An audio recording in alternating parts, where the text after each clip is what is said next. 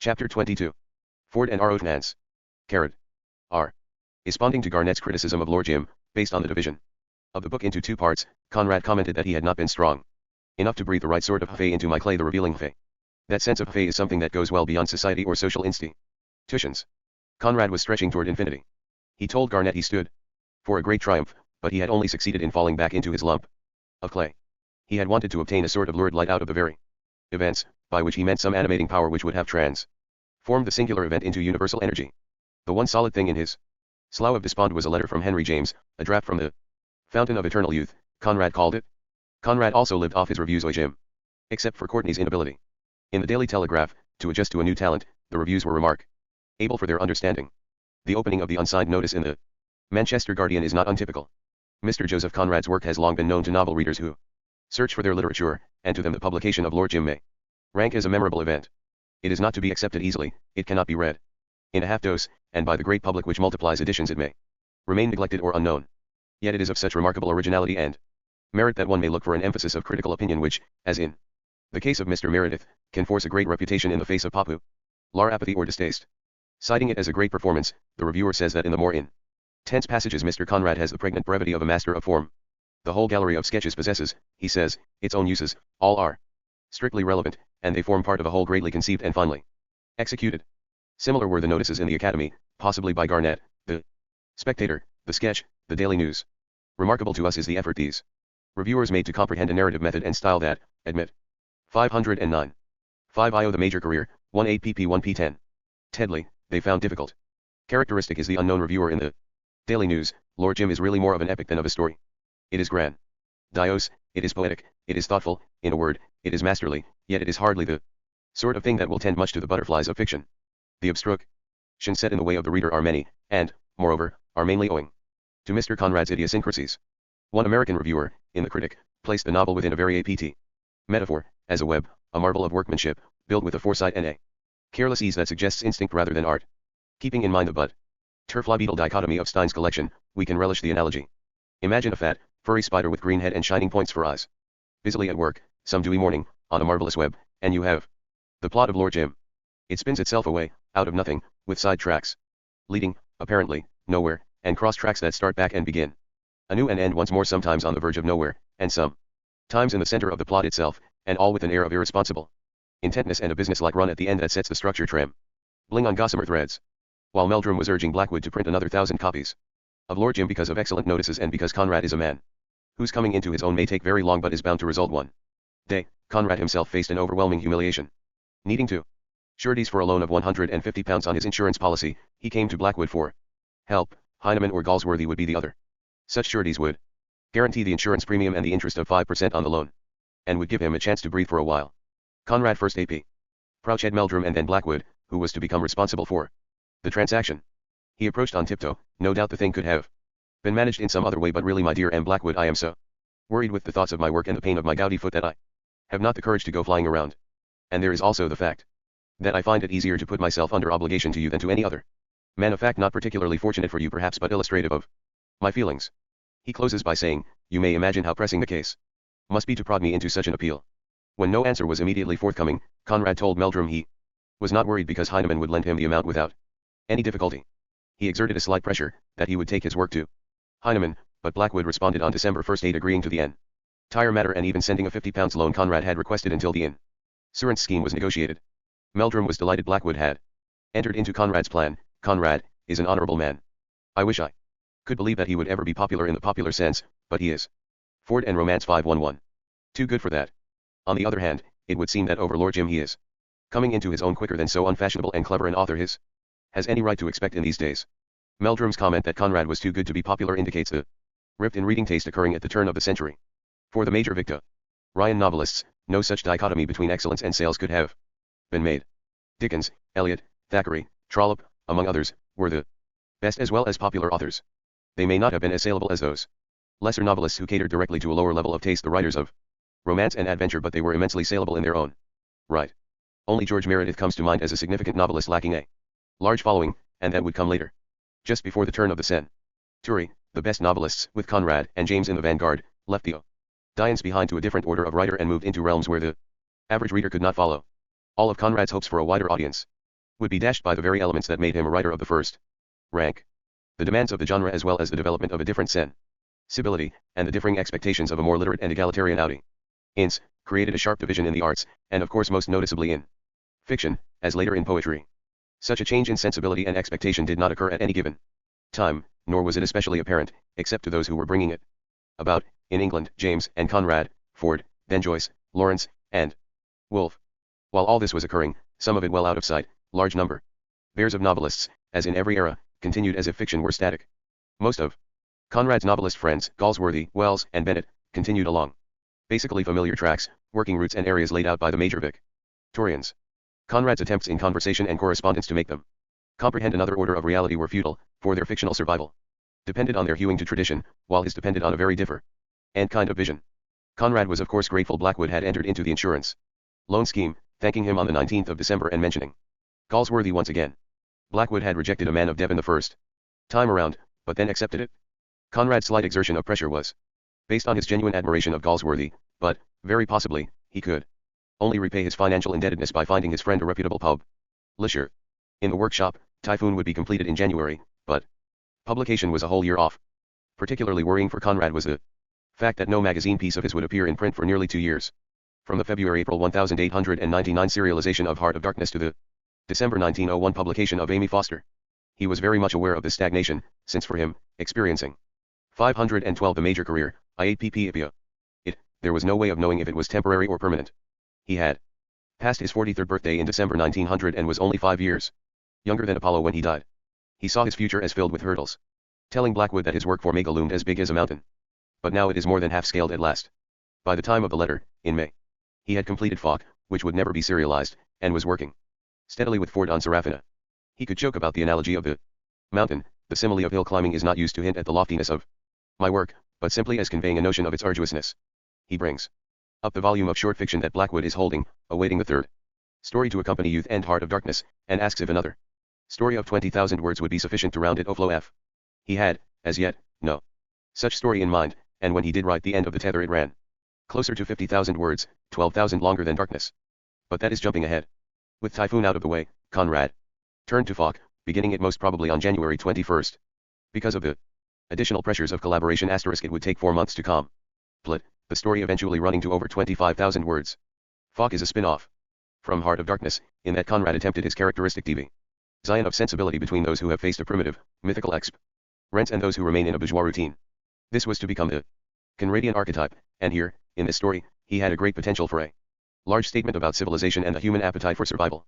As he developed it, however, Fawk seemed less suitable for the Heart of Darkness volume than it did for the Typhoon collection, where it in time appeared alongside Amy Foster and Tomorrow.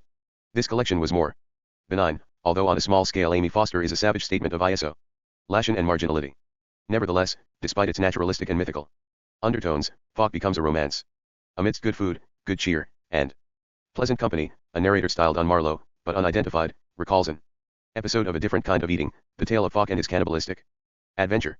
Full of portentous trappings, Fawk finally comes across as a tale of survival in a primitive setting, Crane's open boat with a more melodramatic setting. The trappings are there in abundance. The narrator's friend is captain of a ship called Diana, not of Ephesus but of Bremen, the captain's niece. Conrad had become so chummy with were letters from Carlyle and Swinburne.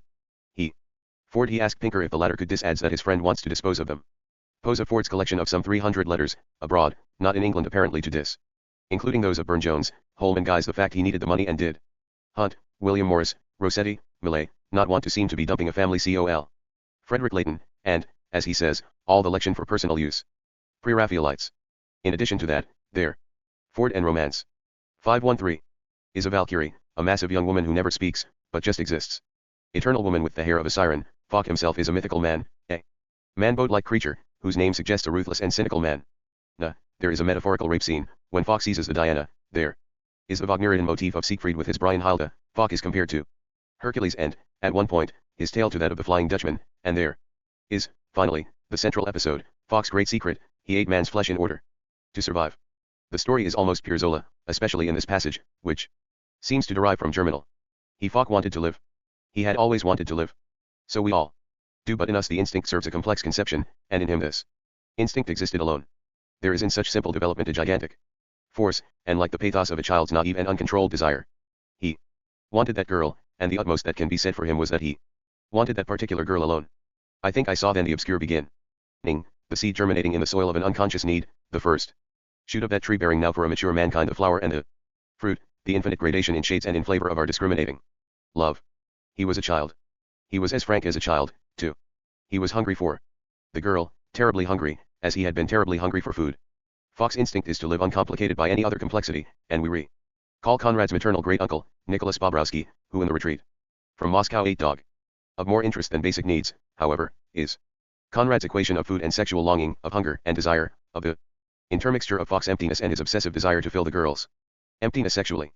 On a far larger scale, this theme was explored and exploited in Heart of Darkness. Essentially, Conrad's plan was simple, to contrast the bourgeois reactions of Hermann, the father of the bride, with those of Fox, who must feed his primitive hungers. A potentially large theme, it is dissipated in the conclusion to the cannibalistic episode. The best man had survived. Both of them had at the beginning just strength enough to stand on their feet, and both had displayed pitiless resolution, endurance, cunning, and courage, all the qualities of heroism. This is Jack London territory, watered-down Darwinism. And, for Conrad, left-handed work, a comic interlude, in which the taboo of eating man's flesh never achieves the intensity he is striving for. Shortly after completing Fox, Conrad turned to Amy Foster, a story he completed in June. The subject matter of a Pole washed up on the English shore may have come to him earlier, for on February 14 he wrote a long letter in Polish to his namesake, the historian Józef Korzeniowski's, not to be confused with the novelist of the same name who died in 1863. This is Conrad's sole extant Polish letter during a period of almost 3 years. The subject matter of the letter is Tadeusz Bobrowski's memoirs, which, having been 514 major career, 18 pp. Published in 2 volumes the previous year, had created an uproar for their frankness and intimate gossip. Conrad reaffirms his devotion to the memory of the man who was uncle, guardian, and benefactor. He mentions Marguerite, who has judged Conrad to be an eminent writer, and he says his chosen profession is not easy, for he is striving for recognition not by inventing plots but by writing in a style which serves the truth as I see and feel it. Then, accounting for his position as a Pole in England, the subject of Amy Foster, he justifies his change of name. He cannot bear to hear his Polish name mispronounced. He says it is widely known he is a Pole, and he has not disavowed either my nationality or the name we share for the sake of success. These remarks link up with the story of Yanko Girl. A Pole from the Eastern Carpathians in Austria, Girl is the sole survivor of a shipwrecked off the coast of Kent, a German boat carrying immigrants to America. Despite Conrad's attempts to intensify the size of the story through mythical references and the aura of the incomprehensible, Amy Foster works best at its simplest level, which also corresponds to very personal elements in Conrad's own development. At stake in Girl's attempt at acceptance is the repulsion generated by his person and his foreignness. He is accepted only by a dull-witted peasant girl, but after their marriage she rejects his strange ways and his desire to instruct their child in his native tongue.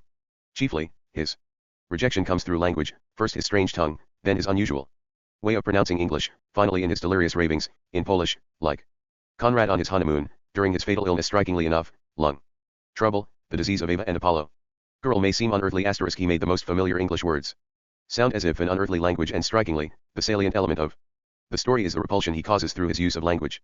Only because of this component, so stressed it is inescapable, do we have the right to see the tale as partaking of Conrad's own inner drama. Language unusually used was his heritage from a father who was a poet and translator. Language usage became part of his life when he left Poland, and, of course, language, idiom, vocabulary, tone, sound itself were the components of his literary life. As the narrator says, Yanko could talk to no one, and had no hope of ever understanding anybody. It was as if these had been the faces of people from the other world, dead people, he used to tell me years afterward. Conrad possibly picked up the idea of a castaway who eventually had to sleep in a pigsty from Ford, who had mentioned it in his Cinque Ports. But, whatever the derivation, Conrad made Yanko Girl his very own, not be. He was different, innocent of heart, into another planet, was separated by an inel, and full of goodwill, which nobody wanted, meant space from his past and by an immense. This castaway, that, like a man, transplanted ignorance from his future. Ford and Romance 515. Cause of the obvious references to foreignness or because of the hostile female character, but for the linguistic crisis it confronts.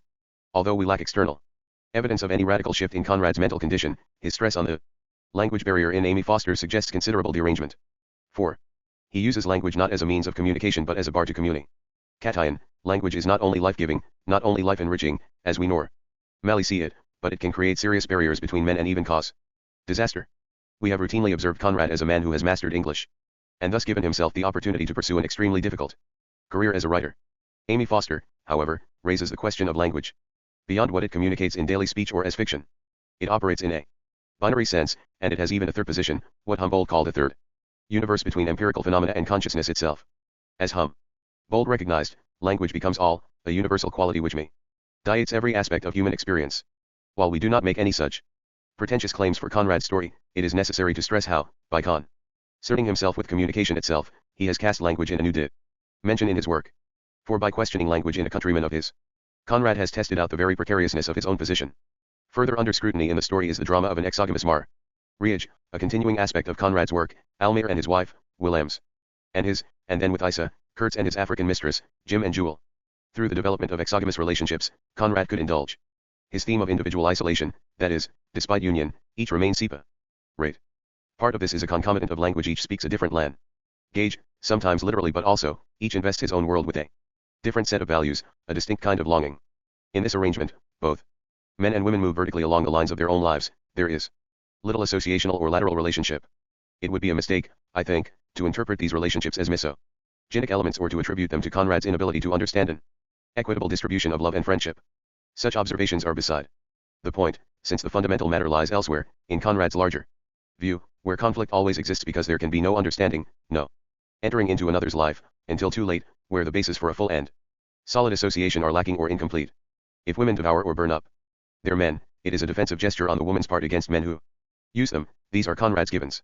On June 7, Conrad told Pinker his financial position was disastrous, and he began to work against advances money for material not yet placed, the beginning of his indebtedness to Pinker, which would last for the next 516 a major career, 18 pp. Years. He announced that Serafina was now complete in Miss.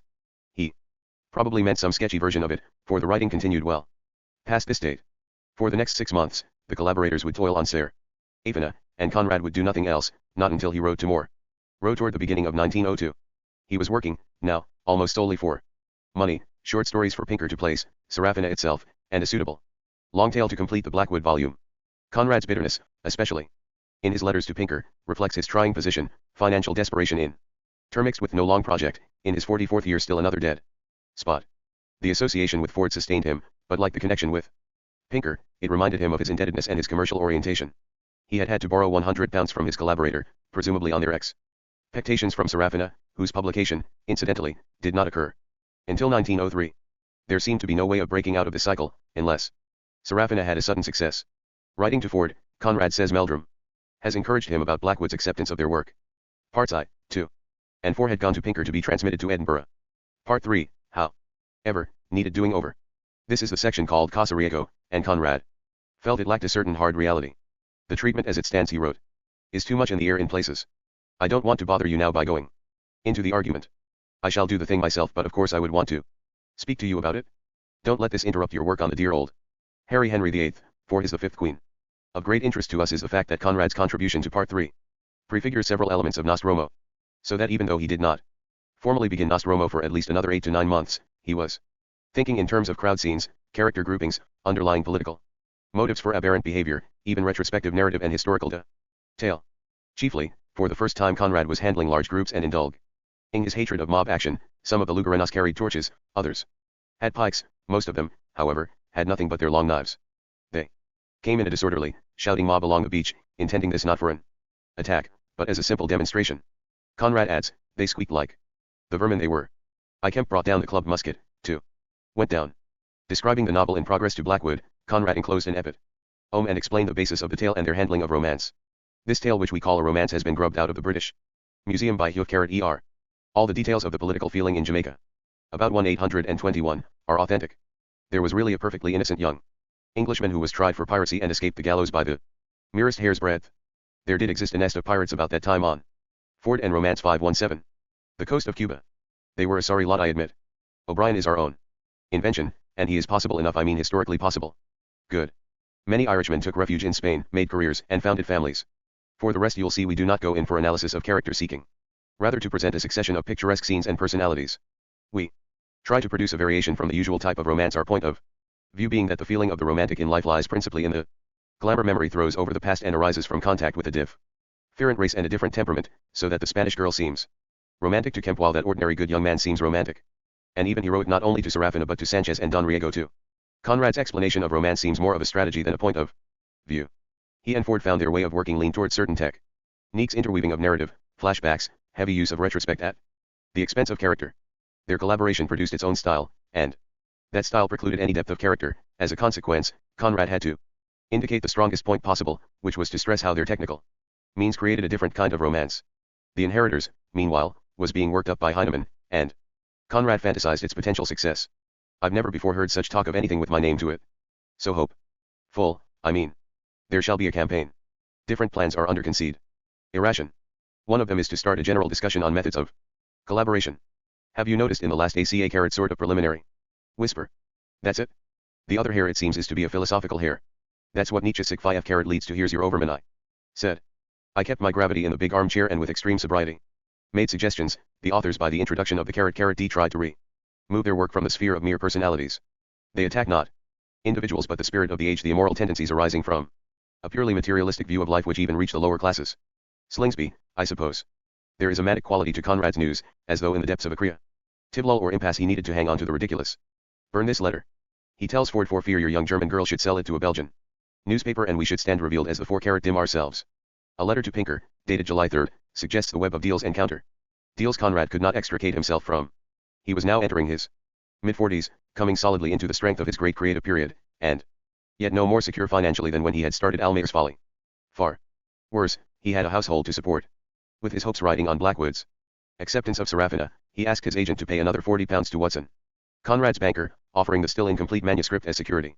He 5. I ate the major career, IAPP mentions that Serafina will be finished before he begins another story, which would be the very slide tomorrow, completed in January. He then opens up his account vis-a-vis McClure, which is complicated by the latter's advance of money for the rescue, dating back to 1898. During that time, he delivered Churn to McClure Doubleday, which he considered some kind of payment for their commitment to the incomplete book. Clearly, he has circled back to his basic need, to finish the rescue. Much of it, he says, is written and much remains to be done. I don't see how I can set out about it, living as I do from hand to mouth, unless I can get something for it, I mean, something more. It is an evident necessity. As to why I went on writing Jim and the short stories while it was my evident duty to go on writing the R, I simply can't explain. Conrad wanted to assign to McClure, now separated from Doubleday, the copyright of Jim and the 2 volumes of stories, still uncertain, in exchange for a cancellation of the agreement on the rescue. Under those conditions, he felt he would have the peace of mind to continue with it and enter the marketplace with the manuscript. Then Pinker could handle it freely in the States, with Heinemann publishing it in England.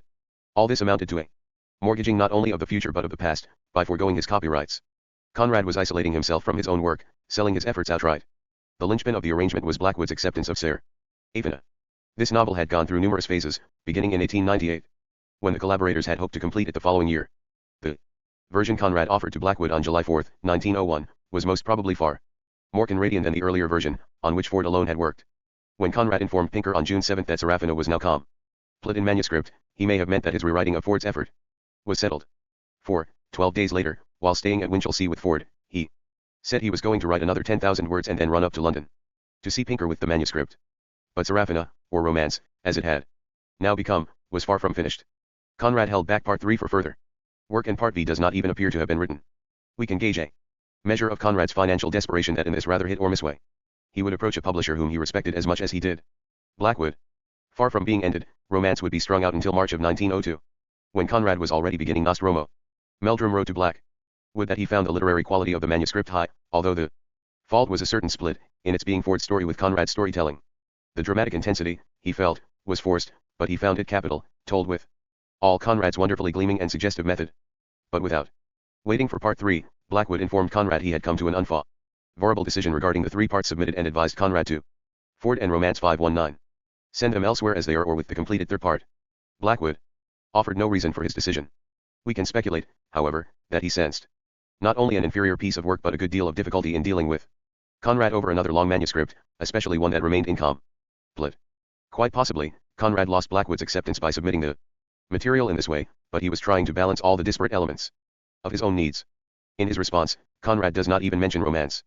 This omission so surprised Meldrum that he wrote a memo to Blackwood, not knowing that the firm had rejected the manuscript. Conrad's answer turned not to his own needs but to an allusion in Blackwood's letter to an Admiral Kennedy. Oh, thorough hurrah for the life of a sailor, 50 years in the Navy. Conrad says he has read the book, a Blackwood publication, and he rhapsodizes over a maritime experience which, he says, has a moral value like the acts of faith, on which may be built a doctrine of salvation and a rule of life. Conrad then daydreams about life at sea, which he had found much harder and cruder than these reveries suggest. The contact of such a genuine personality is like an invigorating bath.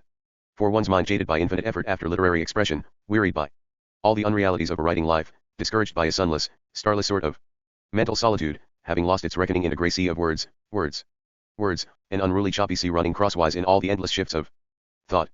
Oh, for a cutter and the Fetchin Creek, or for that wonderful beat up from Mozambique Channel to Zanzibar. If he could have dropped everything, health willing, Conrad would have made a run for it. But his nose was deep in the literary world. Romance was still to be completed, Blackwood's rejection had to be faced and assimilated, the collaboration with Ford had to continue, and even Marguerite Borodowska was turning up in correspondence to bring his thoughts back from the sea. Conrad told Ford that Marguerite has been fascinated by your verse and impressed by your personality, and Galsworthy has sung the praise of your art, as shown in the INH. He is really and truly struck. We may sus.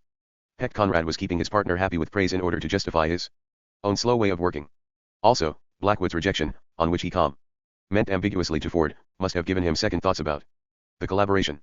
In a letter that comes shortly after Blackwood's rejection, Conrad excused himself for his inadequate collaboration and informed his friend that B with many circumlocutions declines.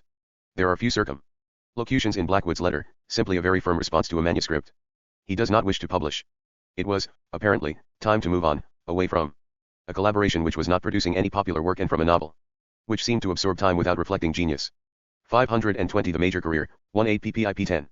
Romance has an uneven quality, which resulted from an incomplete collaboration, that is, the entire manuscript required revision by each, with the rewriting to unify it. Instead, each handled parts, so that the overall narrative lacks coherence, Conrad's desire for intensity and fullness of detail clashing with Ford's need for swiftness, shifting of temporal sequences, and tonal varieties. Except for their use of the progression d'effet, or the devil opening sequence, the two writers were literarily distinct. In a 1923 letter to Ford, when both were trying to sort out what belonged to each of them, Conrad outlined their respective contributions. I suppose our recollections agree. Mine, in their simplest forms, are first part yours, second part mainly yours, with a little by me, on points of seamanship and such like small matters, third part about 60% mine, with important touches by you, fourth part mine, with here and there, and sick important sentence by you, fifth part practically all yours, in cludding the famous sentence Excellency a few goats. Kemp's response to a question as to his occupation, at which we both exclaimed, "This is genius, do you remember what it is," with perhaps half a dozen lines by me. I think that, en gros, this is absolutely correct. Intellectually and artistically it is of course right through a joint production. In Richard Curie's copy of Romance, Conrad revised his estimate of his own contribution. In this book I have done my share of writing. Most of the characters, with the exception of Mrs. Williams, Sprite, and the seaman, were introduced by Huver and developed then in my own way, with, of course, his consent and collaboration. The last part is, like the first, the work of Huver, except for a few paragraphs written by me. Part second is A.C. Twilly joint work. Parts 3 and 4 are my writing, with here and there a sentence by Huver asterisk. The last part is indeed Ford's, since Conrad was anxious to get on with the idea he had for Nostromo. We should not exaggerate Conrad's role in this novel, not because the biographer would like to remove him from a second-rate effort, but because the amount of time he actually spent on the novel free of other obligations was small for something of this length. If we add to that his dilatory production, we cannot make large claims for his contribution. The collaboration put tremendous strains on the relationship between the two writers and between the couples, not to speak of strains within each marriage. The Good Soldier, Ford's 191-5 novel, and masterpiece, is one manifestation of the discord, of what must have been intense love-hate relationships. True, Conrad helped Elsie on her Maupassant translations, asterisk to Pinker, Conrad shifted on the portions of Part 3, calling it practically my work. Ford and Romance 52-1. Chailly in matters of idiom, pacing, and tone. With his own special feel for Maupassant's cadences and tonal varieties, Conrad revised details in Elsie's presentation. Yet despite this, he was getting on Ford's nerves. I am doing my damnedest, Conrad wrote. I've been interrupted, I've been upset too. And generally I am not allowed to forget how impossible my position is daily becoming. Anyhow I've worked as hard as I know how. On another occasion, matters became so strained Conrad had to write a placating letter, indicating he wanted understanding. You cannot really suppose that there is anything between us except our mutual regard and our partnership in crime. Voyons, c'est hors de cal. Frolic. Upon my word I am quite confounded by your letter, which my speaking a curvert to Auntie Elsie did not deserve. I was afraid of taking a course that would seem heartless or offensive to you, especially in your low state of health, and I mistrusted my own nerves, which, as you may have perceived, are and were devilishly attuned to the concert pitch of gloom and absurd irritation. But of any irritation or of any thought about you but of the most affectionate nature I have been utterly unconscious then or now. The emotional nature of this collaboration cannot be exaggerated, since it involved not only sensitive, high-strung individuals but professional careers, which the collaboration was itself frustrating. For Conrad, the older man, who sensed the fewness of the years remaining to him. Such pressures were overwhelming and would help to explain the aggressive acts he displayed to Ward Ford, ignoring him after inviting him, delaying his own work on Roe. Finance, depreciating the novel behind Ford's back, sending abject apologies for hostile behavior. But such acts could be compensated for by simple moments, such as the occasion when Conrad arranged birthday ceremonies for his son Boris and Christina Hofer. Baines quotes extensively from the letter, which probably dates from December 14, 1902, but omits the persiflage of the opening. It shall be as it must be then, it only emphasizes your goodness, to consent to rush over for such a short time. The thing would be as nothing in our eyes if Stina failed to appear with her 2 faithful attendants. But, indeed, it's sick no lack of hospitable intention but sheer funk that prevents us asking you to come a day, or 2, before. First there are the ungovernable passions of the young man which receiving fresh impulse from the proximity of Stina's charms would make him utterly unmanageable, unless by the help of a leather strap which is fine. Then, what would you eat? How would you be attended to? Where could you hide your distracted heads? Already I am warned that on Thursday at lunchtime a hunk of bread and cheese shall be thrown out to me at the back door and that I am expected to devour the same in a distant part of the field. Under the circumstances I look to this with a pleasant emotion. 52 To the major career, I ate ppipia. There is peace in the field. Peace. Vous comprenez? At 3.40 the young lady Christina Hofer having had barely time to smooth her plumes shall proceed, attended by the Lady Regent. The Lord Regent is at liberty to swoon for 50 minutes, shall proceed I say to the Barrow Nile kitchen, where the feast is to be engulfed, to receive the guests. With the young cavalier. Then she takes her armchair. At the high end. Engulfing by the young princes and princesses of the name of Hopkins, Mills etc. begins. The dames Graham and Gates would have come over at 2 to help. They preside at the flow of tea. The Lady Regent, the chatelaine, and the chatelaine assisted by the maid of honor Nellie scout about more or less effectively. But it is distinctly understood that the Lady Regent is not to tire herself out in any way. What is wanted mostly of her is to shed extra radiance on the glory of her daughter. Engulfing stops in the natural course of things. Then, the young lady arises from her armchair, and proceeding up the table on her right pulls a cracker with every feaster. On that side, the young cavalier Boris Conrad performs the same rite. On his right side, feasters don caps out of crackers. A bell rings cheerfully. It is then 5 of the clock, and the open door reveals tree which has been lighted up by the efforts of the Lord Regent, now recovered from the swoon, and the chatelaine, the young lady and cavalier, speeding the parting guests at the door. The rest is silence. There was, we should not forget, that aspect of the relationship and the association with the children. Even after Ford left Elsie, Conrad showed concern for Christina and Catherine, the second daughter. Not until November 7, 2.5 months after Blackwood's rejection of Serafina, did Conrad respond to his publisher. Of course I was sorry. He wrote that you did not see your way to accept Garnett's article a critical essay intended for Mega, and I will admit the rejection of Serafina had shaken the confidence with which I looked upon that work. Conrad says he has toiled on the book and has not been exactly lying on the floor and groaning. Instead, he picks up the thread of their association and asserts he intends to send about 30,000 words for the youth vov this. Ford and Romance 523 would be the end of the tether, which would run to almost 50,000 words, and would not be completed until the following October, 1902. It would not, in fact, be started for several more months. While there is still no mention of Nostromo, we get glimpses of Conrad's mind working toward some alternative to Serafina and the short stories. To Galsworthy, he tried to convey his sense of irony and ironic attitude to Ward character and event, warning his friend not to hug his conception of right and wrong too closely. A romance such as the collaborative effort could afford Conrad no such play of mind, since romance generically demanded certain givens. Serafina was, in fact, the old style of picaresque hiding behind a few narrative convolutions.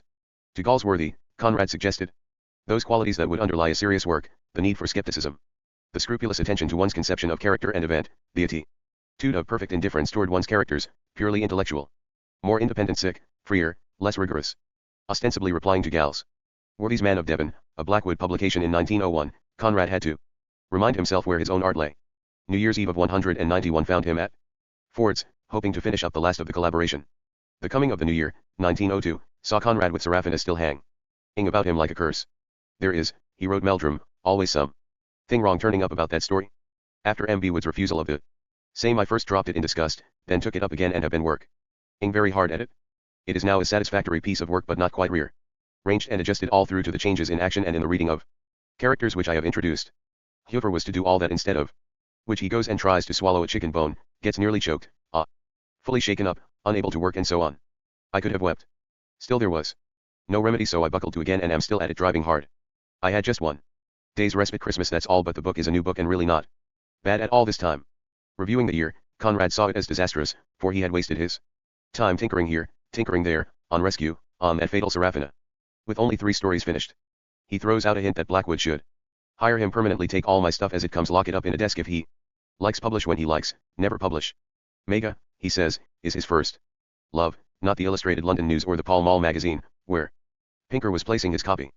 He then indicates for the first time his plan to do some autobiographical matter about ships, skippers, and an adventure or two. We have here the early plan of the Mirror of the Sea, two of whose sketches did wind up in Mega.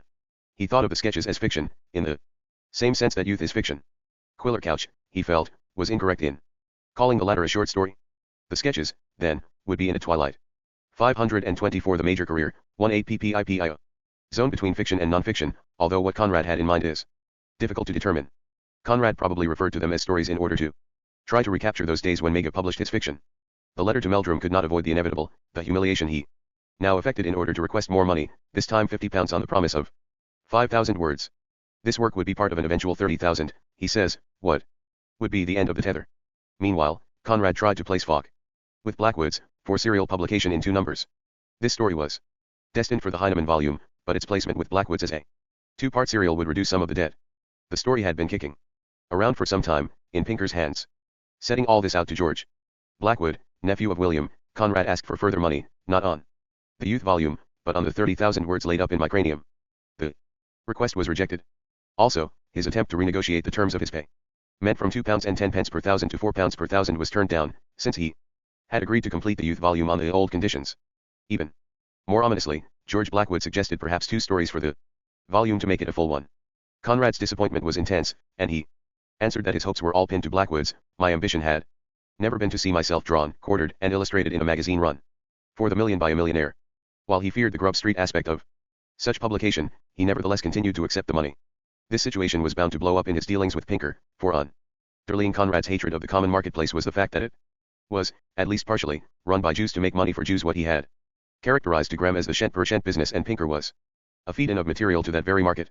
The coming of the new year was not helpful, since it should have meant a fresh start, but actually saw Conrad tinkering and finishing old projects. He complains of Ford's inability to work the chicken bone in his throat that almost strangled him, but behind the complaint is a division of interests. His position was curious. He needed Ford's presence and support for personal reasons, and yet disdained the collaboration for professional reasons. The conflict surfaces in his reaction to Pinker's prodding for more work to justify the outlay of money.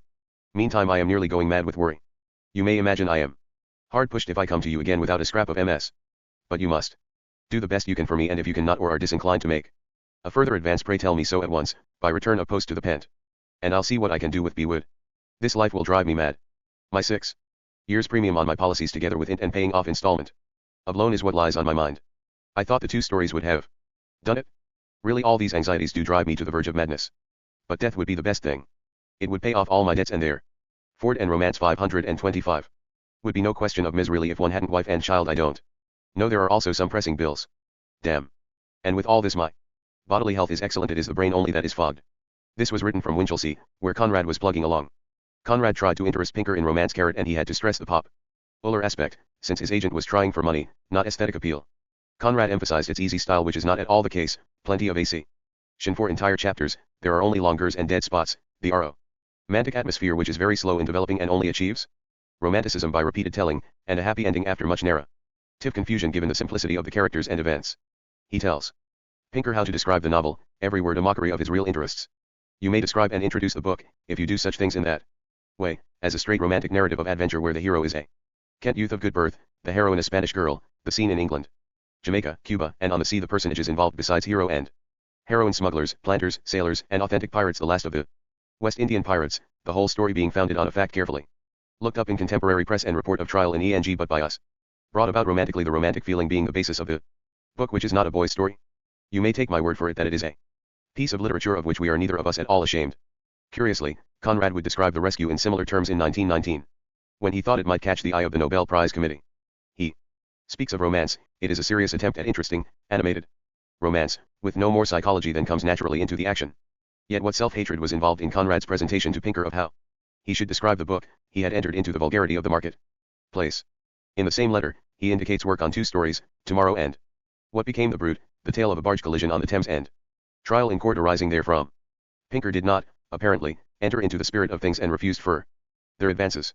All the misery of his lonely toil surfaced in Conrad's letter, intermixed as it is with his pride as a craftsman and a serious man of letters. From this long letter of January 8, which has already been cited, we could assumed the relationship with Pinker was doomed.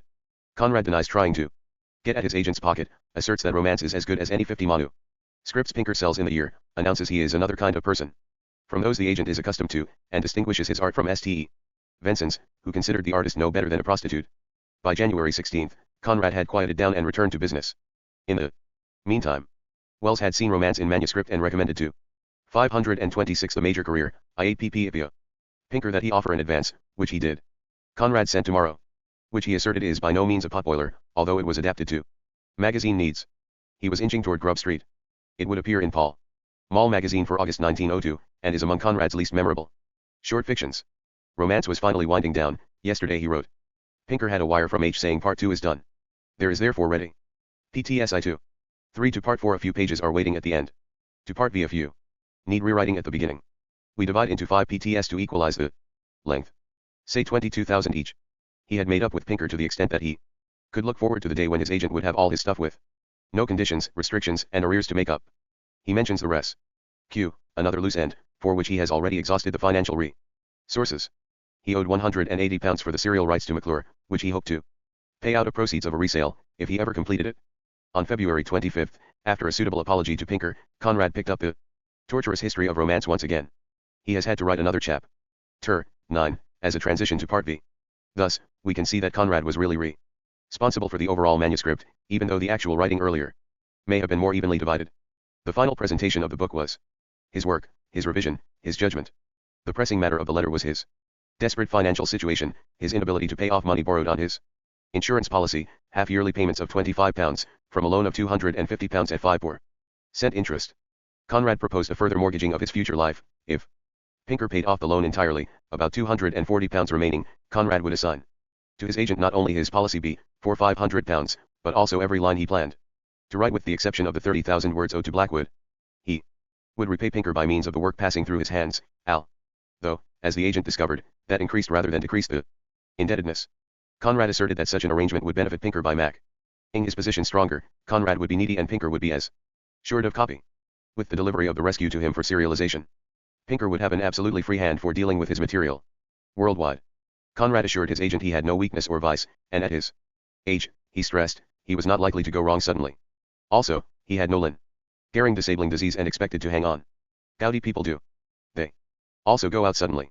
That's so much the better. I am not worrying about the last scene except in novels. Pinker responded favorably, and the two began to head into another kind of collaboration, in which Pinker advanced money for which copy was not yet ready, assumed the role of Conrad's banker and financier, and took on the elder counsel's role in relationship to the older man. The arrangement was not unlike that of the patron to the artist, which had existed prior to the 18th century, before commercial Ford and Romance 527. Cess was possible, or, more recently, between Tadeusz Bobrowski and his nephew. Although Pinker was in no sense a literary man and was quite calm, mercurially oriented, he learned how to deal with Conrad, and beginning with the February 28 letter from the latter, their two fortunes began to converge. Conrad tried to give his agent a legal lien on all his future as well as his past work, except for the Typhoon and Blackwood volumes. Without any mental reservation and in perfect sincerity I do feel, and she does so too, that in case of my early death my wife would be perfectly safe in your hands. Conrad continues, for the future I only may express my honest conviction that I haven't done my best work yet, and at any rate I've plenty of material to try my hand on. His estimation of his future was certainly valid, and it was Pinker who made possible whatever peace of mind Conrad could obtain from his situation. The conjunction of Pinker and Conrad, most fortuitously wrought, was of the kind the latter found absolutely necessary. Although he may well have done his work without Pinker's presence, borrowing increasingly from Galsworthy and other friends, he would have found himself under unbearable pressures when he began his longer novels. One may conjecture he could have drifted further into Grub Street work, or he could have foregone some of his longer work or marred it with foreshort and endings or developments. Certainly, works such as Nostromo and Victory, whose gestation periods drained him physically and mentally, would have been almost impossibly difficult without Pinker's interim support. By late February of 1902, Conrad had found his pattern for the next 13 years. He would be engaged in several parallel activities, all going rather badly, so that when he began a new novel, now Nostromo, usually conceived as a long story or novella, he would be in a state of near panic.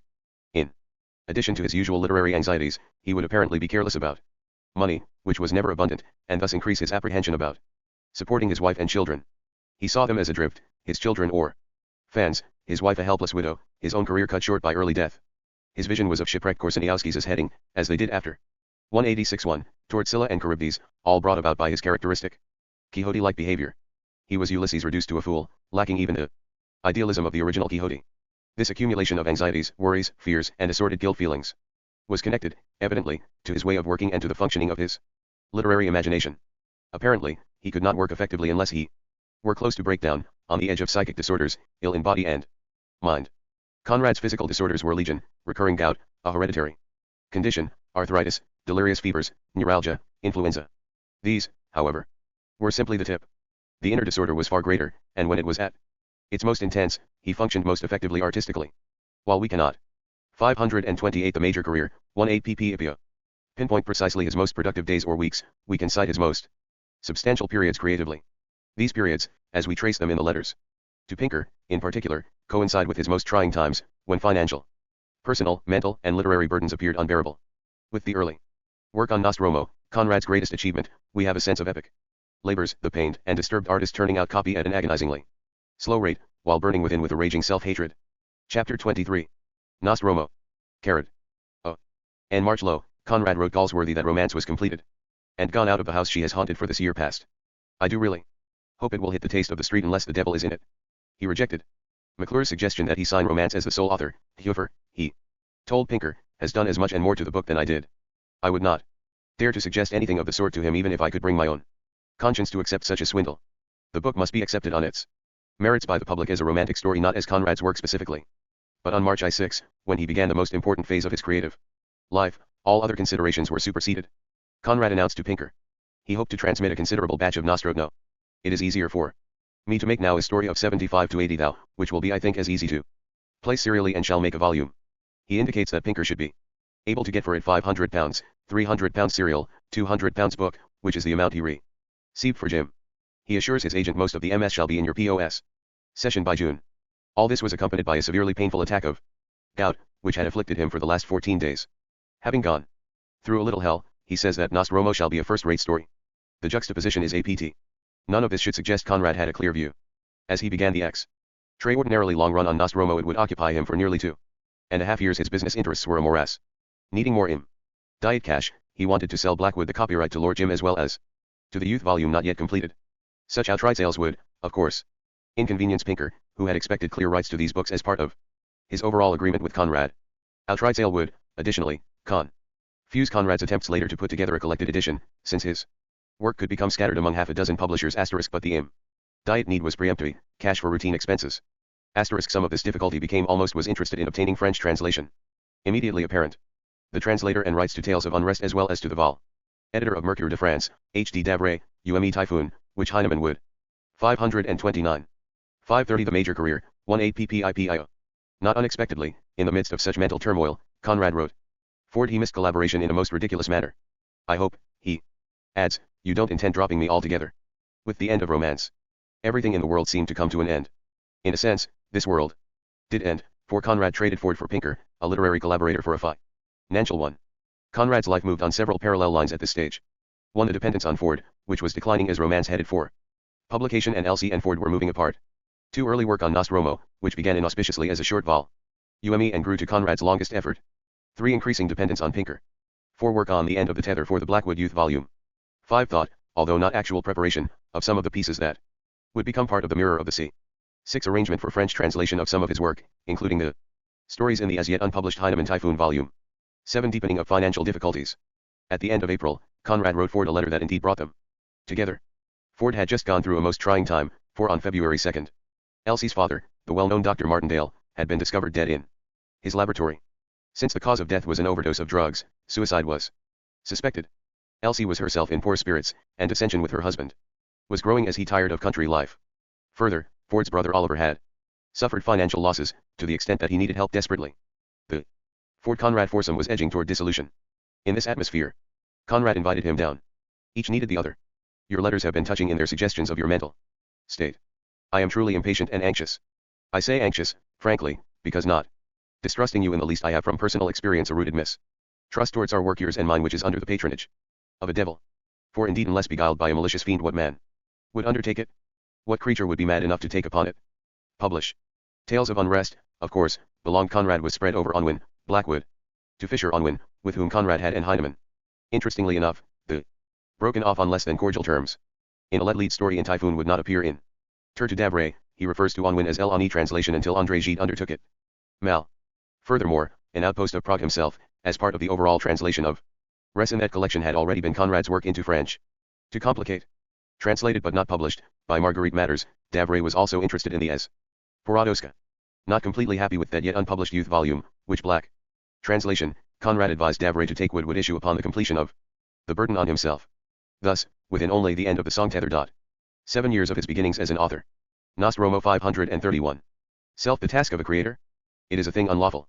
Unchosen fast, carrying with it its own punishment of toil, unceasing doubt, and deception. Conrad says there is an excitement in braving heaven itself, in giving form to an idea, in clothing the breath of our life with day.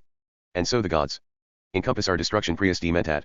Conrad speaks of snatching the forms of art from the forms of baked clay. I have no doubt of the breathing of life, but the fact remains that without baked clay there is no art, no success, no honesty, as you and I understand these terms. Conrad warned his friend not to let his art suffer because his life was undergoing challenges. Trying to draw together so many disparate elements, Conrad told Pinker a number of contradictory things about his work. First, he reports he has 10,000 words of the end of the tether for the first installment in Mega. He sees 2,000 words more as providing half the story, another 15,000 would, in actuality, mean half. When he completes the second half, which he says will come more easily, he will turn to the rescue manuscript. Then, 2 days later, he promises the first 30 pages of P3. Nostromo. I see my way clear for the end now, it is only a matter of sitting close. Conrad's misjudgment of the scope and length of this novel was monumental, in fact, inexplicable. Even if we assume he had in mind a short story, 20 to 25,000 words or so, and not the 75 to 80,000 words he mentioned to Pinker on March 16, it is impossible to see what his plan was for a piece of this truncated length. Yet, he built his financial hopes on a quick end, for he told Pinker, Nostromo ought to put me right. Conrad began to send copy of Tether, asking for money along the way. £30 on May 20. His requests for advances from Blackwood would reach a climax at the end of the month, when he asked for an interview with the owner, down from Edinburgh. Though his plan was complicated, it left many financial holes. He would see the copyright of Jim and Youth for a loan of £300 bearing 5% interest and a further advance of £50. He would assign his insurance policy of £400 as security, with Galsworthy as guarantor for the half-yearly premiums.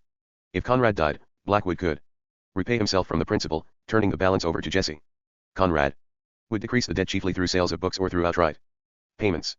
The weak point, Conrad admitted, was the regular payment of interest, which might have to be worked out with Pinker.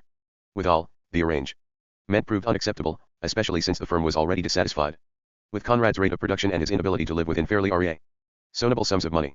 On May 31, after the interview, Conrad gave his reactions at length, using the occasion to defend his art and his own life as an artist. The letter is of great length, over 1,000 words, but it warrants extensive quotation since its language is the shield behind which Conrad could work. 532 The Major Career, 1899 to 1910. I admit that after leaving you I remained for some time under the impression of my worthlessness, but I beg to assure you that I've never fostered any illusions as to my value. You may believe me implicitly when I say that I never work in a self-satisfied elation, which to my mind is no better than a state of inebriety unworthy of a man who means to achieve something. That laboring against an anxious tomorrow, under the stress of an uncertain future, I have been at times consoled, reassured and uplifted by a finished page, I'll not deny. This however is not intoxication, it is the grace of God that will not pass by even an unsuccessful novelist. For the rest I am conscious of having pursued with pain and labor a calm conception of a definite ideal in a perfect soberness of spirit. Conrad admits Blackwood's words carry a considerable weight with him and that he no longer has the buoyancy of youth to bear me up through the deep hours of depression. I have nothing but a faith a little against the world in my reasoned conviction. He then, rather pathetically, lists those who have praised his work, including a charming old lady in Winchester, Harriet Capes.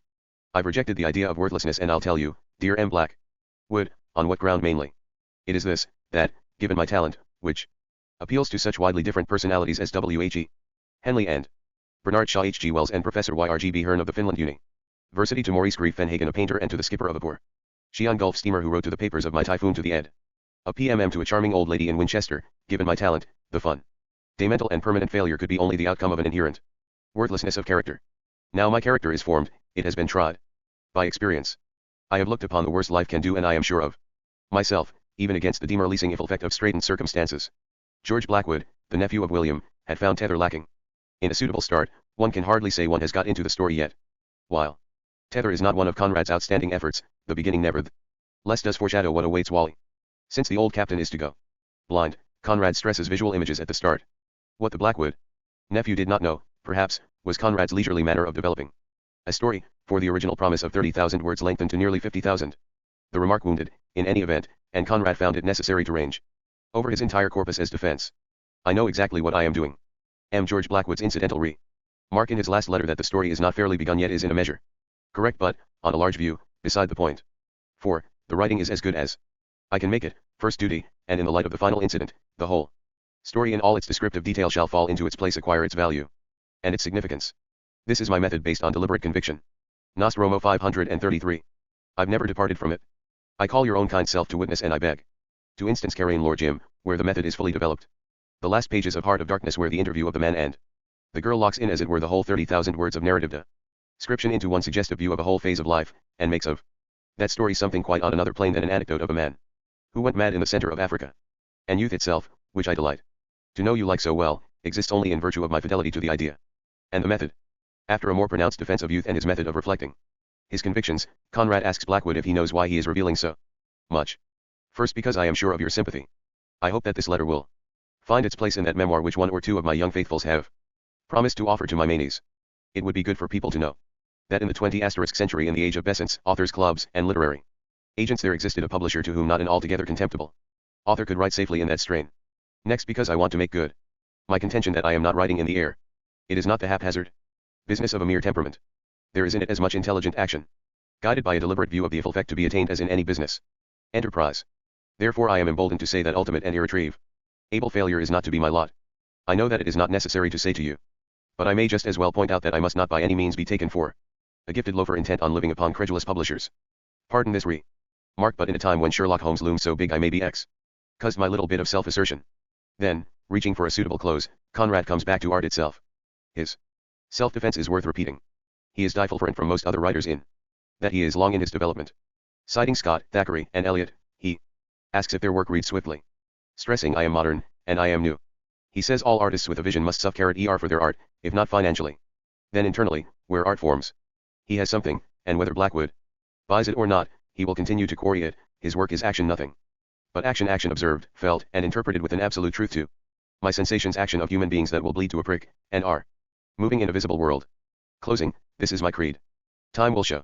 And this, you may say, is my overweening conceit. Well, no. I know well enough that I know nothing. I should like to think that some of my casual critics are in the possession of that piece of information about themselves. Starting from that knowledge, one may learn to look on with some attention at least. With that, except for two of the pieces in the Mirror, Conrad had finished with the firm of 534 major career, IAPP. Blackwood. His work of the next decade would have been unsuitable for Mega, but even so, Conrad had no reason to be anything but grateful that knotty and difficult work like Heart of Darkness and Lord Jim had found such a congenial home. Characteristically, however, he could not let this profound blow to his pride go unpublicized.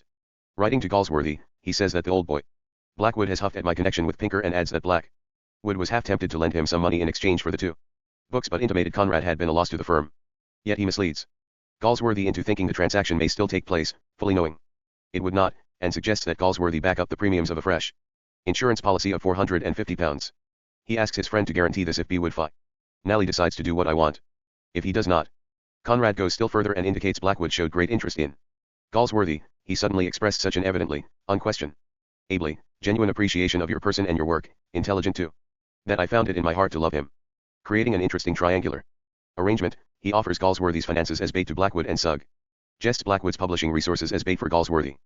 Falk turned to cannibalism when facing extinction. For survival, Conrad had only friends. He requests that Galsworthy write Blackwood saying he will stand behind the guarantee of the insurance loan. In a still further complication, which has humorous overtones, Conrad asks Galsworthy to swap checks with him. He will give him Blackwood's check for £30, take Galsworthy's, and then pay Meldrum with it. I don't want to put the check through my bank, and Meldrum wishes to cover up the tracks. From this, we recognize what a true and steady friend Meldrum had proved to be, not only pushing Conrad's work with the firm, but lending him money dependent upon payment from the firm. Yet on June 5 Conrad wrote Blackwood that he understood the refusal, a rejection Conrad had fully expected from the interview. In the letter, he mentions he expects to complete Tether by the last week in June. It would, in fact, drag out to October. Then beginning in July, he indicates he will tight a number of plans, none of which materialized and none of which made any sense given his increasing concentration upon Nostromo. From July to Oct, I shall be busy with the last third of my rescue. It was, perhaps 1/3 written, about 100,000 words short of completion. Then at once, I shall begin on a story of about 80,000 words for which I shall allow myself a year. Nostromo took over 2 years more. Thus I have good hopes of being ready in 1 8 months with another work to try my further luck. It'll be a novel of intrigue with the Mediterranean coast and sea, for the scene. Nostromo. 535. The description sounds close to what would become suspense, the fragment Conrad wrote near the end of his essay.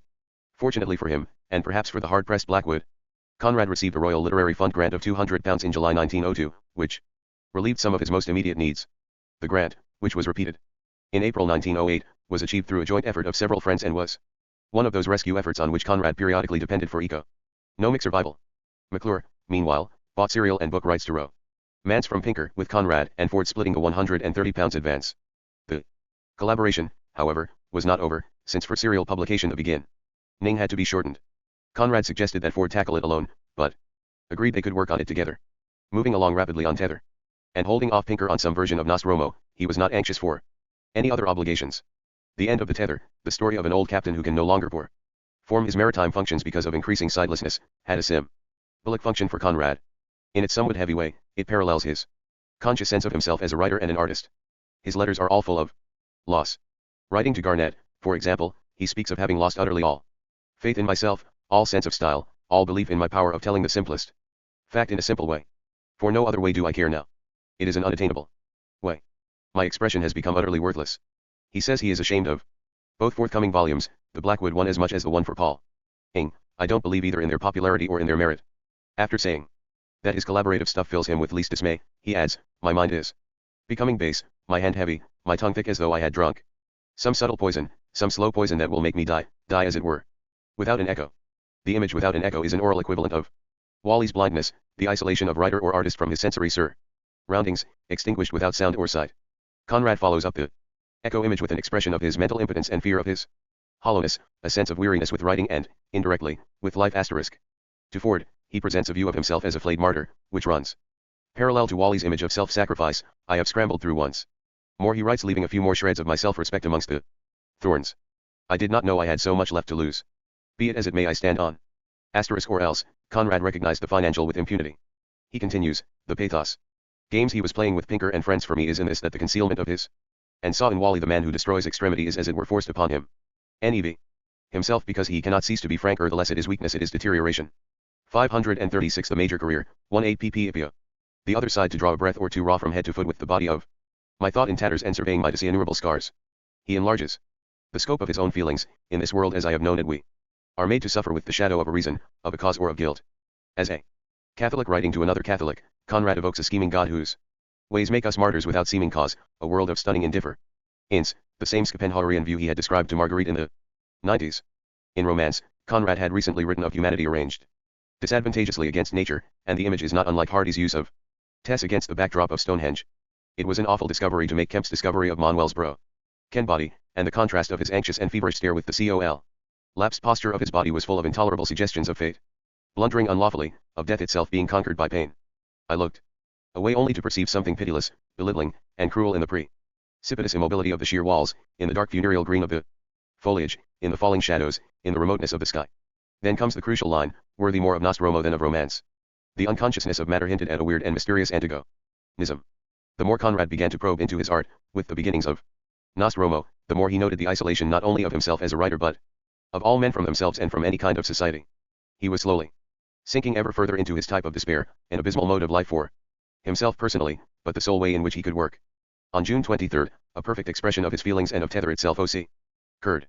Readying the second installment of the story for Mega, and already 3 days behind, he discovered that a table lamp had exploded on his study desk, a Maddox brown table, and the whole part had been lost due to flames and charring. Seeking meaning for such an event, as if it were a job like trial, he wrote about it successively to Blackwood, Ford, Meldrum, and Gals Worthy, and, later, to Garnett. His most dramatic version was aimed at Ford. Last night the lamp exploded here, and before I could run back into the room the whole round table was in a blaze, books, cigarettes, ms, alas. The whole 2D part of End of Tether, ready to go to EGH. The whole. The fire ran in streams, and Jess and I threw blankets and danced around on them. The blaze in the window was remarked in porcelain, then all was over. But the horrid stink. No books of yours have been burned. The round table is charred in one place. The brown carpet damaged by fire and oil. This morning, looking at the pile of charred paper, ms, and typed copy, my head swam. It seemed to me the earth was turning backwards. I must buckle to The MS was due in EGH. I have wired to be would. It's Odysseus. But the text is fairly fresh in my mind yet. The thing simply has to be done. Nostromo 537. It was now the end of June, and the first installment of Tether was due in the July number, with the burned segment to appear in August. In the next 8 days Conrad would have to supply at least 4,000 words, what would be another dying effort, as he wrote Ford in a second letter on the same day. Caught among Styles' romance, The Incomplete Rescue. Tether, the start of Nostromo, Papers for Mirror, an idea for suspense. Conrad was intent upon finishing up, not starting out, and loss of copy meant not only effort wasted on commercial enterprise but time devoted to a style he was disdainful of artistically. Through it all, however, Blackwood, who must have wondered how this particular author finished anything, was quite understanding and even sent £25 against the advance. After all his assurances to the firm, Conrad sent off the batch for the July number 2 weeks later, on July 16, telling Blackwood he would forego proofs. This was a great sacrifice for him, since he worked and reworked his material in galleys, many of his corrections being in grammar and idiom, which he still felt unsteady about. Yet even his private demon, which insisted on getting things right, was calm, promised by the prospect of demanding proofs when copy was so overdue. Another 8,000 words was needed in 2 weeks, when his usual production of copy ran to about 2,000 to 3,000 words a week. How ironic all this was. Captain Wally, growing blind, needed a pilot fish, his faithful serang, in order to handle the Sophila. Without such aid, he could not function as captain. Similarly, Conrad, in his first efforts after Los Ingford as active collaborator, his pilot fish sensed the loss of art and self, and almost lost the manuscript. Did he feel betrayed? Was the burning of the manuscript attached to the death of a part of himself? Was it even entirely an accident? The Conrad's accidents were often events connected to subconscious needs. Did Conrad need the burning of the second installment as a means of invoking Ford's aid or eliminating the latter's piloting entirely? The accident certainly drew in Ford, who asserted he aided Conrad concede airably not only during the writing of Tether but in the early parts of Nos. Tromo and various sections of the Mirror.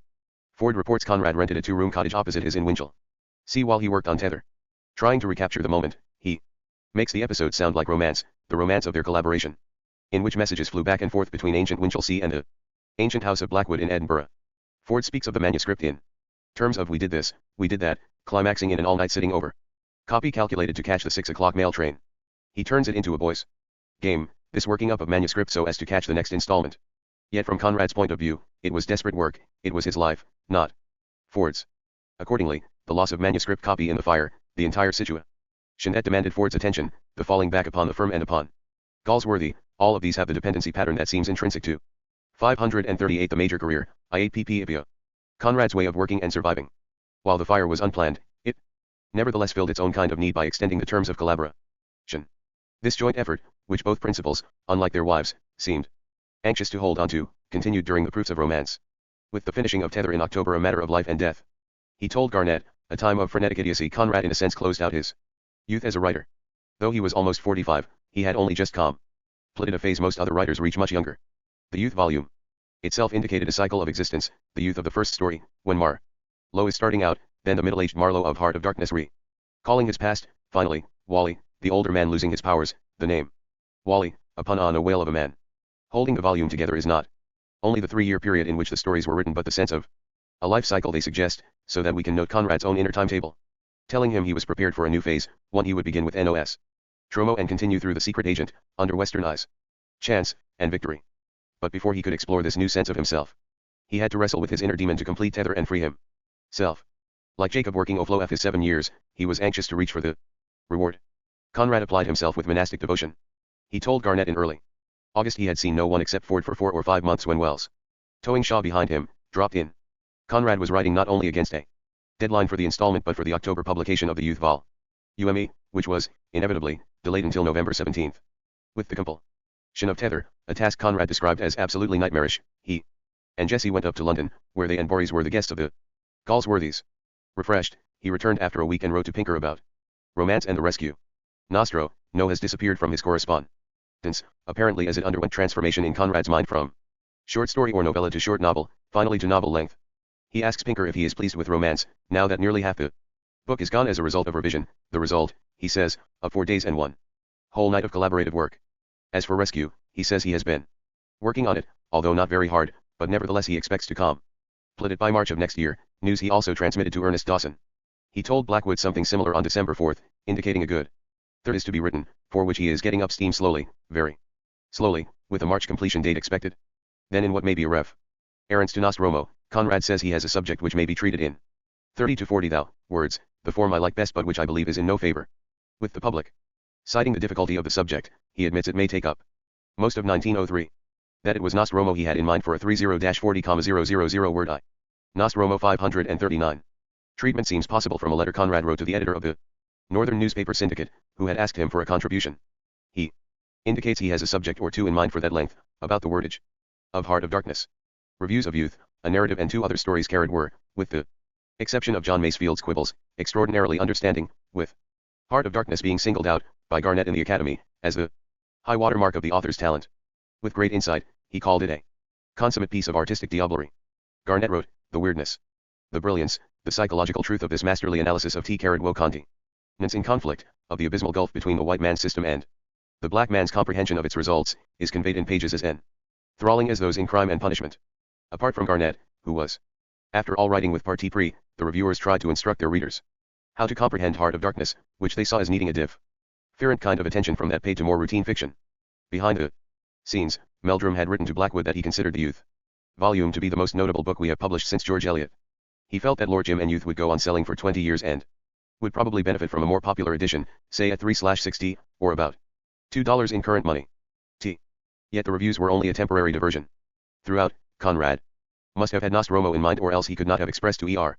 Nest Dawson the following strictures on fiction: surely, they cannot apply to The Rescue. In regard of what you say of greatness, I doubt if greatness can be attained now in imaginative prose work.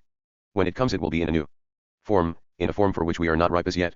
Till the hour strikes and the man appears, we must plod in the beaten track, we must eternally rob a share. Repeat the old formulas of expression. There is no help and no hope, there is only the duty to try everlastingly with no regard for success. At the end of the year, the family left for a week or so at Winchelsea, where Conrad hoped to work. He arrived on December 23 and tried to plod along. Asterisk dedicated to Jessie, with an epigraph, no other word. Claude sent the letter to From Grimm's Fairy Tales. But the Conrad, who responded to Gissing, on the dwarf answered, /no, something human is December 21, basking in his praise, but turning dearer to /me than the wealth of all the admiration to irony, after 40 it is EAS. World. The passage referred to Jessie, not the ear to spurn away blame than to embrace the book. Fair form of praise. There is a talking spectre. T. George Gissing wrote to Edward Claude, a ghostly voice whispering incessantly in about Conrad, no man at present writing one's ear of the narrow circle circumscribing. Fiction has such imaginative vigor and such all efforts, of the shortness of one's vision and wonderful command of language, as Joseph of the poverty of one's thought, Hugo Moore. Conrad. I think him a great writer. There's SIA, ALS. 540 The major career, IAPP on The Rescue, but little came of that. As a result, on his return to the Pent, he mailed the existing manuscript to Ford, for the only real work of rescue that will ever be found in its text. We cannot determine at what stage Conrad sent the manuscript, or what Ford did, but we can conjecture that Conrad intended his collaborator to read it through to find a way out of the impasse. Ford's role was possibly to suggest various courses of action rather than to do any actual writing, but it is conceivable that Conrad thought of him as a collaborator in a joint effort to complete the novel. Such an association, while full of disadvantages, would have made sense as a way of giving Conrad's career a certain neatness, that is, in sweeping out the stuffy remains of earlier efforts so as to give him clear going on Nostromo. We can so conjecture because in the same letter to Ford indicating the mailing of Rescue, Conrad informed him that a start has been made with Nostromo, although he added he believed it would end in something silly and saleable. That Conrad was running Rescue and Nostromo in tandem is clear from his words to Pinker on January 5, alluded to above. He indicates he has been turning around Rescue to do away with retrospect, precisely the opposite of what he was doing with Nostro, no, which for half its length is in retrospect. He mentions that since Christmas I for relief been writing a story called, provisionally, Nostromo. He promises half of the manuscript by the 15th and the balance at the end of January, about 35,000 words. On that transaction, Conrad hoped to bring in £150, 10% of which would be Pinker's fee and £30 of which would be applied against his debt. In his next letter, Conrad reaffirms very strongly the projected length of Nostromo as 35 to 40,000 words. Although we cannot determine precisely what Conrad had in mind for this version of Nostromo, we do know he had found his typical way of working. Not only would he misjudge the length, which was probably necessary for psychological reasons, but he would build a vast edifice on what was a very brief personal experience. Except for his extended journey in the Congo, it is astonishing how sketchy Conrad's knowledge was of those things he claimed as personal experiences. Very often, it was merely a glimpse or a bit of hearsay. Discovering his sources, personal and literary, while valuable, only reinforces how intensely he made these materials his own imaginatively and creatively. He told Wells he was going on as a man cycling over a 14-inch plank, spanning a precipice. If I falter I am lost. The image is an apt one, binding the drive forward with the thread of the fall downward. To Graham. He admitted he was dying over the cursed Nostromo thing. Images of death. And dying would encourage him, he needed not only the romance of creation, but the whiff of extinction. All my memories of Central America, he tells. Graham seemed to slip away. I just had a glimpse 25 years ago, a short glance. That is not enough for Batir on Roman dishes. And to Richard J. Nostromo 541. Curie, friend, and biographer of later years, he wrote cryptically, as to know. If I ever mention 12 hours it must relate to P. Ordo Cabello where I was ashore about that time. In La Guaira sick as I went up the hill and had a distant view of Caracas I must have been 2 to 3 days. It's such a long time ago. And there were a few hours in a few other places on that dreary coast of Venla. That glimpse of the coast came in 1876, when the youthful Conrad sailed on the Dilistang St. Antoine Carrot whose first mate was the now leg Endery Dominic Cervoni. Cervoni was to be one of the models for Nostromo. That West Indies voyage provided some of the local color for Conrad's contribution to romance and perhaps furnished, in addition, some details of legal activities found in both romance and Nostromo. These two novels overlapped in Conrad's mind, for the work on the collaboration very possibly tripped his imagination toward his own West Indies experiences, and that in turn led to Dominic Cervoni as the Nostromo prototype. In his author's note to Nostromo Carrot, Conrad alludes to his 1875 or 6 contact with the West Indies and the Gulf of Mexico. He says he heard the story of some man who was supposed to have stolen single-handed a whole lighter full of silver, somewhere on the Tierra Firme seaboard during the troubles of a revolution. He adds the tale dropped from his mind until 26 or 27 years afterwards I came upon the very thing in a shabby volume picked up outside a second-hand bookshop. It was the life story of an American seaman written by himself with the assistance of a journalist. Through the sleuthing expertise of John Halverson and Professor Ian Watt, this book was tracked down and proved to be on many seas, the life and exploits of a Yankee sailor by Frederick Benton Williams, pseudonym of Herbert Elliott Hamblin, edited by William Stone Booth, 1897. In his note, Conrad says the lighter exploit was committed by an unmitigated R.A.S. Cal, a small cheat, stupidly ferocious, morose, of mean appearance, and altogether unworthy of the greatness this opportunity had thrust upon him. In the book, the thief is named Nicolo, and after murdering the other two crew members of the lighter, he scuttles the boat and then slowly enriches himself from the cargo of silver. This Nicolo may have entered not only Nostromo but also romance, as the pirate Nichols, alias Nicola El Escocese, alias El Demonio, alias El Diableto. In transforming the villain of the William story into Nostromo, Conrad was extending his Lord Jim theme. That the man who slowly grows rich can be a victim of the silver, not its con. That wealth is not something gained but a trap for those who realize, however momentarily, their sense of themselves as Jim, threatened by a quivering bulkhead, is victimized by his loss of faith. Although the tale of the thief in the Williams volume is extremely brief, Conrad found his theme, which was silver. 542 The major career, IAPP. It was only when it dawned upon me that the purloiner of the treasure need not necessarily be a confirmed rogue, that he could be even a man of character, an actor, and possibly a victim in the changing scenes of a revolution. It was only then that I had the first vision of a twilight country, which was to become the province of Sulaco, with its high shadowy Sierra, and its misty Campo for mute witnesses of events flowing from the Zions of men short-sighted in good and evil. Conrad was, of course, dissembling, his sources were far more to the point than he divulged. He actively deceived, saying that for the history of Costa Guana he depended on the history of 50 years of misrule by the late Don Jose Avelinos. Conrad's point here is truly Borgian, inventing a book within his own book. He then uses his author's note to cite it as one of his principal sources. If he had to divulge anything, he would reveal only what he had borrowed from himself. He had, in fact, most definite sources for names, events, and places. The factual material was remarkable. For example, from George Frederick Masterman's 7 eventful years in Paraguay, 1869, which he may have heard of from Graham, who used it for his own portrait of a dictator. Conrad drew the names of many of his chief characters, Decaud, Mitchell, Gould, Fatanzat, Nostromo, Corbella, Barrios, Minningham, whose career was loosely based on that of Masterman himself. These are the major borrowings, minor ones also exist. From Edward B. Eastwick's Venezuela, which Conrad may also have heard of from Graham, he borrowed names such as Sodayo, Ribera, Antonia, Ribera, not Avelinos, in Eastwick, Guzman Bento, Guzman Blanco in Eastwick. Further, Conrad found descriptions in Venezuela which he applied to the topography of Sulaco, including the Gulf, Cape, Customs House, and Lighthouse. As Baines demonstrates, Conrad's port of Sulaco is based on many salient details of Eastwick's Porto Cabello, and Conrad's conception of Antonia Avelinos, ostensibly influenced by his own first love, has much in common with Antonia Ribera in Venezuela, including appearance and speech mannerisms. Besides all these details, and they are impressive for the specificity of Conrad's borrowings, he may have picked up a good deal of general lore from Graham, who had traveled extensively in Central and South America. Also, Graham's point of view as a revolutionary, while rejected by Conrad in a European setting, would prove more sympathetic in a distant one where democracy was almost unknown. Conrad's conservatism was patent for Europe. where he was interested in conserving the past and retaining traditional. F for example, Graham's A Vanished AR in South America, 1863, as well as Santiago Cadilla, 1901, and Hernando de Soto, 1903. Puras Triadas down the Orinoco in a canoe 1. Conrad also read on his own or learned of, with a preface by Graham. Through Graham Ramon Pisa's Wild Scenes. Nostromo. 543. Values, but in countries where violence and anarchy were customary, he would not have resisted Graham's insistence on radical change. Nostromo Carrot. Surely, suggests Graham's political orientation, in that material forces, lacking any political ideal, will only inaugurate cycles of dissension, anarchy, and military struggle in which the worst elements will always surface to grab off the goods. For the biographer, Conrad's disguise of his sources is of great interest.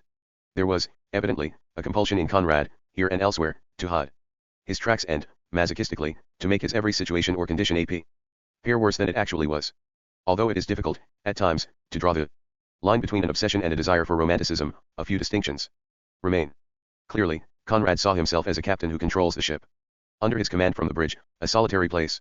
He saw his writing in similar terms, in which only that inner world was fruitful, and he tried to discount sources and literary traditions, as if he had himself been freshly conceived and stood fully in command. Further, furtiveness and secrecy were personal elements since childhood. Conditioned as he had been to withholding information and feelings since his earliest days. His parents were conspirators and revolutionaries, survival depended on not talking, not divulging, not giving himself away. Axel Heist. 10 years later, becomes the perfect repository of these attitudes. It was quite in keeping with this conditioning that Conrad remained a sullen youth, a seaman, a writer, and a conspiratorial writer at that. Next, he took upon himself all the responsibility of what he did, and for that, he needed to negate others' influences. Since one of his recurring themes, from Jim and Kurtz through to Kaut, Nostromo, Razumov, and Heist, was responsibility for oneself, he would naturally try to present his experience as monolithic. A final reason is speculative, since it is associated with a personality type. And types are rarely consistent or coherent. But withholding information or disguising his tracks, as we noted in his refusal to divulge his failures on his chiefs and captains' examinations, was connected to his desire to retain whatever he had ingested. He had become a gigantic container of goods, and nothing must be wasted or lost. We see this personality type reflected in his very methods of working. For his way of building through retrospect, fold narrators, use of memory and past event, overlapping of multiple experiences, compulsive desire not to waste a word, detail, or event in all these ways, he retained. He always felt that the serious writer was a terribly that person. One writes for oneself even when one writes to live and in the hope of being read by an immortal multitude, he told H.B. Marriott. Watson. The author was a lonely being whose solitary thought cannot be imparted to a public. What could be more natural than for this marginal being to shut off all access, become hermetic, turn back upon himself so that 544 major career, 18 ppipio. He recreates himself only in his own work. In Nostrageno, Decaud would be a failed version of that introspective type. That was the inner world. The outer one was to be very low mentally. Over the failure of romance to be placed serially, it never was, although McClure had purchased it, and from psychological depletion after the long run on Tether. Further, Conrad wanted the Blackwood Typhoon volume to appear in the spring so as to clear the autumn for romance. He felt, living with a halter around his neck, working slowly on Nostromo, while publishers expected him to shake stuff out of a bag. He hugged his conception of himself, perhaps the sole anchor in an uncertain fate. If silver was to be everyone's destiny in the novel he was writing, then how could he himself avoid the pursuit of a quick return? Harper's in the United States showed interest in a serial of about 85,000 words, with a further advance on book rights. Conrad now saw Nostromo as fitting into that scheme if Harper's liked the synopsis. Since it would be a long haul, with uncertainties along the way, he hewed forward to save an installment or two should he be suddenly laid out. If necessary, the Conrads would take a cottage in Chelsea, to prevent staleness and to provide proximity to Ford. Remaining for him and his collaborator were final touches on romance, which was now like a ghostly presence. Pinker suggested trimming the arrest of Kemp and the Spanish prison scene, which is a good chunk of Part B. Conrad says the notion is too absurd, but the suggestion was a valid one. Since this material is among the weakest in the novel, drawn out, poorly written, obvious in its outcome, and excessively wordy for the pittance of cited off ERS. What Conrad really wanted from Pinker was not advice but a subsidy, which he requested formally in a March 17 letter, to the tune of £20 for the next 3 consecutive months. He hoped to have a large segment of Nostro Tho for showing around. There must be a good lot to show the style and the tone of the thing. I promise it won't be long now. The book is sure to come off. Whoever who is in possession of my innermost mind, and of my notes, on that story is confident of his ability to finish it should something unforeseen occur, and in that case he would not expect his name to appear at all. Therefore you will risk but little unless my reputation is of no value at all.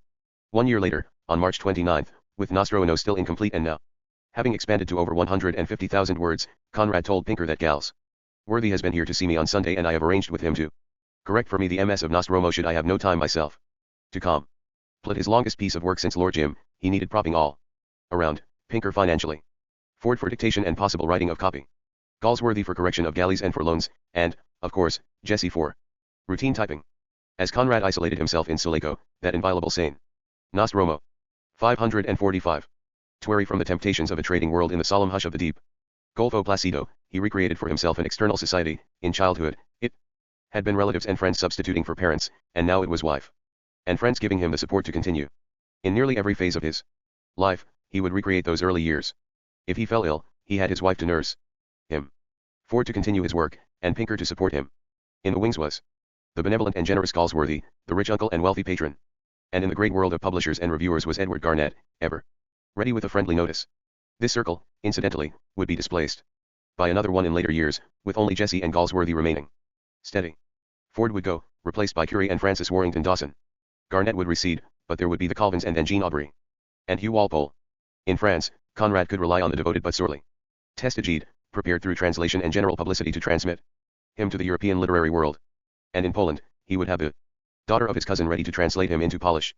Conrad continued to feel he could complete Nostromo within 3 months, at least he repeated this to Ford on March 23, along with the information that he hoped to finish Rescue by December of 1903, 9 months off. For the reader seeking overlapping of character, event, and tone, even verbal mannerisms, the parallelism of activities is of interest. Nostro, no at various stages. The Rescue, some parts of the Mirror of the Sea, correction of final proofs for Rowe, Nance, and, a little later, first mention of Chance. The famous Humbert swindle of 1902 may have already triggered Conrad's imagination for a novel based on that well-publicized affair. Then, as if he had forgotten where he was in Nostromo, he told Meldrum, also on March 23, that he had a story that would grow to 60 or 70 words after all. And if the serialization of it could be separated from the book form, he would like to publish the latter with Blackwood. Harper's shortly after this would refuse the still sketchy Nostromo, handled in the States by T.D. Watts. In the midst of this, Typhoon and Other Stories was published by Heine Mann, with a simple dedication to R.B. Cunningham Graham. Conrad explained its austere simplicity to his loyal friend as barrenness and nothing else, the awful lack of words that overcome the thought struggling eagerly towards the lips. Behind the attempt to explain was a good deal of warm feeling, and Conrad knew that Graham, a chronic depressive despite his intense activity, would comprehend the awful gap between intention and execution. The book would appear on April 22, 2 novellas, Typhoon and Fawk, and 2 stories, Amy Foster and Tomorrow.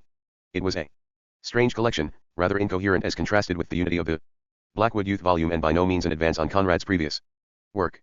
Except for a few later efforts such as Tu Conda and The Secret Sharer. 54 The Major Career, IAPP and, perhaps, The Planter of Melita, Conrad's shorter fiction was not to be particularly distinguished, especially when compared with the novels he wrote during the next 10 years. It becomes clear that with the Typhoon Vol. UME, his shorter fiction played a different role in his creative life from that enjoyed by the novels, the short stories and novellas. The Duel, Freya of the Seven Isles, Caspar Ruiz, were work done to fill the seams between the novels and to pluck off an occasional £75 or £100. Conrad may have begun his creative life as equally a short story writer and a novelist, but, in his own eyes, the shorter fiction became expendable. The reviews of Typhoon, while placing Conrad more firmly as a C writer than he liked, were extremely favorable and, in some instances, perceptive. An unsigned notice in the Speaker caught Conrad not only in this volume but in aspects of his art which were still being developed. Mr. Conrad is in the line of our great writers of the Romance of the Sea. Smollett, Michael Scott, a Scottish author who lived from 1789 to 1835. And Marriott, and he has also introduced something new into our fiction. By no other author have we had the psychology of action so subtly and yet so vividly presented. There are times in reading his work when we think that Stevenson with new experiences has taken up his work when it broke off in his noble fragment Weir of Hermiston, and there are others when we think we are reading a translation of a work by Tolstoy or Maxim Gorky. But always we realize that Mr. Conrad writes from the fullness of his own experience, passing through a mind that with great and almost painful effort snatches from it some secret of life and reveals it in the glow of a brilliant imagination. Quiller Couch was enthusiastic, but uneven in his tastes, preferring to Morrow to the other stories and confessing to a loss at the analytical methods of Conrad and James. Nearly every reviewer yoked Conrad with Kipling, either to cite them as equals or to vaunt Conrad over his contemporary. Similarly, Stevenson's name was evoked, so that in later life Conrad found it almost impossible to separate himself from those two writers with whom he has only the most superficial resemblance. One reviewer, in the Glasgow Evening News, felt that because of Conrad's neglect of love, women, human and social relationships, he could not achieve the Olympian heights of the greatest masters, But, with critical acumen, he did focus on Conrad's strength. That character is for him an essentially individual creation, separate from, comparatively untouched by ordinary human relationship. Comparing him with Zola, the reviewer made a shrewd assessment, given Conrad's own dislike for French naturalism, while Zola, for example, always tended to make his characters mere social types, representative of great streams of tendency. Mr. Conrad, following rather the old mice ticks, pushes towards the other extreme of regarding his types as self-pivoted units, though, it is true, always with an aim less directly ethical and more artistic than that of Zola. Nostromo. 547. This reviewer, like several of the others, had noticed Conrad was different, but could not locate where, and that difference, that movement toward self-pivoted units, was, of course, connected to Conrad's modernity. I am modern, he had trumpeted himself, and that movement away from the Zolasque social unit toward the less directly ethical, the less explicit, the more purely aesthetic was a measure of this novelty. If Joyce had been able to publish the fiction he was writing at this time, reviewers and critics would have made similar comments. The good notices put Conrad in a business frame of mind, that is, he saw Heinemann as possible publisher for Nostromo, in book form, particularly to keep them in good humor and the rescue, which, it can't be denied, is again delayed by this work. From this point on, despite periodic outbursts of depression and curses at an uncaring universe, Conrad would move steadily on Nostromo. Most of Conrad's problems, including his anxieties about money and fear of the writing table, were, as he confessed to Galsworthy, self-induced. He admitted his conditions were the outcome of my character mainly. Fate had not been particularly cruel to him, and in the next 10 years he would have only the normal problems associated with living. True, Jessie would be partially crippled by a bad fall and suffer from lameness for the rest of her life, and Conrad's own ailments would intensify, but they were not extraordinary.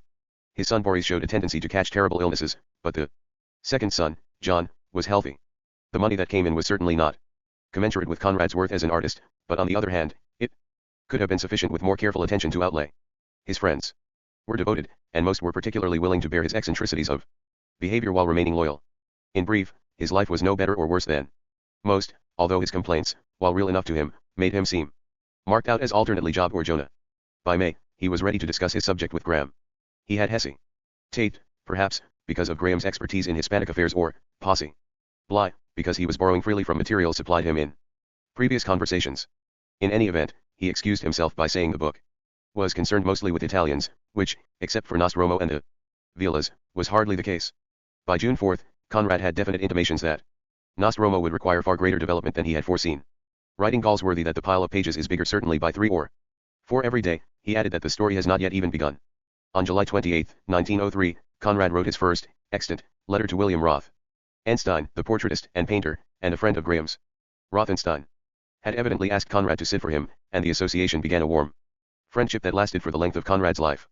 At the time of the association, Rothenstein was 15 years Conrad's junior but already prominent in the literary and artistic life of London in the 1890s. Having been n. 548 the major career, IAPP encouraged by many major artists in Paris, Degas, Pissarro, and Toulouse. Lautrec, among others, he became friendly with Wilde, Beardsley, Beer, Bohm, Sargent, and was to do portraits of Yeats, T.E. Lawrence, Forster, as well as Conrad. The friendship was never exceptionally close, but it was cordial and supportive for Conrad, financially and otherwise, and suggests the kind of literary artistic world he might have moved in had he felt so inclined. By August 22, Conrad had completed 42,000 words of Nostromo, which he considered to be half the book and whose writing, he told Galsworthy, had made him feel half dead and wholly imbecile. To Pinker, he indicated that this wordage formed only the first part, called the silver of the mine, but that, later, it would have to be divided to balance out the other half, consisting of the Isabels and the lighthouse. The latter two would become, he says, parts 3 and 4, while the silver of the mine would need an additional title. From this, we can see that, still short by a year of completion, Conrad had misjudged only the length, not the basic conception, which would be worked out in the 3 sections named above. The 42,000 words of the silver of the mine are the length of the completed section, and what remained for him, although he could not foresee it, were the 150,000 words of the succeeding 2 parts. His growing panic derived from his comprehension of what the development of the novel dictated, a juggernaut against which his own desires for a more hasty conclusion were futile.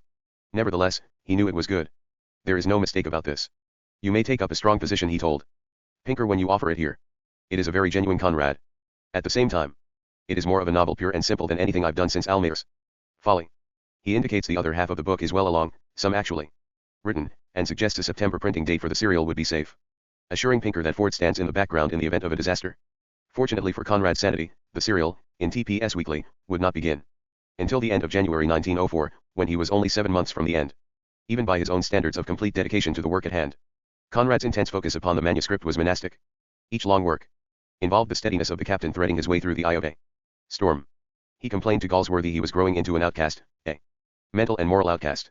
I hear of nothing, I think of nothing, I reflect upon nothing, I cut myself off. Proofs of Romance, which would be published on October 16, were still undergoing revision, with Conrad rewriting the end, his conception of the end, which, you'll see, he told Ford, is exactly yours with some alterations. There is a certain defensiveness in Conrad's reasons for making changes. He insists he has done nothing casually and that he has not been wantonly interfering with quite a remarkable Nostromo 549 piece of work, comments which suggest Ford considered the novel his end. Conrad a trespasser. There is the further suggestion of strain between the two men, those early discords, here about their respective efforts, later over personal matters, which would intensify and lead to the bitter break. Certainly, Ford's insistence on how deeply Conrad depended on him for ideas, dictation, even writing, implies the frame of mind of a man who felt jealousy and envy at the time of the association, or else felt Conrad was reaping all the benefit of the collaboration. Conrad was fully aware, for he would write to Elsie on October I, "Don't let Ford be angry with me for anything." This tenseness in the relationship is further revealed in a letter Conrad wrote Ford which concerned something as innocent as the dating of the manuscript of Romance. Conrad's annoyance with Ford's dating 1896-1903 grew to virtual hysteria at what people would think, too. Grown men spending 6 years, 1903 for the publication date, on a single book. "Here, my dear boy," he wrote, "you've not to deal with my denseness. I understand perfectly the feeling which induced you to put them there. Conrad's fear of attack is complex in its intensity. But you have to deal with the stupidity which will never understand that a mere work of fiction may remain 6 years in the making. Anybody disliking the book would jump at such an unguarded confession. Make no mistake, no one will understand XH feeling, they will only see the fact and, far from taking it as imposing, they will seize on it for a sneer. It opens a wide door to disparagement to anybody minded for that game. I don't care for the best criticaster of them all, but I don't want to see their ugly paws sprawling over the book, for which I care more than is absolutely unavoidable." Conrad is walking the edge here, hostility at Ford boiling over and yet full of self-pity. Sneers at collaboration, sneers at those two men who took 6 years to write this very ordinary tale, whereas R.L.S. Robert Louis Stevenson single-handed produced his masterpieces, etc., etc. And the so-and-so can write in a year a romance which is more than this, less that, more t other thing. To correct Ford's mathematics, Conrad says they began in December 1900 and finished in July 1902. Really? He calls the rest delay, because they could not get themselves printed sooner. Why intrude our private affairs for the grin of innumerable swine? Even Flaubert was not 6 years writing Madame Bovary, which was an epoch-making volume. After further polemics, Conrad asserts he would consider putting an explanatory note, to the effect that this novel, written from another point of view by F.M.H.in 1896 under the title of Serafina, became the subject of collaboration with J. Conrad at the end of 1900 after much preliminary discussion, and was finished in its 550 the major career, IAPP present shape in July 1902. Or else, he added, put nothing. If Ford read the letter correctly, he could see it as a veiled attack upon the whole idea of collaboration and time wasted on an effort which Conrad would have liked to renounce. The dating suggested by him was merely the occasion. Conrad was revealing his shame at the results, whether of 6 years work or 2 years. Also, since he was at work on Nostromo and recognized the difference between two books which so overlapped in his imagination, he could not help himself. The idea of the earlier book had to be destroyed, even if he destroyed Ford with it. All this is another way of saying Conrad was struggling to protect his own artistic integrity, regardless of the consequences. Asterisk. Not unexpectedly, the pressures led to illness, doubt and depression. Conrad recognized that it's good for me to be in a hole, for after reporting to Pinker his ailments, he announced he was thinking of Part 3 of Nos. Tromo. Even with good notices for romance, however, he remained ill and out of sorts. His letter to James Barrie of November 23 shows a very shaky hand and reflects a depressed condition. The contents bear this out: sick bed, many complaints, an attack upon the silly book he is writing, something more in the nature of printed matter. He asserts a certain amount of cheap sincerity is in it, and some shadow of intention and even an artistic purpose, in all sheer twaddle. He wrote this, we recall, to Barrie, who was an immensely successful writer, and Conrad's depreciation of himself, when sorted out, would indicate his disdain for Barrie's work. This same letter, however, contains an interesting hypothetical situation. A response to Barrie, who had told Conrad of a ship's crew that hated an officer to such an extent they put him in a boat to starve, a course of action Conrad felt somewhat incredible for a lot of average sailors. The idea. Asterisk writing in French to Casimir's volume ain't misunderstood. For details a Zuski, a POHSH historian who had settled in plan to use Ford's intimate knowledge of France, Conrad says he regards romance as Ford Maddox Brown, his maternal grandfather. Something without any importance, I collabed. Conrad requests secrecy and admits the orated on it while it was impossible for me to book may never be composed. Do anything else. It was easy to narrate some writing 1 week later to Walisowski. Events without bothering myself otherwise, this time in Polish. Conrad indicates he was with the subject. Conrad adds that with all having his book sent to the historian, adding his indifference toward the subject, within it was a great happiness and honor to return the very style in vogue with the public now, to my home country under your GUID. He still believes it is well written. In the same ans. And if you are prepared to take letter, Conrad indicates romance was merely my word for it, and say that during the course, a warming up exercise for the serious novel of all my travels round the world, I never, in he and Ford wanted to write, the picture of a mind or heart, separated myself from my old and famous painter and the base and country, then I may surely be accepted there. Perverse intrigues in the following of a great as a compatriot, in spite of my writing in man who had been successful but who but English. Just because he was a supreme artist Nostromo 551. Which foreshadows the situation in the much later mutiny on the Bounty. Is too inhuman and not enough brutal. Then, in a statement which suggests his own way of using materials, Conrad says, there is a subtle confusion of motives and action in the anecdote which makes me think that it is invented by a landsman with imagination but without sufficient knowledge of details. That cut the ground from under his fundamental assumption. But I am grateful to you for mentioning it, since it contains a suggestion for something really credible. A short story will come out of it when God wills it. Al. Though the secret sharer was developed somewhat differently and was itself based on the incident aboard the Cutty Sark in 1880, there is the germ here of a crew member rising up against an officer and then, in Conrad's Zion, being struck down by the officer. The end of November saw a particularly severe attack of gout, the hereditary disease no doubt exacerbated by intense writing sessions and financial worries. He informs H.G. Wells that not only is the scribbling awfully in arrear, but there's no spring in me to grapple with it effectually. He says that formerly, in his sea life, a difficulty nerved me to the effort, but now he does not feel so. He speaks, once again, of drowning, of losing my footing in deep waters. Even the success of romance, going into a second edition, is insufficient to buoy him. It is, after all, only a paper success. Real writing was something else, a visceral response as opposed to Wells's intellectualization of his creative resources, writing the only possible. Writing, he told Wells, is just simply the conversion of nervous force into phrases. With you, too, I am sure, though in your case it is the disciplined intelligence which gives the signal, the impulse. For me it is a matter of chance. Stupid chance. But the fact remains that when the nervous force is exhausted, the phrases don't come, and no tension of will can help. These simple distinctions, expressed in a friendly setting, were to lead eventually to a falling out between Conrad and Wells, as between James and Wells. The latter was to shift from being the literary man interested in countering the sloppy romanticism of the routine popular novel, the very kind of popularity romance attempted to cash in upon, into an oracle with a definite social vision, for whom words were means, not ends. Wells desired social change, and for such a man Conrad's insistent aestheticism was anathema. From Conrad's point of view, Wells, to whom he remained ever great, as befitting a former mariner, Conrad, and anyhow, I am trying to keep the spare expressed mental states in sea images, is under. Nevertheless I feel myself losing my dominant one, as we saw in Lord Jim, being footing in deep waters.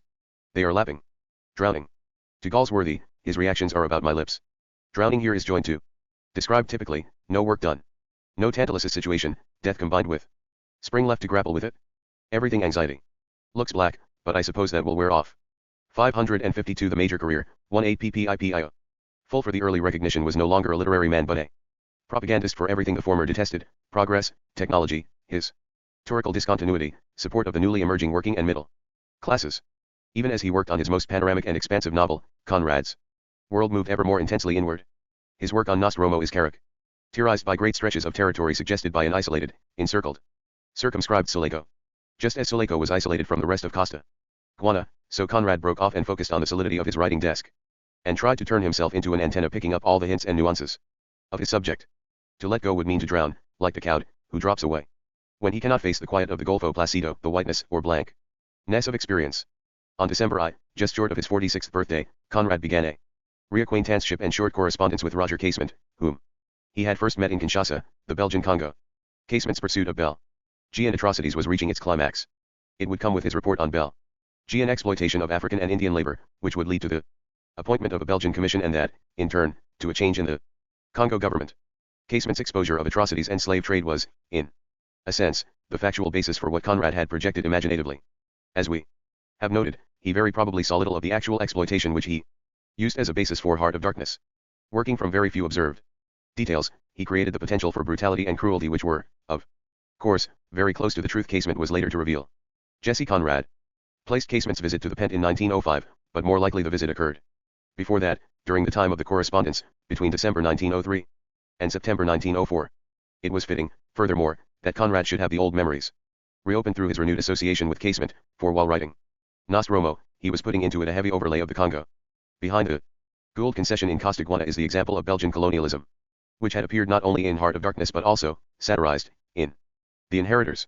Romance, a lesser example, was not exempt from the Colorado Nile idea, with British and Spanish forces, respectively, in Jamaica and Cuba. More specifically, Casement wanted written support from Conrad of his observation of Congo brutalities. He had read Heart of Darkness and A.P. apparently felt Conrad had noted scenes comparable to the following from his diary. The scenes so vividly described seemed to fashion themselves out of the shadows before my eyes. The daily agony of an entire people unrolled itself in all the repulsive terrifying details.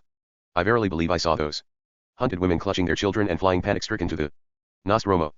553. Bush, the blood flowing from those quivering black bodies as the hippopotamus hide whip struck and struck again, the savage soldiery rushing hither and thither among burning villages, the ghastly tally of severed hands. In his first letter, Conrad invited Casement for the night, making fun of the accommodations and trying to recall the spirit of their previous meetings. I need not tell you there is no more ceremony than if we called you to step under a tent on the road to Kinshasa. I am glad you've read The Heart of D. Though of course it's an awful fudge. It is not absolutely certain if Casement visited at this time. Jesse left a description of some visit, when Casement was interested in gaining Conrad's support for his divulgations about the Congo. Sir Roger Casement, a fanatical Irish Protestant, came to see us, she wrote, remaining some 2 days our guest. He was a very handsome man with a thick dark beard and piercing, restless eyes. His personality impressed me greatly. It was about the time when he was interested in bringing to light certain atrocities which were taking place in the Belgian Congo. Who could foresee his own terrible fate during the war trial for treason against England, and subsequent execution as he stood in our drawing room passionately denouncing the cruelties he had seen? The letters Conrad wrote to Casement are of intense value, since they are almost our sole proof of precisely what Conrad observed in the Congo. The latter's diary is non-committal, and Heart of Darkness, while devastating, is an imaginative recreation of what he felt and sensed. On December 17, Conrad attempted to grapple with Casement's allegations, especially the one that mutilation, severing of the hand, was a common phenomenon during my sojourn in the interior, keeping my eyes and ears well open. 2. I've never heard of the alleged custom of cutting off hands amongst the natives, and I am convinced that no such custom ever existed along the whole course of the main river to which my experience is limited. Neither in the casual talk of white men nor in the course of definite inquiries as to the tribal customs was ever such a practice hinted at, certainly not amongst the Bengalas who at the time formed the bulk of the state troops. My informants were numerous, of all sorts, and many of them possessed of abundant knowledge. Conrad's further response, on December 21, is more far-reaching and demonstrates his humanistic feelings, what was already apparent in Heart of Darkness. It is an extraordinary thing that the conscience of Europe, which 70 years ago has put down the slave trade on humanitarian grounds, toll errats the Congo state today. It is as if the moral clock had been put back many hours. And yet nowadays, if I were to overwork my horse so as to destroy its happiness of physical well-being, I should be hailed before a magistrate. It seems to me that the black man say, of a poto is deserve. 554 Major career, IAPP ing of as much humanitarian regard as any animal, since he has nerves, feels pain, can be made physically miserable. But as a matter of fact, his happiness and misery are much more complex than the misery or happiness of animals, and deserving of greater regard. He shares with us the consciousness of the universe in which we live, no small burden. Barbarism per se is no crime deserving of a heavy visitation, and the Belgians are worse than the 7 plagues of Egypt, insomuch that in that case it was a punishment sent for a definite transgression, but in this the Apoto man is not aware of any transgression, and therefore can see no end to the infliction. It must appear to him very awful and mysterious, and I confess that it appears so to me too. Conrad adds that in the old days England had in her keeping the science of Europe. The initiative came from there. Now, he asserts, England is too busy with other things, too much involved in great affairs to take up cudgels for humanity, decency, and justice. He mentions that precious pair of African witch men seem to have cast a spell upon the world. Of whites I mean Leopold and these, who had given Conrad his short-lived Congo captaincy, of course. This statement of indifference paralleling Conrad's feeling about the European lack of concern for Poland feeds into Nostromo as well, where the life and death struggle over the mine fills 20 minutes a month for the American financier Holroyd. In his penultimate letter for the series, the final letter, in September 1904, is of little interest. Conrad mentions Graham as a man anxious to see Casement. He says that Graham could be very helpful, since he is fanatical about colonial ventures. Do not let his reputation for socialism influence your judgment upon the man. It has never been anything but a form of his hate for all oppression and injustice. His character is upright and unselfish, his talents, with the pen too, are great. He knows everybody worth knowing, and his social relations extend from dukes to labor members. He may be of use to you, if only with his pen, and perhaps in other ways as well. Whatever may be the difference of your political opinions, I am sure that you will understand each other perfectly on humanitarian grounds. And to Graham, Conrad wrote about dogs, and loaned a boy, and quietly serene as Casement. He's a Protestant Irishman, pious though he had been for a stroll in the park, too. But so was Pizarro. For the rest I can as then we lost sight of each other. He was I. Sure you that he is a limpid personality. Believe BSH consul in Beira, and lately seems. There is a touch of the conquistador in him to have been sent to the Congo again, on some. 2. For I've seen him start off into an unsort of mission, by the BR Gov. I have always. Speakable wilderness swinging a crook hand thought that some particle of Las Casas the dyed stick for all weapons, with 2 bulldogs, Spanish missionary and historian Bartolome. Paddy, White, and Biddy, Brindle, at his de Las Casas soul had found refuge in his inn. Heels and alone the boy carrying a bundle for defatigable body. The letters Conrad sent on. All company. A few months afterwards it so too will tell you the rest. I would help him. Happened that I saw him come out again, but it is not in me. Little leaner a little browner, with his stick. Nostromo. 555. With that, Casement passed out of Conrad's purview, until his 1916 trial. For treason. Casement's revelations of genocide in the Congo and atrocities in Peru, in his later Putumayo report, kept him in the public eye with a vengeance when the British publicized his diaries, with their notations of homosexual acts, as a way of discrediting his activities as an Irish patriot. By then, Conrad, who had felt he could not as only a wretched novelist be of much help in the Congo affair, had long since dropped away from such matters. He was a writer, not a reformer. He slipped back into Nostromo. He also fell back into another aspect of his background, the Polish past, as he retold it to Kazimierz Wasilewski on December 5. The letter to Wasilewski is a narrative of Conrad's life from the time his father, Apollo, leased a farm after his marriage, and it is a tale of death and loss. Then Conrad moves into those aspects of his life which are distinctly his. He speaks with considerable pride of his maritime achievements. I received my first command of a ship at the age of 29, which, you must admit, was not bad for a foreigner without influence. He says he considers himself to be the last seaman of a sailing vessel, from which we can derive many of his attitudes about technology and materialism, indeed about shore life in general. I feel that deeply each time I look at the British Channel, where nothing but smoking chimneys are to be seen nowadays. But even the sea was no longer a refuge. The silver of the mine had, so to speak, contaminated it all.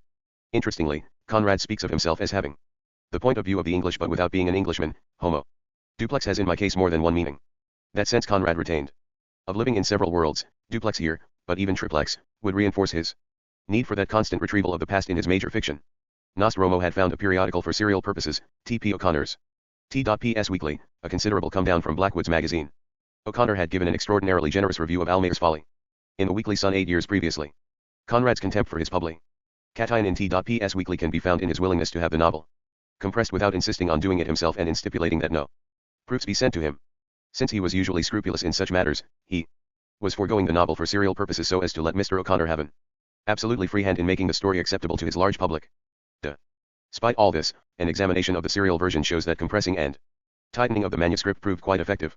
In all, the serial form was about 7 to 10% shorter than the first edition in 1904, although the early parts of the serial are in excess of what the book would contain. That is, had Conrad continued along these lines, the essay real would have exceeded its present length by, perhaps, 5 to 10,000 words, and the first section of the novel, before the Revolution, would have overbalanced the second section even more than it now does. These passages, some of which are full of fine and relevant description, demonstrate Conrad's at 6 the major career, 1 APPIPIO. Attempts, in the first part, to give density and texture to his narrative elements. Unfortunately missing in the later, more hurried sections of the novel. 1. Paragraph that does not appear in the book concerns the possible benefits of the mine as envisaged by Gould. Skinny, dreadful old hags, ragged men, women with hopeless faces, and then, naked children. Those were the very poor, the starving fringe outside the body of the people that worked in towns and upon the estancias, and the great empty vastness of the landscapes made their existence incredible and their state appear hopeless, for this was not a question of room to live in. Was the remedy for that, too, in the development of material interest? Charles seemed to hug that belief in his taciturn and observing reserve. That last sentence ironically suggests Gould's fatuous identification of poor sonal gain with social enlightenment, which is the key to his personality. Conrad possibly removed this passage, as he deleted others that were too explicit about Nostromo, so as not to make a fool of either character. We can see that intention from a passage on Nostromo in the serial later cut from the book, in the still blackness of the gulf obliterating the land and the sea, and even the very memory of events whose weariness still weighed on his decrepit limbs, the overweening vanity of the man Nostromo, which had many times amused him in their former intercourse, seemed to take a concrete and fateful shape. Yet despite these and other deletions concerning Dr. Minningham and Hirsch, the book form finally becomes more expansive, so that while Conrad did hold down the verbiage for the serial, he then extended descriptive detail for the book. Beginning about halfway through, he added sentences and even entire paragraphs to flesh out the book. Since he was writing the latter parts of the novel while the serial was running, it began in January, with the book not to be completed until August. He had ample opportunity to keep reshaping later aspects. Unfortunately, the manuscript, only half complete, and the intervening typescript, only fragments, do not make any fully coherent study possible. One must speculate about Conrad's method of working. But with the conclusion of the book coming only 6 weeks before the serial ended, it is safe to assume Conrad felt uneasy about completion. Since he had to produce copy directly for the serial version, we can see he worked rapidly, with an eye to expansion only when he went into book form. The serial, for example, ends with 2 pages of material, perhaps 8 or 10 of regularly printed pages. That takes 36 pages to develop in the book. The parts Conrad subsequently developed for the first edition were those concerning Nostromo's interest in the Viola girls and their relationship to the Cargador. Ramirez, particularly stressed were passages relating to Giselle's love for Nostromo and his preference for her sister, Linda. In the book, then, Conrad, Nostromo 557, tried to emphasize a new Nostromo, one who as an accepted member of society develops into a successful businessman and lover. Conrad appears to have been caught in the middle, trapped between his dilatory methods of working and his artistic intentions. An abrupt ending to the serial would have provided a certain ironic commentary on Nostromo's earlier successes, whereas a fleshed-out ending could have tried to supply a rationale for Nostromo's transformation, that is, given greater credibility to his shift from Tarzan to businessman. In fact, Conrad did neither. The early versions of Nostromo suggest, then, that although Conrad conceived the novel in most of its essentials from the first, for some reason, whether psychological, aesthetic, or physical, he was unable to expand the second section to the extent that the detailed early narrative demanded. Both the MS and TS bear out that Conrad worked diligently over his first drafts, particularly in his EFL ports to integrate natural description and theme, even though his haste ideas between the MS and collected edition are not appreciably differ. And Conrad's revisions were made to gain clarity of expression, sharper dramatization of character and scene, and greater fluidity in his use of English idiom. Those areas that needed tonnage revision remained unchanged in the MS, TS, and serial, while in the first edition Conrad was unable to make more than a token effort at expansion and revitalization. The early versions of Nostromo reveal that Conrad did not perceive clearly the entire narrative structure and that, as a result, the split in the novel was an artistic failing, rather than a conscious plan. His efforts to revamp and reorganize the ending of the first edition was a recognition on his part that the novel, despite its considerable attainments, fell somewhat short of his ambitious aims. The hasty final section partially thwarts the effects of the massive rhythms which had carried all before them earlier in the narrative. The novel, like its hero, dies an accidental death. Ford remarked in later years that Conrad had finished several of his books with contrived endings because of despair and panic, that the grandiose fabrics of Nostromo, Under Western Eyes, Chance, and even The Secret Agent are never fully realized in development, and that the unimpressive endings of these novels display an artistic reversal of their earlier parts. For all his calm commitment to artistic principles, it becomes clear that Conrad could not devote the time and energy to fully fashioned development. Abrupt endings or summary conclusions characterize many of his novels, or else the pacing of the later sections follows a different time sequencing from what the reader has been prepared for in earlier parts. With Nostromo, the great length of the manuscript, the more than 2 years expended upon it, and Conrad's slowness of production could not help but influence the artistic direction of the final version. And even though Conrad apparently realized this fact by the 558, the major career, 1 APP time he went from serial to book form, he could not help himself, since extensive rewriting would have modified his current plans. When Nostromo was still several months from completion, Conrad was already working on the papers that would make up the Mirror of the Sea, which he thought of in the spirit of Turgenev's sportsman sketches. Planning to finish The Rescue, his personal albatross, and looking ahead to Chance, however rudimentary his idea of that novel still was. He was, in addition, adapting his story Tomorrow for the stage. Writing to Mrs. William Rothenstein and H. G. Wells in early 1904, Conrad made what appeared to be an innocent announcement to the latter. For example, he said, "Jessie fell in the street and wrenched both her knees. No joke to her and an awful anxiety to me. It was an accident that was to have considerable bearing on their subsequent life." At the beginning of the New Year, Conrad decided to take Jessie up to London for examination of and possible treatment for a heart condition.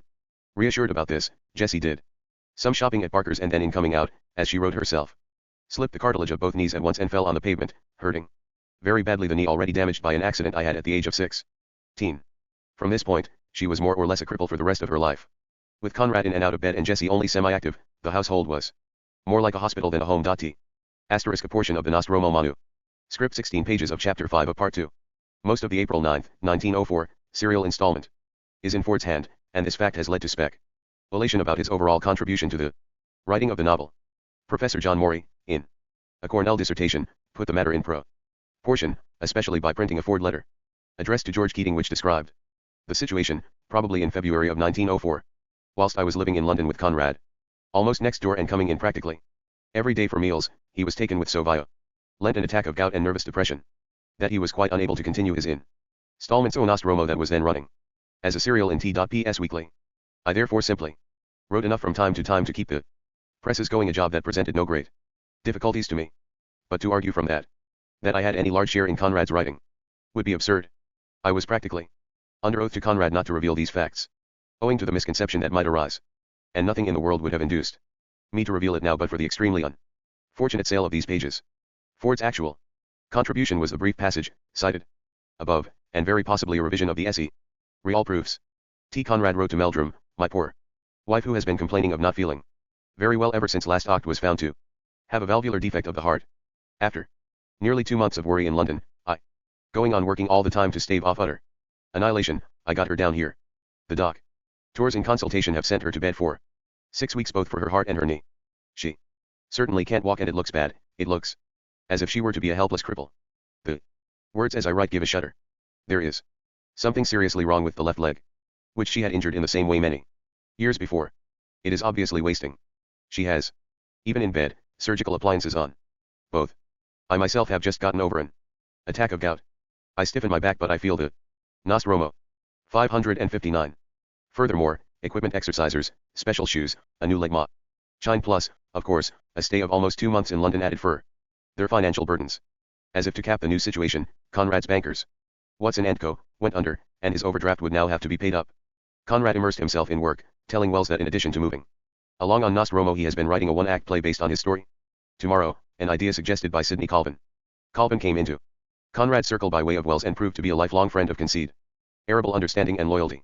A literary critic as well as a connoisseur of art, he became Slade Professor of Fine Art at Cambridge, wrote a significant study of Keats, and edited Stevenson's fiction and letters. Of greater significance than the play idea, however, was the fact that Conrad started a series of sea sketches and sent out P on the hunt to place them. This must save me. I've discovered that I can dictate that sort of bosh without Ethelford at the rate of 3,000 words in 4 hours.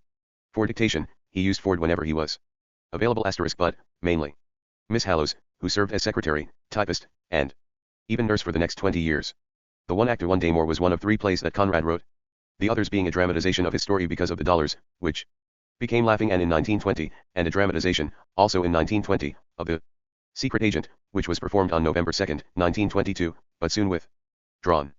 Conrad also played a minimal role in the dramatization of Victory by Macdonald Hastings, beginning in 1916.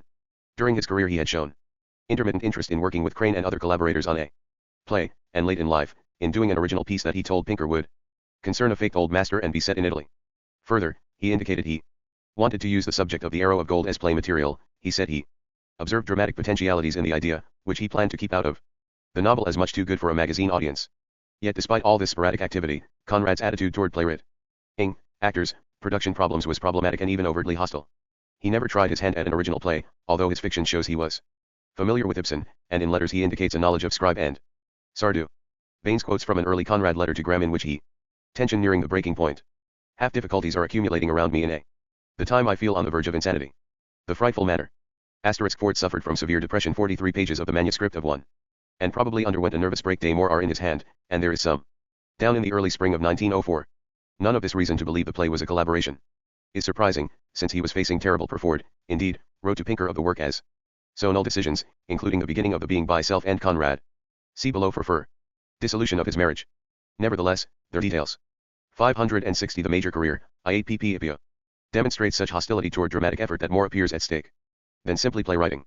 I haven't seen a play for years, but I have read this one, Admiral Guinea by Henley and Stevenson. And that's all I can say about it. I have no notion of a play. No play grips me on the stage or off. Each of them seems to me an amazing freak of folly.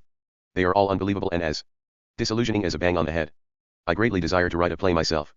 It is my dark and secret ambition. And yet I can't conceive how a sane man can sit down deliberately to write a play and not go mad before he has done. The actors appear to me like a lot of wrong-headed lunatics pretending to be sane. Their malice is stitched with white threads. They are disguised and ugly. To look at them breeds in my melancholy soul thoughts of murder and suicide, such as my anger and my loathing of their transparent pretenses. There is a taint of subtle corruption in their blank voices, in their blinking eyes, in the grimacing faces, in the false light, in the false passion, in the words that have been learned by heart. Such words and tone are not isolated. He would tell Garnett that actors have no imagination and he detested the stage, and he would write Richard Curie that he preferred the cinema to the stage. He wrote this as he was preparing to become involved in the production of The Secret Agent. The movie is just a silly stunt for silly people, but the theater is more compromising, since it is capable of falsifying the very soul of one's work, both on the imaginative and on the intellectual side, besides having some Sort of inferior poetics of its own which is bound to play havoc with that imponderable quality of creative literary expression which depends on one's individuality. Conrad's antagonism was probably based on several factors. As a masque line writer, he was surely upset by the so-called feminine aspects of theater. Its display of feeling, its responsiveness to sentiment, its lack of concealment. Chiefly, though, it was grounded in pretending, and the actors were themselves voicing someone else's lines, humans turned into puppets. Still further, the theater was a metaphor for aspects of civilization Conrad never fully accepted, a social event, a meeting place of several kinds of talent, an express Zion of a culture's artificiality, an unnatural expression of emotions and sentiments.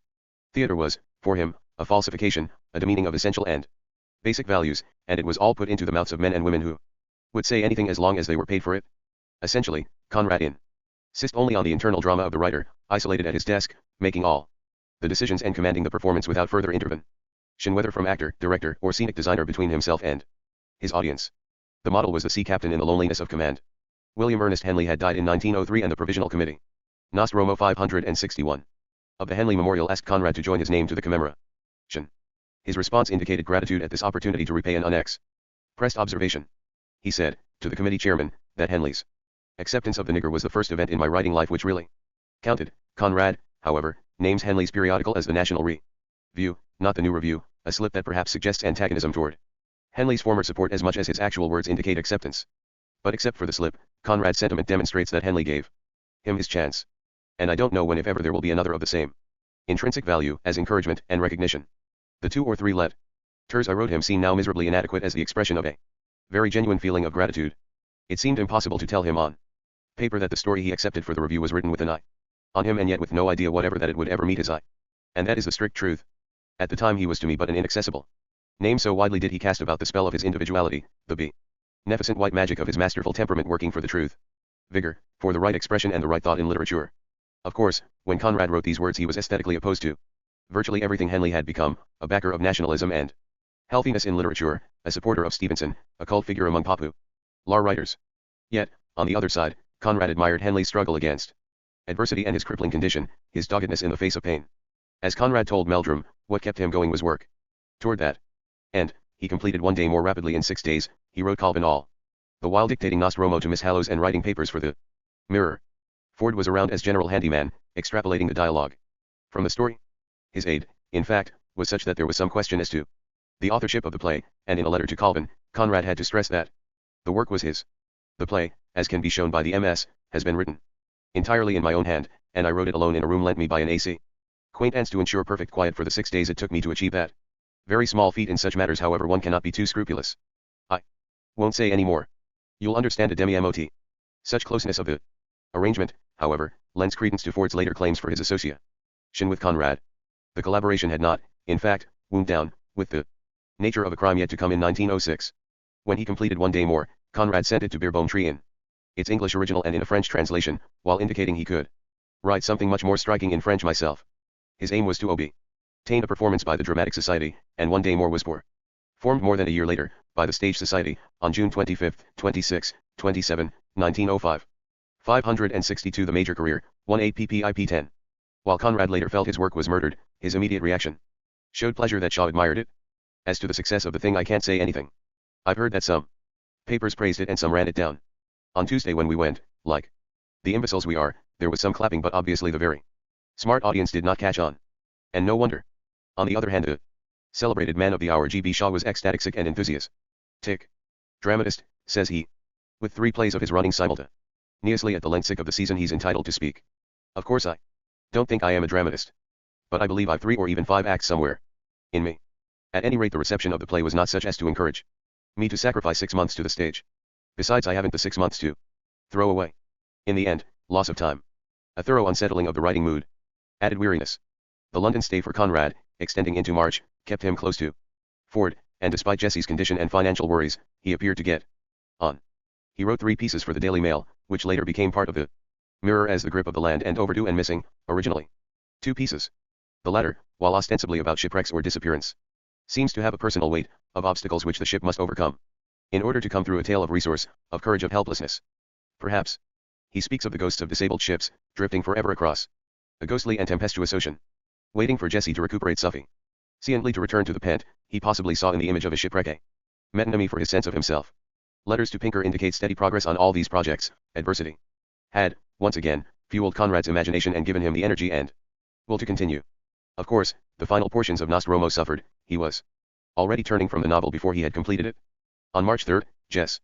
SIE left for the Pent, but Conrad stayed in London at 17, Gordon Place, POS. Sibley because with Ford in attendance he could work rapidly on multiple projects. He tells Pinker to find some money for these mirror pieces. Essays, impressions, descriptions, reminiscences, anecdotes and typical traits of the old sailing fleet which passes away for good with the last century. At the end of March, he was back at the Pent, with Jessie laid up, knee and heart condition, and himself suffering an attack of influenza, but the dictation went on from bed and couch. Also, the mind was thinking through projects, including a return to the idea of the Mediterranean novel, probably suspense, which he started much later. His schemes, outlined in letters to Pinker, were surely intended to assure his agent of his mental health and to obtain necessary monies for medical expenses and steady secretarial assist. Nostromo 563. Tense. When he took off 48 hours to go to deal, he told Pinker not to panic, since he needed the relief to get rid of a certain nervousness. Clearly, the intense literary activity was accompanied by near breakdown. The race, in a sense, was on, to complete Nostromo before he suffered a collapse, to play for working time while his condition deteriorated, like the gamble of a captain deciding whether to steam into the eye of the storm, or swing around and avoid it altogether. The first would save time but endanger the ship, the second would lose time but prove safer. He would describe the situation to Galsworthy and, also, ask for £5. Jessie was groaning with neuralgic pain, her nerves giving way, and I sit here, writing to you at a dressing table with a sort of notion in my head that this is hell. I suppose I am near enough to insanity. Existence is like a horrible nightmare. The condition, even if exaggerated, is comparable to the early 1890s depression Conrad had described to Marguerite, leading to hydrotherapeutic cures and, to some extent, to his work on Abner. He had come into a similar cycle, only now without time or money for a cure. He never lost the sense of his own worth. Like many egocentrics, he referred to himself in the third person. Those who know something of Conrad, the individual, shall find it there in the mirror sketches, and the serialization being commenced at the right time may help the vogue of Nostromo. Here is Conrad talking of the events and feelings of his own life as he would talk to a friend. On April 25, in a somewhat cursory letter to the very depressed Ford, Conrad indicates two part of and finished yesterday. It is possible to know, given the fragmentary manuscript, if that meant Conrad had still to write the entire third part, which in the final version is the lighthouse runs 2/5 of the book's length. More likely, he had completed the second part for serialization and had already sketched out and written a good deal of the third, since he would finish the novel by the end of August. Pauling of Heinemann had suggested that Conrad and Graham write a joint article, and Conrad was sufficiently interested to propose a sale and a talk. But, he wrote Pauling, he could not entertain any such idea unless he were certain of publication. The topic was, apparently, to be about the commercial aspect of the Port of London, for the world's work. It is unclear what role Graham would have had in the collaboration, for Conrad fails to mention him, stressing rather that he has no knowledge and less interest in such matters. He would, however, be willing to try something between 4 and 5,000 words, for £50 for serial rights in England and America. Nothing came of the proposal. He hoped, meanwhile, to place the pieces of the mirror, Hawkett, the asterisk in May. He told Pinker he was sending was typescript, meaning manuscript copy was on the first batch of part 3, but indicated it ready in part or full. 564 The Major Career, IAPP Ipia. Editor of Pall Mall magazine offered to take 6 at £5.5 per 1,000 words. Yet the interesting part of Conrad's letter of May 29 to Ford concerned the book version of Mirror whose proceeds were apparently to be prorated between the two collaborators. A small calculation will fix our proper proportions, for I suppose we cannot finish the whole together. Can we?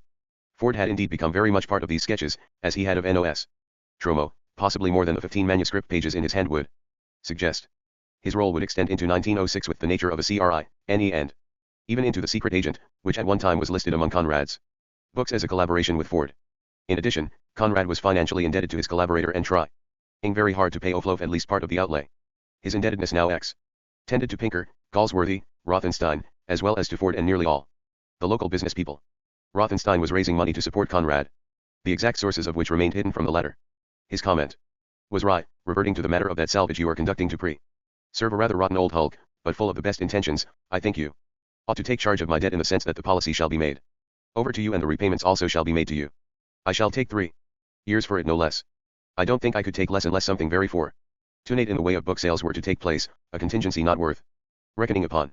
Genai Pile Don Terrible de la Popularite. Incredibly enough, plans for a new collaborative effort continued throughout the final stages of Nostromo. On July 29, 1904, Conrad wrote Ford that if the latter wanted to write something for the Northern Newspaper Syndicate, he, Conrad, would be willing to put in a few of my jargon phrases and send it on. As I remarked, nothing matters and we are intimate enough to say anything to each other. It was an opportunity for Ford to earn a few pounds, and Conrad's cooperation was probably intended as a way of repaying his friend. Nostromo was reaching its conclusion, but not without pain and suffering, both physical, a toothache, and mental. Before he completed it, however, word reached Conrad, via Edmund Goss, the critic and conduit of much literary gossip, that in the marketplace it was rumored, Pinker deals harshly with Conrad. Conrad's defense of his agent is really the beginning of a phase in which the association warmed into friendship, almost another kind of collaboration, here between money and literary Ethelford. Conrad writes. He has known me for 6 years. He has stepped gallantly into the breach left open by the collapse of my bank, and not only gallantly, but successfully as well. He has treated not only my moods but even my fan size with the greatest consideration. I would not dream of wearying you with details and figures, but his action, distinctly, has not been of a mercenary character. He cannot take away the weariness of mind which at the Nostromo 6 and often years of strain has come upon me, but he has done his utmost to help me to overcome it by rehaving the immediate material pressure and the even more disabling pressure of human stupidity. But let that pass. How much can he expect in return for these services? I don't know. But I fear I am not a profitable man for anybody's speculation. Although a funnel for malicious gossip, Goss was to prove a friend to Conrad, for in the next year he helped him obtain a £500 grant from Balfour, the Prime Minister. On August 30th, Conrad's longest stretch of writing thus far in his career ended. Not until victory, his final masterwork, would he devote such steady mental and physical effort to a single work. Galsworthy was one of the first recipients of the news, although within the next few days he announced it as a great victory to Ford, Rothenstein, Elsie Hoover, Garnett, even Roger Casement. His words to Galsworthy, intermixing martyrdom with pleasure, are the most compelling. After relating the episode of his toothache, in which the dentist dragged at the infernal thing in his gum, Conrad moves to a swooning. I went back to my Ms. at 6 p.m. At 1:30 something happened. What it is I don't know. I was writing, and raised my eyes to look at the clock. The next thing I know I was sitting, not lying, sitting on the concrete outside the door. When I crawled in I found it was nearly 1. I managed to get upstairs and said to Jesse, we must be off tomorrow. I took 30 drops of chlorodyne and slept till 7. Then he was off by car to Hope's house in Stanford in Essex, an adventure in which an old man was knocked down but not badly hurt, fuel ran out, and he felt the exhilarated exhaustion of a man passing into another state of consciousness. His description is of something close to that disordering of the senses we associate with synesthesia. Had something to eat and tasted it too, for the first time in 10 days. On crossing the river, began to revive on the ferry. Jesse very good and Boris quite a man watching over Mama's poor leg and warning off boarders with luggage. At 5, inside of Stanford L.E. Hope our station, petrol gave out. Man ran on and ran back with a 2-gallon tin. That night I slept. Worked all day. In the evening dear Mrs. Hope, who is not used to that sort of thing, gave me 4 candles and on I went. I finished at 3. Took me another half hour to check the numbering of the pages, write a letter to P and so on. I had not the heart to write to you that same night nor yet the next day. Wasn't sure I would survive. But I have survived extremely well. I feel no elation. The strain has been too great for that. But I am quite recovered. And ready for work again. There can be no stoppage till end of November, when the sketches will be finished. And then, I fancy, something will have to be done to get away. 66 The major career, IAPP. To Ford, he showed less elation and more discouragement, perhaps in keeping with his friend's severe depression and inability to work, but I've finished. There's no elation. No relief even. Nothing. Moreover I've got a good fortnight's work for the book form. The miserable rubbish is to shoot out on the muck heap before this month is out. I'll send you the book. I'm weary. Weary. He reassures Ford, who had lost all faith in his powers, that, without understanding you in the least the man Pinker, also Ford's literary agent likes you personally. He also nurses in his mind a by no means irrational idea of your usefulness. You are for him the man who can write any thing at any time and write it well. Part of Conrad's weariness, besides the financial, personal, and literary problems involved, was very possibly based on the nature of the experience to which he had just subjected himself. The mere writing of a 200,000-word novel would have been sufficient to explain exhaustion and near breakdown, especially since so much depended on an investment of a huge amount of time.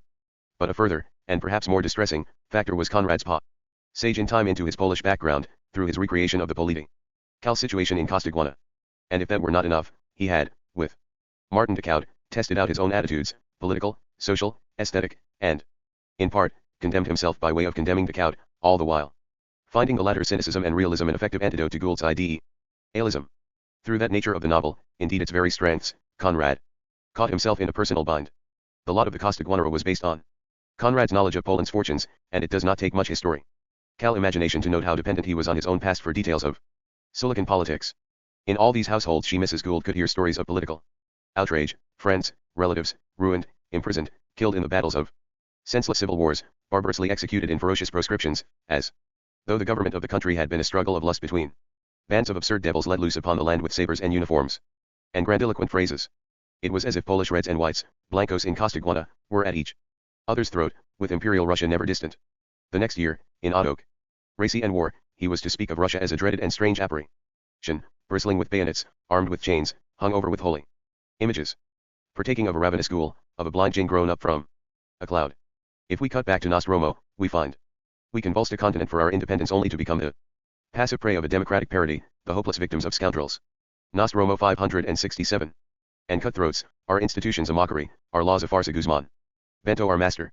And we have sunk so low that when a man like you, Don Jose Avellanos, has awakened our conscience, a stupid barbarian of a Montero, great heavens, a Montero becomes a deadly danger, and an ignorant, boastful Indio, like Barrios, is our defender. Decoud adds, we have no political reason, we have political passions. Sometimes. What is a conviction? A particular view of our personal advantage, either practical or emotional. No one is a patriot for nothing. The word serves us well. Decoud was grappling with profound issues, the nature of political commitment, the measurement of ideals against personal gain, the kind of reward one expects from the investment of time and energy. For Conrad, it was a testing out of Apollo Korzeniowski's very being and of his own reaction to his father's career. For Decoud, life is not for me a moral romance derived from the tradition of a pretty fairy tale. In Autocracy and War, Conrad, using Germany as his example, says that no peace for the earth can be found in the expansion of material interests which she seems to have adopted exclusively as her only aim, ideal, and watchword.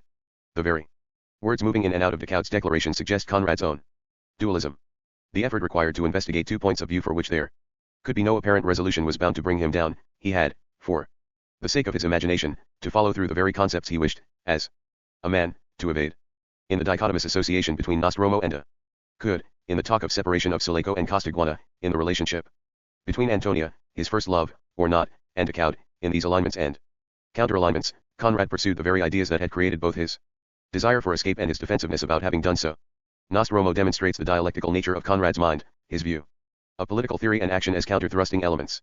The entire novel, characters as well as scenes and events, is structured on conflicting opposites, which temporarily blend into a synthesis, which itself becomes the new counter in the dialectic.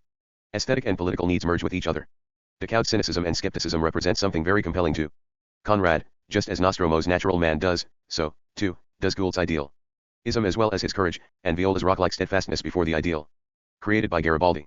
Yet all are insufficient, all typify positions that are somehow irrelevant to the situation at hand, and all except perhaps Viola are motivated by barely disguised self-interest. Nevertheless, they are the political, and, by extension, the moral, process. At one point an emissary of Hernandez, the outlaw turned patriot, asks Charles Gould, has not the master of the mine any message to send to Hernandez, the master of the Campo? It occurs to Gould, who sometimes has Conrad's sensibility and insight, that 568. The major career, 1 APPIPIO. They were equals before the lawlessness of the land. Conrad's ability to see that a close-meshed net of crime and corruption lay upon the whole country was an insight that lay at the foundation of nearly all his fiction of this decade. It rests at the center of the secret agent, under Western eyes, chance, and victory. This, not some theory about democracy, its successes or failures, is Conrad's political base asterisk. Various theorists about Conrad's politics, whether those who see him in a Burke Mill virile tradition, Fleischmann, in the Polish romantic gentry tradition, Najder, or as an anti-liberal who argues for the status quo, often ignore what the fiction tells us. As a creative artist, Conrad intertwined his politics with matters of tone, texture, irony, all of them indescribable matters. These qualities not only affect his politics, they are his politics. In every political act, for Conrad, the entire population is involved. There can be no separation of government or leaders from the people, and therefore, there can be no such thing as a distinct political idea. Conrad was, to use a label, a Hegelian, without the character of an idea or ideal. AC. Accordingly, every theory of his political ideas is potentially correct as well as incorrect, since he is a dialectician, never an absolutist. None of this argument, of course, obviates a search for Conrad's political sources, whether in Burke, Rousseau, or Polish Romanticism. What we must remember, additionally, is that his politics were formed as much by the sea as by ideas, by a community based on endurance and common loyalties. Chapter 24. Nostrato's Epigone. Asterisk. T. He book form of Nostromo appeared on October 14, published by Harper's in London and New York. With the serial ending a week earlier, Conrad was anxious for his friends to wait and read the novel in its book version, not as fragments. The publication of the book, upon which so much depended, coincided with his journeying up to London with Jessie for an operation upon her knee. Although it was a time when he could work, he wrote a brief essay on Henry James for the North American Review and an early version of Caspar Ruiz for the Strand magazine, which refused it. It was also a period when he hoped for reviews that would lead to greater popularity and a resultant pickup in sales of his books. One of the first notices, in the Times Literary Supplement of October 21st, was to dash his hopes. Upset by the narrative convolutions, the reviewer felt that a short story idea was overwhelmed by the technical machinery. We do not object, he wrote, to an author's finding his way by first losing it, or at any rate by first trying many others. Probably it is the safest means, but we do object to being taken with him on the search. In other words, we think that the publication of this book as it stands is an artistic mistake. Although, on October 24, Conrad wrote Rothenstein he had not seen any reviews, he was already suffering from something resembling asthma, a very bad fit of it. By October 31st, he had seen enough to tell Pinker, I am afraid Nostromo had a bad send-off. I know well enough that the book is no mean feat, but what about the public? The narrative difficulties, which cannot be denied, created problems for the reviewers. Rather than seeing that the narrative was part of a larger plan involving history and memory, the attempt to capture cycles of experience and fix the novel in a larger context of human behavior, the reviewers tended to judge the novel by the standards of popular fiction. Typical were remarks attacking the prose, or wishing that Conrad had remained a scene novelist, or citing the storytelling itself as tortuous and non-rewarding. Black and White, for example, reported, Mr. Conrad, however, has hidden what grain of romance or of realism was in him under a multitude of words and 569. 5 The major career, 1 APPIPIO. Lowering paragraphs. Only here and there does he catch anything of the terrible mystery of the sea. Only here and there does he come in touch with the still more terrible mysteries of the human heart. In the nigger of the Nar. Cissus he set afloat a cockleshell of plot on a sea of marvelous descriptive passages. But in Nostromo, unfortunately, the descriptive passages themselves are not marvelous. C.D. O'Berry in the British Weekly took away as much as he gave, indicating that the plot is not well told, and often it is difficult to say when or where we are. Yet the reviewer saw that Conrad had chosen a new way to impart reality and insight calculated to attract the literature but discourage any potential audience. The Daily Telegraph condemned Conrad's lack of a selective gift. While parts of Nostromo have an absorbing interest, the impression is not preserved when the book is viewed in its entirety. It has long of a wearisome nature, vital situations hang fire while the author indulges in characteristic digressions, detail absorbs the position of outline, which becomes impossibly blurred, the story which held us by its vigor, its wide human interest, becomes narrowed to some small personal issue, the spell is broken. Many of the reviewers, including Edward Garnett, in The Speaker, while sympathetic and understanding overall, found the latter sections of Nostromo weak, more often than not too foreshortened. The Guardian reviewer caught the grand plan. The art of the narrative does at last bring the strange array of characters and figures into significant relation, but was disturbed about Nostromo's prominence in what becomes an arbitrary and baffling design. Garnett spoke of Conrad's psychology of scene, which he shares with many of the great poets and the great artists. His method of poetic realism, Garnett feels, aligns him with the great Russian novelists, but M.R. Conrad, inferior in the psychology of character, has outstripped them in his magical power of creating the whole mirage of nature. John Buchan, in an unsigned review in The Spectator, misunderstood the role of Nostromo in the drama, but did see the strife of ideals in assorted warfare and the core of seriousness in mock heroics. The reviews were nearly all bound to discourage the reader. Buchan's estimation is characteristic. It is not a book which the casual reader will appreciate. The sequence of events has to be sought painfully through the mazes of irrelevancy with which the author tries to mislead us. But it is a book which will well repay those who give it the close attention which it deserves. Conrad was modern, and modernity, whether of technique or language, would divide the audience. His share was small. He felt he owed Graham an explanation of the novel, since Graham knew the Hispanic scene. Thus, Conrad stressed that Nostromo was not a Spaniard. Nostromo J. Epigone 571. Or South American but an Italian, and that would explain his easy way with women. He says he tried to make the Capet as a romantic mouthpiece of the people, by which he meant the people's sense of manipulation and exploitation. This distorted reading of his own novel was probably intended to placate Graham. On the personal side, Conrad's life was equally dispiriting. Jessie's operation was becoming a peculiarly Conradian disaster, a medical farce out of Molière, perhaps. Before leaving for London, where they took an apartment at 99B, Addison Road, the impecunious Conrads gave a dinner party for 30 guests. Jessie identifies some of them as E.V. Lucas and his wife, Augustus John, A.J. Dawson, Henry Tonks. Then, once they were settled in London, an examination showed that the knee required no operation. Conrad was relieved, of course, but he was wary, possibly suspicious, because of his sense of impending disaster. The doctor in charge, Bruce Clark, did in fact change his mind a few days later. Jessie has been a week now in a nursing home near Harley Street. Conrad rode forward with Bruce Clark, the joint specialist surgeon, LEC, Tour at Bart's. In charge of the case. Various rather horrible things have taken place. The examination under chloroform was made 4 days ago. And would you imagine, the mischief was not located, it was not even found. As a matter of fact, B. Clark, as good a man as there is, I suppose, took his patient for a pampered silly sort of little woman who was making no end of fuss for a simple stiff joint. You may imagine to what horrible pain he put her acting on that assumption. I daren't trust myself to write of it. Essay. Clark found and admitted his mistake. The cartilage in Jessie's knee had been displaced for the last 14 years, since her accident at 16, and needed an immediate operation. It was scheduled for November 24th.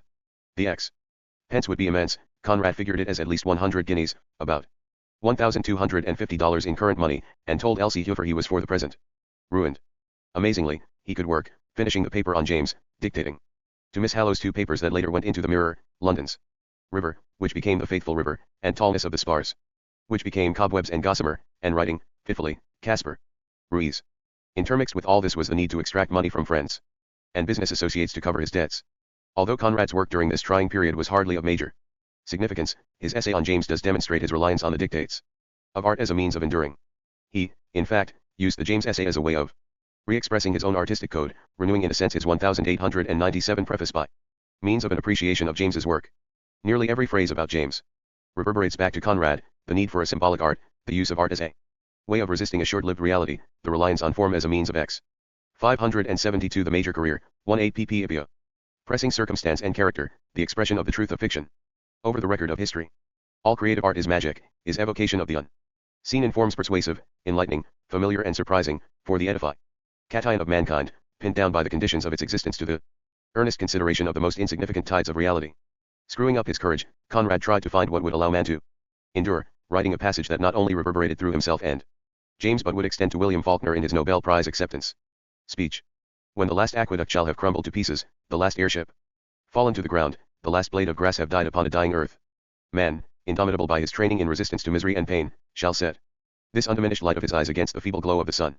The artistic faculty, of which each of us has a minute grain, may find its voice in some individual of that last group, gifted with the power of expression, and courageous enough to interpret the ultimate experience of mankind in terms of its temperament, in terms of art. The entire swarm of life is a precious movement, only temporarily present in the moment, and yet it is the novelist's task to grasp this manifold activity by the independent creation of circumstance and character, achieved against all the difficulties of expression, in an imaginative effort finding its inspiration from the reality of forms and sensations. The shaping of discrete, contingent events is our only defense against a reality that otherwise buries us. In the Faithful River, Conrad found comparable terms.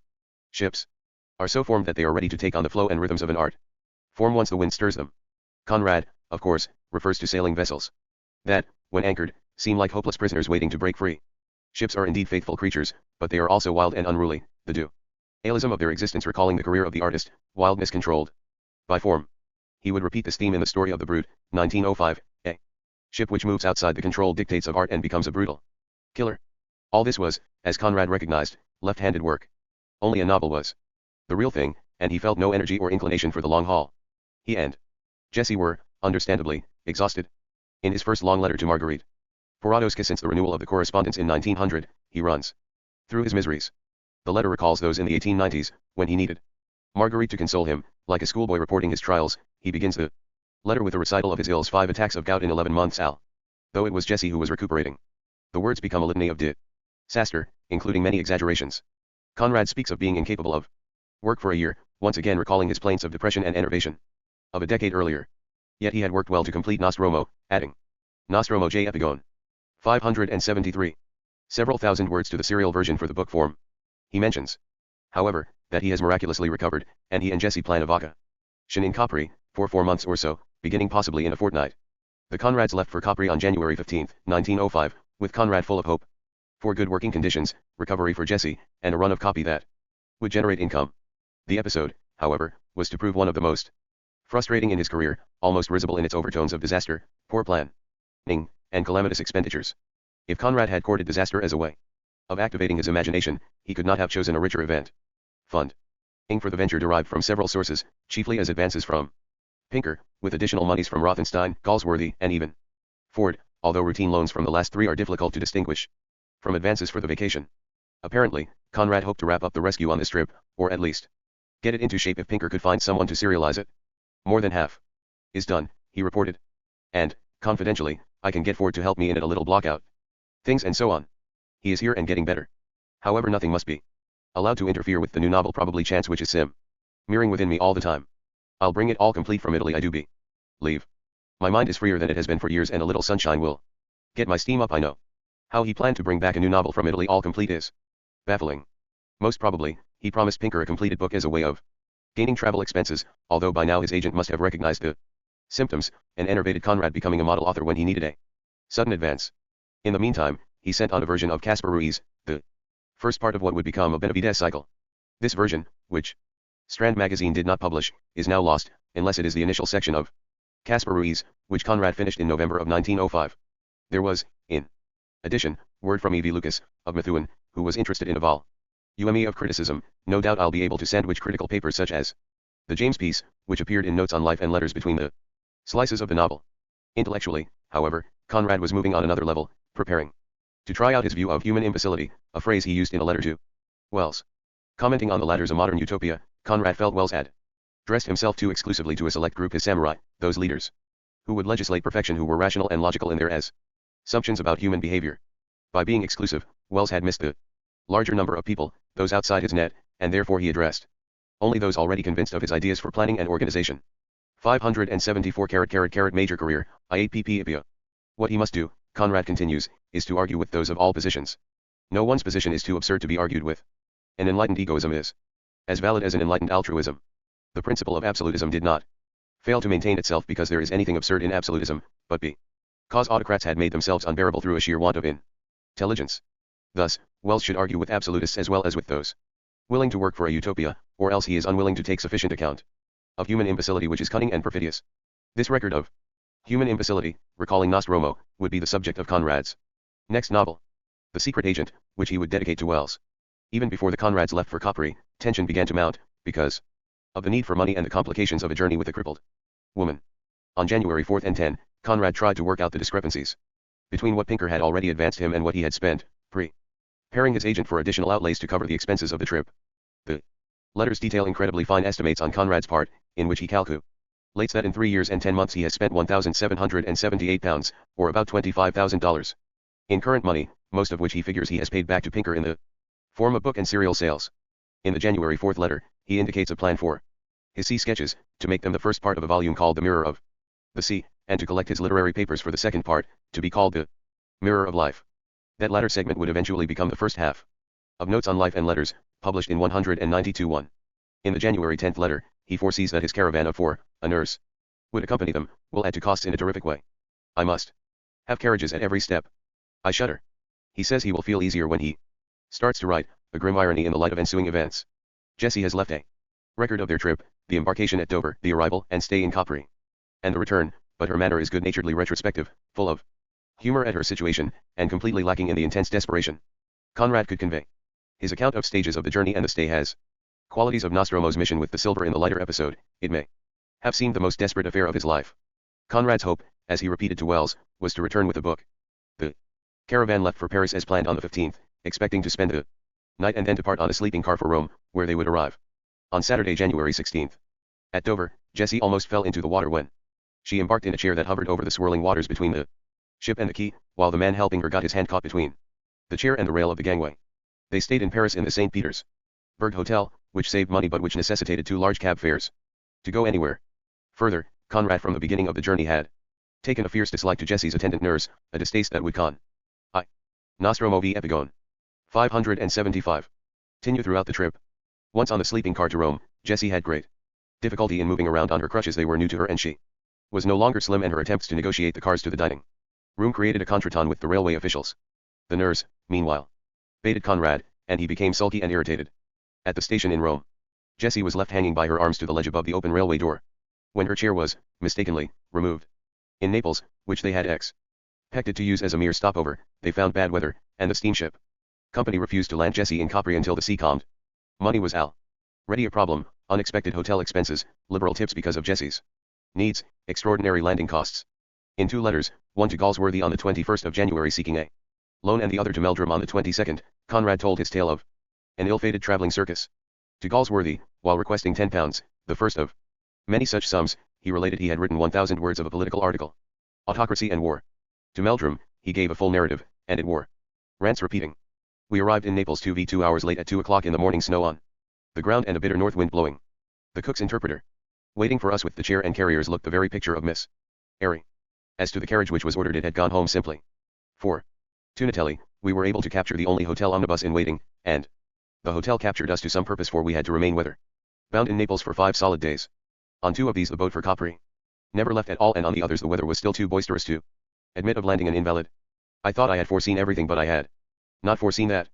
At last, taking the first chance, we got landed here yesterday by moonlight, the whole population, I should say, of the marina turning out on the jetty to see the fun. The captain took his steamer in as close in as he dared, and a special big rowing boat came off to do the transshipping. The uproar was something awful, but I must say that for all their yelling, these Italians did their work extremely well, and though the thing looked, and to my wife must have felt, dangerous, I had not a moment uneasiness. The whole affair, which had ored the population of Capri so much innocent enjoyment, cost me 40 FRCS or so. Jessie, nevertheless, speaks of Conrad's agitation during the operation. Directly they took over the house, the nurse fell apart, her nerves gone, and she took to bed, requiring nursing herself. For Conrad, the entire venture was to remain a kind of unreal episode in his life. As he wrote Galsworthy, the whole expedition is a mad thing, not only because of the logistical details, but because its success depended on his ability to write 60,000 words in 4 months.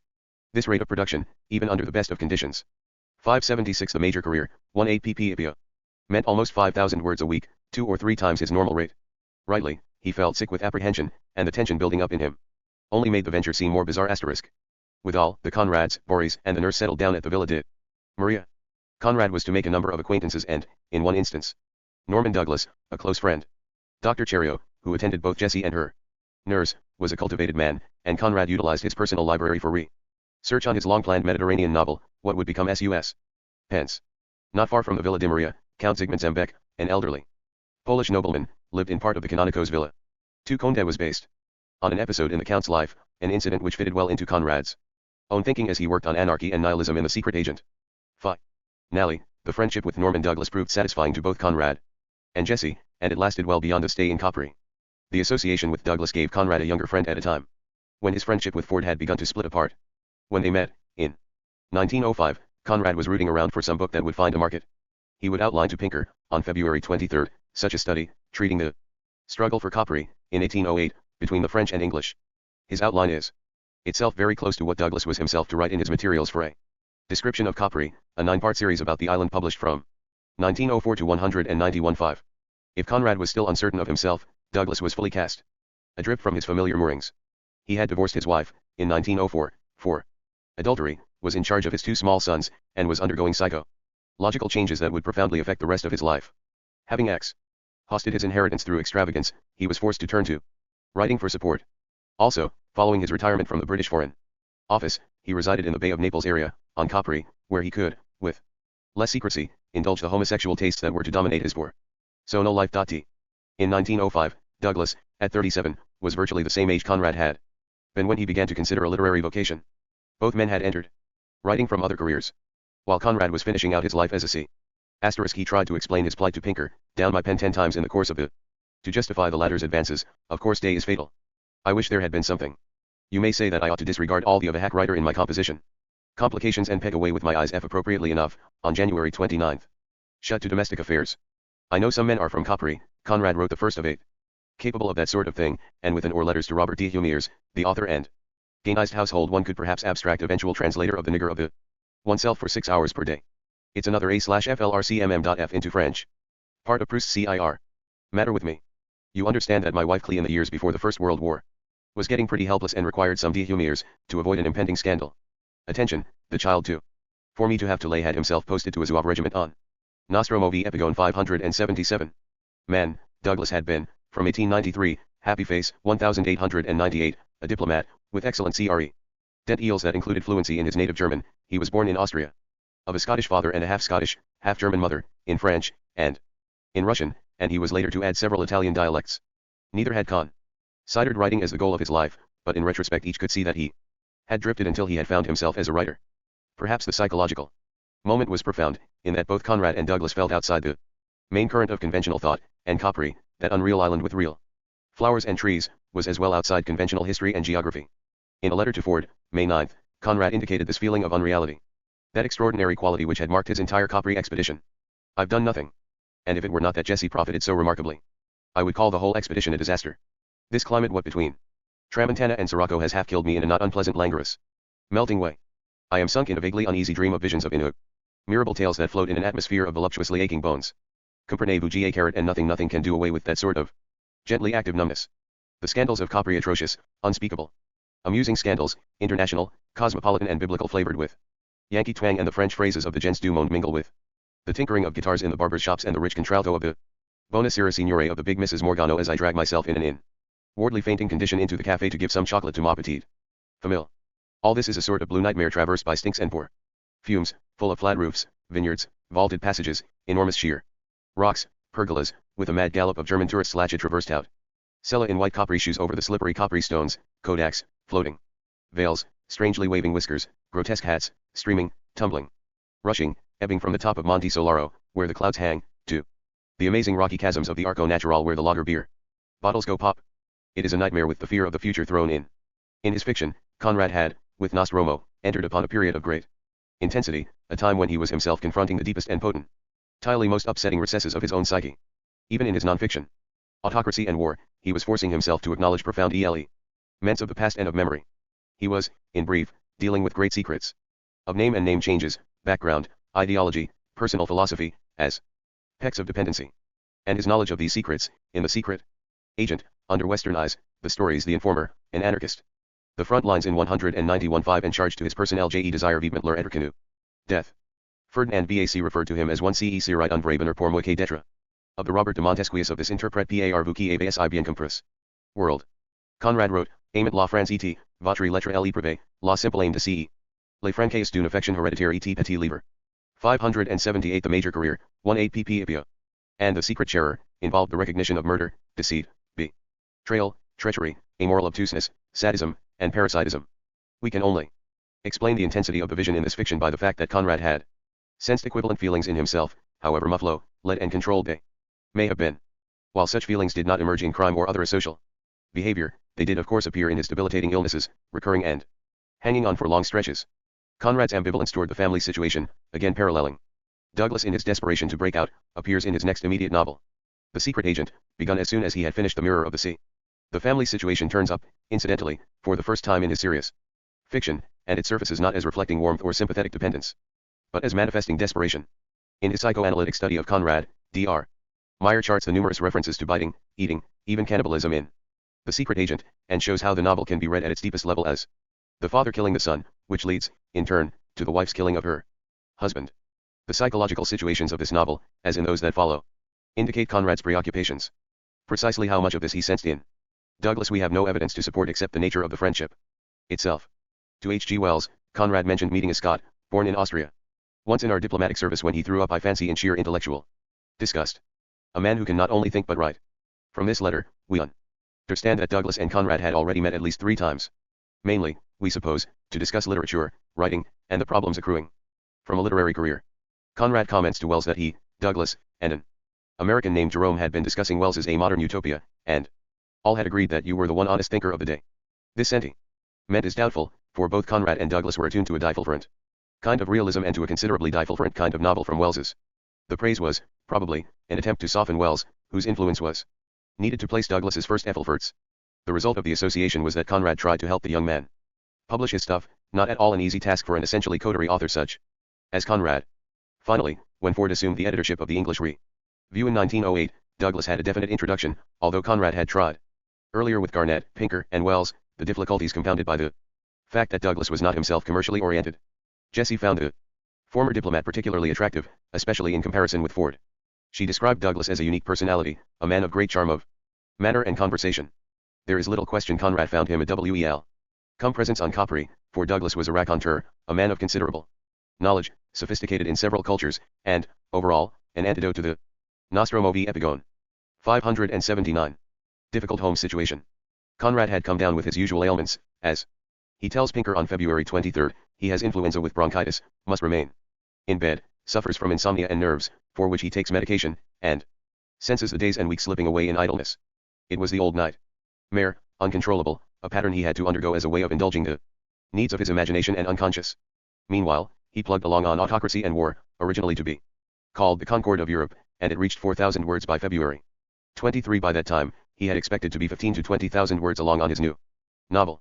In late March, there was a brief respite from the debilitating effects of the influenza attack, financial pressures, and overall enervation. It was a respite with a tail attached.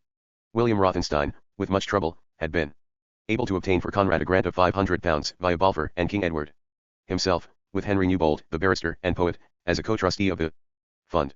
Edmund Gosse, whose connections in the government ran high, had helped Rothenstein arrange for the grant.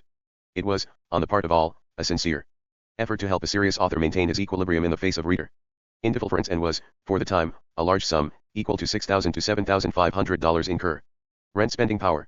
Conrad turned it all into drama, grateful for the recognition but horrified that someone should oversee his life and expenditures. He told Gosse, first, that such moral support, it was financial or belief, is the greatest help a writer can receive in those difficult moments which Baudelaire has defined happily as les relates de écrivains nerveux. Quincy too, he continued, I believe has known that anguished suspension of all power of thought that comes to one often in the midst of a very rebel of production like the slave. With his memento mori at a feast, Conrad followed this letter of gratitude with another on April 1, assuring Gosse of his discretion. Then, on May 16, while the Conrads were staying in Aix-Marseilles on their return from Capri, he let go with a blast every aspect of his dependency on others, which was so much a part of both his childhood and adult years, rankled and twisted. I find it difficult to believe that the Prime Minister intended that or any other Coratelli guardianship or trusteeship to be established. It seemed to me that the grant was offered without conditions, else, I feel sure from the most considerate tact invariably manifested in all your communications with me, you would have given me a hint beforehand of any such arrangement with all the delicacy displayed in your good works. It is therefore excessively startling to discover that a grant given, in the terms of your own letter announcing the fact, in recognition of my talents and for my services to literature, a grant therefore which, however beyond one's deserts one could have imagined oneself to have, in a measure earned, becomes converted into a bounty which has to be begged for. And this not once only but many times, as it were, that it is a gift no longer. 580 The major career, IAPP conferred upon such merits as I may have, but upon two men with power to control, grant and withhold, according to their will and judgment, and that power apparently unlimited in its discretion. The tone now picks up that of Uncle Thaddeus, the guardian, as he toured young Conrad. The whole affair has assumed an appearance much graver and more distressing than any stress of my material necessities, the appearance of Conrad having to be saved from himself, the sort of thing that casts a doubt on a man's sense of responsibility, on his right feeling, on his sense of correct conduct. How it has arisen since your friendly and considerable letter came, bringing with it the regret of many imperfections and the comfort of your approving judgment, I cannot tell. What indiscreet act, or word of mine, or somebody else's, might have given cause for it, I can not tell. All I know is that I haven't been able not only to write a line since, but even to think of one worth setting down. Conrad requested an interview with Gosse to put forward his case, that he could handle the funds without management from above. He also asserted that had he not needed the first check from the grant to cover his travel expenses from Capri, he would not have used it. He is, however, prepared to repay the sum within 2 weeks of his return, ostensibly with money from Pinker. In his next letter, on May 19, just after his return to the Pent, Conrad apologized to Gosse *, who had been outraged by the grantee's apparent ingratitude, indicating he had not known such procedures of governing the fund were usual, not exceptional in his case. Conrad wrote, I own to a, not I hope very peculiar, dislike of falling, even by the remote test appearance, into the class of those disorderly talents whose bohemianism, irregularity and general irresponsibility of conduct are neither in my tradition and my training nor in my character. You will in all fairness to me remember that it is through you and you alone that I received the only intimation which I could regard as authoritative and official. Granting that I have been unspeakably stupid, to whom else, under my mistaken impression, was it proper for me to appeal for a hearing? It was asked for, in all deference, as a favor. I conclude with a perfectly unaffected regret, that it is refused. But is my readiness to throw? He apparently was appeased, for in members among the original group, who 910, when he outlined a plan to Thomas, represented not only literature but history, hardy for the establishment of an English poetry, and philosophy, were, besides, Academy of Letters, he included Conrad as Conrad, Yates, Hardy, James, Gilbert Moore, one of the original 30 members. The academic Ray, Sir Alfred Lyell, A.C. Bradley, Vis. Amy was modeled after the academic Count Morley, Robert Bridges, Pinero, Lang, Francaise, and would eventually grow to 40 George Trevelyan, and Gosse himself. Nostromo J. Epigone 581. Myself unreservedly upon your judgment to be counted a sin so grievous as to reflect on my character. The apology meant Conrad could accept the money, which he needed to Paratelli to pay current expenses and to hold off Pinker, and at the same time save face. It was a parade of pride swallowed, the self effaced, a last-minute retrieval of fortune. The Galsworthys visited in Capri in April, and Conrad must have discussed finances with his generous friend. By mid-April, Conrad had realized the Copri's stay was, from the point of view of his career, a disaster. Jessie had benefited from the electricity cure she underwent, but none of this could mitigate the fact that he depended on Pinker for funds to return, and he had, except for the article, no copy to send as payment. It was the old bind, money borrowed to buy time, and then time wasted or lost while debts accumulated. He was ready for an attack of gout, and it would come shortly after his return to England. In a desperate move, he reopened to Pinker his plan to collect his sea sketches and literary papers in a single volume, although the collection would not be coherent except as an expression of Conrad's sensibility. He even mentions that the Glasgow Evening Herald had asked him for permission to reproduce his preface to the Nigger as a special article on the art of fiction. He gave permission and received 3 guineas in payment. The sole copy Conrad was preparing involved the dynamite ship story chance at story length, and probably only the episode in which Captain Anthony transports dynamite as cargo on the Ferndale. The manuscript title of Chance incidentally, is Explosives. By May 12, Conrad assured Pinker, short stories is the watchword now and explosives ready. And in a May 8 letter to Galsworthy, reviewing his entire Capri disaster, Conrad says he has begun a short story, apparently explosive something like youth but not at all like it. In the face of my situation it is mere trifling. This early beginning of Chance, definitely in mind in some version. Before the secret agent and fixed dimly in Conrad's imagination as the dynamite ship in the late 1890s, places the novel well back in the youth and Lord Jim period. This fact helps explain the early parts, which focus so intensely on narrators and narrative that the novel moves sluggishly, as though Conrad were fascinated more by technical scaffolding than content. Further, that intricate beginning would appear to be disconnected from the later parts, those devoted to the dynamite ship. Thus, the disproportion of various elements and the disconnectedness of the narrative devices reach back far into Conrad's conception of the novel. Of still greater interest is the early dating of the novel, placing it as overlapping with The Rescue and Nostromo and running parallel with Verloc, The Secret Agent, and Razumov under Western Eyes. This in turn 582 The Major Career, IAPP weaving indicates a tightness of conception and creativity far more intense than we had behoved, with 4 long novels in various stages moving in and out of Conrad's mind in this 6 to 7 year period. Conrad's letters to Pinker detailing the progress of The Secret Agent also pick up fragments of Chance, with the letter of January 25, 1907, indicating he has done a lot to it. A full month before leaving Capri, Conrad was already mentally back at the Pent. He planned to stop off on the return to see Marguerite in Marseilles, for only one day, he assures Pinker. Finances, Conrad's Armageddon, were hopeless. He needed Pinker for everything, and the agent had balked at sending funds because of lack of copy. First, Conrad wanted to be rid of the nurse, Miss Jackson, and needed transportation money for her. Then, he needed travel money for his family, the cheapest possible way via Marseilles. And third, he had to have expenses, for if he failed to pay up and leave the Villa di Maria by the 19th of May he would face the prospect of being abruptly chucked out, in debt, into the streets in Capri. None of this, he tells Pinker, will get the story done. He informs his agent that if it is his intention to strand the Conrad family on Capri, then he, Conrad, will have to devote all his energies to getting away. You can, my dear fellow, put me in a hole, but I won't be kept there. In what state of mind do you think I'll be able to approach the work lying before me and to which I shall turn directly this writing is done? Added to this near panic was Conrad's intention to return to attend rehearsals of One Day More, which the Stage Society would produce in June. He mentions Granville Barker and George Bernard Shaw as showing interest in his work, surely hoping Pinker will be impressed. Pinker was an agent, however, not a literary man, and he was more impressed by copy turned in on time, such as Arnold Bennett's, than by grand names. If he supported Conrad in the face of his better financial instincts, it was because he believed, finally, in Conrad and not because he thought he was supporting great literature. Conrad said he would sit tight until the 28th of April, and then if Pinker failed to come through, I shall consider myself left, and what I will do, where I will go and how is a mystery even to myself and not worth much considering anyhow. He appeared to revel in the abandonment, repeating the image of a man drowning, of Pinker as rescuer, of himself as deserted. He says he will sit hard and write, assuring Pinker that a certain amount of pressure may do to bring a drunkard to his bearings, but it must fail with my temperament. Money, eventually, was forthcoming, and the Conrads left Capri on May 12, bound for Naples to catch the steamer to Marseilles. With nothing to offer Pinker but a version of Explosives, Conrad suggested in a May 12 letter that he do a series of short stories based on extracts from private letters of a war correspondent.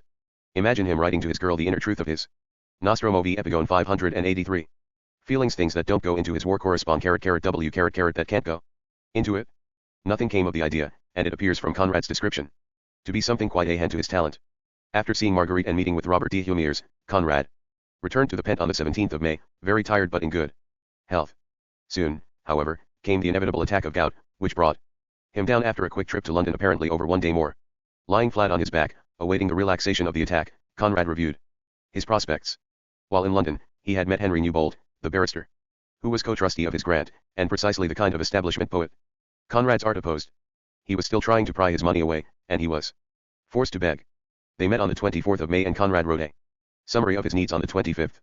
What was dismaying to him was his need to explain his AFL peers in detail to obtain the first half, £250. The list of his debts, which he totaled for Newbold, runs into virtually every aspect of his life: an overdraft on his bankers, on which he owed at least £60, arrears on rent for 6 years, £50, taxes due, £22.10, doctors owed, Hackney £20, T-Beeb, who treated Ford and Elsie, as well as Conrad and Jesse, £10, Cheerio in Capri £18, Batten £14, local bills around Hythe and Folkestone, £102. The sum came to £298, or about $4,000 in current purchasing power. Conrad says that with the £250 from the grant he can manage if he sits close all next month. He tells Newbold, in a further demeaning explanation, that he cannot demand the sum from Pinker, because their arrangement is copy against payment. Only one friend, apparently Galsworthy, could lend him the funds. But since that friend will not hear of repayment, Conrad says borrowing is out of the question. The letter closes with several bows of deferential respect. All these AF fares are very miserable, but the point, as I venture to state it with all the deference and gratitude imaginable, is that if I have been judged worthy of that favor, there can be no harm of applying it in the way in which its beneficent effect will be most felt. Never perhaps an unexpected help had been more timely. The view also may be taken that more debts being for the most part the result of my wife's illness, the grant pays for her cure, which is in fact the feeling I first had when the news reached me. And what greater relief could be given to a man? He thanks Newbold for his support and for expressing commendation of his books. He promises to send a Mirror of the Sea as soon as it is available, calling it a pinch of my chaff for your solid grain, but one gives what one has. Conrad's manner is that of an outlaw to the sheriff, checking him out for violations. The above explanation to Newbold began a series of very lengthy letters, extending through the first half of June, in which Conrad bared his financial dealings. Newbold luckily thought enough of Conrad's work to retain the letters, although Conrad characteristically destroyed Newbold's answers. 584 The major career, 18 pp 1 p10. The former considered the correspondence to be a legal record, in abiding Newbold to justify his actions and Conrad to present his case. Newbold had suggested that Conrad declare bankruptcy, although not publicly, a step Conrad resisted with dismay. The advice must have sounded to Conrad like Bobrowski's warnings to his improvident nephew. He answered that his dealings with the local tradesmen have been equitable, and for him to declare bankruptcy would mean he would destroy his credit in an area where he has been known for more than 6 years. I ask you, he writes, my dear M. Newbold, how would you like such a proposal being made to yourself in relation to your own tradesmen and generally to people who trusted your word? It is an expedient for a hopeless situation, a calamitous sort of thing to which injustice to myself, as well as to the other parties, I cannot consent. There is no sentiment here whatever, I leave that out altogether, but from a practical point of view it would be bad business, making my position much worse for the future. I would repel the transaction as unnecessary and practically discrediting. But the true point of my objection lies in this, that it is not applicable to my case. Conrad's argument is that he needs peace of mind in order to work, serenity of thought necessary for good work, and such actions would upset him for months, as well as incur additional expenses of moving. Conrad retreats to his position of confidence as a maritime captain, of particular significance to Newbold, who was not only a patriot but a popular writer of sea ballads, particularly Drake's Drum in Admiral's All, 1897. I am no stranger to business, and know the meaning of things. I've had charge of valuable property and of conflicting interests beyond what falls commonly to the lot of commanders of ships. I look upon a composition with one's creditors as a most serious thing, worse than bankruptcy in some respects, much as bankruptcy may be forced on by the stupidity or malevolence of a creditor, whereas the other is a confession of absolute inability to meet one's engagements. I hope as long as I can sit a chair and hold a pen to keep it off. The June 5th letter is especially revealing, since in it Conrad shows how vulnerable he feels himself to be, although he was an established writer with at least 3 great works behind him. But now he is not the author of Heart of Darkness, Lord Jim, or Nostromo, but a Polish waif, a foreigner in N. Glance squirming at his differences. And as in the case of a writer such as I am, of unconventional origin, everything, literary achievement as well as personal character, may, and probably will be, scrutinized with no friendly eye. I felt bound to explain my position fully and state my arguments in extenso, with the hope, I own, that some day, perhaps, you, a literary man of undeniable, distinguished and national position, hearing some harsh opinion, would be disposed to say, it is not so. I knew the man and I know the facts. Nostromo J. Epigone. 585. Conrad offers his art, in particular his way of working, which is absolute. Asterisk that I cannot work with the regularity and certitude of an Anthony Trollope is a defect purely temperamental, but that I desire to avoid the most remote appearance of being the XX century edition of Johnson's M. Savage. You cannot but understand and approve, even if you find my dread exaggerated, knowing as you do the irresponsible judgments passed every day upon the living and the dead alike. He pleads with Newbold to understand how much he depends on the good opinion of the barrister and Rothenstein, the other trustee. Pray remember that from the nature of things I cannot Count upon the moral support one's family, connections, the opinion of numerous early associates gives one against the hasty judgments of the world. Except for the woman who trusted me and the child not yet old enough. Thank God to understand all the uncertainty of his future, I am so alone. That you two stand in virtue of your charge in the positions that only the nearest of blood could occupy with perfect safety to myself. The June 9th letter, pursuant to the conversation and exchange of correspondence, outlines Conrad's indebtedness in still greater detail. It exceeds the former estimate by £20, the additional sum having gone for furniture purchased since the interview. Conrad has broken down every bill into pounds and shillings, even pence, and we note, in addition to those indicated above, sums owed to the chemist, saddler, stationer, laundryman, as well as several others amounting even to only a few shillings. As he says, they have to be settled for very shame. Conrad reiterates that if only he had had more copy on hand, he would not appeal to Newbold for such amounts, but without copy, he cannot go to Pinker. He asks to have the checks made out directly to the people named. When these bills are paid, Conrad will have exhausted £370 of the grant money, with another £100 having been dispatched to Capri to cover expenses there. All this indicates that the Conrads had been living off the cuff for several years, with virtually no hope, barring a miracle, of achieving stability. For even with the unexpected money from the grant, the miracle, Conrad was, as he tells Newbold, still in arrears. In thanking Newbold on the 16th of June for having sent the checks, he admits his position is not made perfectly sound, but short of that for which the only way is steady work, you have afforded me the greatest amount of intellectual and moral relief possible under the circumstances. Yet this was not the end. Pinker had left for the United States on business for Henry James, and Conrad was forced to appeal to Norman Douglas, whose literary efforts he was supporting, to make payment for part of the Villa di Maria bill. While clearing away these debts, some extending back for several years, was helpful, it created the expected condition, severe illness. Doubt among other things. There was no way in which Conrad could relieve years of improvidence, whether earned or not, without repeating the cycle of childhood illness. 586 The major career, IAPP.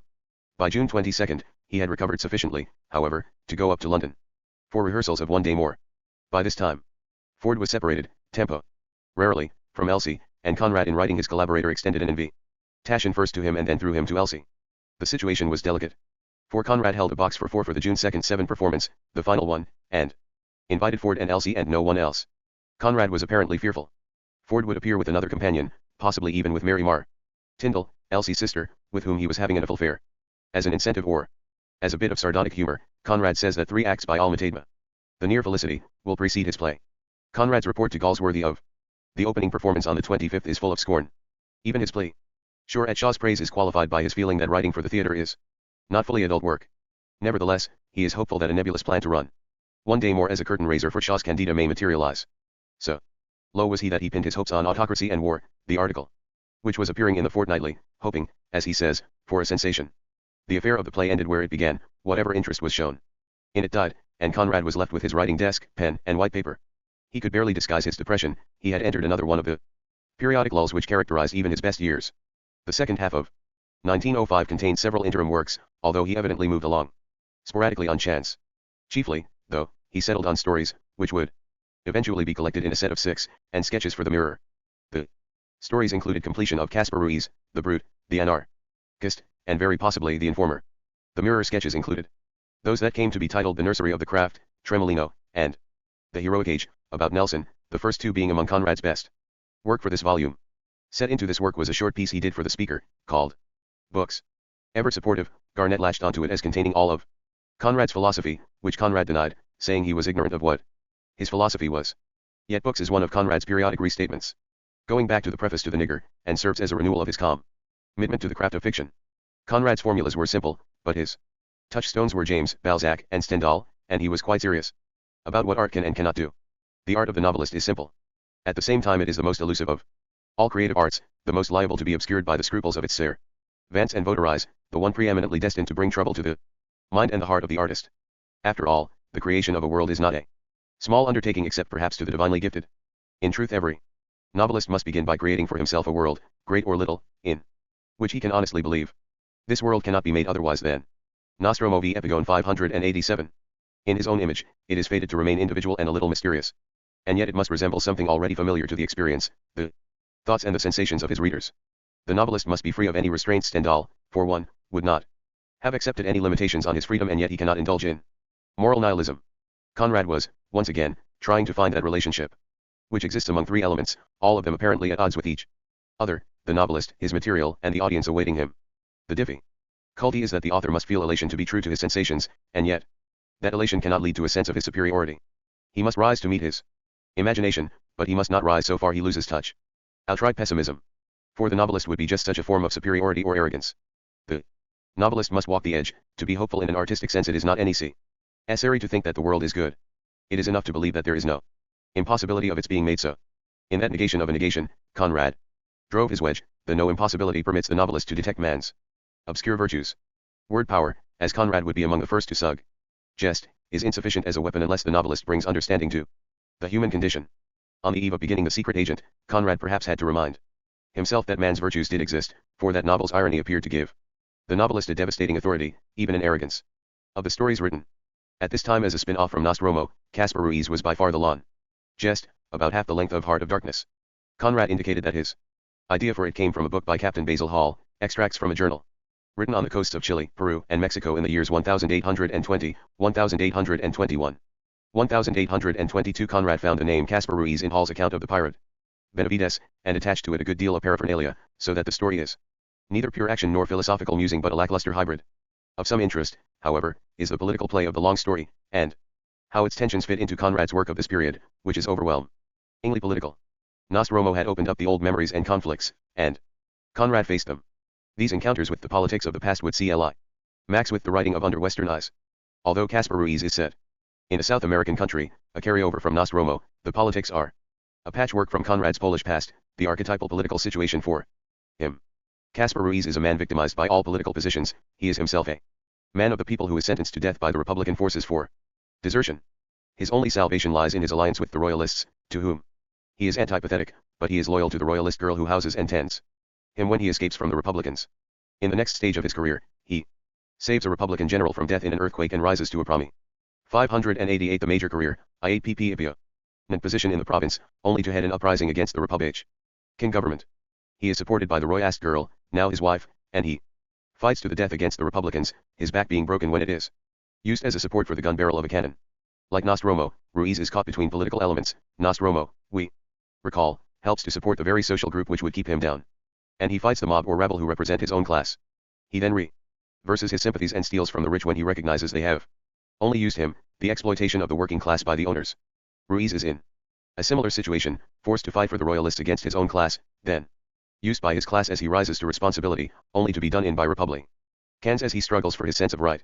In another ambiguous political story of this period, The Informer, Conrad uses the office of the Torch * an anarchist journal, for his central scene, the revelation of Svrin's activities as a police agent.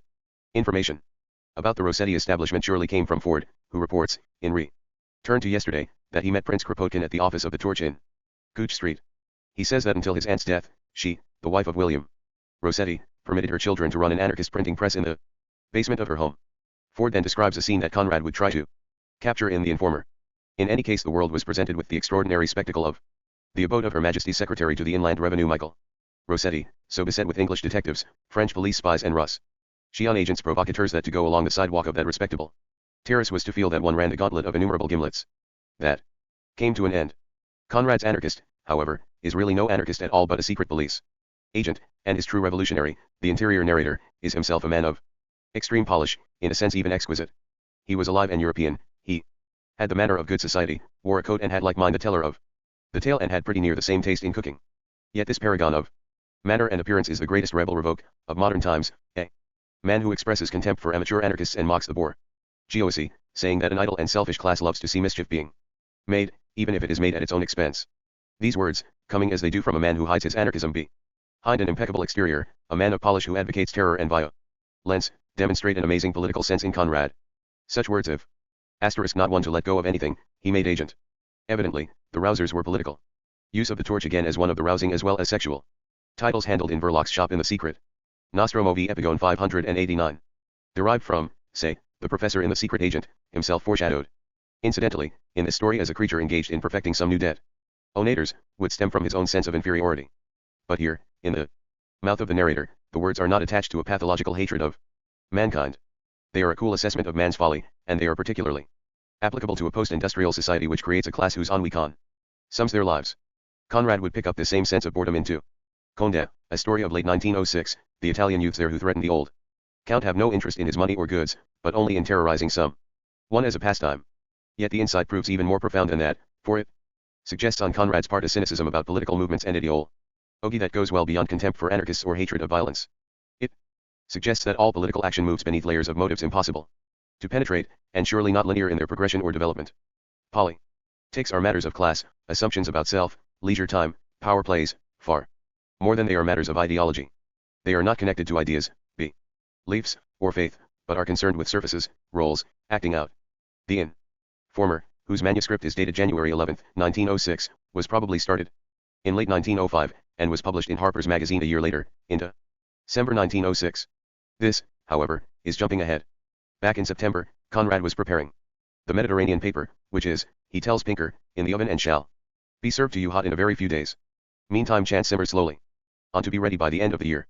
The Mediterranean paper was his nostalgic piece on the Tremolino episode, that Otis Shawn sequence from his youth when he allegedly smuggled contraband with Dominic Cervoni. The episode, which had attained mythical proportions in Conrad's imagination, would recur, as we have seen, on a somewhat different scale in the Arrow of Gold. In his mirror version, Conrad gives us an episode quite in keeping with the mirror aspect of his book, as a piece of life decorated with reflections of a bygone heroic age. In the Tremolino, Conrad provides a section not included in the Arrow, that concerned with the chase of the Bal Ansel by the coastal craft. At close to 50, ill, harassed, desperately anxious about his career, Conrad catches the magic of being a teenager and seeing nothing but a pattern of one's own ego extending over the entire universe. The final words flit over that mythical episode, as Dominic, the squat Corsi, Ken, takes on the hues and colors of our archetypal Odysseus. Man sails cause the sea is there. It seems to me I can see them, Dominic and Odysseus, side by side in the twilight of an arid land, the unfortunate possessors of the secret lore of the sea, bearing the emblem of their hard calling on their shoulders, sir. Rounded by silent and curious men, even as I, too, having turned my back. 590 The major career, I 8 Pavia. Upon the sea, am bearing these few pages in the twig, with the hope of finding in an inland valley the silent welcome of some patient listener. At the same time, Conrad completed his piece on Lord Nelson of Trafalgar fame, but since he had no way of grasping Nelson except through the latter's devotion to a maritime tradition, the piece is stillborn. To Gals worthy, he called it a 3,000 words utterance, and his feeling for it may have been contained in that phrasing. The Nelson piece was strictly a business proposition, for as he wrote Pinker, he wanted his agent to squeeze out every penny there is in the book form on this side. In this connection, Conrad thought of contracting with Methuen for 3 novels under a blanket agreement, a move he would eventually make, and regret.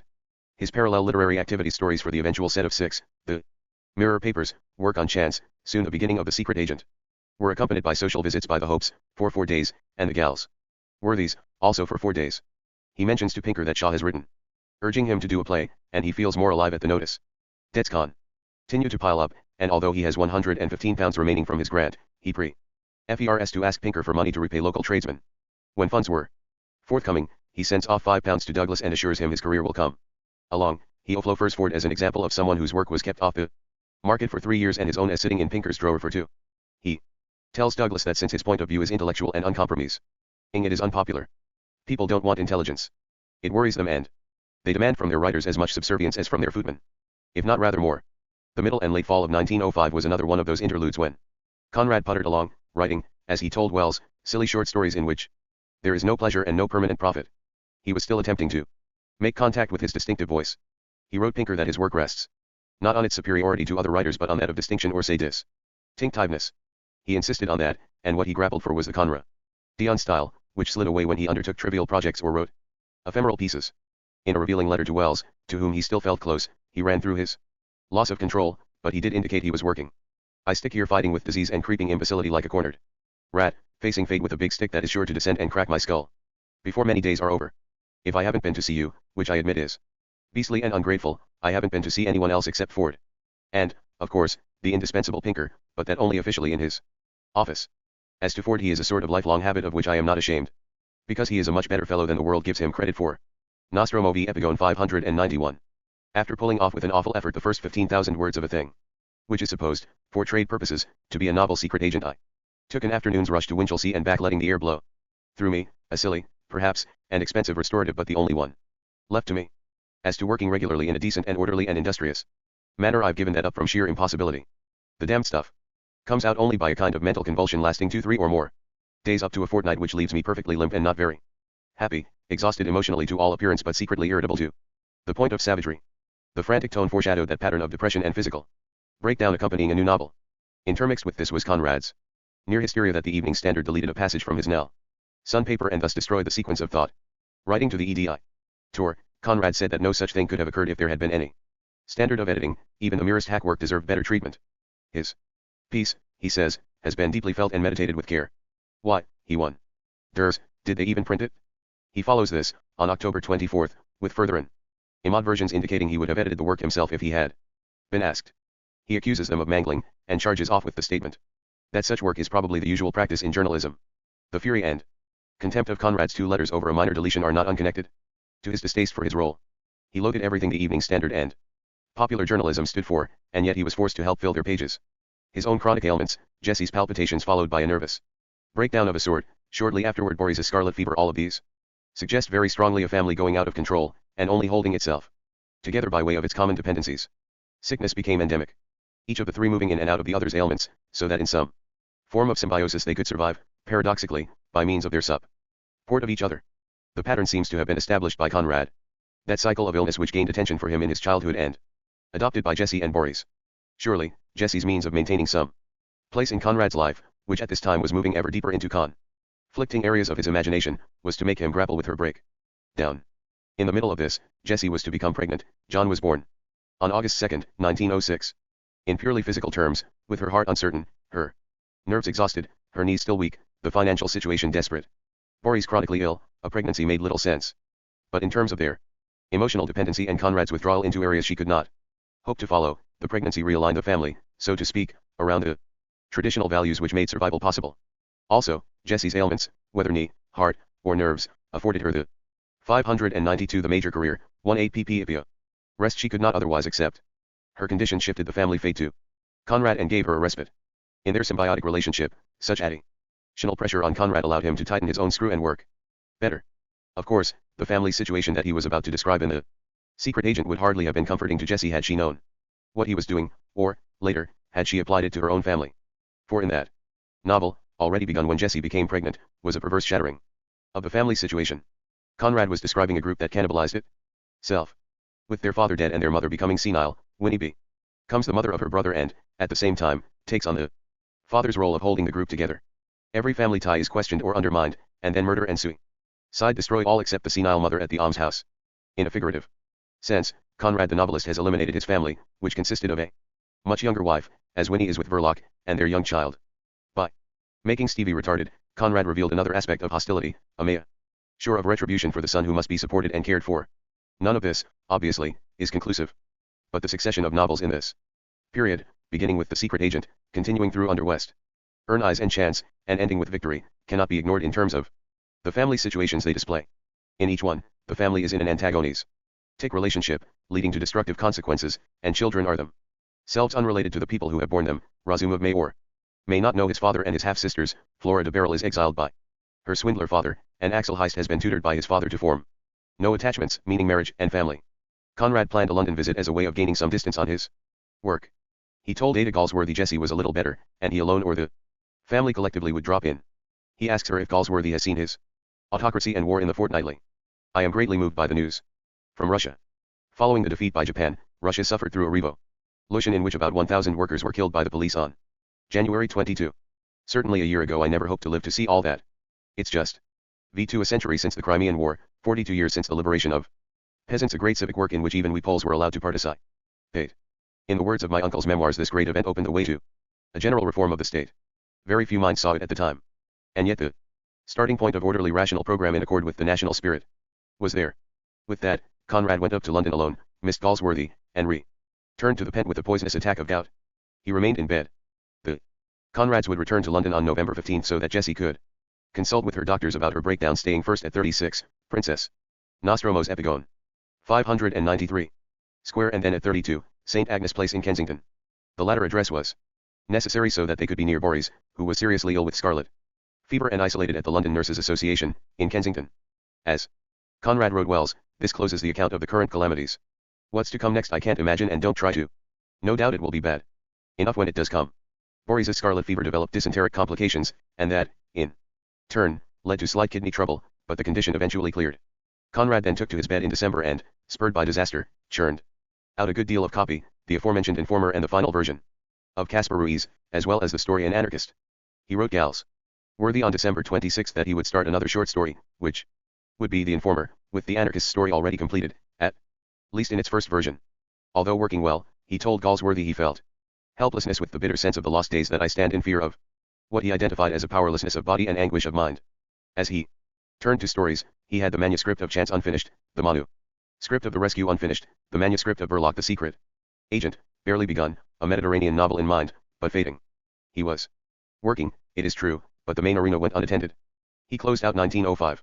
Telling Galsworthy, on December 29, that what cuts me to the quick is the forced deterioration of my work produced hastily, carelessly in a temper of desperation. There is no remedy for that. An anarchist has the germ of an idea, but lacks the careful development necessary for its realization. It is a hasty, careless piece of work, as Conrad himself observed. Particularly troubling for Conrad in these middle period stories were his opening pages, in which his struggles to achieve narrative definition could be quite amateurish. Several pages are devoted to establishing the internal story by means of a narrator who is also a lepidopterist, and who is, in turn, surrounded by names and places none of which means any thing in the tale. Conrad has all the paraphernalia of an intricately worked piece without the necessary development. When we finally arrive at the anarchist story, we have futilely struggled upstream. The so-called anarchist of the tale is an engineer victimized by a ludicrous society. Drunk one day, shouting anarchist slogans, he is arrested, defended by a socialist lawyer who says his client was victimized by society, and the young engineer, a stalwart bourgeois, is sentenced to prison. After his return, he is refused work, falls in with some anarchists, is convicted of bank robbery, and sentenced to the penal colony at Cayenne. He escapes and shoots two of the men with whom he had been associated, and now, when the narrator meets him, he is working for a pittance on a cattle farm, tucked away out of sight of all mankind. Like so many other Conradian attitudes toward political radicals, the 594 major career, IAPP views here are ambiguous, full of authorial hesitations and uncertainties. While Conrad's sympathies are with Paul the engineer, he cannot help but find his plight ludicrous. Indeed, Paul is victimized. The story is set in most purely Zola-esque terms, and yet he is victimized only because of his own foolishness. Although he denies being an anarchist, there is anarchy in him, as in all men. The narrator's conclusion suggests Conrad's dilemma, a dilemma he would catch in The Secret Agent, where the police and the radical element derive from the same basket. In an anarchist.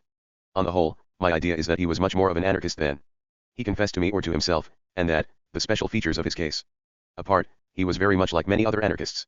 Warm heart and weak head, that is the word of the riddle, and it is a fact that the bitterest contradictions and the deadliest conflicts of the world are carried on in every individual breast capable of feeling and passion. Since the words seem destined for a far more profound story, we can only conclude that Conrad was already full of Verloc, where the substance of the passage applies. On January I, Conrad indicated that The Informer, now finished, would be handed over on the next day, and he would like it to be entitled Guess Tours. He was in the process of delivering Jessie to the Pent, then returning to London for Bories on Wednesday, January 3. Meanwhile, the latter had developed new symptoms: high fever, swollen hands and feet, rapid pulse. Conrad speaks of being put off the end of my long anarch story, meaning Verloc, whose length he miscalculated as of story size. On February 2, in fact, writing from Montpellier, Conrad indicated that Pinker would be receiving the balance of Verloc in the course of a week. Don't imagine, he soothed the hard-pressed agent, that the story'll be unduly long. It may be longer than the brute 8,000 words, but not very much so. What has delayed me was just trying to put a short turn into it. I think I've got it. I've not done anything to chance, of course. By March 2, Conrad admitted that Verloc is extending. It's no good fighting against. It would take too much time. Anyway, I think the story is good. And you may tell people also that it is authentic enough. That Conrad began Verloc as a short story and then lengthened it out must be seen in the perspective of both his literary and financial needs. Like so many of his other stories that turned into novels, it was aimed at Pinker, who preferred short fiction for rapid sale. Conrad had to hide or disguise his intentions from his agent, simply as a means of survival, to gain money for copy without discouraging Pinker completely. For it is virtually impossible to find a short story cut-off point for Verloc, if we assume Conrad really meant to do that. One of the technical advances of this novel over Conrad's earlier work is, in fact, its seamlessness. By March 5, Conrad was speaking of it as coming to 18,000 words or so, but that length was also improbable. Chapter 25. The Pit of Babel. Uni. IHE. He secret/agent came to him, he says in his author's note, in the shape of a few words uttered by a friend in a casual conversation about anarchists, or rather anarchist activities. Conrad tells us that in the period following the writing of Nostromo and the sketches for the Mirror, he was peculiarly open to other voices. It was a period, too, in which my sense of the truth of things was attended by a very intense imagination and emotional readiness which, all genuine and faithful to facts as it was, yet made me feel, the task once done, as if I were left behind, aimless amongst mere husks of sensations and lost in a world of inferior, values. He had been, in a sense, carried outside himself by the imaginative effort. And we can equate that ecstasy to the fact that the novel embodied many of his most intimate sensations and secret beliefs.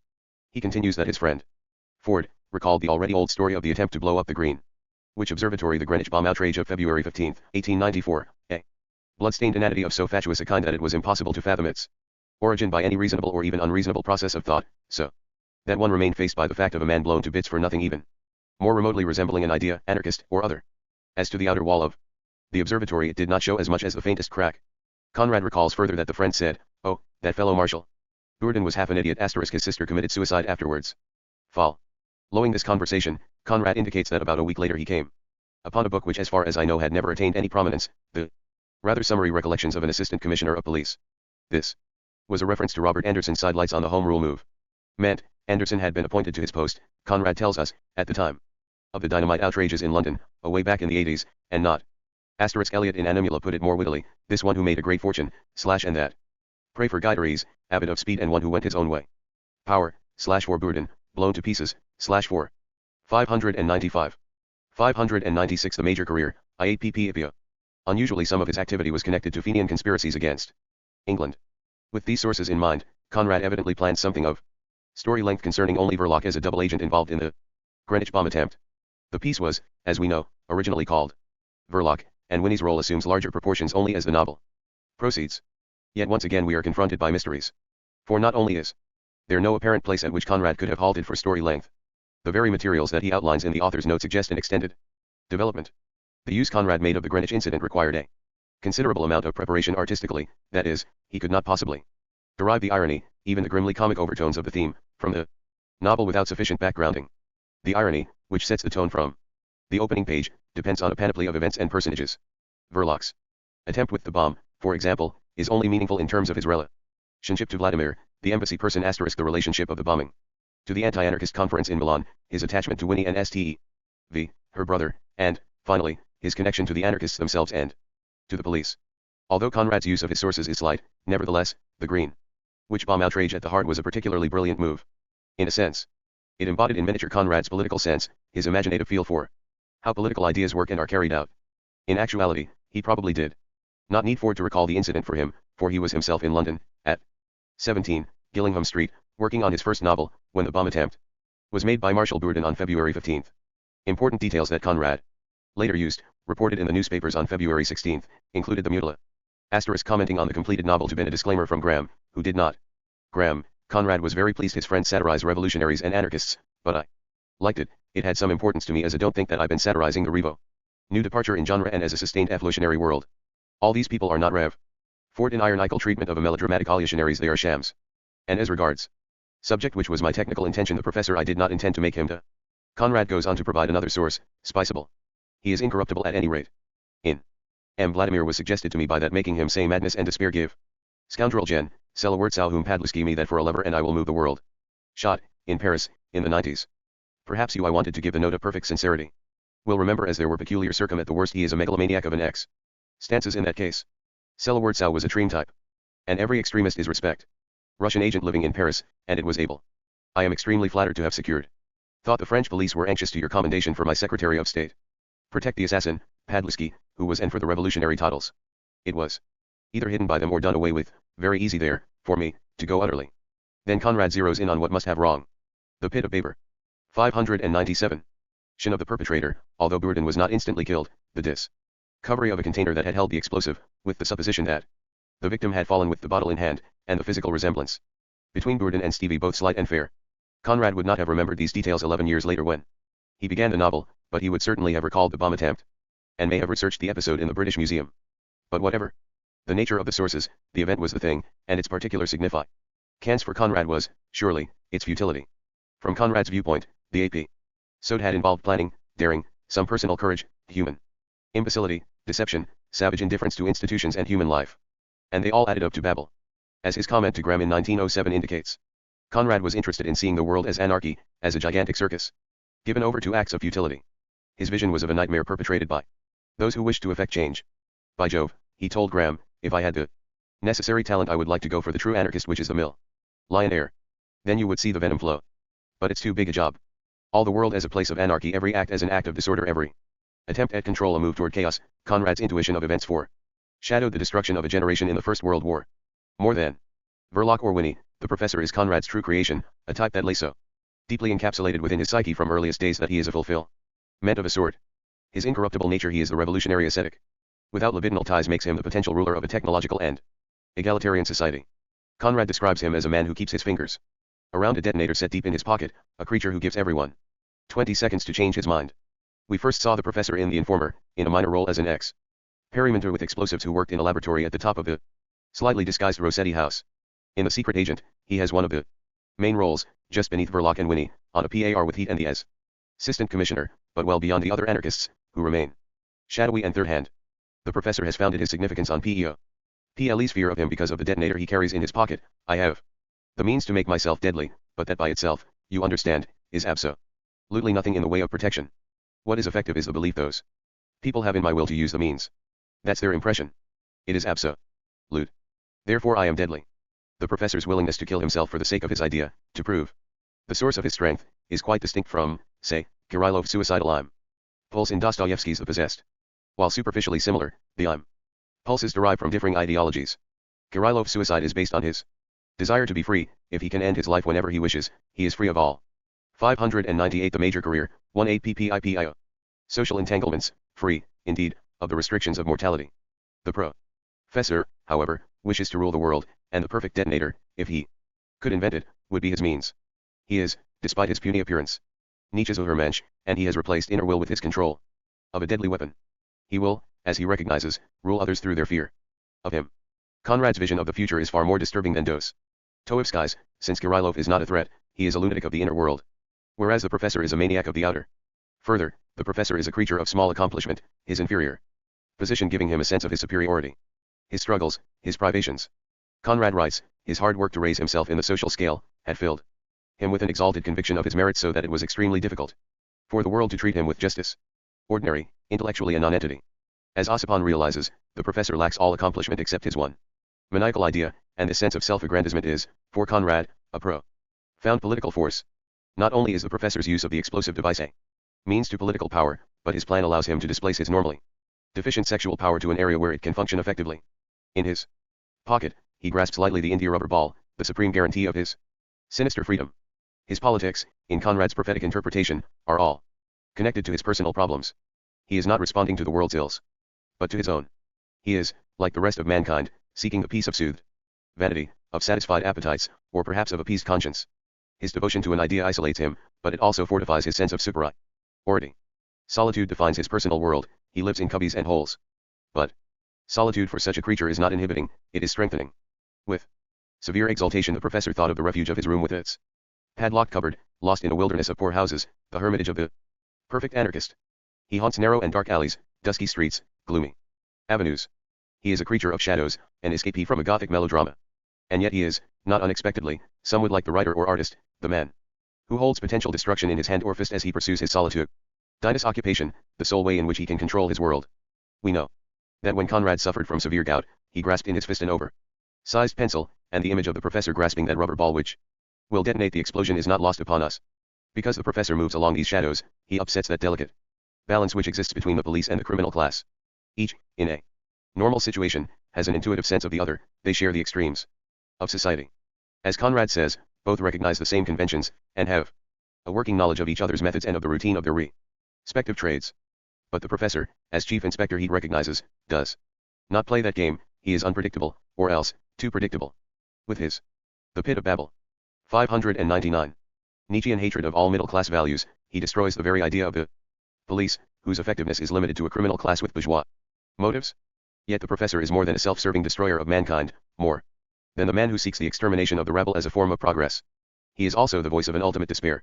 His feeling for Ossipon is one of amicable contempt, which is the closest he can come to a feeling or a connection, and yet Conrad cannot dismiss the words he has put into the professor's mouth. In a somewhat limited sense, the anarchist reflects Conrad's own contempt for the mediocre, for the loss of nerve and vitality, for a world that has become passionless. As we weigh the professor's most notable speech, we can judge how close it comes to Conrad's own distaste for the modern, the progressive, the new. All passion is lost now. The world is mediocre, limp, without force. And madness and despair are a force. And force is a crime in the eyes of the fools, the weak and the silly who rule the roost. You are mediocre. Verloc, whose affair the police has managed to smother so nicely, was mediocre. And the police murdered him. He was mediocre. Everybody is mediocre. Madness and despair. Give me that for a lever, and I'll move the world. Ossipon, you have my cordial scorn. You are incapable of conceiving even what the fat citizen would call a crime. You have no force. The depth of passion in the secret agent can be measured by Conrad's insight into his own feelings.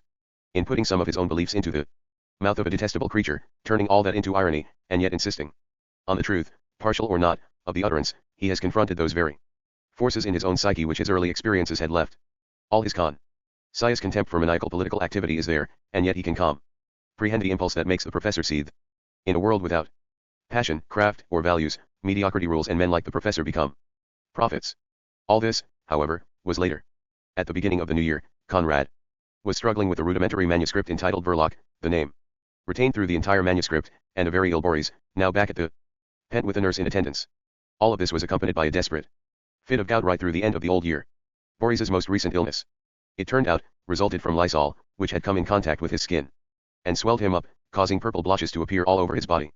Caspar Ruiz, in the meantime, was sold to Pall Mall magazine for £126, where it would be serialized from July to October 1906. Conrad was, once again, in a publishing lull, except for the occasional sketches of the Mirror of the Sea. That book was shaping up not as a series of short pieces but as a continuous book. My idea, he wrote Pinker, is of a sort of reminiscent discourse running on like this: I too ill for etc xxxxi and so on, with no 600 the major career, I 8 pp titles or blank or half blank pages between, something, in short, like poor Gissing's Rycroft papers, and only the headings at the top of pages being changed according to the matter created. Conrad's method, which was mainly followed, was exceptionally shrewd as a way of getting around the unmarketability of short pieces or even short stories. A continuous book, even his, stood some chance of sales. With the Mirror to be fixed in final form and with Verloc in hand, the Conrads left for Montpellier for the rest of the winter. All three had been seriously ill, and Jessie was, in addition, pregnant. As Conrad told Rothenstein, I particularly don't want to go to pieces just now. He knew well the balancing act, which he would follow for the rest of his writing career, that interchange between work produced and illness or breakdown. By the 13th of February, they were settled in the imposing Riche Hotel and Continental amid a Montpellier scene of carnival and political rioting, a Mediterranean ambience, in the same street troops, infantry, and cavalry. Drawn up in front of churches, yells, shrieks, blows, people with broken heads carried into chemists' shops, and through it all bands of costumed and masked revelers pushing with songs and ribald jokes. Conrad would use this or a similar experience for the background in Marseilles, when Monsieur George returns from his failed exploit, in the Arrow. Amidst the rioting, Conrad turned in 13 pages of Verloc to Pinker on February 21st, as assuring his agent that a good deal more existed and he need not fear that the Capri fiasco would be repeated. The long haul to finish an unexpected novel was now on. With Pinker forewarned, Conrad moved to have further debts reduced by his agent. He was clearing his decks, trying to settle down with a reasonably clear mind. Before Jessie gave birth in August, he tells Pinker, for all my efforts at economy I find the money goes quicker than I expected, and adds that the sole luxury he has permitted is writing lessons for Boris, a point Conrad could reveal because Pinker was himself an avid horseman. By early March, LOC had grown to 18,000 words. Conrad broke his concentration in mid-March to write a review of Galsworthy's Man of Property for Outlook. By then, Mirror was heading into proofs with Methuen. Conrad's attitudes toward the fiction of flattery, I reflected that the quality of his friends is of considerable interest, since his book was too high to be affected by false methods and theirs were to diverge in the narrations. He judges Galsworthy's EFL as decade from 1900 to 1910. His review of an excellent and faithful unity which can be Galsworthy's Man of Property was favorable, compared in some respects to Don Quixote. As expected, but it was aimed at creating and something that even Balzac did not have. Get interest in his friend's work, not as a leader, but Conrad admitted he left out such reflex area analysis. In a long letter to Galsworthy, shins from the article because he chose to be. On April 9, he tried to circumvent that omis wise with a worldly and journalistic wis. Zion, an omission, we suspect, attached to his DOM. Lack of enthusiasm. He took the high road of the pit of Baber 61. At the end of March, Conrad was well into harness and predicting the end of Verloc, at which time he planned to work exclusively on chance. By early April, he began to admit that Verloc was a damnably complicated job. Conrad had great insight into his material, telling Pinker, it is easy with a subject like this to produce a totally false impression. Moreover, the thing has got to be kept up as a story with an ironic intention but a dramatic development. He mentions that a short thing, about a bomb in a hotel, will be ready this month, and he expected to use Verloc and that story for a new volume of short fiction, Caspar Ruiz, The Brute, completed December-January, An Anarchist, The Informer, and the two new pieces, with Verloc, coming to 180,000 words. The hotel story does not appear to have been written. Creeping in was a melancholy note, production of copy was down, as if he were powerless in an exhaustion of thought and will. Days flitted by. Without anything, these days without a line, nay, without a word, the hard, atrocious, agonizing days are simply part of my method of work, a decreed necessity of my production. He profoundly questions who and what he is. I doubt he told Galsworthy not only my talent, I was never so sure of that, but my character. Is it indolence, which in my case would be nothing short of baseness, or what? No man has a right to go on as I am doing, without producing manifest masterpieces. It seems I've no excuse under heaven or on earth.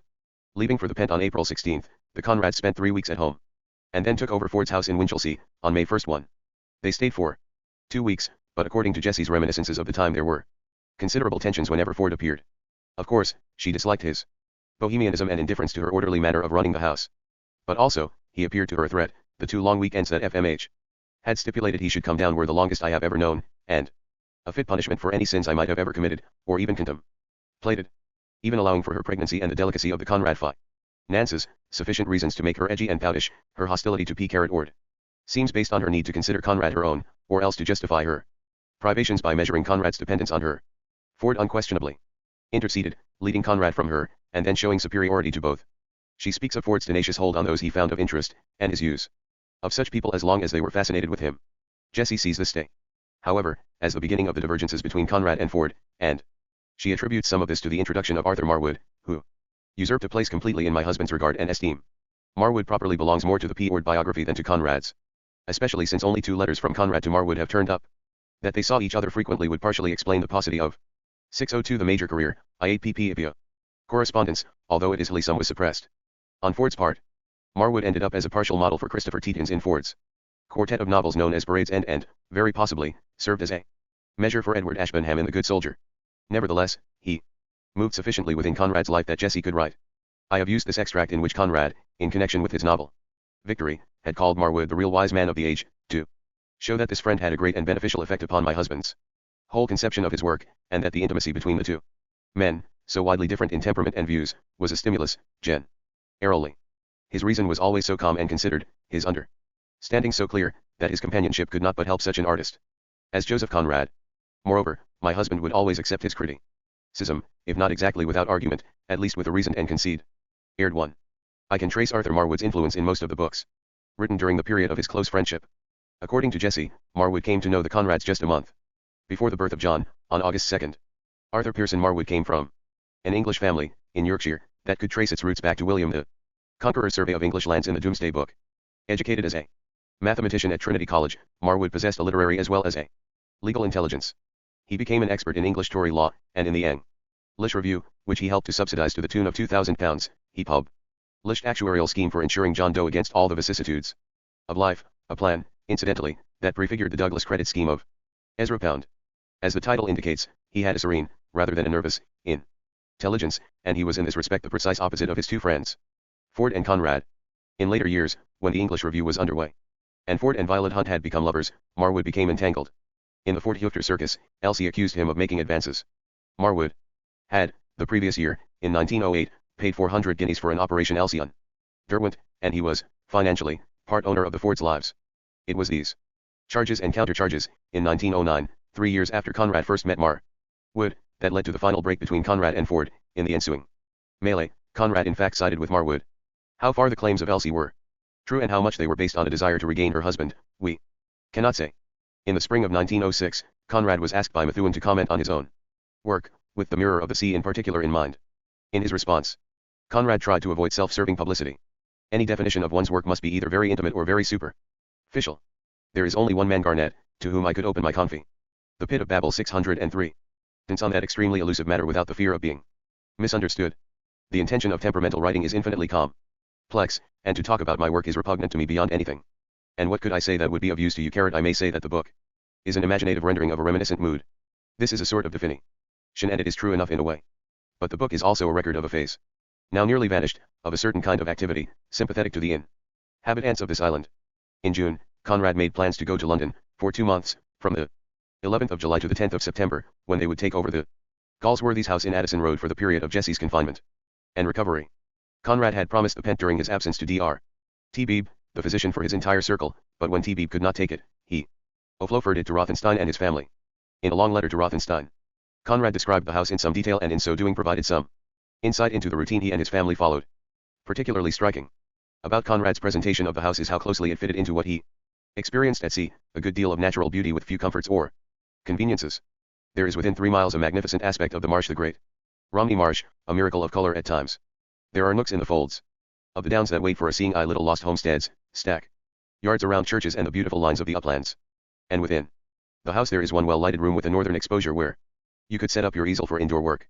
The house itself, 5 bedrooms above, 2 and the long kitchen below with everything needful in it except the bed sheets which we take up to London.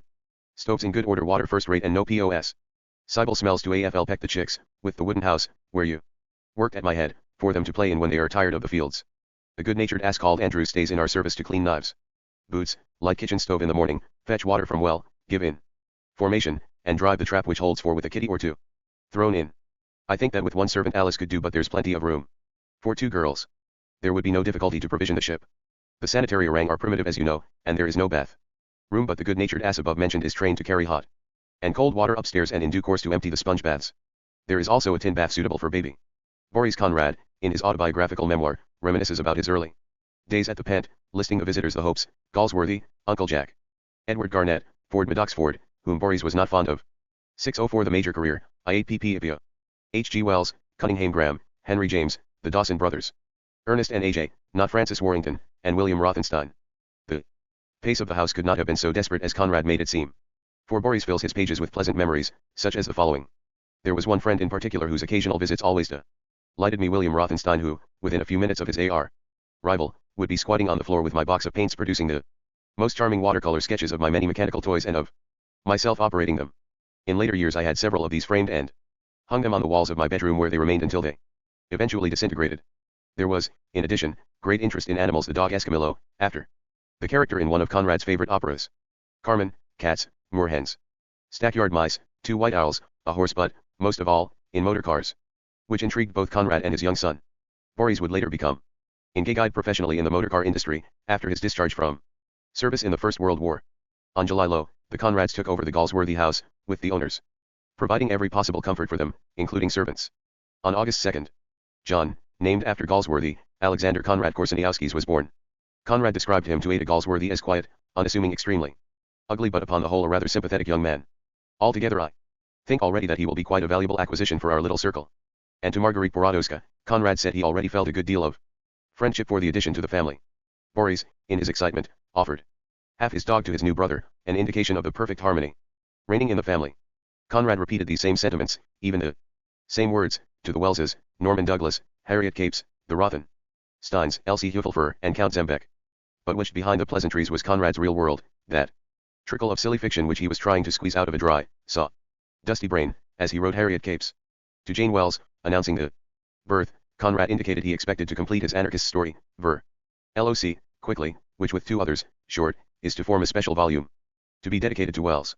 But he felt the stories lacked quality and were superficial in terms of view and feeling, and therefore, he might postpone the dedication to Wells until chance was finished. Of interest is the fact that Verloc, only 2 months from the beginning of serialization in Ridge Ways, a militant weekly for God and Country, was still part of a plan to be published in a volume of stories. To the Galsworthys, he wrote of himself as a caged squirrel in his will, tired out in the evening and no progress made. He tells of the desire to retreat from it all. I feel as if I should like to sit down for a couple of years and meditate in the skyscraping wigwams of the Pit of Babur. 605. The unpainted savages of the Grured continent. The reference was to F. Ward. Now in America. Back at the Pent at the beginning of September, Conrad responded to Galsworthy's reading of Verloc in manuscript, first discounting it as but a tale, the whole thing so far superficial. Galsworthy had apparently objected to the ironic mode and to the naturalistic style, what Conrad called Zola jargon. But Conrad's defense of the first 45,000 words is of interest, turning it into a kind of entertainment. I had no idea to consider anarchism politically or to treat it seriously in its philosophical aspect, as a manifestation of human nature in its discontent and imbecility. The general reflections, whether right or wrong, are not meant as bolts. You can't say I hurl them in any sense. They come in by the way and are not applicable to particular instances, Russian or Latin. They are if anything mere digs at the people in the tale. As to attacking anarchism as a form of humanitarian enthusiasm or intellectual despair or social atheism, that if it were worth doing would be the work for a more vigorous hand and for a mind more robust, and perhaps more honest than mine. This is disingenuous, for Conrad had worked up his materials rather carefully, culling his factual basis from several sources. Writing to Sir Alger Non-Methuen 2 months later, while calling The Secret Agent purely a work of imagination, Conrad said it was based on the inside knowledge of a certain event in history, not only the 1894 Greenwich bomb outrage but very possibly a pamphlet by David Nicol written in 1897. Conrad's information, if we are to follow some accounts, was fairly well detailed, including insight into the relationship between Marshal Bourdon, the man blown up in the explosion, and his brother-in-law, H.B. Samuels, an editor of an anarchist paper. It is always difficult to determine how much Conrad actually knew of any source, and he was later to deny even this knowledge *, and how much was simply glancing information which he immediately adapted to the needs of his imagination. But in this instance, it seems clear that he had some working knowledge of anarchist activity, whether the result of double agents, Fenian exploits, or his sense of Polish insurrectionists against the Russian occupation. The novel itself, we recall, takes place in 1886, so that Conrad's ambience is of a period of considerable anarchist activity in Eng. To Ambrose Barker, for example, editori of Winnie Verloc. I hope you have seen. Need even the most rudimentary information, that the purpose of the book was not to attack. As a matter of fact, I never knew anything of any doctrine, or even the men holding that. What was called, if I remember rightly, the doctrine. My object, apart from the aim of Greenwich bomb outrage, I was out of and telling a story, was to hold up the worthless gland when it happened, and thus I never ness of certain individuals and the baseness of read what was printed in the newspapers at some others. It was a matter of great interest. The time. All I was aware of was the mere to me to see how near actuality I managed to fact my novel being, in intention, that has come in a work of imagination. 606 A major career, 18 ppip 10. Land and abroad, and he could incorporate into his categories those who were actually anarchists and those, like Ossipon and Michaelis, who are confidence men, swindlers, dreamers, or angels. Yet Conrad needed to insist on the purely imaginative nature of his work. To Methuen, he wrote that the novel which, by November 7, when the essay real had already begun, he estimates will be 68,000 words, has no social or philosophical intention. He admits, however, it may have some moral significance.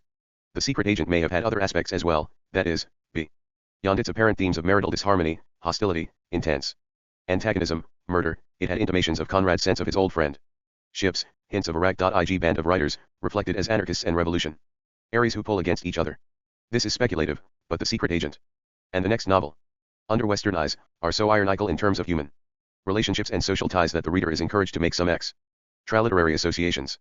The relationship with Ford, despite work on their final collaborative effort, The Nature of a Crime, was deteriorating because of the latter's personal life, and the literary relationship with Wells was weakening because of the divergence of their ways. The fact that Conrad elaborately dedicated The Secret Agent to Wells in 1907 * would indicate a desire to hold on to his early admirer even when he felt otherwise. By 1906, the correspondence with Wells had diminished significantly, but not because of an increase in personal conversation. Conrad, in fact, appears to have made the chief effort to keep the association going, praising Wells's latest novel, Kipps, in extravagant terms, although the novel was not his kind of thing. Both Conrad and Henry James had written Wells about Kipps, and it is of some interest to contrast their remarks, Conrad staying within the limits of praise, but James doing the kind of critical ballet that was a master piece of disguise. Our reason for focusing on Kipps here is literary, not personal. Both Conrad and Wells were writing deeply Dickensian novels at this time. Kipps recalls Pip of Great Expectations, and The Secret Agent is, in its view of London at least, Conrad's bleak house. First, Conrad, on November 25. Upon a mental review of your career, my dear Wells, I am forced to the conclusion that both kinds of your work are strangely and inexplicably underestimated. Praise of course there is in plenty, but its quality is not. It is not simply the fact of the dedication tale of the 19th century / is affectionately that catches our eye, but the nature of the inscribed. Conrad continues, I submit the dedication, an attempt on Conrad's part to re-above to your approval. If its v/ is held for capture their best days, an indication that he some reason, well then, the simple H.G. recognized the end was near, to / H.G. Wells will do. But pray observe that in this Wells / the chronicler of Mr. Lewisham's definition I have stated what the perfect love / the biographer of Kipps and / the illist should be chronicler, biographer and historian of the ages to come / L. his simple historian. The Pit of Baber 607. Worthy of you. And even the attacks of which one would expect more comprehension do nothing but nibble at the hem of the mantle. The cause of this, setting aside the superiority of your intelligence, it would be curry us to investigate, and on those lines a fundamental sort of study upon H.G. Wells could be written. I wish I could liberate my tongue-tied soul. But perhaps what I could find to say if it ever came out could be as disappointing to you as it would be to myself. Coming to the particular case of the latest book, I must say here this at least, that the high expectation roused instantaneously as it were by the sight of the 4th or 5th installment in the PMG Pall Mall Gazette is fulfilled to every limit of possibility. The book, my dear fellow, is simply admirable in its justness and its justice in its human and humane quality. Nothing you have written before has approached such perfect proportion. or revealed the delicacy of treatment of which you are capable, so well. I would say infinitely more, but must end now with most aft Congratulations. In brief, vagueness that passes for praise. Conrad returned to law the book on September 15, 1906, when he received a copy of the completed novel. He speaks of Wells's harsh and earnest youth as quite a creation, in intensity and lucidity a step beyond your other creations. I am as yet under the sheer power of your art, the compulsion of it. But he does have objections, which he says he is too muddle-headed to state, futile objections to matters treated of in this book.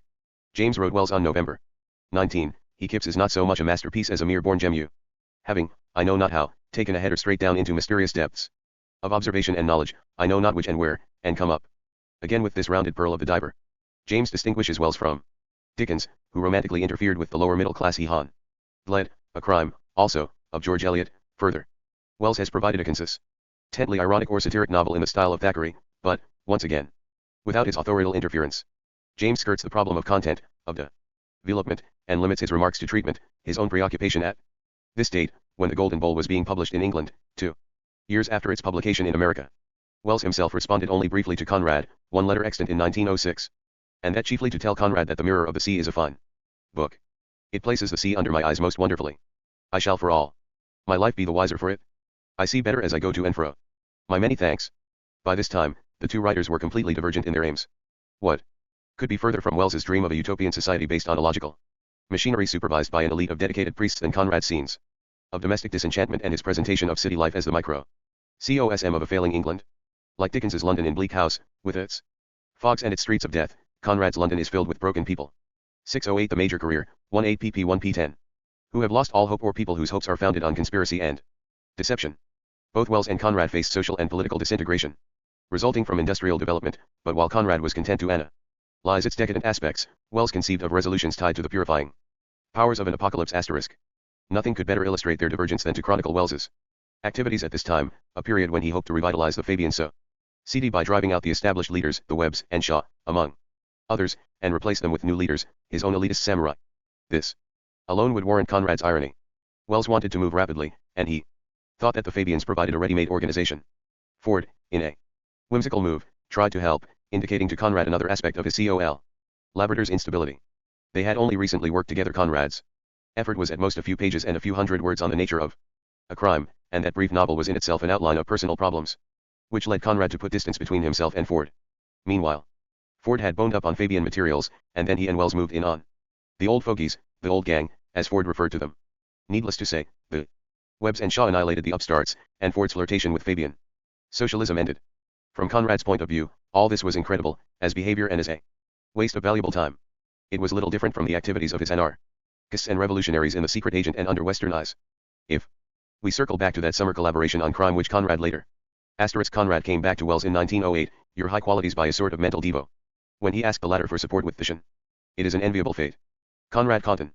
Royal Literary Fund, from which he received UD, moving to the area of Wells's art, and his a £200 grant. After detailing his own miser, well-chosen words indicate how carefully he able affairs, acute gout, nervous anxiety, in had to tread. On the other hand, there is your affections. He turns to Wells, a samurai in the mastery of the art, that side of your writers. Fight for a new world, for who could genius which contains an infinite possibility deny your influence on the thought of the, and indeed I need not suffer from divided generation most worth influencing, that is the judgment for your art whatever you do. Generation that numbers 18 to 20 summers and will contain your convictions where they this date. I have seen and heard enough of it to would be seen perhaps in a more perfect light. Know it well. You get hold of them by your work, like all work that counts, must. Gentleness, your persuasiveness, by your X have its connection with the laborious past. Traordinary accessibility and that other of and its bearing on the future, that future in sense of superior prose joined to the warmth which you have willed, and perhaps as you see, of conviction which can be felt. No one can cede, to put the impress of your personal. Be more honest intellectually and the very ity. Without taking anything away from young the workers of our more distant. Conrad's gracious words, it is clear that he hopes perceive this at once. And as your viewed Wells's art, not as ARI, but as a sued grip on every side of the question is very able vehicle for his views. Firm a thing too they require they repay. The Pit of Baber 609. Wanted to forget, we find a joint effort that was virtually all Ford. It was both disguised and literally, his life that appeared in the nature of a crime. By Baron Ignatz, Shades of Korsaniowski's, von Aschendorf, the Teutonic Hufer. It would appear in the April and May 1909 numbers of the English Review. The collaboration must have occurred between May and July 1906, for in May Ford wrote Elsie about it, and in July he told Pinker that Conrad would send the manuscript after he touched it up. We can assume That by July the first draft was completed, and there apparently remained little to do on it, for Conrad returned the manuscript to Ford virtually unrevised. It was, in many ways, a freakish collaboration, a thinly disguised autobiographical memoir by Ford, to which he evidently wanted Conrad to contribute. The nature of a crime is a mixture of forbidden love and feelings of suicide. Its form is that of a narrator telling the story of another character, which of course foreshadows the good soldier. Not only was it a prefiguration of aspects of the later novel, it was also an outline of all the problems running through Ford's life: his separation from Elsie, his affair with her sister Mary, his feeling that he was superior to nearly all contemporary literary men, his sense of guilt at his family situation, his desire to hold on to Conrad, and his recognition, implicit in the suicide plan, that things had gotten out of hand. Conrad wanted no part of it and called the project too fantastic. Whether he read into Ford's desire for collaboration any special psychological meaning we cannot tell. We do know that when Ford later resurrected the novel, Conrad responded in less than excited terms. Ford not only wanted to publish the novel in the Transatlantic Review, in the first issue, the title was in lower case, he asked Conrad to write a preface for the book form. The latter agreed to the preface, but his response is incredulous. The nature of a crime. I forgot all about it so completely that I mistrusted your statement till I turned up the old E.R.S. and discovered it in the first no of the second volume. There is also a batch of mixed MS and typescript about the man Burton, of which a very insignificant part, a few pages at most, are in my handwriting right enough. Why on earth did we select a German pseudonym for that? Is it because the stuff is introspective and somewhat redolent of Weltschmerz? If you think advisable to dig up this affair, well, I don't see how I can object. I looked at it and it seemed to me somewhat amateurish, which is strange, because that is not our failing either separately or together. After the summer which saw the production of The Nature of a Crime, Conrad and Ford fell back into their own lives, until the latter became involved in the English Review and interested Conrad in becoming de facto co-editor. Meanwhile, Conrad had still not finished The Secret Agent, which was due to be serialized in October. On September 1, he told Pinker he the major career, appeared to write the dramatic half of the last chapter, and at about the same time he sent a copy of The Mirror of the Sea to Henry James with a long dedicatory note in French asterisk. The end of the novel became very difficult for Conrad to complete because of an outbreak of enteric fever in the village, which claimed the sister of a small child temporarily staying with them. This was on October 4, 2 days before the serial was to start in Ridgway's, but more telling than Conrad's difficulty with the end, it's too important to be dashed off, is his announcement that the story will be between 52 and 54 thou. This is 2/3 of the length of the completed manuscript and resulted from his need to rush the serial. He would add more than 25,000 words to the book form. Conrad followed this up with several letters to Pinker, most of them explaining the difficulty and trying to demonstrate that his artistic intention dictated going slowly. It's rather a task, he wrote his agent some time in October. It's the first story of mine dealing with London. And the ironic treatment of the whole matter is not so easy as it looks. And the end is difficult, since it just consists in extending that same ironic treatment to the bringing about and the very execution of the final murder of Burlock by his wife. Then Conrad reassures Pinker about his worth. If the people who want the story for a serial know my work at all, they must know also that what makes it is not story but quality. And this they can judge of fully without the last half chap. On the other hand, if the name is all they want, the last 4 to 6 thou words can make no difference. You know that I am not likely to fire off something unsuitable for general reading. You may assure them I am safe. In the same letter, Conrad mentions having received an enthusiastic note from Kipling about The Mirror of the Sea, a response which surprised but pleased him. Conrad's answer, or answers, has not survived. After the first weekly issues, Conrad found Ridgway's a rag. He called it awful, and it don't matter in the least, except that their editing of his material upset him. He indicates that he is redoing the knifing scene. On November 8, Conrad wrote Davray that he had just finished a novel in which there is not a drop of water except the rain. There are within it a asterisk part of it indicates Conrad's obeisance that I am very sure of the friendship with. Before James, these sketches were set forth which you honor me. I know that your smile, chiefly for my own pleasure, to write for will brighten with a welcome sweetness. Your pleasure is a dangerous fantasy. I have gone at friendly, I will know how to distinguish it with the risk of provoking some grimaces of within these pages this filial devotion to mem. Boredom, or some smiles even more wound, which has guided the groping phrase and ing. If within this little preface written for an always rebellious pen, you all alone, I make a confession of it, it is the pit of Baber 6 2. Half dozen anarchists, 2 women, and an idiot. The rest are all imbeciles. He continued to refer to the novel as his imbecile story, his characterization of Stevie now applied to the entire book.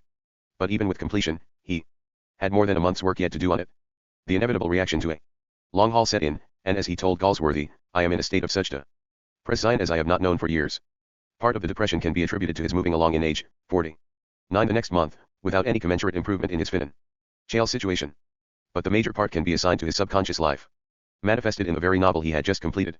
He had depicted a family situation that literally blows up, the brother, but really son figure, destroyed by an acting father, that father figure murdered by the mother figure, who is really a wife, and then the latter becomes a suicide. It is a fantasy world of terrible images and terrible motivation, full of resentment, desire for revenge, enervation, and infantilism. Strikingly, Conrad's next long work, Under Western Eyes, concerned it self with a young man who is isolated from everything that would have allowed internal growth. He is the Conradian archetype. Conrad in some guises cut off by his own doing.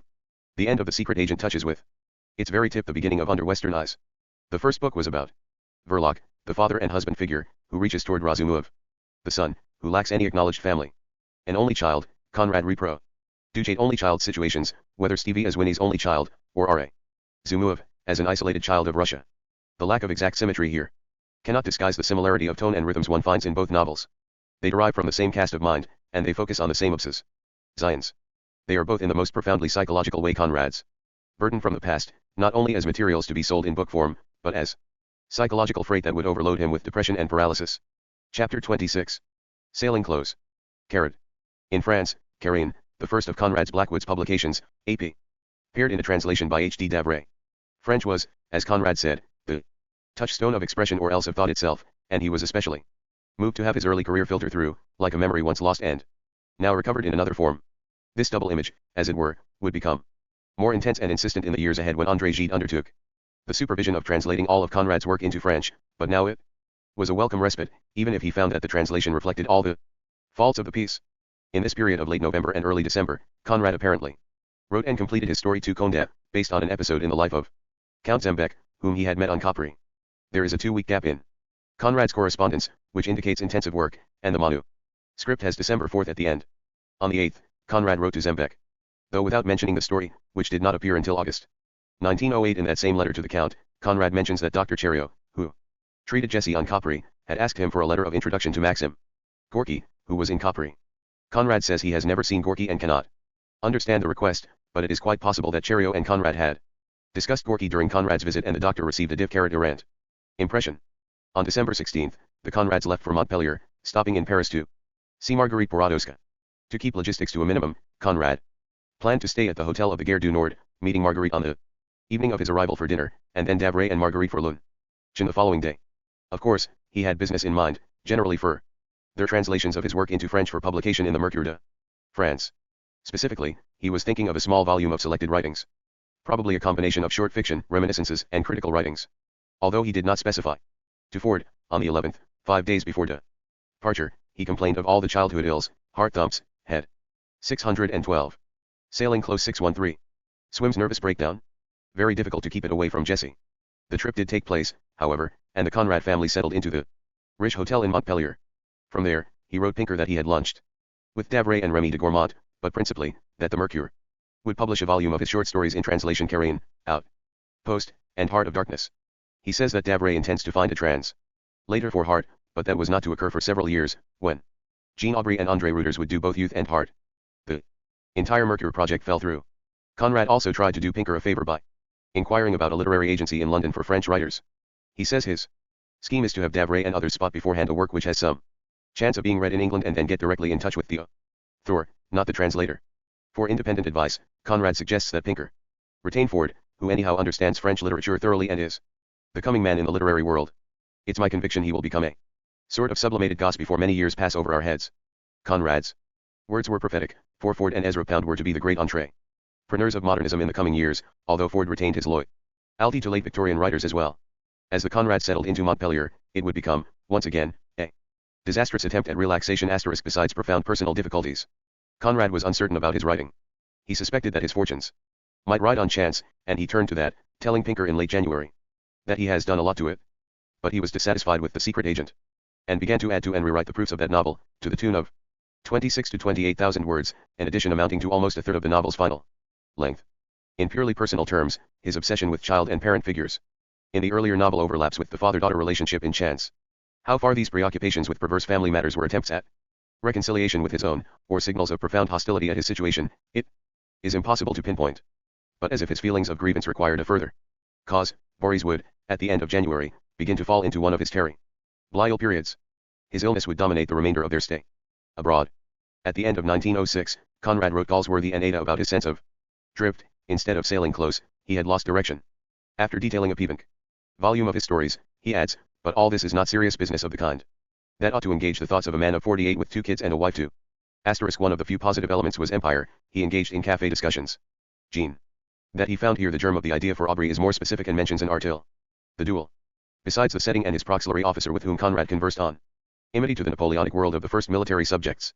6 I for the major career, IAPP leave behind him on Bojour. He mistook his own age, which was 49, but perhaps he did so because his father had died at 49. And it was a fateful number.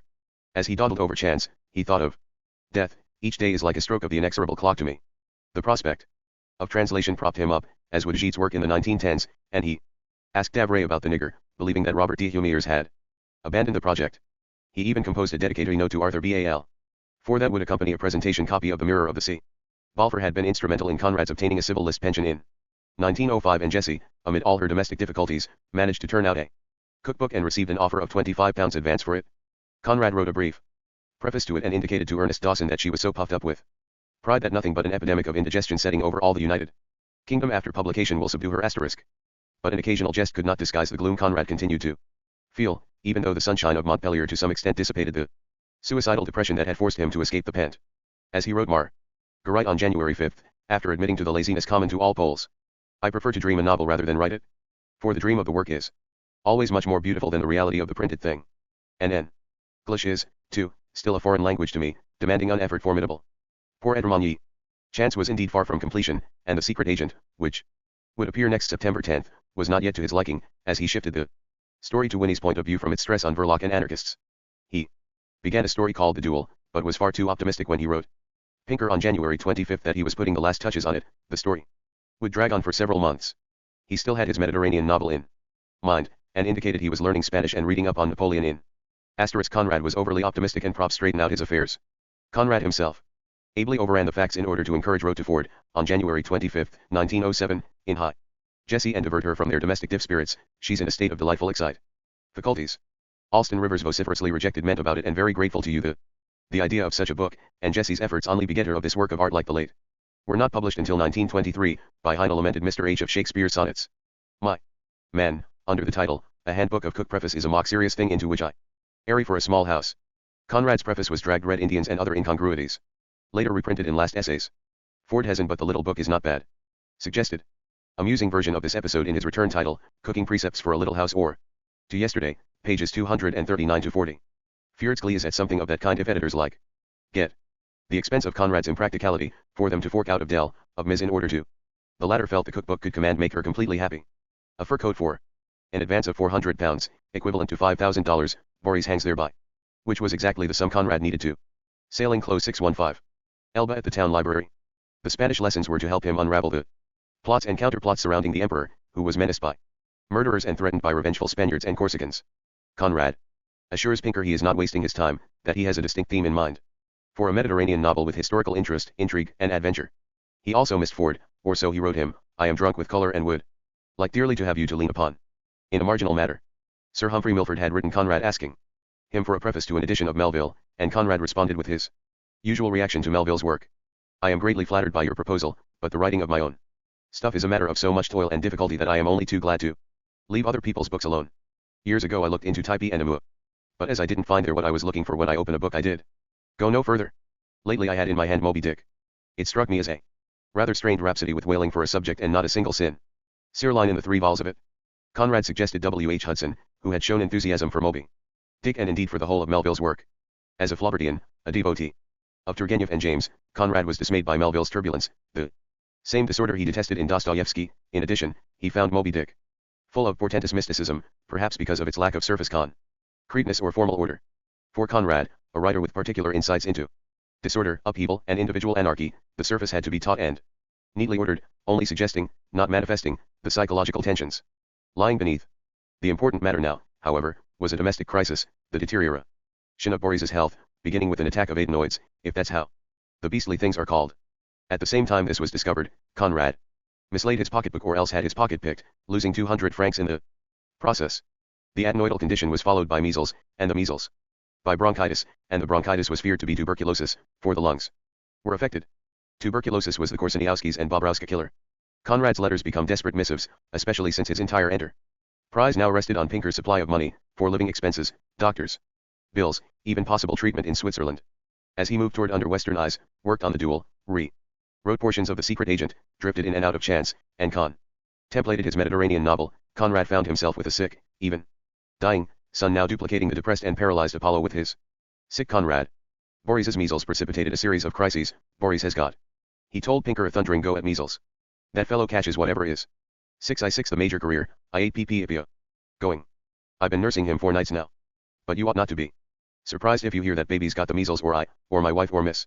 Right or the maid or all of us together. It's the most damnable thing. Mixed in with this anxiety is the need to write Chance and Conrad's fear that Pinker may place it too soon. I can't afford to botch such effects as my writing is able to produce. I want time. I wish to reach a certain point from which I will be able to dictate for a little while. On March 4th, the situation is exacerbated. I feel I must write to you and yet it seems to me I have hardly the courage to set the thing down on paper. The doctor is just gone.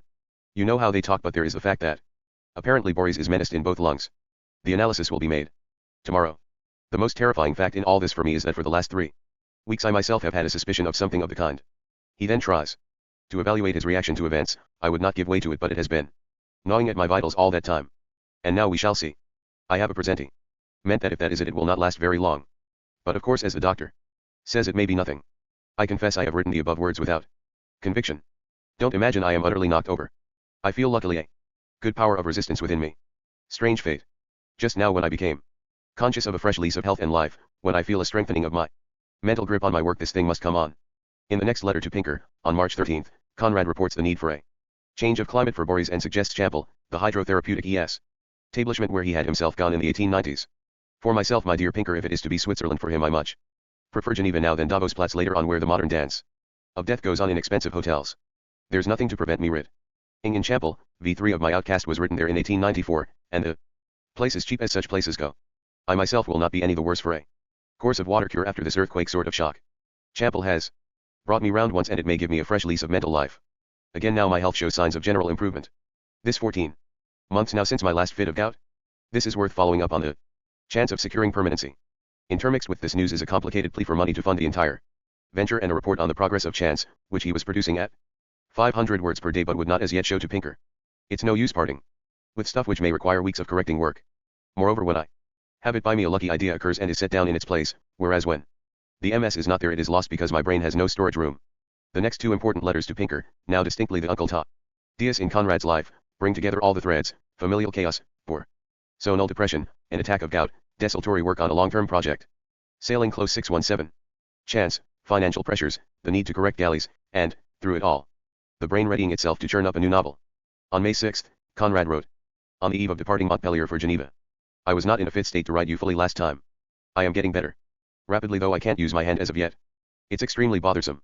But the hand is getting better, and that's the main thing. The weather is horrid. Bly wet here, and poor Boris has started coughing again. I can hear him now. It's a sound that robs me of my composure in a great measure. Sure. Do not doubt for a moment that I will do all I can to get the essay ready for the printer soon. If there is hurry, I will leave off Chance completely for a fortnight or so. I suppose it will be just as well. My only anxiety was to get Chance forward, you understand. The essay, however, has its importance as a distinctly new departure in my work. And I am anxious to put as much quality as I can in that book, which will be criticized with some severity, no doubt, or scrutinized rather, I should say. Preconceived notions of Conrad as writer will stand in the way of its acceptance.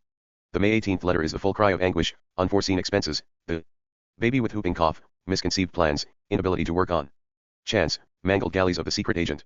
I have miscalculated my expenses in Montpellier and must ask you to send FRCS 100 by means of credit lyonnaise to Mr. Joseph Ducalier, Hotel Montpellier, in the course of the week. I left that much in his debt. And please don't scold me, because I have just now as much as I can bear. Here I am stranded again with baby at its last gasp with whooping cough. It began in Montpellier. We started by medical advice, counting on the change of climate to check the disease, but it has developed on the road in a most alarming manner. The poor little devil has melted down to half his size. Since yesterday morning he has had a coughing fit every quarter of an hour or so and will not eat anything. We'll have to resort to artificial feeding very soon. Really, I haven't got my share of the commonest sort of luck. I suppose Chance will have to pay for all this, but if you think I ought to come home, I will do so as soon as baby can travel, and will let my cure go to the devil. Boris of course has whooping cough too, but very mildly. Still, it isn't good for him. My dear Pinker, I feel that all this is most too much for me. I am trying to keep a steady mind and not allow myself to dwell too much on the cost of things, or I would go distracted. The proofs of essay have reached me, and I have almost cried at the sight. I thought it was arranged beyond doubt that I was to have galley Slips for my corrections. Instead of that I get proofs of set pages. Apart from the cost of correction which will be greatly augmented through that, there is the material difficulty of correcting clearly and easily on small margins. And upon my word I don't want just now any extra difficulties put in the way of my work. 6. I ate the major career, I ate PP. Trying to pull it all together, Conrad put aside chance to get at the SE. Crit agent proofs, and then, May 25th, reported that Boris had rheumatism in both ankles, along with whooping cough, while the baby required oxygen. This condition, which eventually improved, continued through the summer, accompanied by Conrad's own attacks of gouty eczema, carrying him almost to the beginning of under western eyes. This was the domestic situation, and it took Conrad from Montpellier to Champel, and then back to the Pent on August 10th. In that period of 6 months, he struggled frantically to concentrate and bring forth a body of work that would justify Pinker's considerable outlay. He promises the duel in mid-February, but did not complete it until April 1. He says he is writing the famous Chance, which he feels will bring a turn of luck. It did. But more than 7 years later, he is confident he will complete it by the end of the year, finished in all detail so that he will not have to rewrite it as he is now redoing The Secret Agent. He assures Pinker he will not collapse, that there is sufficient resilience, a power of resistance, in him, but he also senses that most of his hopeful plans are suspended until the outcome of Boris's health is determined. He was surrounded by unfinished or incomplete projects, Rescue, Chance, the SE. Crit Agent, being revised, rewritten, added to, The Duel, the French translation of the stories from Tales of Unrest. It was as if he had journeyed back 40 years to Krakow, where his father lay among unfinished projects of his own, hopes fading, son ill, the house a kind of limbo populated by ghosts. To Galsworthy, he said, "My dear Jack, this is too awful for words." To Boris's Uncle Jack, he poured out every detail of the diagnosis, the possible cure, the expenses involved. The plan to take the family to Champel to allow Boris to recuperate would also replay the past for Conrad, his own stays in 1891, 1894, and 1895. These reviews of past events and of former situations may indeed have had much to do with Conrad's choice of a subject for his next novel, the story of Razumov and his relationship to Russia. Conrad was now heading for Geneva, as Razumov would. The way in which the subject worked in and out of Conrad's own most protected feelings would indicate he was writing along the lines of a past now being regurgitated. Such a use of materials would run close to what we have seen repeatedly in Conrad, that flirtation with the very elements that brought him low so as to release energies which he could devote to his work. Here, Boris's illness brought him back 40 years, then forward to his early struggles as a writer, when he was working on Almayer, an outcast at Champel, and then, through that circuitry, to the subject of Razumov, his young man doomed by his association with Imperial Russia. To Pinker, at the end of March, Conrad sent from Montpellier pages of The Duel and copy for Chance. He saw The Duel as completing a volume of stories, for he now had 6 fictions, running from the novella length. Sailing Close 619. Duel and Caspar Ruiz to the Briefer Brute, Anarchist, Informer. And 2 Condat. After The Duel was serialized in Pall Mall magazine in January-May 1908 and 2 Condat in Cass Elbs magazine in August 1908. They were collected in a set of 6, 1908. De Humiers wrote that he had translated half the Nigger and was working on the rest, news which encouraged Conrad. He was hanging on until the end of April, when they would leave for Switzerland. A new theme, not unusually, poked through, the need to increase sales. The desire to be popular. I am very possessed, he told Pinker, by the idea of striking a blow for popularity. On the other hand, I don't want you to think that I am passing my time in making plans. It is not so. I am steadily hammering at Chance. But I want to have something inside of me when that is done, something ready to come out. What came out was an attack of gout in the left hand and wrist, after an interval of 18 months. Even The Secret Agent held out hope. The essay approached with a fresh eye does not strike me as bad at all. There is an element of popularity in it. By this I don't mean to say that the thing is likely to be popular.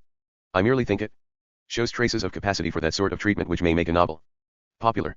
Conrad says he might gain a wider audience by taking a widely discussed subject for the text of the novel, with the more popular subjects being religious problems, questions of war, peace, and labor. Of course he sidestepped treatment, for his kind of narrative, one element that made him distinctive, would guarantee the loss of potential readers. In the midst of this, the rescue, that 23-year agony on the cross for Conrad, hove into sight, the result of a Heinemann inquiry about the contract. They were, it appears, ready to take it over. Conrad responded that he was very pleased, but the fact remained he planned to complete the novel whoever the publisher was. He needed only the necessary leisure, the will is there, and perhaps the ability to make something tolerable of it too.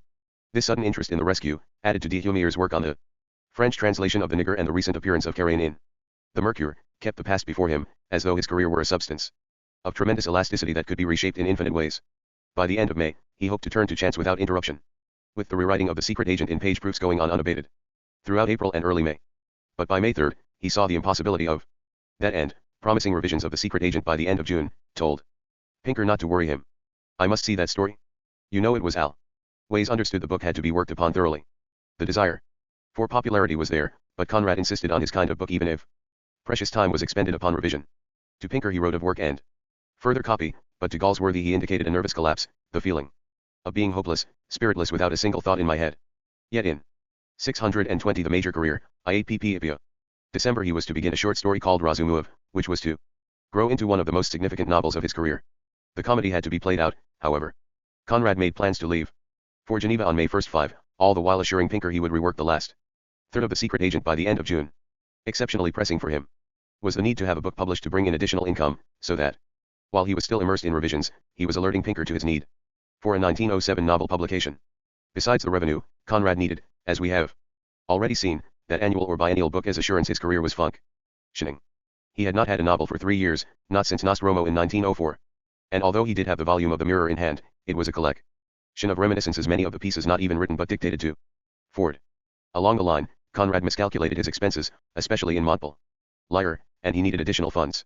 Also, when the family reached Laro Sire pension in Champel, the baby, John, having developed whooping cough, the pension would not allow them into their regular rooms. The Conrads camped at the end of a corridor, where the illness reached its crisis. They were then moved to an annex to the hotel, for purposes of isolation, all of these special moves requiring tips and subsidies.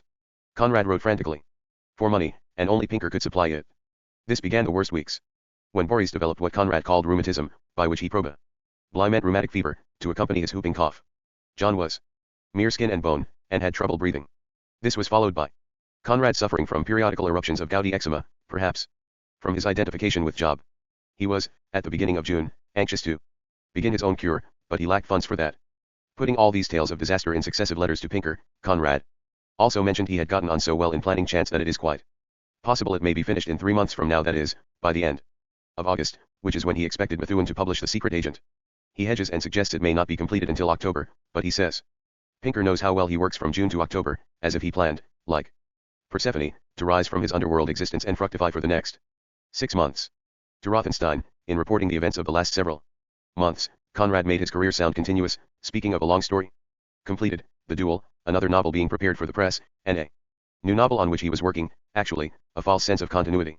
Since in virtually every instance he had miscalculated his time on each project and was far behind whatever schedules he had established. He indicated to Pinker he wanted to subtitle The Secret Agent a simple tale, so that it would not be misunderstood as having any sort of social or polemical intention, a ridiculous assumption given the nature of the sailing close 62-1 prize.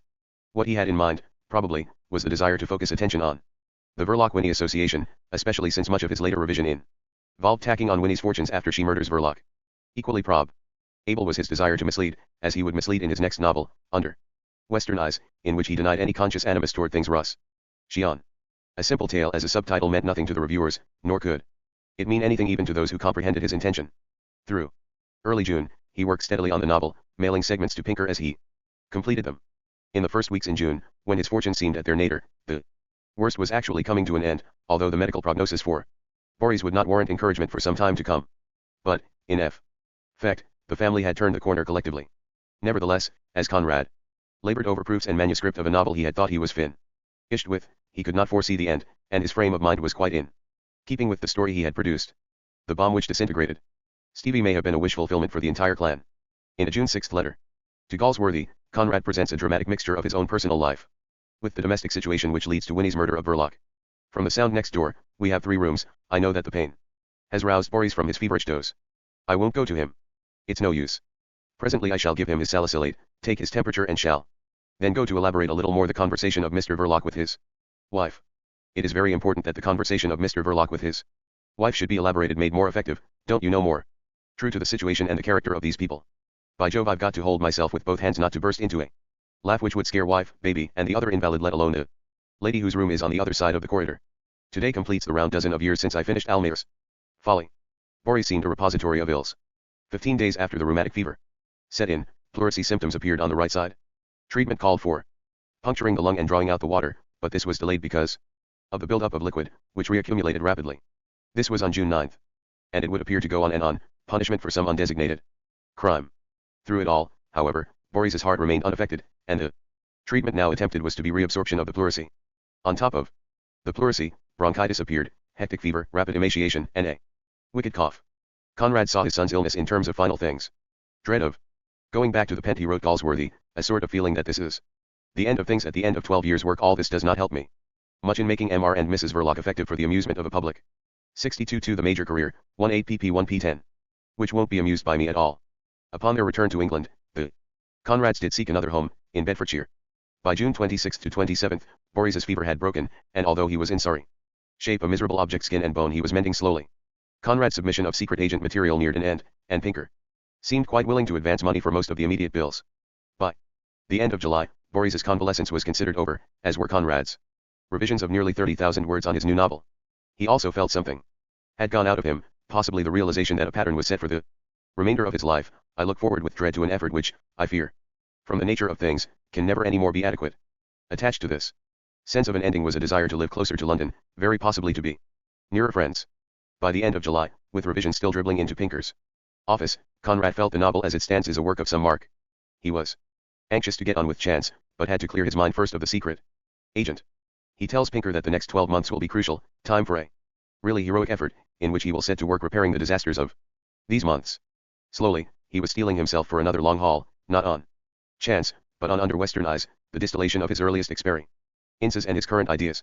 Writing to Pinker on July 30 that he figured on 4 months to wind up Chance, Conrad then ran through a very frank appraisal of himself. He was being prophetic, for his sense of himself would be justified, but not for an other 8 years. Chance itself will be altogether different in tone and treatment, of course. But it will be saleable, I believe. By the end of Sept you will have a really considerable lot of it to show. Of course it will not be on popular lines. Nothing of mine can be, I fear. But even Meredith ended by getting his sales. Now, I haven't Meredith's delicacy, and that's a point in my favor. I reckon I may make certain of the support of the press for the next few years. The young men who are coming in to write criticisms are in my favor so far. I don't get in the way of established reputations. One may read everybody and yet in the end want to read me for a change, if for nothing else. I don't resemble anybody, and yet I am not specialized enough to call up imitators as to matters of style. There is nothing in me but a turn of mind which, whether valuable or worthless, cannot be imitated. All this was by way of drawing money from Pinker. Conrad needed travel money, which he figured at £80. He also estimated his expenses for the coming year as £664, including house rent of £50 and Boris's private schooling. Added to that, he cited doctor's bills of £126, for a total of £800. He wanted this sum as a guarantee against proceeds, in which he included Chance and sailing clothes 623. Another novel, all in the next 12 months. The sum of £800 would be about $10,000 to $12,000 in current purchasing power, a fairly high amount for rural living. Of that sum, medical expenses were estimated as coming to over $2,000. As it turned out, Conrad's estimate was low. Conrad now awaited book publication of The Secret Agent, for which good reviews were essential to continue the momentum of his career. Pinker came through with various checks for outstanding debts, but drew the line at £600 per year, which would begin on August 10, the day of the Conrad's arrival back at the Pent. Conrad's payment would be the production of 80,000 words of copy of novels, not short stories. This was a minimum figure. For Conrad estimated he felt capable of 100,000 words a year, a number not at all far from what he was producing, but that for a combination of stories, novels and sketches. Pinker's estimate held only for novels, which would bring the largest return, from serialization in England and America, and book sales in both countries, with the further possibility of translation into French. With this loose arrangement, which Conrad broke on several occasions, he entered into an agreement with his agent that would last through victory. So much copy for so much advance money. It was an arrangement, as we shall see, that worked well for Conrad, since it took the daily burden of bills off his mind, yet at the same time it forced him frequently to mislead Pinker about his intentions and production. For we can observe from his correspondence with others that he was quite depressed about his career, even as he told his agent that matters were going well.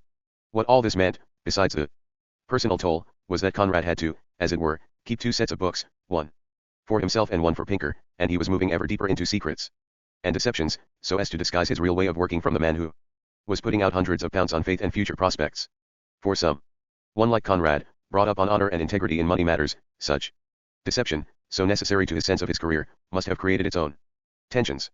After their return, Conrad did a certain amount of searching for a new home before he settled on one called Sunrise, 2.5 miles from the Luton station, on the Luton Loo estate, and about 45 minutes from London on the Midland Line. In a generally newsy letter to Galsworthy, on August 24, Conrad mentions various illnesses, the fact that Jessie was very tired, she who held the various pieces together in Montpellier, and their preparations for a move. Of interest is Conrad's indication that he has a very interesting book on Rousseau for Ada which he plans to send on soon. This information, that he was reading about Rousseau, means very possibly That Razumov was coming into his mind, or else he was thinking about Lo Kales, and Geneva close by Champel, that salvation of himself and Boris.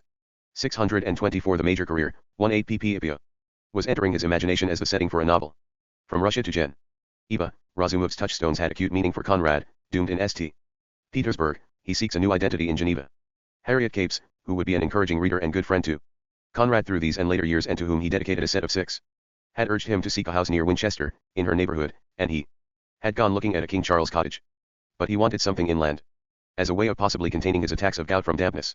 He told her considerations of health were paramount, not for the sake of literature, but for the sake of his family. All the while the sands are running out. His description to Pinker of the Sunrise House was favorable enough, but once in it, he found it deplorably uncomfortable. The house is not big but roomy, for its size, with a walled garden in front. There is also an excellent kitchen garden with fruit trees, properly fenced and with a door to it which locks so that one may expect some good from it. The position is excellent, 500 feet above sea level on clay and gravel. But he would write Elsie Hufer on January I can't help feeling glad we couldn't find anything for you in this neighborhood. You have no idea of the soul-corroding bleakness of earth and sky here when the east wind blows. We had a fiendish 10 days of it. The result was, of course, gout, what he called the refrain of my doleful existence. That was later. At the end of August he was hopeful, and even wrote of having a bathroom installed in the house, the Conrad's first interior bathroom. On September 10, while he was still touching up the duel for serialization at the beginning of 1908, the Conrads left Pent Farm on their way to Sunrise, the very day, also, that Methuen published The Secret Agent. The time was both a start and a finish. They would take possession on September 12. The move, which was carefully planned, turned out to be disastrous. The workmen still in the house, the water pump broken, one of the vans not arriving. As usual, Conrad wrote Galsworthy, Jessie worked while I went about raving and tearing my hair. And to top off his introduction to So Mary's, he came down with another bout of gouty eczema, which left him distracted but ambulatory. More revelatory in the letter, however, is a possibly more direct cause of the ailment, a terrible row with Ford, who had apparently put the screws on Conrad for money owed to him, and the abrupt termination of his tenancy of the pent, rented from Ford. The precise details are murky, but the argument appears to have been fierce, with Ford accusing Conrad of hiding funds so as to avoid payment of his debt. The latter was frank about it with Galsworthy. All Ford may do is to knock me over completely and utterly, and even knock me out of house and home, since a clause of the agreement terminates my tenancy in case of bankruptcy or composition with creditors. My past work and my policies are mortgaged up to the hill to P anyhow. Sailing close 625. Conrad denies his behavior has been base, saying that even when he appeared to be making money he just managed to squeeze through. He admits the Montpellier excursion was a disaster, especially since he had expected to return with 3 parts of chance. You may imagine how I raged to feel myself stepping back into the everlasting hole. I've done what work I could, but all the same I've come back ruined again for a time. I am too weary for words. I would rather die than be ill again, but as a matter of fact I can't afford either. I will have to pump till the handle breaks or the ship goes down under me. The financial difficulty with Ford exacerbated the relationship between the two collaborators now only a year after their final joint effort, but nothing more drastic resulted. Conrad could not pay, and Ford retreated. His demand may, in fact, have been his way of keeping in touch. Meanwhile, the secret agent had appeared, on September 10, and Conrad waited apprehensively for the notices.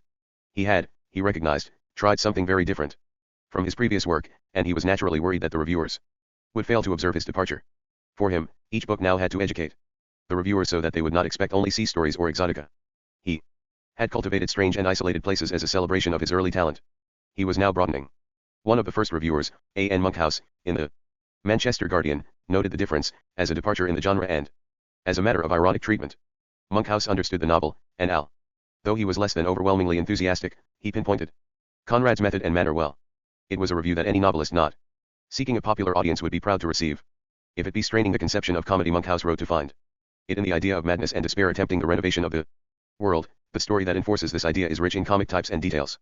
The Verloc household is a great and original accomplishment, and it does justice to the insatiable curiosity of the artist.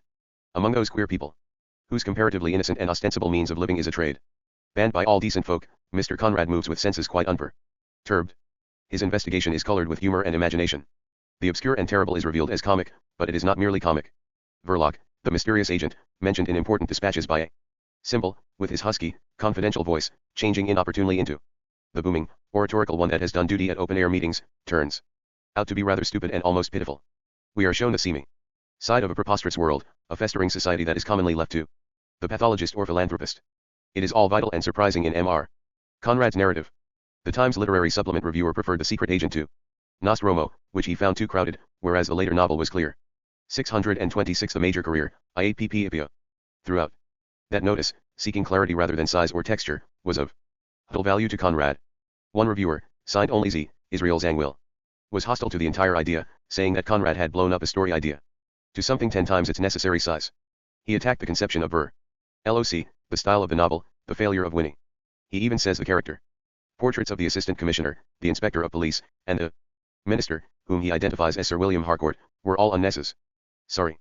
Interestingly, he attacked the author. The book might fairly be described as a study of murder by a writer with a personality as egotistical as that of Mr. Bernard Shaw, only lacking in the wit and humor which goes some way to justify the existence of the latter. What the reviewers, even the more favorable ones, appeared to miss was the peculiar mosaic of characters and events Conrad developed in his fiction. In this period, although neither a prophet nor a seer, he brought a vision to his novels. This vision was not a pretty one, of course, and it offended many readers as being excessively pessimistic and depressing in matter and tone. But Conrad had assimilated into his very bones that sense of Spenglerian final things, the awareness of decline, of entropy, of the last gasp of a civilization heading toward destruction. He was, in a manner of speaking, riding his magic mountain before the great event of the First World War, not after, as man did, and his magic mountain involved a vision of Europe and Western civilization that took place over several novels, from Nostratno through Victory 10 years later. When man, that voice of European civilization, wrote the preface to the German edition of The Secret Agent in 1926, just 2 years after the Magic Mountain was published, he acknowledged how Conrad's political and philosophical ideas threaded in and out of his consciousness and how Conrad's themes both activated and entered into his political awareness. The dialogues between Nafta and Settembrini, although far more learned and textured than anything Conrad could have attempted, involved the very themes Conrad had foreshadowed in his fiction of the pre-war decade. This particular vision of breakdown happened to coincide with a period of English confidence in the future, of relative prosperity, slow gains in democracy and social equality, a reaching after full employment and an egalitarian society. Conrad was the sole novelist of stature and breadth to tell the sizable literature was growing on to gross degeneration and deportation. Klein, degeneration, abnormalities of character which recommended deportation of degener, and criminal types, although which ones, aids, and criminals to save society. Conrad, if any, Conrad knew cannot be determined, mocks this racial wisdom in The Secret. He refers to 9 Brosan theories in the SE agent when he puts such ideas in the mouth. Crit agent, and he was probably familiar with Avasapon, but he nevertheless saw society as Max Nordau's degeneration. Of more imahole as running toward ultimate diet moment was a 1905 essay by Hans Struction. Sailing close 627. Lish that their goals as well as the texture of their lives were melancholy matters, not reasons for celebration. Like Yeats, he felt that the nightmare rides upon sleep and the night can sweat with terror. In sending a presentation copy of Agent to Henry James, Conrad admitted that while the covers are deep red, what's inside of them I assure you I haven't the slightest idea. That's where Hazlitt's Indian juggler has the pull over a writer of tales. He at least knows how many balls he is keeping up in the air at the same time. Conrad's know-nothingness to James, a display of false modesty, was the other side of his awareness that his vision of life was devastating, made even more brutal and unacceptable by the ironic treatment. And it was fitting he should send a novel to James, for the latter was the other novelist touching on all these themes, but lacking the sense of disses that licks at the edge of every major Conrad novel. Given the time, energy, and inclination, Conrad could possibly have aired it all together in a vast novel, perhaps a European novel with the dimensions of Nostromo. More likely, however, he saw his work from Nostro Tifio onward as the mapping out of a new territory. What he told Gra. Ham was his new departure in genre. The severe irony of tone in all the works of this period, continuing into Victory, was a way of putting matter into matter. Curiously enough, it was John Galsworthy, that not at all dread spirit, who sensed in Conrad what the latter foresaw about humanity and civilization itself. In a lengthy tribute to his friend in the Fortnightly Review, for April 1908, Galsworthy put together a remarkable document, not only of friendship but of comprehension. He does not follow Conrad all the way he could not without denying his own talent, but he does sense the Conradian world. If man was not disharmonic, there would be no irony of things. We jut out everywhere, and fail to see how we are jutting out. We seek solutions, raise our flags, work our arms and legs loyally in the isolated fields that come within our vision, but having no feeling for the whole. The work we do is departmental. The work of the departments is the game we understand. We spend our lives keeping up the ball and taking down the score. The race of men is a race of partisans feeding their pigeonholes with contradictory reports of life, and when a fellow comes and lays a summary on the desk, they look at him askance, but the future pays attention, for the impartial is all that it has time for. Galsworthy speaks of Conrad's ability to force the individual from his singularity into a sense of his relationship to the whole. There is no other living novelist that so reveals the comfort and the beauty of the mystery in which we live, no other that can make us feel how small and stupid, how unsafe and momentary, solution is. It is the essence of this writer to let in the wind with its wild, mysterious savor. Galsworthy says that for Conrad, 628 The major career, 18 ppipio. Nature is first, man second. And it is this feeling for, and prepossession with, the manifestations of mysterious forces that gives this writer his unique position among novices. Missing from this sensitive appraisal is a full recognition of Conrad's devastating irony and his pervasive pessimism about man's fate. Also, calling nature first, man second is a disservice to Conrad, since nature had for him multiple meanings, not the least of which was the opportunity it gave man for temporary greatness, the way in which it could provide a magical challenge that could take man out of himself. Galsworthy, further, missed Conrad's grand plan, the fact that his novels were mosaically arranged pieces of the whole, including the Far East, South America, London, and once more, continental Europe. Conrad evidently had in mind a massive scale, if not a magic mountain, then an entire earth, although for him the magic had already gone out of it. Even the duel which McClure published separately in 1908 as The Point of Honor was part of that mosaic, an attempt through the use of the Napoleonic era to suggest a historical challenge, contrast, or conflict with the present age. The two duelists, Ferrod and de Hubert, give meaning and substance to their lives by means of a defense of their honor, no matter how trivial their motivation. Against the backdrop of the man of destiny, they forge their own destinies, based on their periodic duels over a 16-year time span, in which France goes from Napoleonic rule to royalist reaction. Both Napoleon and their own compulsive sense of honor give their lives magic, and this magic, whether induced from dueling, from charging a fixed battery, or, for Conrad, from coming through a storm, is necessary to keep one alive. Its disappearance or transformation into the comforts of bourgeois life is an indication of man's decline. When the duels end, and de Hubert finally holds the upper hand, he is struck by his sense of loss, not gain. He had known moments when, by a marvelous illusion, this love of a young woman seemed to be already his, and his threatened life a still more magnificent opportunity of devotion. Now that his life was safe, it had suddenly lost its special magnificence. Thus to this man, sobered by the victorious issue of a duel, life appeared robbed of its charm, simply because it was no longer menaced. In a set of 6, counterpointed to this tale of honor, glory, and individual integrity of a sort, is the modern instance of Toucan death. Here, in Naples, there is not life but death, not civilization but the end of it, not honor but the traducement of all civilized behavior. While Napoleon brought death and destruction, he also generated a kind of belief, foolhardy and elusive as it may have been.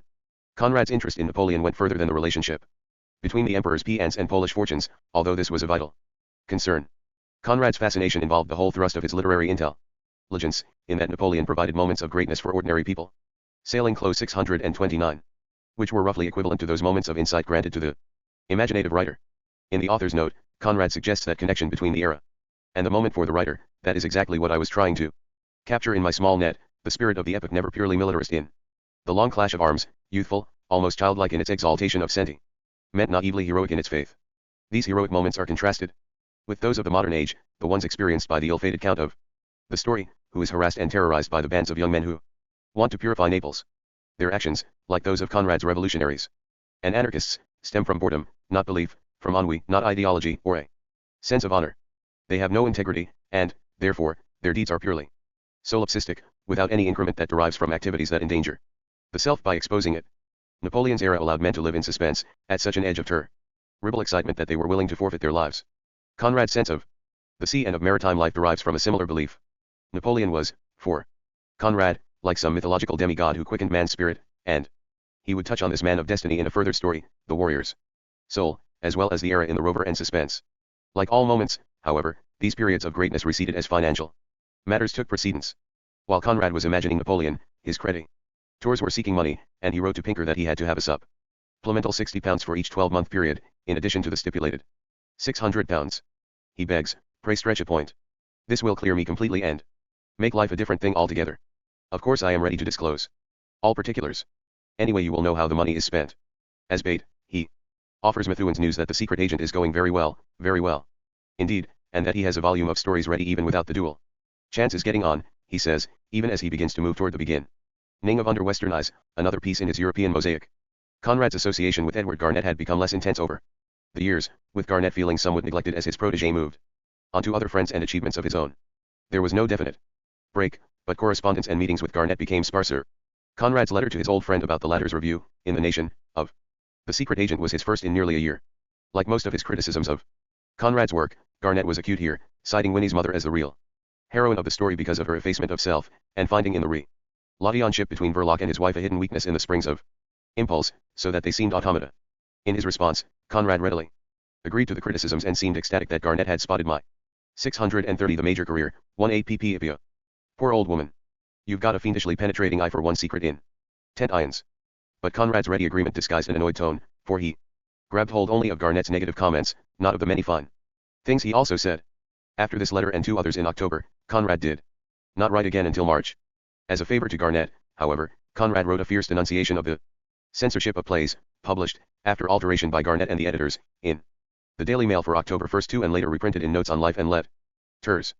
The episode was only a passing one and it produced only an interesting polemic, but it seems to strike a deeper note in Conrad and very possibly called up all his hatred of Russian censorship and restrictions on the Poland of his childhood. Whatever his precise motivation, he recognized the totalitarian mind when he found it.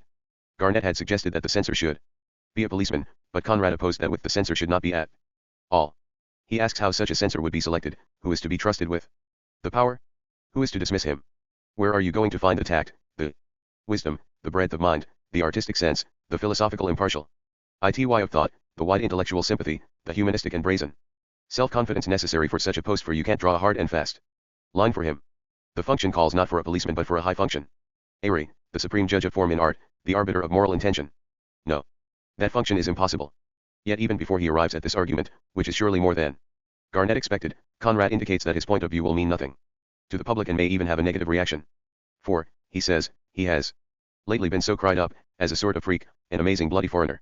Writing in English, every blessed review of essay had it, and even yours, that anything I say will be discounted on that ground by the public. That is, if the public, that mysterious beast, takes any notice whatever. Then Conrad moves to his real meaning, that a public fed on a diet by Hall Caine and such ilk are narcoticized. Most of them have never heard of the censor of plays. And when they hear of his existence they will become at once instinctively his warm partisans. He is an institution, a respectable institution, he is an obvious and orderly fact, he satisfies the common mind and soothes the common cowardice. Andrew Lang will tell them perhaps that he is a historical survival and that'll capture their imaginations. The conditions were perfect, accordingly, for Conrad to write his denunciation of the censor. He could propose it on ideological grounds, for he hated tyranny, and he could justify it on artistic grounds, the freedom of the artist. But, most importantly, he could attack the reading public, which would embrace a censor, a fact of national self-righteousness, a protector of moral ity, and not be at all disturbed by the outlawing of certain forms of art. Sailing close 631. That is, Conrad had secured the high ground of art and artistic principles. And, once there, Nietzsche, he felt safe to throw his thunderbolts. He would be a martyr to his art, even in denouncing tyranny. The ghost of Apollo Korsaniowski's had appeared on the parapet. The article itself runs to about 1,500 words, and it is superb polemics, tying together Conrad's fierce defense of artistic expression and his hatred of the mentality which, he says, has come to us by way of Moscow, I suppose.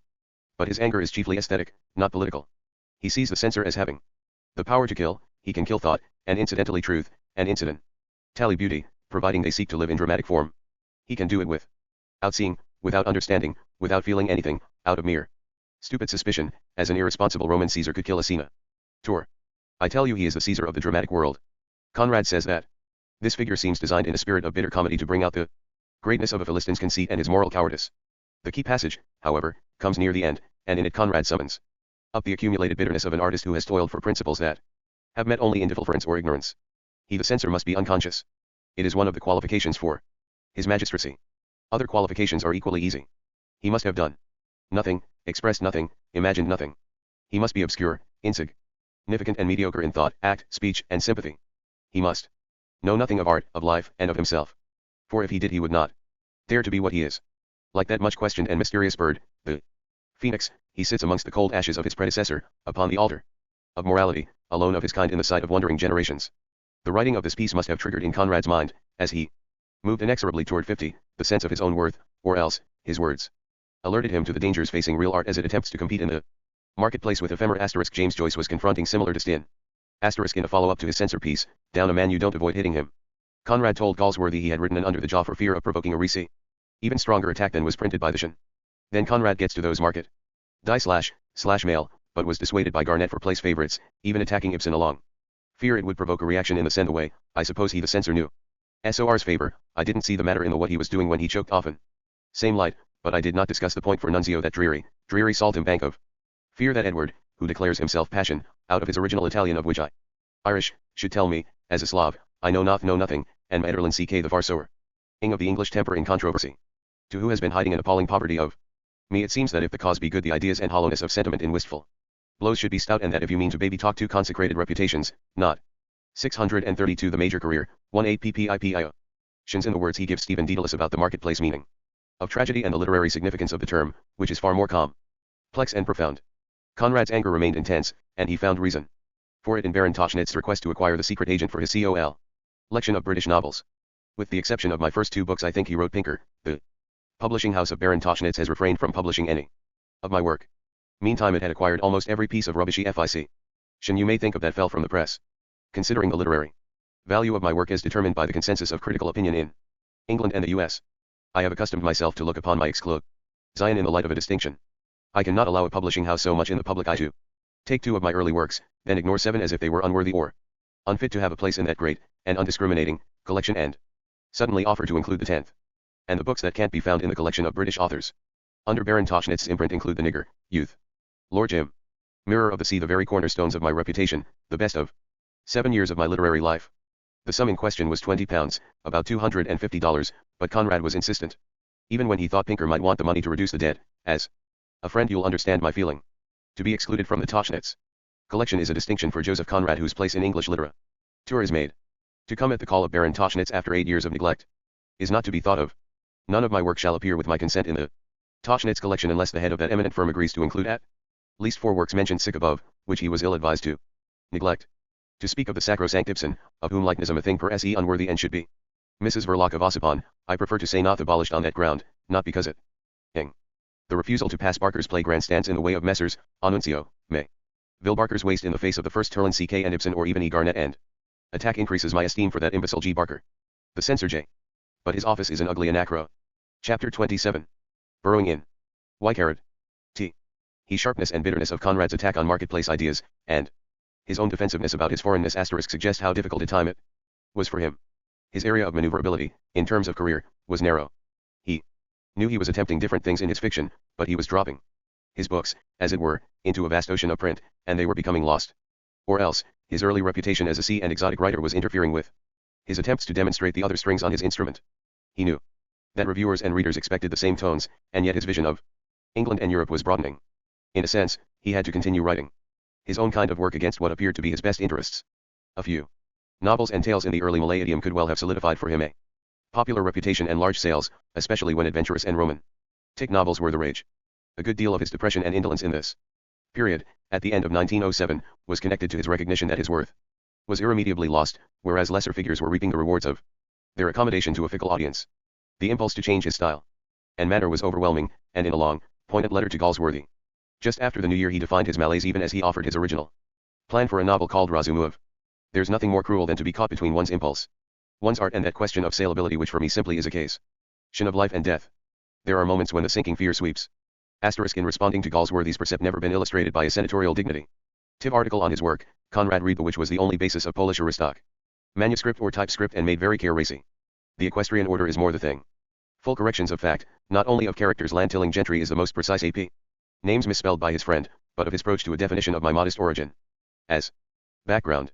His foreignness was ever there as English publications reach far and wide, not a wound, or a potential source of ridicule. Withstanding the censorship, I am anxious.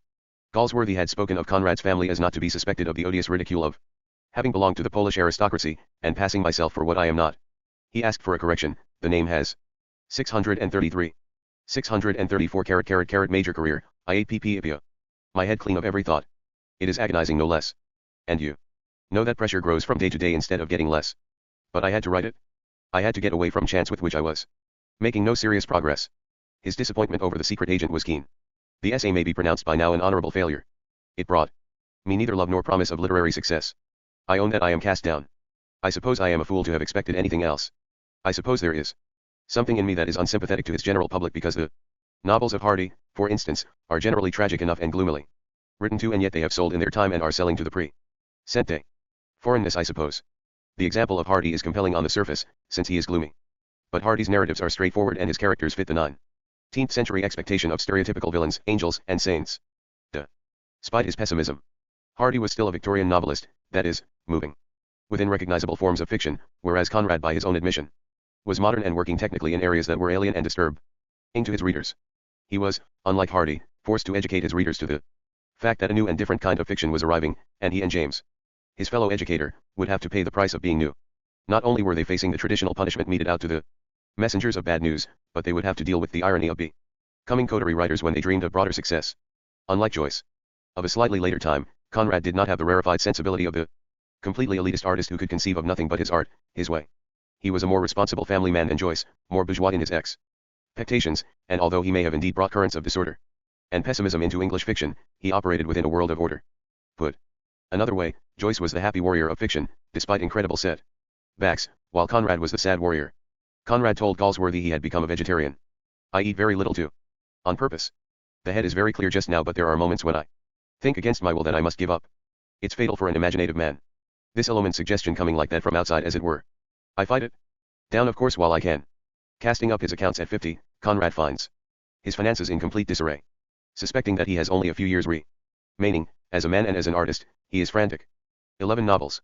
If each had averaged £1,000, I would have now 5,000 in hand. For counting up all I owe you, other debts, the balance against me. With P, 1,572 to date, and this grant I had together with all I have earned. Burrowing in 635. It works out at £650 per year in round numbers. Even if I have made a mistake of a 100 a year too little, which is improbable, for however carelessly I counted, I am not likely to have underestimated all I had by £1,200. This is not outrageously extravagant. And in this there's Jessie's illness, all of my own, the year wasted when writing Nostromo when I had 6 fits of gout in 11 months, and this last fatal year with Boris abroad. This letter, on January 6th, however, jumps ahead. It is, in a sense, the dismal greeting of a new year for Conrad, and it involves the whole play of his life. Meanwhile, before the turn of the year, he was still trying to put out an interim volume, something that would represent him in between novels, and he told Pinker to arrange for a volume of short stories, which would consist of Caspar Ruiz, J. Parts, The Anarchist, The Informer, The Brute, 2. Condet, equivalent to 7 short stories, say 57 to 60,000 words.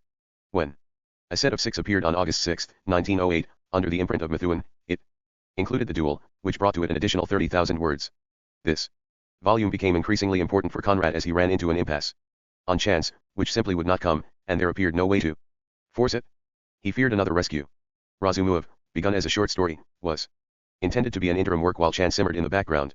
The duel, which became subtitled A Military Tale, set off in Conrad's mind, as he told Pinker, the idea for another military story. He probably was thinking of The Warrior's Soul, which he would not write until 1916, although it contained a broader treatment of the Napoleonic retreat from Moscow touched upon in the duel.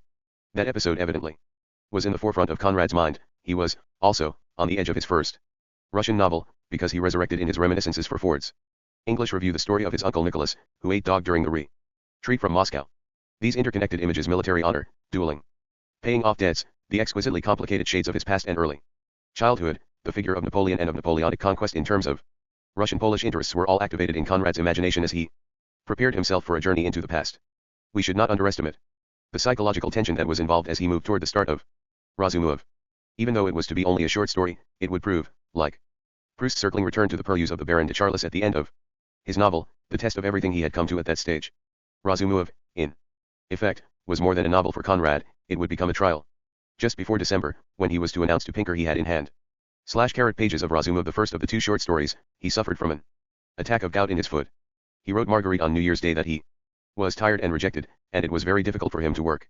I am one of those who don't sell. And here I am in my 50s. To Elsie Hufer, on 636 The Major Career, I ate ppipia. The same day, he spoke of his doleful existence. He was definitely cranking up for something significant, although even on January 7th he was still speaking of Razumov as a story. He tells Pinker he is anxious to throw that story off my chest. He adds, possibly to sweeten what he has in store for his agent, here is given the very essence of things Russian. Not the mere outward manners and customs, but the Russian feeling and thought. You may safely say that. And, I think, the story is effective. Nothing of the sort had been done in English. The subject has long haunted me. Now it must come out. He even speaks of setting up a volume for 3 big machines like Strongman, Caspar Ruiz, The Duel and Razumov, only to conclude that the latter, because of its sustained intensity, would be more suitable for another volume, presumably of stories. Quite rightly, he saw it as altogether on another plane. Yet it is impossible to determine what Conrad had in mind when he saw it as a story, unless that was a sweetener for Pinker alone. The reader who scrutinizes the first 5 or 10,000 words of Under Western Eyes finds no cutting point, no apparent seam short of 25 to 30,000 words. Even more telling, however, is Conrad's description of his plan to Calories-worthy, on January 6, one day before he wrote to Pinker, to the effect that at first he planned a psychological novel. The student Razumov, a natural, son of a Prince K, gives up secretly to the police his fellow student Halden, who seeks refuge in his rooms after committing a political crime, supposed to be the murder of de Plave. First movement is St. Petersburg. Halden is hanged, of course. In margin, done. Second in Geneva.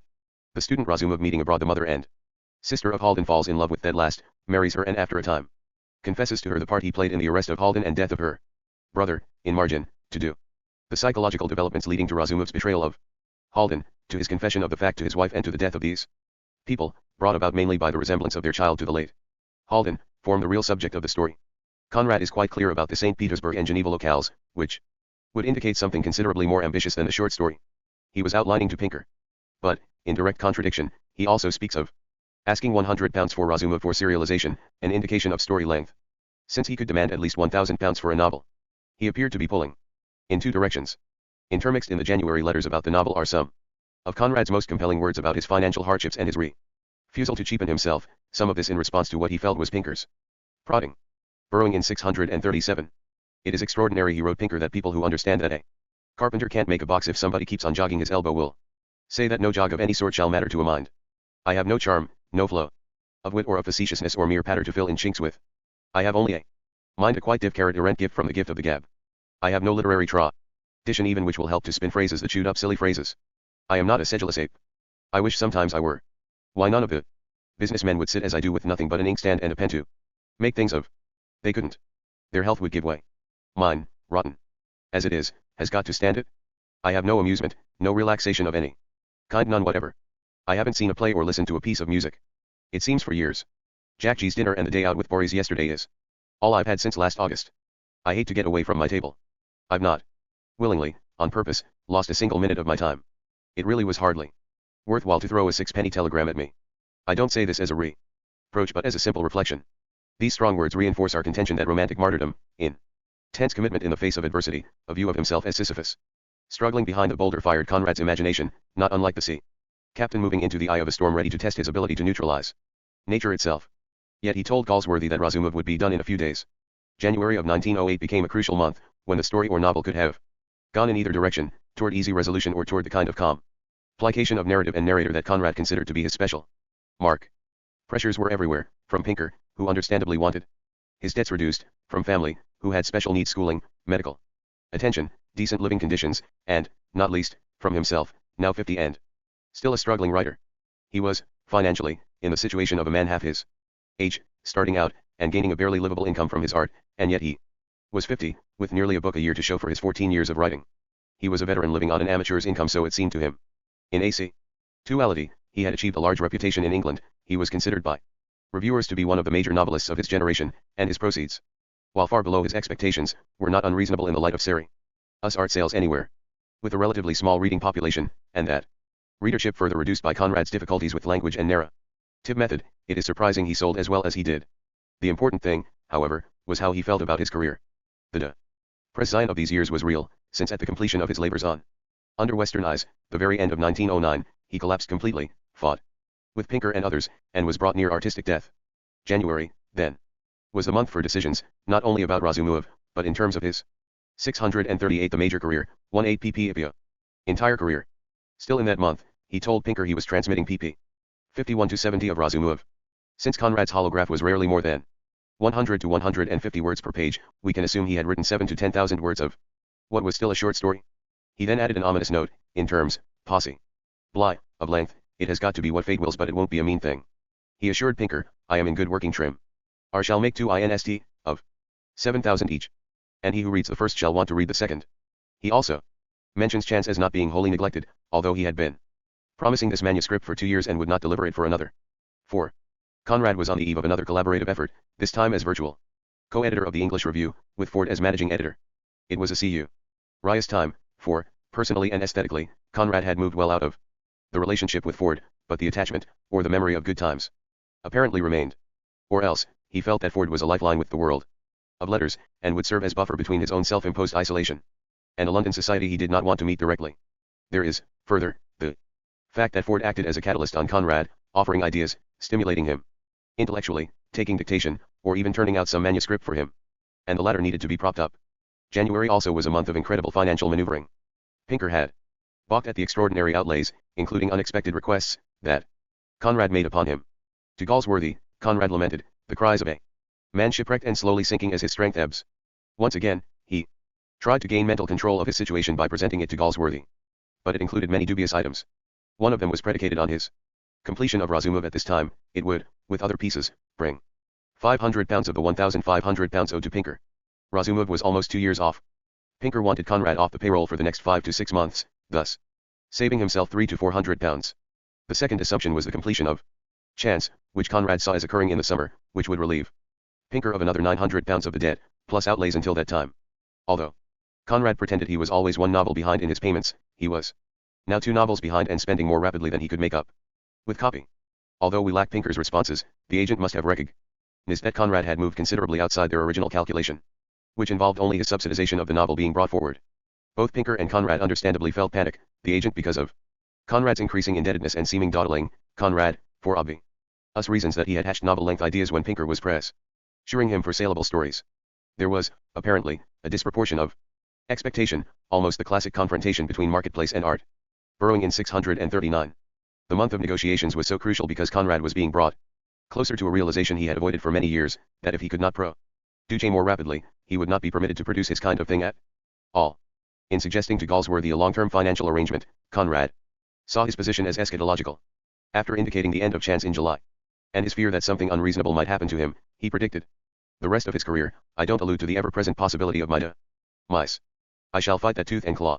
I must leave 20 vols behind me, and there are only one written Chance will make the 12th and leave only 8 more, a trifle indeed, before I can drop the pen. He feared gout would impede his production, but of interest is his life's goal to leave 20 vol. A mess. He would, in actuality, leave 27, plus an additional volume, if his dramatic EFF-orts were collected. By this time, a set of 6, his 11th volume, was set as presently constituted. Razumov was separated from it, to form the nucleus of the next collection. Interestingly, the next collection would include The Secret Sharer, a story with considerable connection to Razumov and, not unusually, written while Conrad was finishing under Western Eyes. By mid-January, he had moved his sights to nouvelle length for Razumov, which for him meant anywhere from 30 to 40,000 words, the length of Heart of Darkness, The Duel, or even the end of The Tether. With that settled, he went back to Pinker to renegotiate their financial arrangement, although he says he feels as if he were begging. After assuring Pinker he has no vices, neither gambling nor drinking, to lead him astray, he asks for a lump sum of £40 each month. At the same time, he admits he may not count strictly enough. Pinker had not objected to the original arrangement, but to the unexpected requests for money, which were, he felt, the result of poor management. Conrad adds that if necessary he will have to try elsewhere, probably Galsworthy, to get that £40 a month which he needs for minimum living expenses. Pinker did eventually come through, but Conrad found the situation harrowing, like Jim with his hand on the quivering bulk head of the Putna. For neither author nor agent was there any chance of resolution, since Pinker wanted copy and Conrad could not produce it readily. Conrad even tried some explanations based on art, pointing out that, with Chance in mind, a big conception can't be kept going like a shorter work. He adds that the previous year was terribly unsettling, not only by what it was then but also by what it meant for the future. It was a horrid nightmare. February and March 1908, a time when Conrad was moving profession, allied toward co-editorship with Ford of the English Review, were filled with almost equal amounts of Razumov, illness, mainly gout and nerves, monetary troubles, worry about professional standing, pride of accomplishment, feelings of extraordinary achievement and inadequacy. It is difficult to 640 the major career, IAPP pinpoint how much of Conrad's disturbance resulted from his growing involvement with Ford, how much from his own lack of popular recognition, or how much from a sense of futility as he saw everything slipping away. The pessimism of his outlook had to be faced personally, and there was no way in which he could be the exception to what he foresaw for the general run of mankind. All he could hope for, with his mixture of gloom, morbidity, and determinism, was a measure of health to continue his work. His letters take on a biting, querulous edge, not only to Ford, but also to Galsworthy and Wells. His dealings with Pinker have an adversary quality. Even his long letter of February 5 to Marguerite Borodowska has a listless, subdued tone. In a February 12 letter to Pinker, he speaks of needing a freer hand with that story.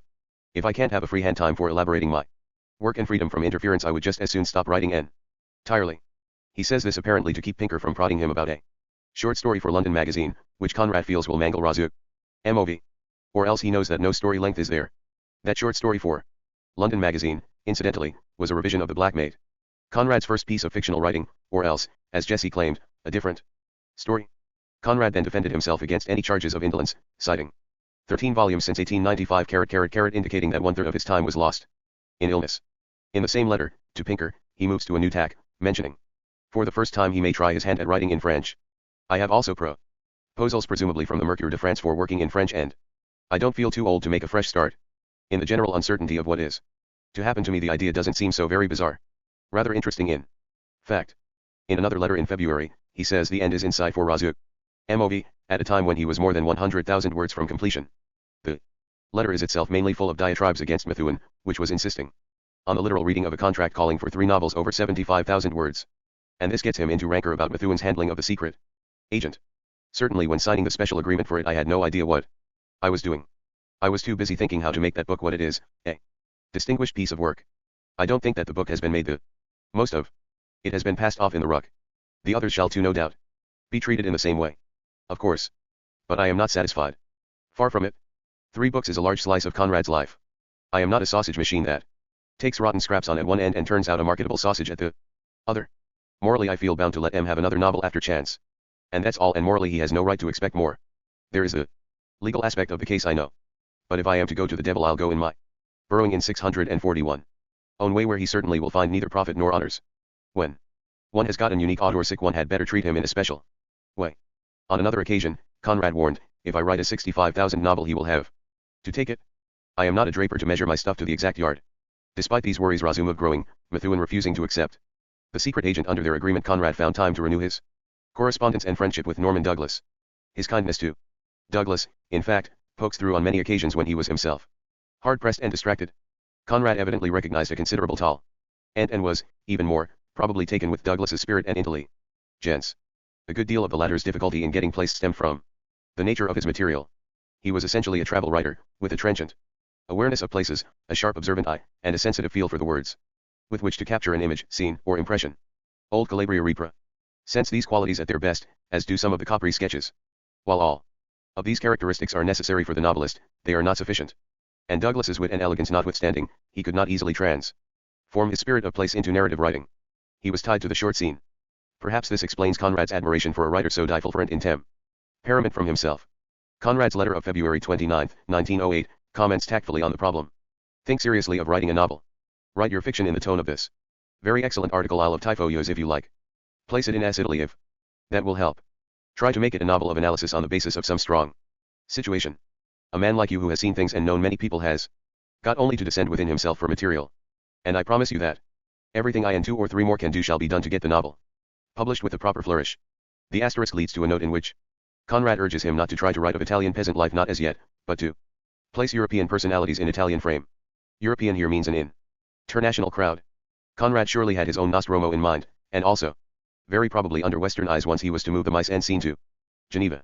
Then follow, in the same letter, several paragraphs of advice about words and phrases, all toward greater precision and visualization of the mate. Real. Conrad's corrections are a model of professional writing, in which the master shows his apprentice how to best utilize his talent. The obvious place for Conrad to seek publication for Douglas was in the English Review, whose editorship Ford had assumed in 1908. The 4 early issues, when Ford had full editorial command of the Review, were really Conrad Ford issues, in that their immediate circle or Ford's disc of Eries took up most of the space. The talent in the Review was prodigious.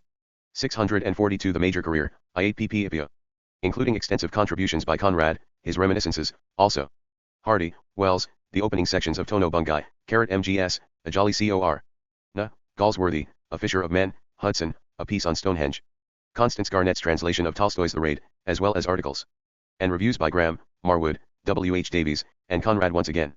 Conrad was successful in placing Douglas's Isle of Typhoeus in the 3rd issue of the journal, in February 1909. Douglas's financial position was weak, and he needed considerable propping. Conrad wrote, "It's weary slow work. At best this trying to get a footing in the world of scribblers and publishers. Yet it can be done with patience." This was a diversion of sorts, perhaps recalling to Conrad his attempts to help the impecunious grain. Pinker, however, was the key man in Conrad's life, not Douglas. In a letter of March 23, Conrad returned to Razumov. Herein noting, to Pinker, "It may turn out a good thing, growing now to a serial of 45,000, which is easier to place than one of 90,000. He says he is ready to write in a scene of 5,000 words if Fisher Unwin can be induced to take it in book form."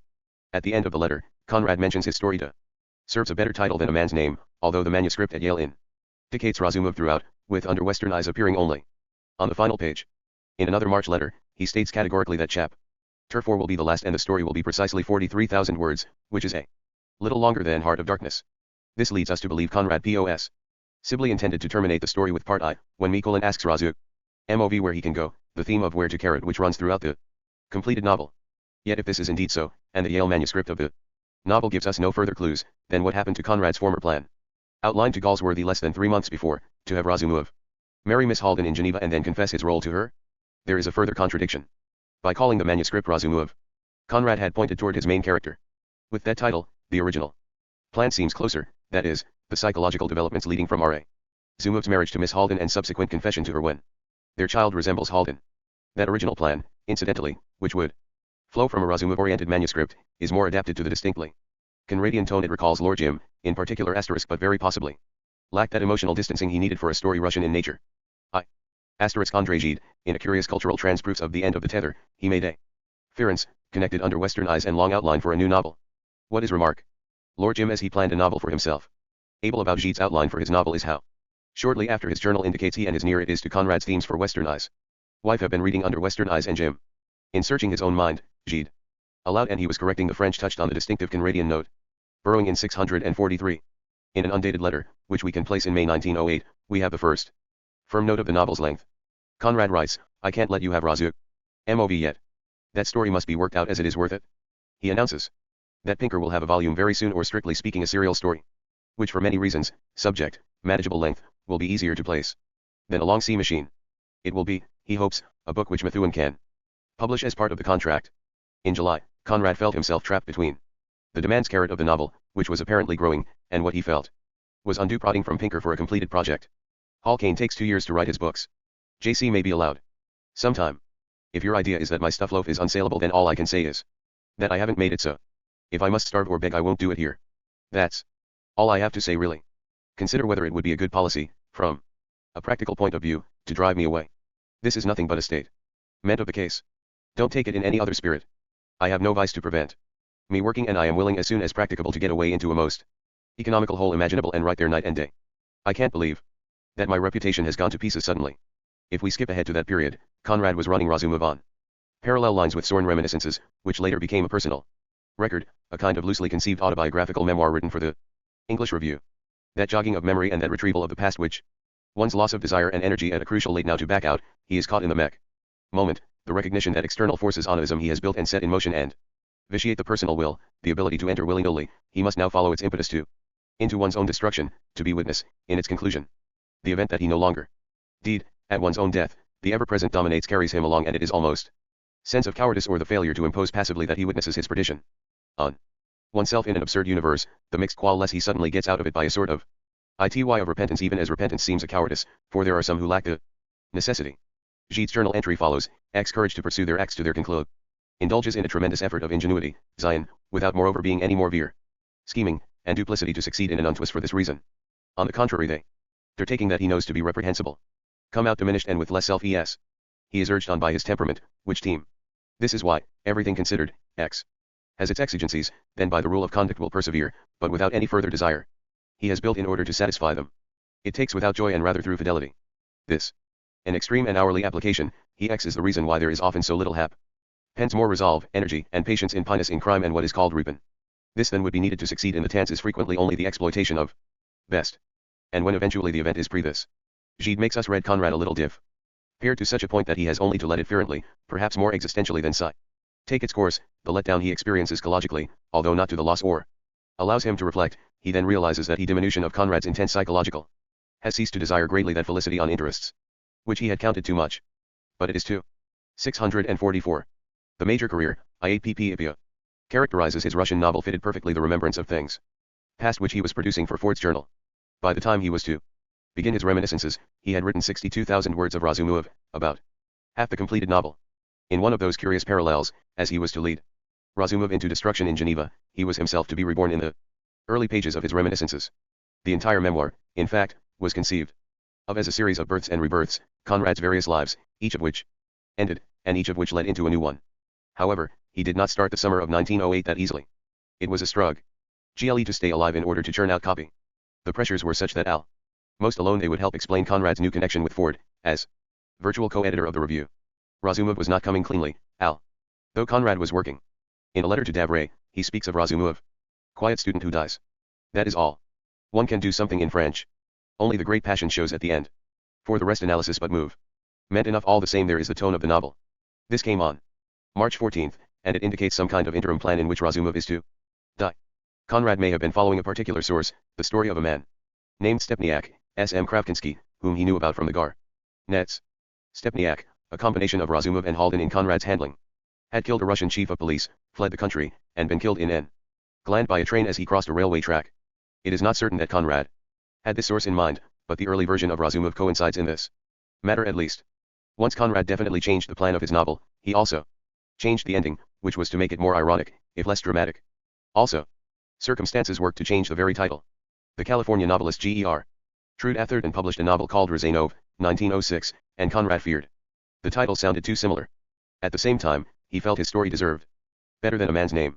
In late March, Conrad complained to Wells that since Pinker had partially cut down on him, he needed a Royal Literary Fund grant to carry him through, one of those periodic miracles he depended upon.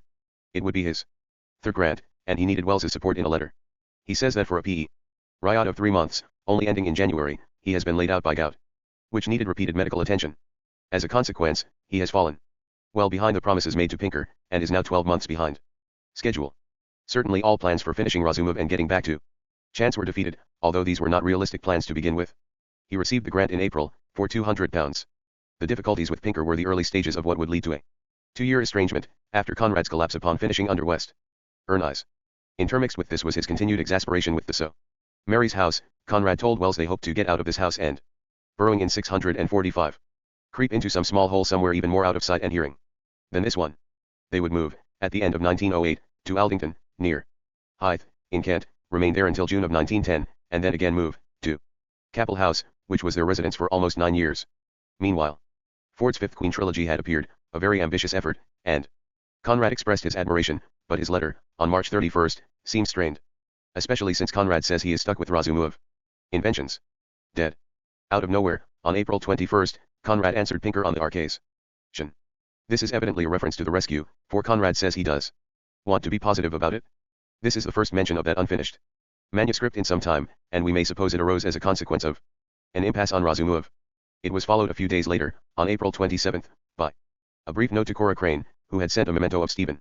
Within the span of a week, Conrad was thrown back into the 1890s, the time of the rescue and Stephen Crane, even as Razumov was thrusting him back into a parallel period, the time when he had been attacked for deserting Poland. Early in the book, he suggests the dualism with which he had to grapple, an English author with Slavic nightmares. The old teacher of languages is attempting to modulate for the Western reader Razumov's sense of his fate. It is unthinkable that any young Englishman should find himself in Razumov's situation. This being so, it would be a vain enterprise to imagine what he would think. The only safe surmise to make is that he would not think as Mr. Razumov thought at this crisis of his fate. He would not have an hereditary and personal knowledge of the means by which a historical autocracy represses ideas, guards its power, and defends its existence. By an act of mental extravagance he might imagine himself arbitrarily thrown into prison, but it would never occur to him unless he were delirious, and perhaps not even then, that he could be beaten with whips as a practical measure either of investigation or of punishment. With this, Conrad slipped back still further, to his childhood, to the fate of his parents and other close relatives, to the very bones of his heritage. No wonder, then, that he found the manuscript to be a personal minefield. There is a still further problem, on which we can only speculate, of how closely Natalie, or Natalia, Halden is modeled on his dim memories of his mother, Ava. Natalie's relationship to her brother, whom she sees as a noble idealist, has a parallel model in Ava's devotion to Apollo and her entrance into his revolutionary activities.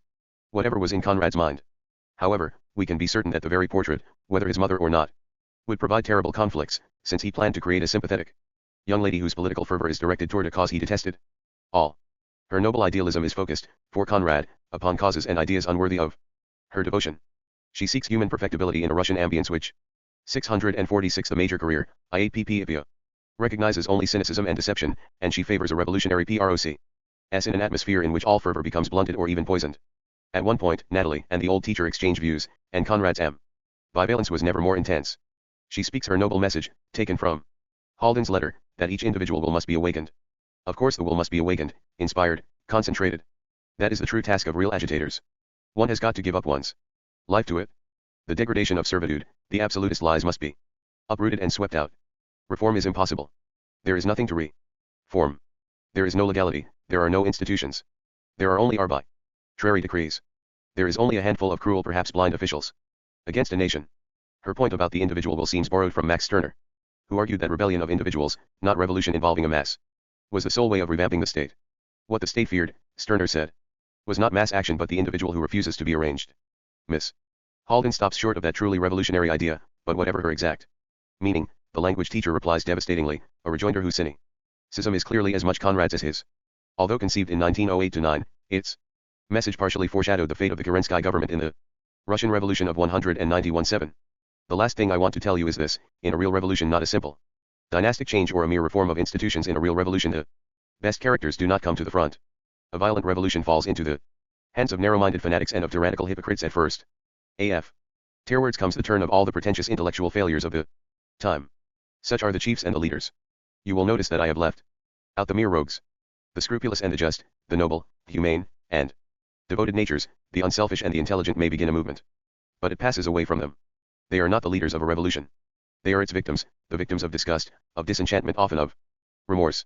Hopes grotesquely betrayed, ideals caricatured, that is the definition of revolutionary success. Had the language teacher presented this countering view to an unsympathetic character, there would have been no conflict in Conrad. But it was directed at someone willing to sacrifice her life for an ideal, regardless of personal safety, and, therefore, someone whose life would be tested by her loyalty to a noble vision. She is, then, a person, like Ava, whom Conrad admired, even as he deplored the misuse of her resources in a hopeless cause. These were not simply memories, they were psychological moments of terrible intensity. Conrad was, for the sake of his art, harrowing his own form of hell, far more deeply than Proust when he explored memory. For Proust, the consequence was a positive endeavor; for Conrad, it was to reef. Burrowing in 647. From the impasse of his own devotion. He, too, admired Rebellion but detested revolution. Rebellion meant individual expression, whereas revolution meant assimilation, a mass movement. And yet rebellion often led directly into revolution for virtually all, and the voracious state, like the Voros in Zola's Germinal, swallowed them whole at one end and excreted them at the other. And even as Conrad harrowed his hell, Pinker requested ever more novel copy, as well as stories and sketches, reviews, anything to bring in further revenue. In April or somewhat later, Conrad wrote Ford about his Mr. Apollo, which was to be published in August. Conrad's praise is high, which is unusual, since the Ford novel is of the kind he disliked. It was Ford's attempt to get at issues by way of fantasy, the divinity of Apollo contrasted with the rationalism, commercialism, and Fabianism of those around him. Ford's point is that only the divine can lead us from debasement, and for that we need the example of gods and poets. We have no record of how Conrad felt about Apollo, shades of his father in this role, but he speaks of it as something impeccable and absolutely above criticism. He sees it not as a startling experience but as a unique one. He adds, for whatever personal reasons. And if you experience perchance that feeling of intimate secret gratification, which visits sometimes an artist, you may take it from me that in this case the moment of vivuris divine is sufficiently justified. Since the whole thing would seem to Conrad a carryover from their inheritors' days, with the fourth dimensionists as the enemy there, he could not have taken Ford seriously and was surely trying to moderate matters between them as they moved toward the English Review co-editorship. It is difficult to prove. But even Ford could not have been serious about such a novel, since his own manifesto for the review would appear to contradict it. The manifesto, which Ford drew up after considerable consultation with Conrad and Marwood, in sweeping away all ephemera and all modern superficiality, would appear to do away with Ford's own work to that time, except for the Fifth Queen trilogy. Since Ford, with Conrad beside him, became a remarkable editor during his brief English review days, the manifesto bears repeating. The only qualification for admission to the pages of the review will be in the view of the editors either distinction of individuality or force of conviction, either literary gifts or earnestness of purpose, whatever the purpose may be, the criterion of inclusion being the clarity of diction, the force of the illuminative value of the views expressed. What will be avoided will be superficiality of the specially modern kind, which is the inevitable consequence when nothing but brevity of statement is aimed at. The English Review will treat its readers, not as spoiled children who must be amused by a variety of games, but with the respectful consideration due to grown-up minds whose leisure can be interested by something else than the crispness and glitter of popular statement. 648. The Major Career, IAPP. This was composed in the fall of 1908, but it expressed Ford's and Conrad's point of view, and it certainly could not support a novel such as Mr. Apollo. Editorial work probably helped Ford pull his creative talents together, so that his best fiction resulted from the period after he had tried his hand at serious editing. This was an interesting time for the two to come together again, since they were out of phase creatively, although united in their aesthetic demands upon themselves. Ford was still struggling to find the right subject matter for his sense of form, whereas Conrad was still seeking the right form for his assured sense of subject matter. Ford was to push out more firmly into the modern movement, in terms of technique, whereas Conrad was to spend this period and the next few years consolidating gains he had already made. The time of the review was one of those overlapping Periods, when Victorian and modern, for whatever such terms are worth, crisscrossed or arranged themselves mosaically in the talents brought together. The feelings of dread continued, however, and Conrad looked forward to leaving Sunrise, for which he had a positive horror, and going to Kent for 3 or 4 weeks, resting and looking for a new place. Meanwhile, reviews of a set of 6 began to come in, the book having appeared on August 6. What was particularly disturbing about 2 of the reviews, by Robert Lind, in the Daily News and W. L. Courtney in the Daily Telegraph, was that they questioned his entire career by raising doubts about his use of the English language. Written when he was himself revisiting his Polish memories for Razumov, these commentaries could not have come at a worse time. They were, in addition, inexplicable, as we can see from Lind's remarks. Had he but written in Polish, his stories would assuredly have been translated into English and into the other languages of Europe, and the works of Joseph Conrad translated from the Polish would, I am certain, have been a more precious possession on English shelves than the works of Joseph Conrad in the original English, desirable as these are. What greater contribution has been made to literature in English during the past 20 years than Mrs. Constance Garnett's translations of the novels of Turgenev? But suppose Turgenev had tried to write them in English. To answer this kind of criticism, an author can only hope for wholesale death of all reviewers. Courtney's notice is more positive, but he uses Conrad's stories as a way of attacking the modern sensibility. It is particularly ironic in that these stories are among Conrad's most conventional. Courtney wrote, it is a dreary philosophy, stoicism, gloomy resignation at best, but it is what M.R. Conrad's tales suggest. He, too, belongs to that modern school of violence, which, whether in the form of imperial violence, like that of Mr. Rudyard, burrowing in 649, Kipling, or psychological violence, like that of our author, appears to be the most popular mode or pose among our writers of today. All the light, all the colors are crude and harsh. There is no softness in the landscape, no healing balm in the atmosphere. The world is an unfriendly place, and most of us, if we begin to think at all, are prisoners. Conrad's reaction was a compound of amazement and desolation. He could not escape the foreign label even though he had been publishing in English for 13 years and few reviewers were even aware of his full Polish name. As he wrote Galsworthy, Courtney did not discompose me much. What does it all matter? There is an sick who tells me in Daily News on God knows what provocation that I am a man without country and language. It is like abusing some poor tongue-tied wretch. For, what can one say? The statement is gross and palpable, and the answer that could be made would be incomprehensible to 9/10 of the hearers who would have imagination enough to believe that a complex sentiment can be true. I wonder in what language the nigger, youth, or the mirror could have been written. But the fellow must be an imbecile anyhow, since he goes on falling into raptures over Caspar Ruiz and comparing that wretched magazine fake with the lyre of the steppes. It's incredible, isn't it? Idiocy can no further go. Still, a kick from a donkey hurts as much as from a nobler animal and is in a way more humiliating. Conrad then turns to the rest of the review, that he would have read better in Constance Garnett's English than in his own.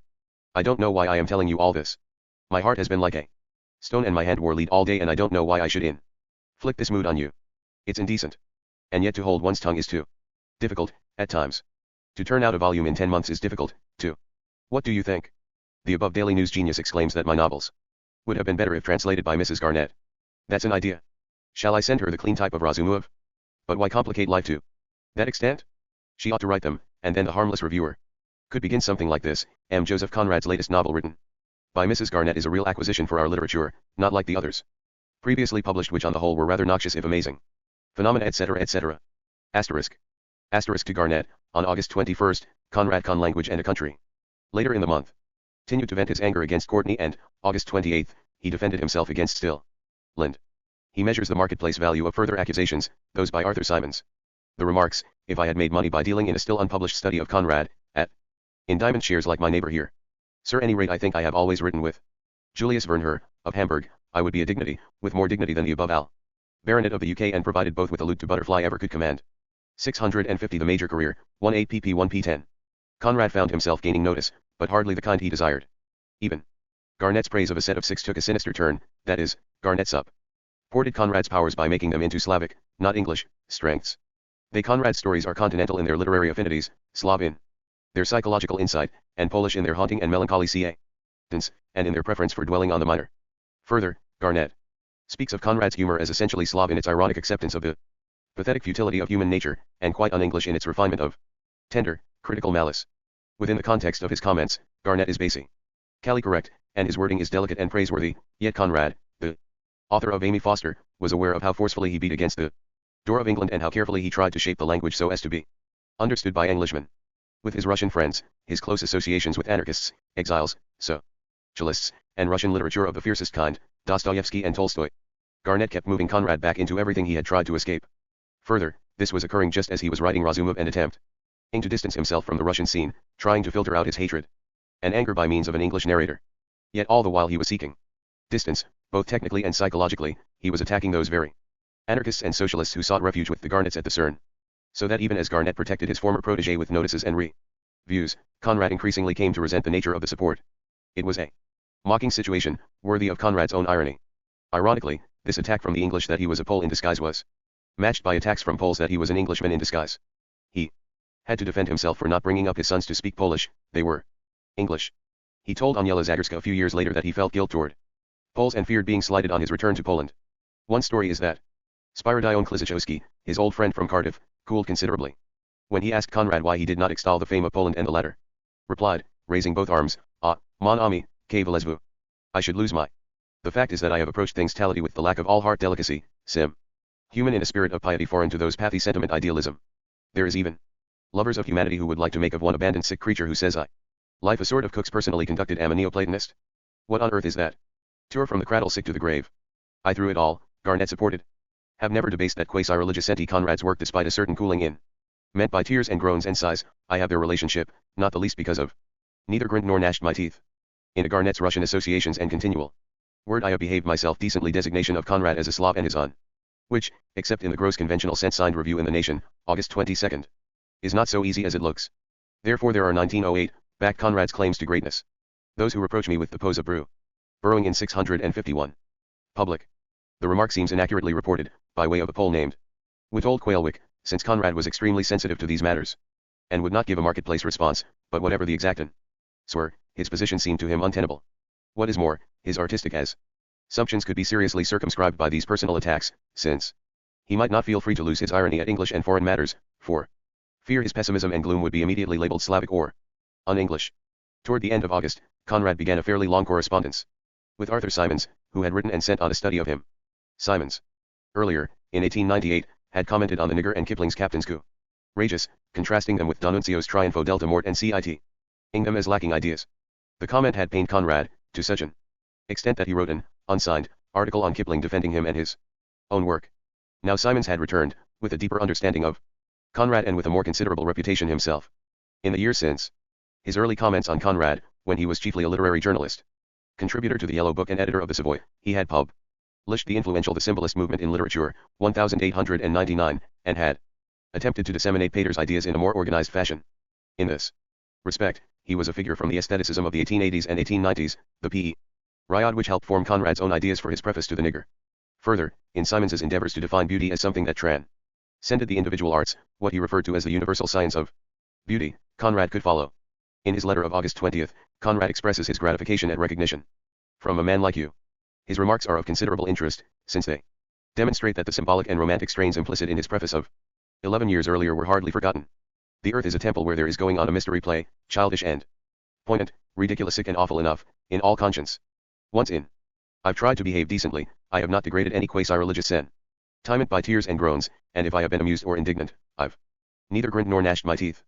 In other words, I've tried to write with dignity, not out of regard for myself, but for the sake of the spectacle. The play with an obscure beginning and an unfathomable denouement. Conrad's association with Symons was capped by the latter's little book, Notes on Joseph Conrad, published the year after Conrad's death.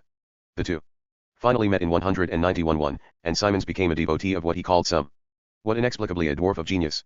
Unless Conrad had shrunk considerably by 191, he was still a man of medium height, and it is difficult to understand why Symons compared his height with Toulouse-Lautrec's, on 652 the major career, IAPP. Les Symons were estimating through some synesthesiac vision. Symons, in his early study, rejected for publication, had tried to move Conrad closer to the symbolist tradition, especially to the cruel and sadistic side of it, and toward that end he had cited the novelist as having a heart of darkness and an unlawful soul. Conrad demurred and said not he but Kurtz possessed such qualities. He tried to dispatch that view of himself and offered instead a bourgeois novelist. For Symons's examination, the fact is that I am really a much simpler poor son. Death is a fact, and violent death is a fact too. Do you really think that old Flaubert gloated over the deathbed of Emma, or the death march of Matho, or the last moments of Felicia Felicite? Conrad added that he has always approached his task in the spirit of love for mankind, which indeed may have been his conscious aim. Gratified by Symons's kind words, he thanked him for the recognition of the work, not the man. Once the last page is written the man does not count. He is nowhere. With that, Conrad recognized the impersonality of the artist, a subject which he had explored 11 years earlier. Like God, he sits above mankind and pares his finger nails, or thumbs his nose. August was a cruel month, and Conrad was fortunate to get out of it with only disturbing reviews. His health was affected somewhat, but he could continue to work. He had suffered from stomach gout, or so it was diagnosed, and was filled with depressing drugs. The Sunrise house had become full of the horrors, and the Conrads at the end of August went to stay near the Fords, in Aldington. They hoped to find another residence while there and get away from what had become unlivable for them. Not only did the Conrads re-establish contact with the Fords, they also re-established themselves with the Marwoods, whom they had met 2 years earlier, just before John was born. It was, for Conrad, a beginning and an end. Chapter 28. The English Review. Karl. His stay in Aldington, while a relief from Sunrise, played a far more important role in Conrad's life than simply relaxation. It marked the beginning of his renewed collaboration with Ford, on the English Review, and it led to Conrad's beginning work on some reminiscences. This loose autobiographical memoir fitted perfectly into Conrad's life at this time, when he was dredging up memories for Razumiv, and it was once again Ford who provided the impetus. As it would become clear, Ford was a remarkable editor, and his relationship to Conrad over the next year took on the role of editor to author. He had in this sense replaced Edward Garnett, and in creative terms, he was far more agile and imaginative than the devoted Edward. Like all good editors, he discovered what he could tease out of Conrad, and his role, besides that of friend, supporter, Blutsbruder, was to touch Conrad at the right moment and tap the resources that lay so deep within him. For Ford, the start of the English Review not only led to a kind of reconciliation with Conrad but coincided with another valuable psychological turn of fortune, his longtime liaison with Violet Hunt. Violet Hunt is somewhat peripheral to our study of Conrad, but she does enter into it in some important ways. First, many letters we have from Conrad to Ford are copies which she made before the originals disappeared, and although her copies are inexact and even edited, they are of value. Second, her affair with Ford set up a series of personal circumstances which Conrad could not tolerate.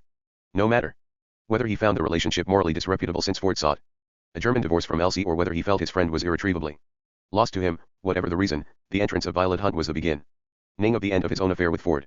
The English Review period, as well as being important for Ford and Conrad personally, was a time of great literary excitement. Characteristically, Ford tried to take much credit for beginning it. After denying that he had begun the review in order to publish Hardy's poem A Sunday Morning Tragedy, which had been rejected by several editors, he went on to say, "It would be more just to say that that was the suggestion of my partner." 653. 654 Major Career, IAPP Arthur Marwood. My own most urgent motive was to provide some money for Conrad by printing the personal record, and other things which I extract from him. Morally, Ford felt a gap when he left the Daily News, for which he had been writing a weekly article, and needed some focus for his considerable journalistic talents. The immediate literary group to which he belonged, consisting of Wells, Garnett, and Conrad, had already started to speak of a new journal or review, discussions that went back to the early summer or even before. The title was possibly suggested by Conrad, and had indeed been used before by T.W.H. Crossland and Lord Alfred Douglas for a short-lived journal. In fact, when Ford's review began, they tried to collect damages. Our interest, however, is not in a full history of the English Review but only in Conrad's role in that prestigious publication.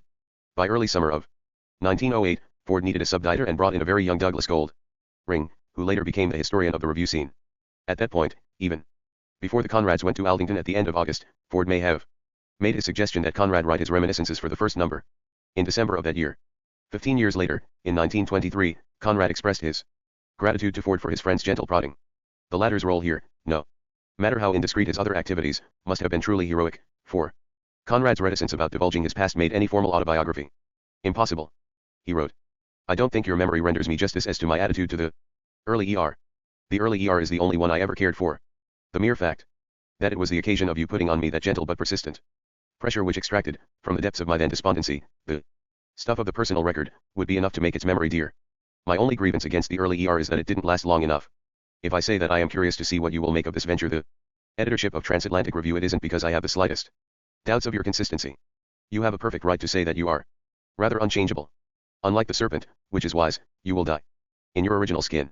So I have no doubt that the review will be truly Fordian at all costs. But it will be interesting to see what men you will find and what you will get out of them in these changed times. In addition to moving Conrad to write reminiscences for 7 issues, December-June 1909, inclusive, Ford also asked him to review Anatole France's Lie de Penguins for the first issue. Ford very skillfully went after James, Hardy, Wells, and Bennett, among others. The Hardy poem, which Marwood said was so instrumental in causing the start of the review, was printed in the first issue. The poem, incidentally, had not run into any great Difficulties, although its subject and scorching irony were not quite suitable for most post-Victorian journals, and Hardy was simply holding it back for The English Review 655. Further volume of his own poems. The first issue, as we have noted, was splendid, a collection hardly equaled since. Ford not only printed the work of his and Conrad's circle but demonstrated the ability to recognize great talent before it had become clear to others. Under Ford's direct control, or shortly after he left, with many future issues already set, the array of talent continued and even intensified. SUC. Seating issues included contributions from D.H. Lawrence, poems and a story, Yeats, 3 poems. Pound, including Sistina, Altaforte, Nor. Man Douglas, Arnold Bennett, and Moore James, 3 additional stories. Conrad, Wells, 2 books serialized, Galsworthy, poems and stories, as well as some lesser figures C.E. Montague, G. Lowes Dickinson, Rupert Brooke, H.M. Tomlinson. It was, perhaps, the most felicitous accumulation of literary talent ever gathered by a small journal, far outdistancing the taste, scope, and breadth of Blackwood's when Conrad felt so devoted to that journal. If Conrad's idea had been to equal Blackwood's with this new journal, he actually helped found and co-edit a review of far greater literary substance. Most of these literary figures appeared in the English Review during a period of 18 months, before Ford's financial mismanagement became obvious and he was eased out. At that point, when with the July 1909 issue the ownership of the review changed, Conrad suddenly ended his reminiscences, senses, and the antagonism he felt toward Ford came to the surface. It was, for all involved, a terrible time, for Ford not only had become notorious because of his open affair with Violet Hunt but had antagonized most of the circle, and the review began to dissolve. All that lay ahead, and it helped contribute to Conrad's breakdown in 1910, just after he completed Under Western Eyes. On September 25, Conrad announced to Wells he was 60,000 words into Razumov and that Ford had persuaded him to produce some reminiscences for the review. Conrad said it was easy material to spin out, calling it megalomaniacs stuff. But the letter is more than the announcement of news, it demonstrates something very acute in Conrad's mind, which was Wells's influence on the current generation, on whom Conrad had none, for who could deny your influence on the thought of the generation most worth influencing, that is the generation that numbers 18 to 20 summers at this date. Such warm sympathies, at his own expense, indicate they must have been meeting rather frequently over English Review business and planning. Little could Conrad foresee how much Wells's books of the next few years would reinforce his hold on the young, while Conrad appealed to a much older reader, one devoted not only to ideas but to literature. In Anne Veronica, Wells has, indeed, the very phrase that would become the motto of later generations. When Cape speaks to Anne, he says, "Find the thing you want to do most intensely, make sure that's it, and do it with all your might. If you 656 The major career, IAPP. If you live, well and good, if you die, well and good. Your purpose is done. Well, this is our thing." Conrad could not, of course, compete in this area, even if he wished to. His work during this decade was devoted to providing the opposite of every thing Wells asserted so proudly in that statement. Do our thing, that was precisely what Razumov unsuccessfully tried to do. Your purpose is done. Decoud's purpose is clouded by history, a farce he cannot escape, and even Nostromo, a little Napoleon, is not permitted to steal in peace. Every human being is a new thing. Conrad agreed with Hardy's convergence of the twain that an iceberg is forming somewhere to confound man's attempts at self-realization, and that iceberg may be within or without. Wells would have it melt under the heat of individual desire. Conrad knew only that the iceberg continued to grow until it became the principle of destruction. As a result, after his placement of Wells in the minds and hearts of the young, Conrad moved to the area where he felt deeply. The question of Wells's art, and his well-chosen words indicate how carefully he had to tread. On the other hand, there is your mastery of the art, that side of your writer's genius which contains an infinite possibility. And indeed I need not suffer from divided judgment. For your art, whatever you do, will contain your convictions where they would be seen perhaps in a more perfect light. Your work, like all work that counts, must have its connection with the laborious past and its bearing on the future, that future in which you have willed, and perhaps succeeded, to put the impress of your personality, which you will not see but in which your voice will be heard till in the ever-increasing distance even that trace of our short day shall be lost. Wells was appealing to his contemporaries and gaining a popular success because of immediacy. How was Conrad, with his appeal to moral values that had no immediate application, to pick up this audience or one allied to it? Not only that, how could he keep to his views of art when around him nearly all aimed at the marketplace, writing carelessly, or shaping trivial subjects for sensational ends? As a Middle European of gentry status, Conrad was obsessed with the burden of history, whereas Wells and his contemporaries were interested in shucking off the weight of the past. Apart from their artistic differences, which were growing immense, Conrad had been molded by a class system, whereas Wells, lower middle class by background, had scrambled up, never taking class and caste for granted. His theme was the future, not the past, and his future was to contain a different sort of structure, founded on world, not national, states, all governed by a ruling elite of intellectuals. For Wells, the future would eliminate those aspects of the past that humiliated and degraded. In this respect, he was virtually an American, in his belief. Well on. The English Review 657. into his later years, that political idealism was viable, that reasonable men could work out some resolution that would balance the destructive element, and that history could be cast aside in favor of new social forms. How ironic all that seemed, even as Conrad and Wells warmed to each other for their work on the review. Writing Razumov, Conrad more than most recognized that the individual does not escape from his past, just as Freud, whose ideas Conrad considered a kind of magic show, instructed generations that the unconscious is part of every man's baggage and not something to be rationalized and purged.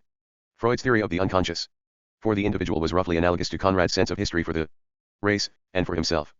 Planning, controls, ruling elites, eugenics, world states. All these may be well and good, but they ignored those more profound aspects of the past which cannot be shuffled off. Whatever our conscious intent ions, we introject the world of our fathers, and we can never escape the dosage. Like Mithridates, we may become accustomed to it, but the poison has invaded our system. As Conrad had written Graham 3 years before, the grave of individual temperament is being dug by GBS and HGW with hopeful industry. Finita la commedia. Well, they may do much, but for the saving of the universe I put my faith in the power of folly. We recall that Conrad said this to Graham at the same time he wrote Wells, also from Copri, that he, Norman Douglas, and others had agreed that Wells was the one honest thinker of the day. Faith in the power of folly is the humanist's final statement of belief. One thinks of Horace's "We are led as a puppet is moved by the strings," but for the scientist and logician it is a source of dismay. Yet Conrad knew that it was not enough to be, like Wells, life-oriented, or to accept a version of Eros as man's governing libido. Conrad knew that Thanatos, as he would demonstrate in the character of Razumov, was more indicative than Eros of the 20th century. Wells's was the voice of the new technicians, able, intelligent, logical, rational, and reasonable, but such beliefs had nothing to do with the nature of truth or the drift of mankind. And yet popularity and an outing lay where the technicians were heading, not in that nether world of Thanatos which Conrad, Kafka, and Proust were attempting to define. Ford's apartment at 85 Holland Park Avenue became the office of the English Review, and it filled with the literary luminaries of that pre-Pound era. Conrad himself, Hardy, Graham, Hugh Walpole, Violet Hunt, Hudson Bennett, Percival Gibbon, a short story writer, Stephen Reynolds, with whom Conrad had a short but intense correspondence, and several others. In all, Conrad wrote 28 letters. Conrad gave Reynolds both personal and A.R. To Reynolds, a young, struggling novelist who distant encouragement, of the kind he had once reminded him of his own earlier career, sought himself from Marguerite Borodowska. 658 The major career, IAPP. It was a heady time. Conrad tried to assure Douglas, in the meanwhile, that the review could become a permanent outlet for his material. For himself, Conrad was now using Miss Hallows for purposes of dictating his Rimini's senses and even possibly his novel, Razumov. For the latter, however, Conrad could not compose rapidly enough to make dictation profitable, even at her low rate of 25 shillings per week. The Conrad house at Sunrise also served for some of the planning sessions, and they were uproarious. For Jess Sie, they were a tremendous annoyance, since she disliked Ford intensely. Under any circumstances, she writes about a time in late October or early November. I have wondered many times since where he would have found anyone else so accommodating, and I had almost said foolish, as to allow him to take such complete possession of his home, as Joseph Conrad did on that occasion. Lights blazed from every room downstairs, no expense was spared. To have some 4 or 5 strangers quartered on one without more notice than an hour or so was not exactly comfortable. Only the baby and the maid slept that night. Orders, directions, or suggestions were shouted from room to room. It was an uproar all night, and the next day the house was in a chaos.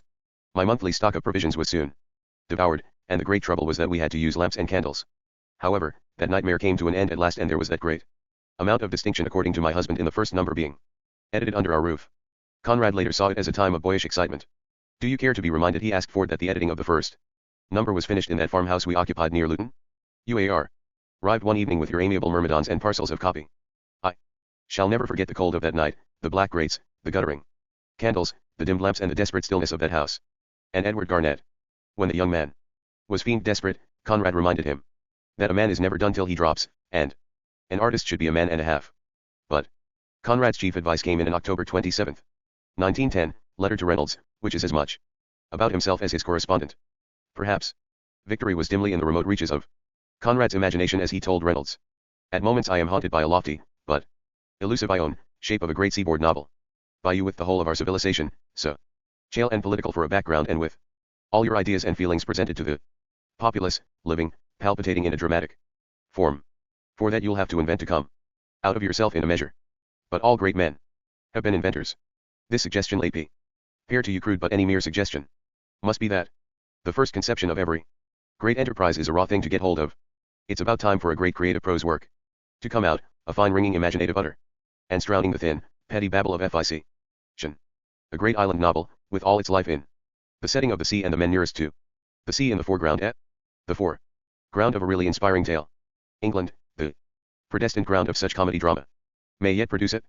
Or perhaps Conrad was thinking of his own valedictory, if he could summon the energy. The English Review. 659. Where women and children were innocently sleeping, when you sought me out at 2 a.m. in my dismal study to make me concentrate suddenly on a 2-page notice of the heat of penguins. A marvelously successful instance of editorial tyranny. I suppose you were justified. The number 1 of the ER could not have come out with 2 blank pages in it. It would have been too sensational. I have forgiven you long ago. The Conrads were following a crazy pattern themselves, of moving back and forth, until they took a house in Aldington in January of the new year. Their distaste for Sunrise kept them zigzagging between their own house and a rented cottage in Aldington, returning to Sunrise in early October. Until their final move. The desire to move to Aldington may have been motivated by a desire to be near Ford, but the desire to leave Aldington after 17 months was the reverse, to get away from the mess Ford was making of his personal life and to escape the rumors and impending scandals. When the finances of the Review became hopelessly entangled and mismanaged, Ford had to go to outside sources for money, and when he went to a group around David Soskis, his Jewish brother-in-law, Conrad took the opportunity to end his contribution and to break with him. That, however, came later. Of course, that was long after the event, when Ford's unrealistic management of the Review created terrible conflicts with his friends. This history of the Review, which is well narrated by Arthur Meisner in his biography, belongs properly to Ford's story, but as the result of several sequences Conrad was ultimately involved. The crux of the matter was that Ford used the Review as a way of propping up his own career at a crucial time, especially when his personal life was taking a drastically new turn. As he took over the directorship of the monthly, he saw himself in megalomaniacal terms. Initially, the financing of the Review was shaky. Marwood put up, in all, £2,200, and Ford claimed he had himself invested £2,800, but most of the sum was not his. He had borrowed from his family and even from Elsie, whom he planned to leave. He expected to pay his authors on a profit-sharing plan, an idea that made sense to him, but did not assuage either the hard-pressed, like Conrad and James, or the hard-nosed such as Wells and Bennett. He overpaid his contributors, also, and as a consequence lost £300 and £400 on each issue, which he said sold 2,000 copies, though he had estimated 5,000. He first had difficulty with Wells, who feared that his Tono Bungay would lose money by being serialized in the Review and not else. Where he feared, further, that Ford with his loose spending would not be able to pay him at all, which was almost the case when the Review went bankrupt. Increasingly, Ford became defensive about the journal, seeing himself as a great patron of the arts, a kind of mecenas. As Meisner demonstrates, he even created a persona for himself, of a well-off gentleman with a private income from his aunt, Frau Geheimrat and Laura Schmitting, who allowed him to draw sums of money most at will. Since her first name indicated a kind of secret fund or privy council, Ford may have simply been indulging in a joke. Nevertheless, he dissembled, and one reason was his need to fix a more central literary place for himself. His jealousy of Conrad's reputation among literary people, his own was still quite small, must have goaded him into creating an increasingly larger image of himself. Ford's self-delusions and outright lies appear to have started here in earnest. 66. The major career, IAPP.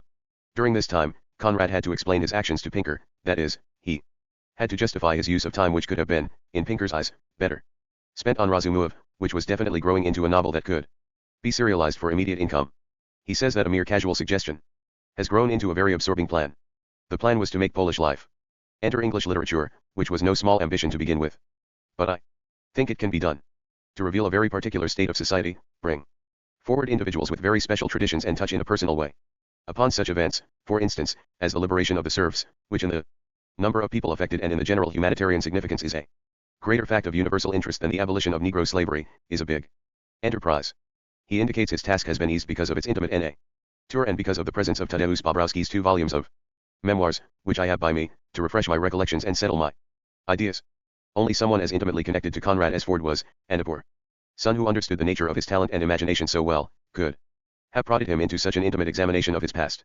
For Conrad based his art on an impersonal distancing of the author from his material, and toward that end constructed concentric circles of narrators who act both as a funnel and as a barrier for the reader. One rarely gets close to the nucleus of a Conrad story, but instead penetrates by slow degrees through protective layers of fact, rumor, hearsay, narrative detail, and indirect action. Conrad protected his secret self from any true sharers, and his literary method was one with the man. Conrad recognized he had a rare opportunity for divulgation that might never arise again. He felt the time was right for the success of a personal book, although his reminiscences would not be published as a volume until 191-2, as some reminiscences. This seems the psychological moment he told Pinker in explanation, and the appearance of a new review is a good determining factor. My friendship for the editor, which is known, is a sufficient motive. It is a generally lucky concourse of circumstances. It may be, so to speak, the chance of a lifetime coming neither too soon nor yet too late, for my acceptance as an English writer is an accomplished fact, and the writer is not used up, either in regard to his own mind or in the public estimation of his work. He told his agent that this very letter could serve for negotiations he might enter into with editors. Pinker might tell them that in the course of development the inner story of my books will come out a sort of literary confession as to the sources as well as to the aims. I have been even thinking of a little something like The Art and the Life, or The Pages and the Years, Reminiscences. He says that if the English review fails after the first 4 installments, a prescient observation, then another place will be found to continue the plan.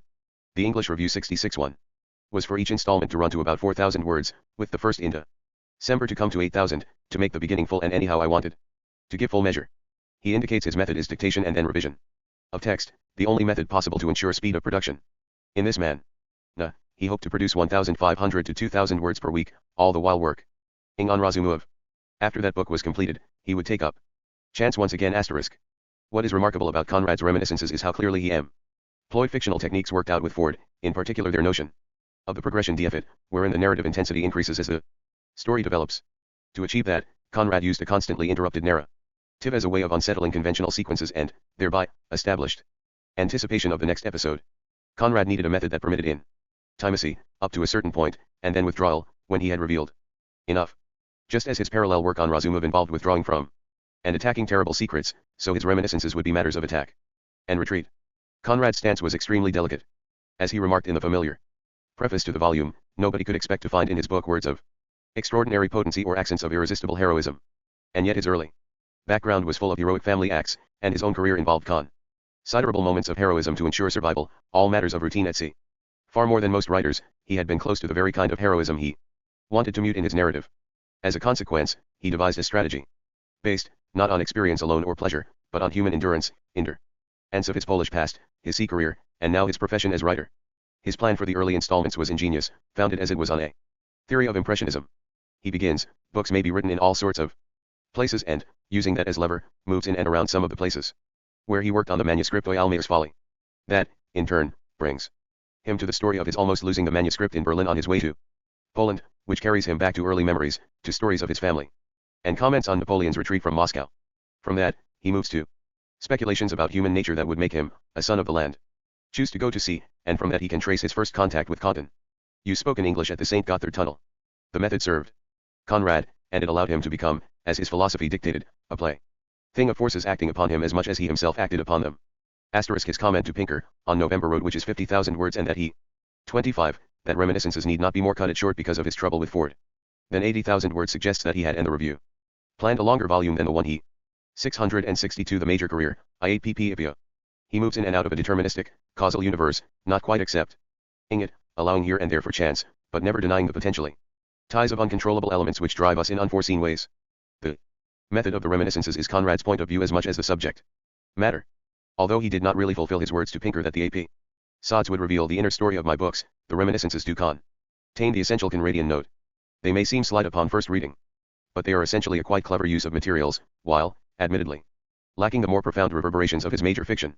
Like the meetings over the review, this, too, was heady stuff. But there were other matters, which could not be avoided.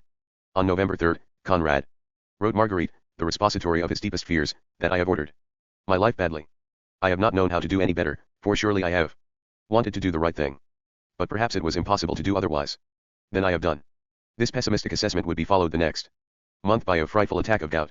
To Wells, he says that the stirring up of his past is not only a silly enterprise but a somewhat ghoulish one also, and he should not be suspected of suffering from incipient softening of the brain. His defensiveness at public display was apparently creating its own kind of tension, especially as the first issue on November 25 became imminent. His disclaimers to Pinker to the contrary, Razumov was bound to suffer from his divided attention. Conrad's physical as well as mental energy were limited, and he could not throw himself wholeheartedly into several projects without loss of concentration and intensity. He recognized that the second part of the novel, when his protagonist goes from St. Petersburg to Geneva, is a letdown. The first section could be considered Conrad's best piece of sustained writing, and it would have been difficult to follow under any circumstances. To Galsworthy, who was reading this later section, Conrad apologized. You see, It is all part of the general crookedness of my existence. Good work takes time, to invent an action, a march for the story which could have dispensed with part if as it stands was a matter of meditation, of trying and retrying for goodness knows how long. This was a particularly acute insight into his own methods, for essentially in the second section Conrad provided the raw materials of what occurred. Whereas in a fully fashioned narrative, he would have utilized these materials for another level of discourse. He continued. This I could not afford to do. I went on the obvious lines, and on these lines I developed my narrative to give it some sort of verisimilitude.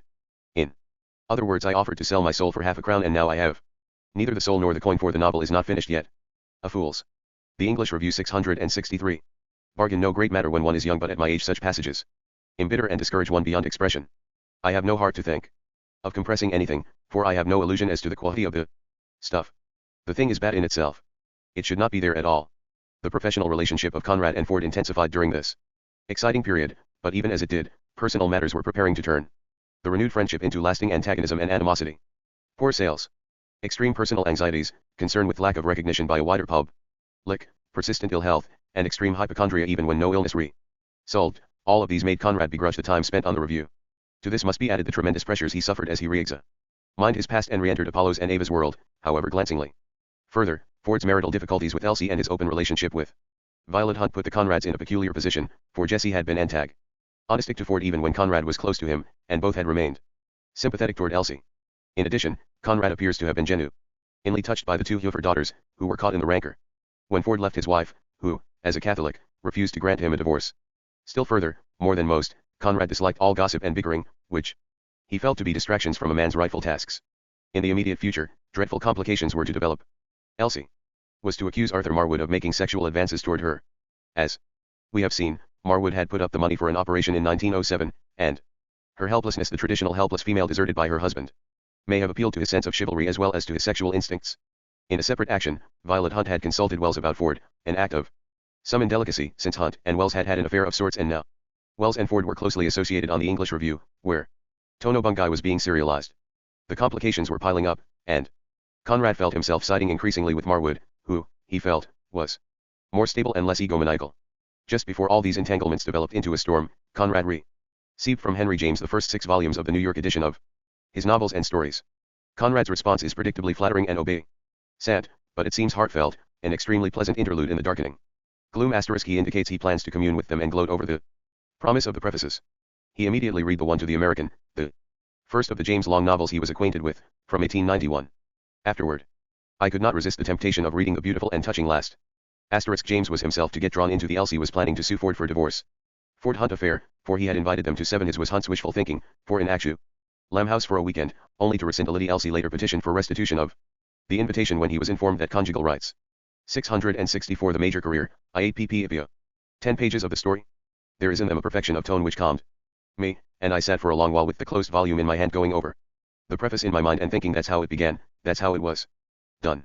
For Conrad, that preface to the American was indeed a renewal, a journey back to his own preface as he read James's words, that since no rendering of any object and no painting of any picture can take effect without some form of reference and control, so these guarantees could but reside in a high probity of observation. Or, the real represents to my perception the things we cannot possibly not know, sooner or later, in one way or another. Asterisk. Back in the society of men and money, Conrad felt his world shrinking, even as he hoped it would expand. Ironically, the shrinkage occurred at the very time he expected to gain a financial share in the English Review, a participation which he outlined to Pinker on December 17.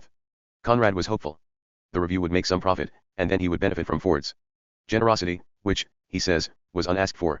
All monies gained from this arrangement would pass through Pinker's hands to reduce the debt.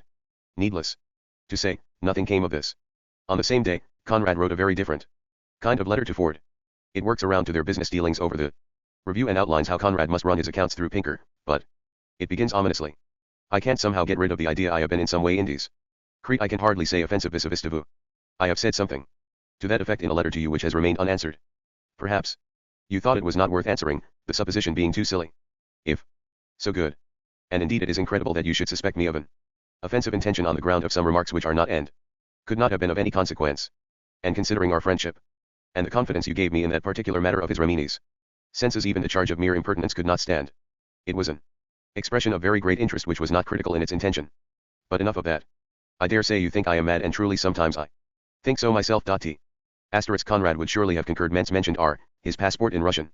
With R.P. Blackmore's gloss on James's pref and German signed by Prince Galitzine stating, Aces, that in art what is merely stated is nobleman Korsaniowski's traveling with his.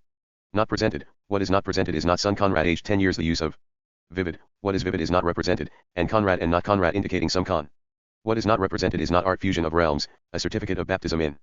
T as if his face were not turned Sufi Polish. Third, the admission to citizenship of. Sciently to the torturous past with Razumu the town of Krakow of the orphan CK. Phi. Conrad had to produce documents for Pinker, Nally, Conrad cites the Senatorial Gazette. For purposes of insurance, that authenticated the official Russian paper, as containing his date of birth. He was, for the time, in the name when he was released from allegiance to. Thick of Polish matters. Some of the Doku Imperial Russia, at 31. The English Review 66 carat. That was the beginning. Mixed in with the Conrad move to Aldington in Kent, in late January or early February of 1909, was the domestic mess Ford had brought about, with Elsie coming to the Conrads with her pleas for aid. It created a considerable conflict, and Conrad had to handle it. We have moved ahead to March 1909, and during that month Conrad had written his friend in sympathy for the failure of a dramatization of the Fifth Queen. But after Elsie's visit, a clear sign of desperation on her part, Conrad put the domestic matter in the open. He begins his long letter circuitously, by praising Ford for the latest issue of the English Review, probably the April number. He consoles Ford that while the review may have to halt because of finances, it must not fail. He warms to his task by warning Ford, if you start out crushing people you will discover that they don't crush so easily as all that. Cautioning him that he is ill-advised by the people around him. Conrad then comes to the body of his letter. Last Monday on her way from the station your wife called here. She informed me that all your differences were happily settled and warned me against the plots and intrigues, vulgar lies, of certain people Marwood. I confess I was literally shocked by the nature of her communication more so that she implied that those darn untruths had, in your opinion, already offended my attitude towards you. Against that I oppose an unqualified denial, and as this denial expresses the exact truth I warn you. That I demand to be believed without any reservations or doubts whatever. I had heard nothing about you or Elsie except what passes current in ordinary conversation. We, that is Jessie and I had been aware for a week or so that there was some tension the nature of which of course was not our affair and was barely a subject of one or two remarks between us. For the rest I told Elsie with every consideration which is due to her in my house that I could not believe these people were as black as they appeared. To her, she seemed to take but little heed of my protest. Later on she proposed that you should come down and stay with us for a week. You know that no one is made more welcome under our roof. Let 10 years of perfect confidence and intimacy be witnesses to it. But I said at once, no. That can not be. If you are reconciled so completely Ford's place when he is in Dinton is in the cottage. By now, Conrad had seen Ford as a manipulator of reality, a man who, with all his talent and imagination conceived of himself as a Napoleon of letters and, therefore, someone free to maneuver the truth. What is the end of such a proposal, what object, what purpose can be served by recreating an equivocal situation carried by such juggling with the realities of life? An atmosphere of plots and accusations and suspicions is created. I can't breathe in situations that are not clear. I abhor them. They are neither in my nature nor in my tradition, nor in my experience. I am not fine enough for them. We are a pair of silly innocents. 666 The major career, IAPP. Conrad says he has been so upset he has not been able to eat or sleep, and that this very evening the Marwoods, the people in question, who are never named, called at his house. Marwood informed Conrad he had broken off all intimate relations with Ford. Conrad points out that while Marwood was not his, but Ford's, friend, he cannot give him up as a ruffian or a villain. He said Marwood trotted after Ford like a faithful dog, and the latter felt the need to crush him. Then comes the Conradian admonition, a warning Ford failed to heed as he strewed domestic wreckage around him. Perhaps he needed all this to produce the good soldier. I won't believe Conrad wrote it altogether without cause apparently. Marwood had been importuning Elsie, but it strikes me, my dear Ford, that of late you have been visiting what might have been faults of tact, or even grave failures of discretion in men who were your admiring friends, with an Olympian severity. A man who not often takes liberties ventures to ask you now whether it is worthwhile. Unless words are wind, facts are mist, the confidence you've given me a mere caprice of fancy, and unless an absolute loyalty of thought and act on my part contra mundum gives no privilege, I have the right to warn you that you will find yourself at 40 with only the wrecks of friendship at your feet. You have always sought to do good to people, that I believe, but don't fail in the other kind of generosity. I've had 4 most unhappy days, but I am afraid you will dismiss it all with a wave of the hand.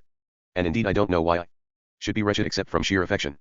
Conrad saw Ford teetering on the edge, perhaps heading into another nervous collapse. We know Conrad was profoundly disturbed by the situation, for in an April 30th letter to Galsworthy, he presented the circumstances in far more bitter terms. We have fallen here, he wrote in a paragraph omitted by Jean Aubry in his printing of the letter, into a most abominable upset, the execution of Marwood by Ford and Elsie. I have seen a man guillotined sick 30 years ago, but it hasn't made me feel half as sick as the present operation. 4 weeks poor Marwood looked as if after a severe illness. My view of him is that he is a gallant homme in the fullest sense, absolutely incapable of any black treachery. We couldn't keep the horrid affair off us anyhow. What with he coming with horrible details and revelations, I told her. Plainly I could not believe what she said and she only smiled, which it was impossible to silence, and the poor M's whom one had to listen to out of common humanity. A beastly affair to be mixed up with even in the role of mere spectators auditors. By now, Conrad began to put distance between himself and Ford, so that when the open break came over Conrad's interruption of his reminiscences in the review, the personal matter had already been settled.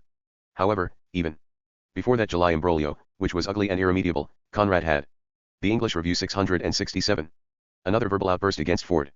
Although he was speaking about an incident concerning Willa Gather, his anger at Ford is clear, evidently for his having indiscreetly sent Conrad's note, written to Elsie, about Gather, directly to the American authoress. What means your letter? It's the first I hear of you having anything to do with this affair. I really don't understand what is behind what meets the eye to make you fly out so indignantly. Surely you might have dropped me a line on a PC. Dear Conrad, the first want you to see a Missy, etc. etc. And of course I would have seen her. Instead of which reproaches for not having guessed at things of which I had no knowledge whatever are heaped upon me. Frankly, I don't like it. Are you aware that it is the first I hear of Miss G being a particular friend of yours? I don't even remember the name. But all this is not the question. The question is, what do you mean? What the devil do you mean? Elsie writes to me in the early morn, in a note asking whether I would see an American lady, apparently her acquaintance, literary editor of McClure's, and who wants a story from me. I reply that, have no story for McClure, that this is not the way to do serious business, that the thing looks like an intrusion. I write frankly what I think, being as you know a man who can afford to be disturbed by casual visitors. Conrad then refers to a, now lost, letter from Ford full of personal matters. Then I get your letter like a bolt from the blue, throwing at my head a lot of things of which I had no previous inkling, what you never even hinted to me before as a basis for reproaches. Telling me my attitude is too bad. This looks like a pretty coup de chien. Stop this nonsense with me, Ford. It's ugly. I won't have it. I tell you what is too bad. It is to send my letter written with perfect openness to your wife to a third party. And by Jove, you good people haven't lost any time over it either. You caught the post all along most neatly. But, since my letters are to be sent about, I consider myself at liberty to forward the copy of all the correspondence, Elsie's first note, your extraordinary letter, the material parts of this letter, and Elsie's note received this morning to Miss Gather C/O McClure in New York, with my explanation of the episode. As she has my note to Elsie, she may as well have the lot. Look here, my dear Ford, this sort of thing I won't stand. If you had $1 million in each hand, the proper thing for Miss G was to ask for an interview. She did not because she did not want it. She was clearly coming casually. I am not to be treated like that. Unless I hear from you within a week, I will clear up this matter, of which I have my own opinion, not to be put on paper here, but very much at your service if you will come and talk with me. 668. The major career, IAPP. Not only was Conrad trying to extricate himself from his role as mediator between the Fords, at the same time he was beginning to undergo all the symptoms of a nervous breakdown, what Meyer calls the infection X. Hostien psychoses, whereby an acute physical ailment, infection, etc., is followed by an emotional storm. Meyer indicates that at least part of Conrad's breakdown was the result of Ford's liaison with Violet Hunt, suggesting, strongly, that the two men who had been secret sharers were now sundered by an older woman who could play wife and mother to Ford. Without lessening the psychoanalytic context of this interpretation, one can as well seek certain literary reasons for the cooling relationship. Conrad saw that the collaboration had done him little good, either financially or professionally. He watched the English Review foundering and passing into alien hands. His own career, by 1909, was still for him a monstrous joke, and he saw himself, despite 15 years of intense devotion to craft, slipping away into the bottom of the sea. In a way, he sensed his own death. Or he sensed the waning of his creative powers, which for the writer is a whiff of death. The undertow was oceanic. One can understand Conrad's mind at this time, not only from his letters to Galsworthy, Graham, Garnett, Douglas, as well as to Ford, but from the psychological situation in the novel he was writing from 1908 to early 1910. Under Western eyes, it is both dangerous and futile to read fiction as autobiography, but it is very fruitful to read fiction for the psychological preoccupations of an author at the time of composition. The Razumov of that novel is all irony and ambiguity. Every course he has marked out for himself leaves either death or suicide as a consequence. He is baffled in the labyrinth, whether of Russian bureaucracy or of his own desires for the future. He betrays a man with whom he feels kinship, while he works for forces whose representatives he loathes. He must spend his time and expend his talent with evident frauds. His self-love turns to self-hate. Within this twisted atmosphere, he is all anxiety and nerves, and yet he falls in love. But this one seemingly pure element is unthinkable while he lives amid lies and deceit. Thus, Conrad stages a psychodrama of defeat, frustration, self-loathing, misdirected ambitions, ambiguity, and anonymity, the literary equivalents of a mental breakdown. In the midst of these doubts and self-doubts consuming Conrad, Ford's mismanagement of the Review had become clear. He was losing far too much money, and a new management was called for. Negotiations began. With David Soskis, his brother-in-law, who had Russian associates. This came at a particularly unfortunate time since Conrad was barely holding off his Russians in Razumov by means of the old language teacher. It was all too much for Conrad, the new association of the review, the sensitivity of his own work on Razumov, and Garnett, never too far away, with his house full of Russian exiles, anarchists, and socialists Felix Volkovsky, Nikolai Tchaikovsky, Prince Peter Kropotkin, Prince Cherksov, and, earlier, the English Review 669. Sergei Stepniak. The break with Ford became not only inevitable but rancorous. After 7 installments of his reminiscences, Conrad halted with the June number, asserting he was too ill to continue. Ill he was, but he wanted to walk away from the review and from Ford. The magazine itself was also sinking, and Conrad had no time for failing ventures. Ford showed his disbelief and published in the review a notice that astonished and angered Conrad. We regret, Ford said, that owing to the serious illness of Mr. Joseph Conrad we are compelled to postpone the publication of the next installment of his reminiscences. Conrad and Ford exchanged letters, and then Conrad ended the affair with his letter of July 3 1, not only an end to his association with the review, but the end to his toleration of Ford, to his use of his collaborator and co-editor, and to an entire era that went back to the beginning of his major career. Before writing that bitter July 3 1 letter, however, Conrad demonstrated in other ways the early stages of the breakdown that would consume him in 1910. Besides his difficulties with Razumov, his letters to people quite outside his circle indicate how disarranged he was becoming, even in early 1909. An American critic and admirer, James Gibbons Juncker, had sent his Book of Supermen, as Conrad called it Egoists, a Book of Supermen. 1909, recalled to his beginnings, Conrad reminisced about his commis Zion with Flaubert, which began with Salammbô. Juncker asked if Conrad had ever met the French novelist, and he replied that it would have been possible, but he was at sea in 1879. It was another life which I remember with misty tenderness, as a transmigrated soul might be supposed by Amira Clay to remember its previous envelope. Then he cuts to the very different present, to a virtual stranger, a sort of horror of pen and ink, a mistrust of the written phrase sits on me like a cold nightmare. Then to Dr. Mackintosh, who was attending his gout and depression, he wrote about Perceval Gibbon, with whom Conrad would later contemplate doing a play about his African sketches. In the course of his comments, he spoke of the nature of his own art. There are so many what I may call belittling influences waiting upon the life of a literary man, upon the life of any man, upon the life of a doctor, of a statesman, of a priest, of a teacher, of a saint. To keep firm hold of reality and yet deal with it in a lofty idealizing spirit is so difficult. So diff. To get it, Conrad pleaded only indispose one of them will finally do for me. All. Position for cutting his reminiscences short, the same I was vexed by that silly editorial. It is a fact I had a most damnable go of gout note. There was no earthly reason for any which absolutely prevented me from getting note, and if he had to do it, indisposition was a. The 8 inst of Rems ready in time.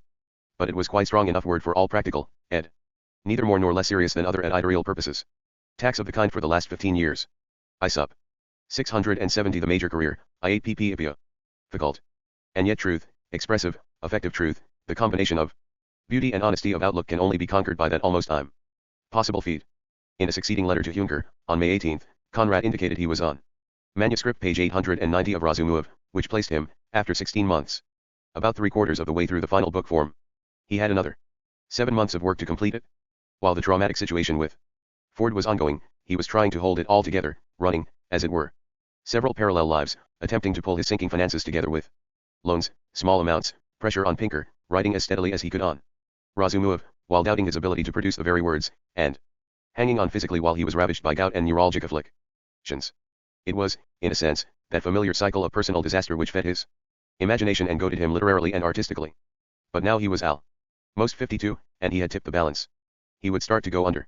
Even as late as June 23, when Conrad was too ill to continue this phase of his reminiscences, he planned, as he told E.V. Lucas, to write possibly 2 volumes of 65,000 words each. I don't suppose I could serialize them anywhere, but I am thinking of a volume, or even 2 short vols of say 65,000 words each, for later on. With an interval of a couple of years. I know that the form is unconventional, but it is not so unusual as it seems. It has been thought out. I hope. Still that from the unmethodical narrative a personality can be made to emerge in a sufficiently interesting manner. My case, as before the public, being not only exceptional but even unique, I felt I could not proceed in cold blood on the usual lines of an autobiography. However, before going on, I would value exceedingly your opinion, if you will give it to me, as to the discretion of doing it at all. Intermixed with this plan is Conrad's sense of extinction, that death he has associated with his inability to write. He calls such blankness visitations, whose presence fills him with dread. When he recovers from the blankness, he calls it a resurrection, which goes on until the next attack. The symbolistic religious imagery is compelling, that use of 19th century symbol is terminology, blankness, death, resurrection, as a way of defining art and The artist. Perhaps in the back of his mind was the figure of Arthur Symons, to whom he wrote on June 24, when Symons was recovering slowly from a breakdown that had seemed total, an act of madness itself. Then on July 31, sounding like a man at the end of his tether, he wrote angrily to Ford. Conrad felt his installments of reminiscences could stand exactly as they were, this by way of explaining his refusal to publish further episodes. The letter begins rancorously and then becomes self-serving. The English Review 671. If you think I have discredited you and the review, why then it must be even so. And as far as the editor of the ER is concerned, we will let it go at that, with the proviso that I don't want to hear anything more about it. But as writing to a man with a fine sense of form and a complete understanding, for years, of the way in which my literary intentions work themselves out, I wish to protest against the word's ragged condition. It is so little ragged to my feelings, and in point of literary fact, that in the book, if the book ever appears, the whole of the contribution to the ER as it stands now without the addition of a single word shall form the part first. And actually the very phrase ending the 7th installment is to my mind an excellent terminal, a perfect pause carrying out the spirit of the work. All this is not got up ad hoc. I have exposed this view in a letter written to certain publishers in America a fortnight ago. It was offered to Colonel Harvey of Harper's for serial publication in the North American Review. Conrad stresses that another installment would make the thing ragged, and then continues. On a dispassionate view, I see it so clearly that nothing on earth would induce me to spoil the thing as it now stands by an irrelevant installment. I will say no more except to add that my contributions were for a person, not for an editor. The ERI here is no longer your property, and there is, I believe, another circumstance which for purely personal reason, exceptionally personal I mean, make me unwilling to contribute anything more to the ER. This reason has of course nothing to do with you understand. It is not a critical reason. A pure matter of feeling. If I have discredited the ER, then I must bear the disgrace asterisk. An amusing but unsettling follow-up to this break would come, outlined in a detailed letter to Pinker, in August. It is an indictment of Ford that I'll load no redress. Conrad, however, was dissembling to his friend when he said his reminiscences had ended naturally. It is true he had told Harper's he would offer the installments for American publication exactly as they had appeared in the review, but we also know he wanted to continue the poor so null record. The 7th installment, in contradistinction to Conrad's words, does not end the reminiscences, for as Conrad had set them up, there was no true ending. The ingeniousness of his plan allowed for endless extension, as if he had already read Proust and noted that, once the memory is active, that one can write a memoir or novel of infinite length. Asterisk whether or not this letter was actually Anne's, Ford would have bounced right back. Mailed, from Conrad's point of view, it reaper into the friendship. Sent it a final act. With his customary result. 672 The Major Career, 18pp 1p10. In August, as he told Pinker, Conrad was amazed to discover that Ford had tried to sell the copyright of everything appearing in the review to Col. Harvey, of Harper's. Such an action would, of course, bypass Pinker's negotiations to dispose of Conrad's reminiscences by removing copyright from the author and giving it solely to the review. The remainder of the letter is worth quoting, for it describes how friendship has turned to rancor. The last rumor about myself reaching New York knowledge, some 5 weeks ago, was that FH was going about saying he has called Conrad out. The basis of it is a letter I received from him about beginning of May, containing an apology which I did not demand, to a sort of hint of a challenge being possible. Why? God only knows. 3. A statement that he was on the eve of committing suicide. 4. An invitation in the most pressing terms to come and stay with him at his flat that very night. Conrad continues. I've heard also, since, that I am made responsible for the failure of a negotiation with McClure for the sale of the ER, which was, he affirms, nearly concluded for £2,000. The ground for that fantasy seems to be the fact that I refused to see Miss Cather here. He tried to ram that visit down my throat and charged me with ingratitude for all his EFF-orts to serve me. I told him in EFF-ECT to go to the devil and warned him that if I heard any more of that nonsense I would take steps to make it perfectly clear that his interference, whatever it was, in my ears is an unauthorized and impertinent assumption on his part, completely without my knowledge and highly distasteful to me. He repeats that Ford's conduct has been impossible, that he is a megalomaniac who imagines he is managing the universe and that everybody treats him with the blackest ingratitude. He feels his former collaborator should undergo medical treatment, Conrad's own fate the next year. He ends by regurgitating every aspect of his resentment, Ford's temperament, the affair with Violet Hunt, the presence of Russian Jews in the review. In short, he has quarreled with every decent friend he had, has nearly made mischief between me and some of my best friends, and is, from all accounts, having a most miserable time himself because he has his lucid intervals. Generally he's behaving like a spoiled kid and not a nice kid either. I am told that Violet Hunt is mothering him just now and that a Russian Jew refugee, his brother-in-law, has found some unknown poor son to buy the review or something of the kind. At any rate it is to go on, apparently, with him for editor. I haven't seen him for quite 2 months, and had only 2 wires from him in that time, which I answered negatively. Chapter 29. Dreams, Hags, Magic, Slights. Ord lost control of the review. He quarreled with David Soskis, who represented a political position that was anathema to Ord. He tried to inter Sir Alfred Mond in the review. Mond did buy it, and to Ford's surprise, turned the editorship over to Austin Harrison. With that, the history of the collaboration ends. Unlike Conrad's career, which was peaking, P. Ford's had yet to reach its highest levels. Those terrible conflicts, including his demeaning struggle to break free of Elsie with the German divorce, did not sink him. On the contrary, he revealed an admirable resilience, and even as the storms raged, never surrendered his belief in himself. Given these circumstances of the almost murderous conflict between the two collaborators and co-editors, it is necessary to see Conrad's Secret Sharer, written in November-December, as connected to his personal life. Not only is the story a psychological interpretation of the relationship, it draws directly on the association. We have seen that Conrad's imagination repeatedly worked to transform real events, here the Cutty Sark incident of 1880 with personal psychological patterns. His literary imagination was often indistinguishable from the ways in which he survived his personal blows. The house at Aldington, although an improvement over some rise, was proving unsatisfactory. The Conrads would remain only until June 1910 and then move to a permanent residence, KPI House, also in Kent. Aldington was turning out to be too small and intimate, and Conrad could not have that absolute quiet, complete silence, without which it seems I cannot work to any serious purpose. To help maintain some stability, he pursued Robert. Yet his sense of his worth remained in be good enough to understand distinctly. July, he had written to Harper's proposing SE that I no longer care in what sense you're in.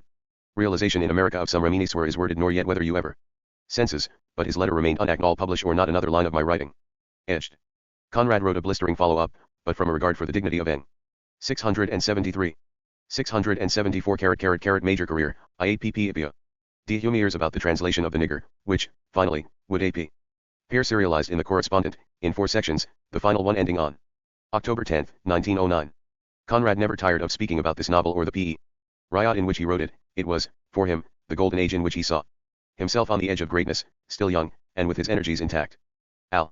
Though he was married then, he was not a family man, and his chances, after recognition from Henley, seemed expansive. If one can imagine Conrad ever grinning, the following passage from his letter to D. Humiers was written while its author grinned.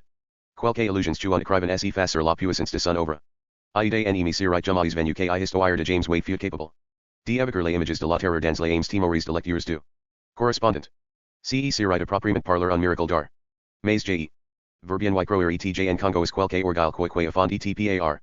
Nature Jene suigre révolutionnaire. Jame les douairiers. K. Du reste, Jene pratique pas et donc Jme fait conception Pluto. Ideal asterisk. Conrad then rakes over his association with Henley, and the magical moment passes. Parallel with the breakdown of the Ford friendship was the intensification of the one with Norman Douglas. Unquestionably, Douglas filled a gap in Conrad's life at this period, somewhat in the manner of Ford earlier. Conrad tried to place his material and borrowed money. He was the established writer, and he leaned on the friendship while providing literary advice. Douglas visited frequently at Sunrise, Aldington, and Capel House, until Conrad became disturbed by his homosexual exploits. When Conrad published Twixt Land and Sea in 191, he dedicated the volume to Captain C. M. Harris, an archipelago trader, late master and owner of the Araby Maid, in memory of those old days of adventure. Harris, which carried into the collected edition, was really Captain Lish letters in which I occupy recognized all cultured and fair-minded men in the new position. One will not let pass what looks like a world and old.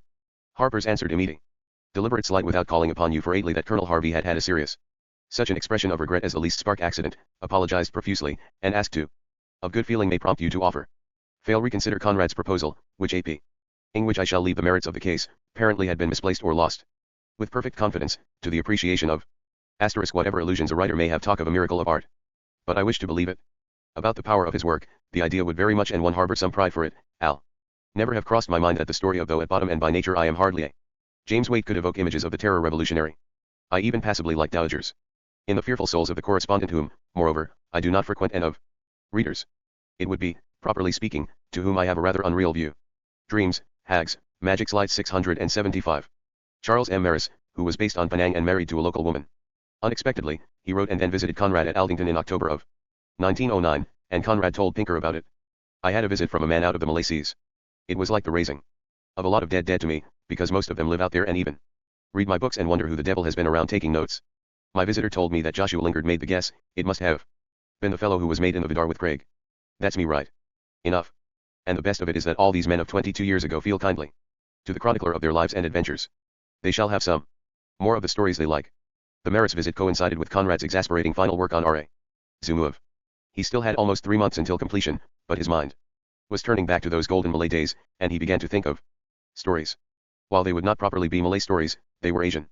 The Secret Sharer, A Smile of Fortune, and Pive of the Seven Isles. The Secret Sharer would, in effect, be his last story of note, and it was triggered as much by the breakup with Ford and his work on Razumov as by Captain Maris's visit. Those Malay memories were also stirred by the appearance of the first French translation of one of his novels, The Nigger. A little-known fact is that Conrad added to the book proofs of the translation, which D. Humiers had arranged to be sent to him. How could I resist, he asked Rothenstein, the chance of putting something of my real self into the translator's prose? His real self, apparently, lay enclosed in an earlier time. And in a letter to Galsworthy in early December, Conrad says the Nigger has been made to look like an original work almost. By December 14, Conrad had interrupted Razumov in order to work up The Secret Sharer, a story of some 15,000 words written in less than a month, a testament to Conrad's rapidity when he knew his mind exactly. Of course, by interrupting Razumov, he brought on a full-blooded revolt from Pinker, who had been waiting almost 2 years for this novel. Razumov was now 15 to 20,000 words short of completion, and Conrad suggested to Pinker it was so fine he could sell it himself for the price of a postage stamp. Now I beg you to inform me plainly if with that story in your hands, you really mean, as your letter seems to foreshadow, to slam the door on me, when I am nearly through for the sake of an odd week. He closes by saying he is not a confounded hypochondriac in search of sympathy. As if doubting his own response to Pinker's threat to cut off all further advances on copy, Conrad wrote at length to several of his friends about his situation. His psychological need to share his situation with those close to him is a personal manifestation of what he had just been writing. One can see the reasons why he originally planned to title The Secret Sharer either The Second Self, The Secret Self, or The Other Self. He needed these 676 the major career, IAPP people desperately as props as Pinker seemed prepared, finally, to desert him. We have no way of knowing Pinker's mind, since his letters have not survived, but we can gather some of the tone of his responses from Conrad's desperation. He displayed now his familiar pattern of dependency, seeking supports as he was being deserted, first by Ford, then by Pinker. Conrad wrote bitterly to Galsworthy on December 22 and even sent Pinker's letter, a breach of confidence that suggests his psychological unease. What he resented in the Pinker response more than anything else was his agent's treatment of him as a loafer who wants spurring, his use of a man no one would display to a dog to make him stand on his hind legs. Not only did Conrad fall back on his pride, he could not bear to hear the tones and accents of Tadeusz Bobrowski. Pinker was coming very close to the sin. Serious uncle chiding his nephew for not making anything of his life, or for wasting his time.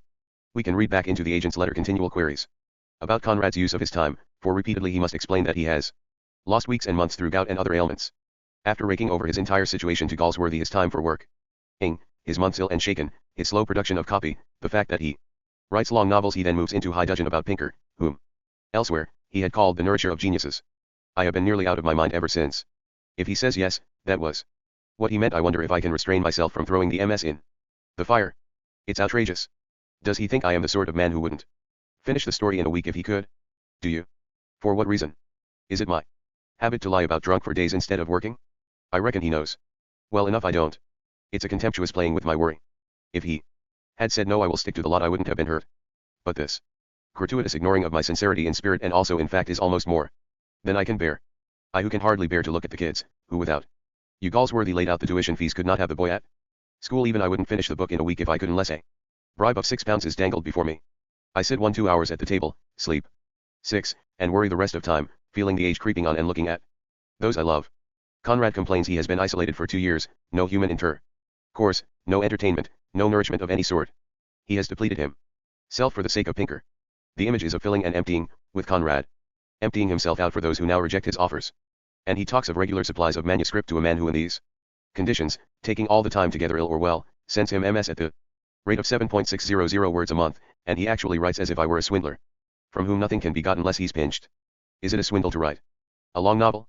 He had better get some of his clerks to write stuff which he dreams, hags, magic slides 677 can sell. But 16 months for a long novel nearly done and some 57,000 words of other work is not so bad even for a man with his mind at ease, with his spirits kept up by prosperity, with his inspiration buoyed by hope. There's nothing of that for me.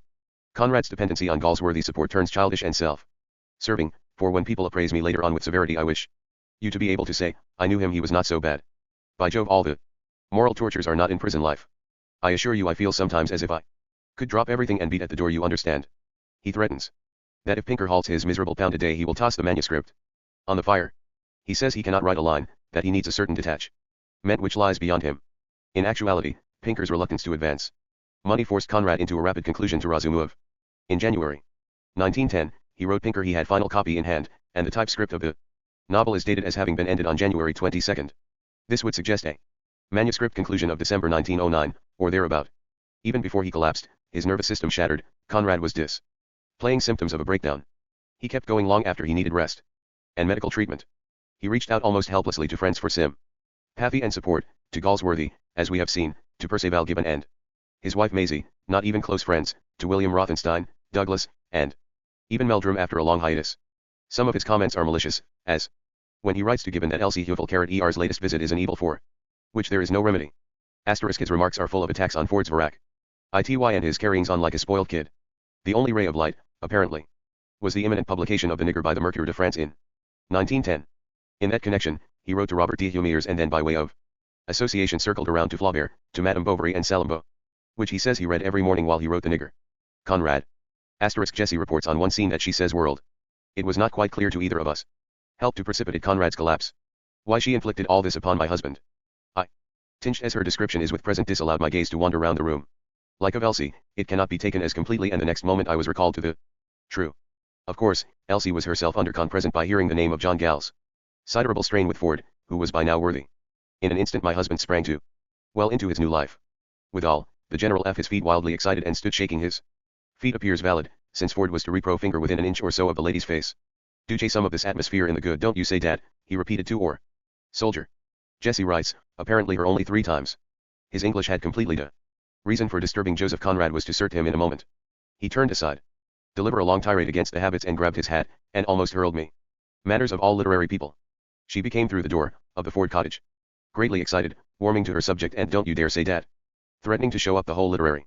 678 the major career, IAPP squinted at the pass through that ray of HGHT afforded by those magical books. On December 3rd, he spent his 52nd birthday at his desk. The completion of Under Western Eyes marked the end of an era. The year 1909-10 was, in a sense, a watershed for Conrad, manifested psychologically by his nervous collapse for 4 months and demonstrated literarily by his realization of an entire phase of personal writings. After Under Western Eyes, he would move back to chance, to lighter short fiction, and to victory. Little of which was so markedly personal as the fiction from 1899 to 1910. Only in the father-son relationships of victory, and that in deep narrative retrospect, would Conrad have to face those terrible early years of uncertainty and unexamined hatreds and fears. Under Western Eyes, with its direct confrontation of those attitudes, both led into the breakdown and liberated Conrad for other work. Conrad had, in fact, reached out for what every artist must do or try to do. To dip so deeply into his psyche for what he fears most that he endangers himself, and then, once close to extinction, having discovered what he can do, he either frees himself or cracks up. Only a major artist can perform this way, since the journey into himself must be intense. Not only did Conrad have to confront terrible personal anxieties from his past, he also had to test his very literary tastes. Whereas earlier he had offered up P. Laubert as his model, here his model was Dostoevsky. To do what he intended, he had to follow the route laid out by the Russian novelist. Conrad could either follow Dostoevsky or diverge, but the Russian was there. In many ways, Dostoevsky, whose fierce mouthing sounded to Conrad like something from prehistoric ages, carried the Conradian idea to areas to which Conrad himself feared to go, or could not go. Had Conrad been able to maintain the intensity of the first part in the second section of Under Western Eyes, he would have been forced to confront Dostoevsky on the latter's ground. Although we have no direct proof Conrad was familiar with the Dostoevsky novel, the first segment of his book does seem closely modeled on Crime and Punishment. Conrad insisted, however, that his ideology was quite different from Dostoevsky's, that he was Western in his outlook and did not at all accept the Russians' panslavism or immersion in the mystique of land and soul. In these and other respects, Conrad was of the 20th century, whereas Dostoevsky's ideology was more clearly of the 19th. Once that is said, it is still difficult to believe that Conrad could have written Under Western Eyes without the Dostoevsky novel before him as a model. While differing obviously in ideology and political ideas, Conrad and in addition to the similarities W.C. Candame points out, Sophia Semenovna, which is Duce in scenes and characters in the two very close indeed to Sonia's family name in novels, there is the naming of Conrad so Crime and Punishment. Faya Antonovna. Her manuscript name is, as Dreams, Hags, Magic Slide 679. Dostoevsky often meet on common ground, for example, the Mykulin Razuk. MOV and the General Razumov interviews can be compared to the Porfiry Raskolnikov interviews in Crime and Punishment. Razumov's mental play with his secret is similar to Raskolnikov's temptation to divulge his crime. The need for spiritual cleansing is common to both sinners. The tensions of a pathological condition affect the sanity of both men, and there finally remains the fact, curious in the light of Conrad's hatred for the Russians' ideology, that both Razumov and Raskolnikov consider themselves superior to other men and destined for some calling in which their worth will be realized. Each tries to conduct himself apart from the solidarity of mankind, and each as a result has part of himself destroyed. That shift in focus between the idea of Razumov and the final under Western eyes is crucial, for once Conrad decided to move Razumov onto a wider stage than marriage and family, he chose to meet Dostoevsky on the latter's favorite ground.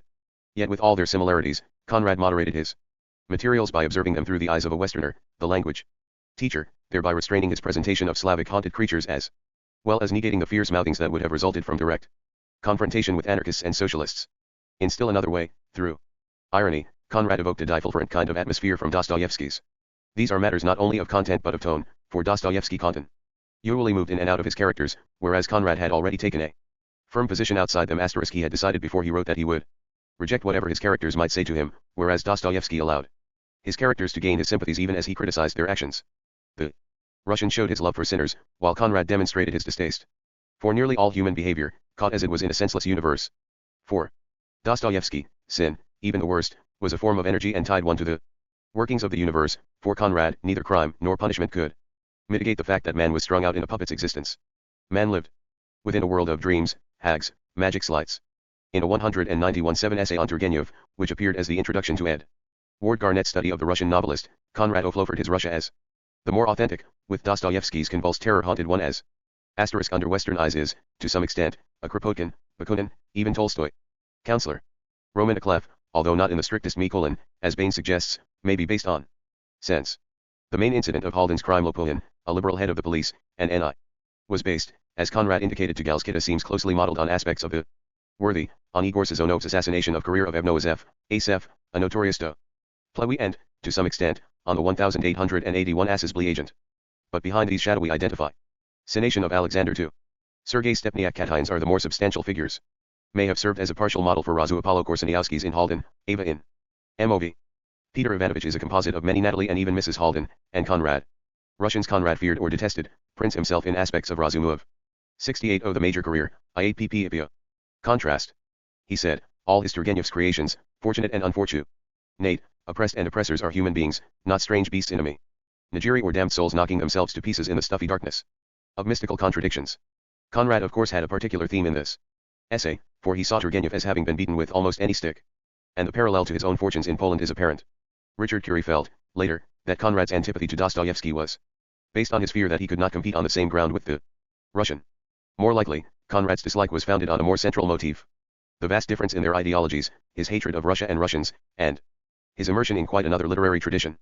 As for Conrad's asymptotic movement toward Dostoevsky's methods, a good deal of that can be explained as a shared Slavic tradition. Secrets, conspiracies, meetings with police and police agents, Conrad's parents, Dostoevsky himself, murderous crimes committed against officials or society. These were not unusual in Slavic fiction, many of whose themes would carry over into the communist era. The year 19 low began in the worst possible way. Conrad was incapacitated by a complete breakdown. After his January letter to Pinker indicating the delivery of the final pages of Under Western Eyes, his next letter is dated March 3 to Galsworthy, and the one after that on May 3 to Davray. Since he was writing to people who routinely saved his letters, we can assume that because of the fierceness of his collapse he wrote only one letter between January and early May. The breakdown was a compound of attacks of gout and nervous exhaustion. In a curious duplication of Razumov's helplessness and need of Tekla, Conrad became helpless and dependent on Jessie. Her description of his condition indicates that his anger was directed against Pinker, and much of it in mutterings that sounded like Polish to her. He spoke all the time in Polish, but for a few fierce sentences against poor J.B. Pinker. That day seemed endless. I could get no one to help me. But the old maid. I scarcely left his side, for he was constantly calling upon me to sit on the side of the bed to make a rest for his back. Hour after hour. I sat in that cramped position. Day and night I watched over him, fearful that if I turned my back he would escape from the room. I slept what little I could on the couch drawn across the only door.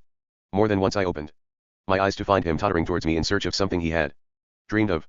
If it had not been for Perceval Gibbon, who came often and always, it seemed, in the nick of time, I feel sure I would not have held out. Conrad, apparently, was in danger of dying. I felt that my husband was very seriously and critically ill. He seemed to breathe once when he should have done at least a dozen times. A cold heavy sweat came over him, and he lay on his back, faintly murmuring the words of the burial service. Dreams, hags, magic slides 68-1.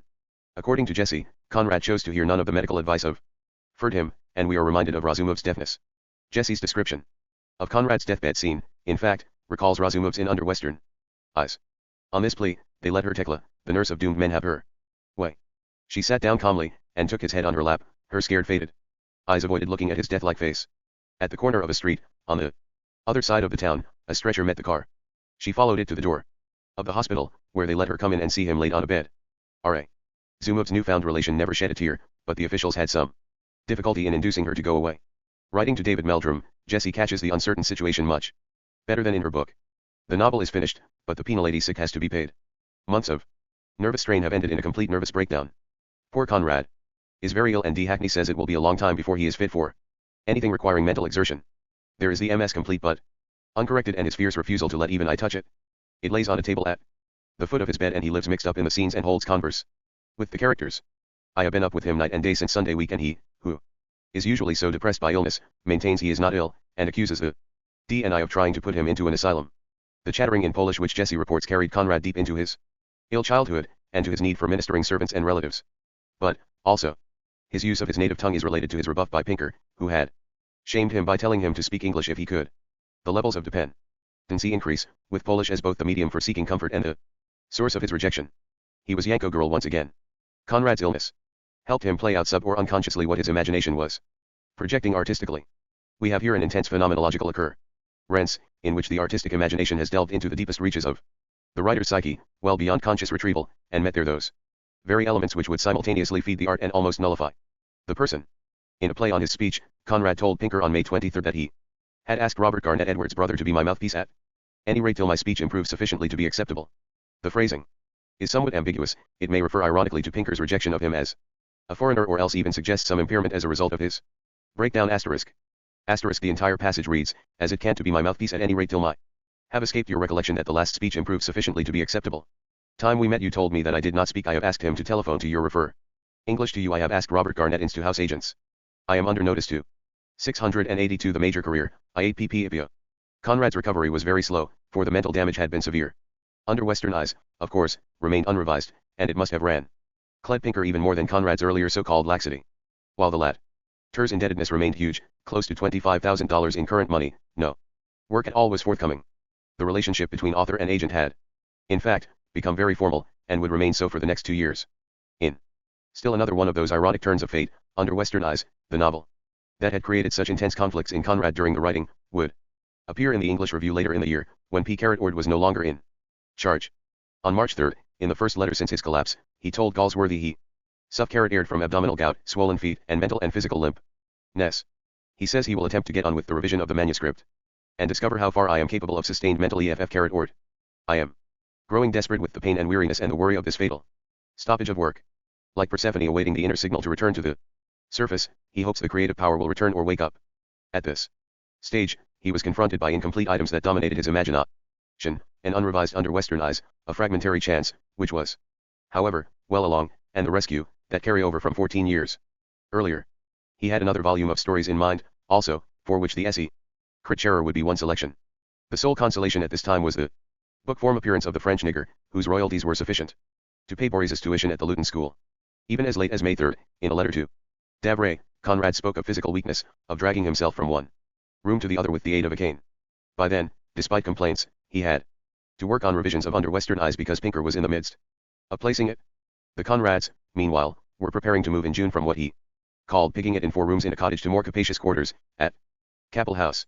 Capel House, which Boris later called the happiest of the Conrad homes, was situated in Orlestone, Kent, 5 miles from Ashford, and only 14 miles south of Canterbury. The Conrads rented this fairly large establishment with 1½ acres of orchard at the side from Edmund Oliver, and remained for almost 9 years, when Oliver's son claimed it for his own use, in March 19, 19. Quit here on June 24, and I really could, I do harsh letters of his be put aside, for his great eye. Any error work sitting in a field with my tut to Pinker, he says, has never been ob. Family and furniture about me. After all skewered for a moment in my heart, no matter. These years, the letter is addressed Dear Sir. What words might have been written on the in a touching passage written much later, on spur of the moment. February 19, 1919, Conrad asked that certain dreams, hags, magic slide 683. Conrad's letter on May 1, 7 to Galsworthy indicates the beginning of his return to the living, although still as a painful convalescent. Under Western Eyes had passed on to the negotiating stage, but only after Robert Garnett had agreed to read over and correct the clean final copy. After revision, Conrad told Galsworthy, there was a good many phrases without grammar, and even without sense. The effort left Conrad still crippled and hardly audible. After praising Boris for his help, Conrad tried to define the quality of his life, as very much like coming out of one little hell into another.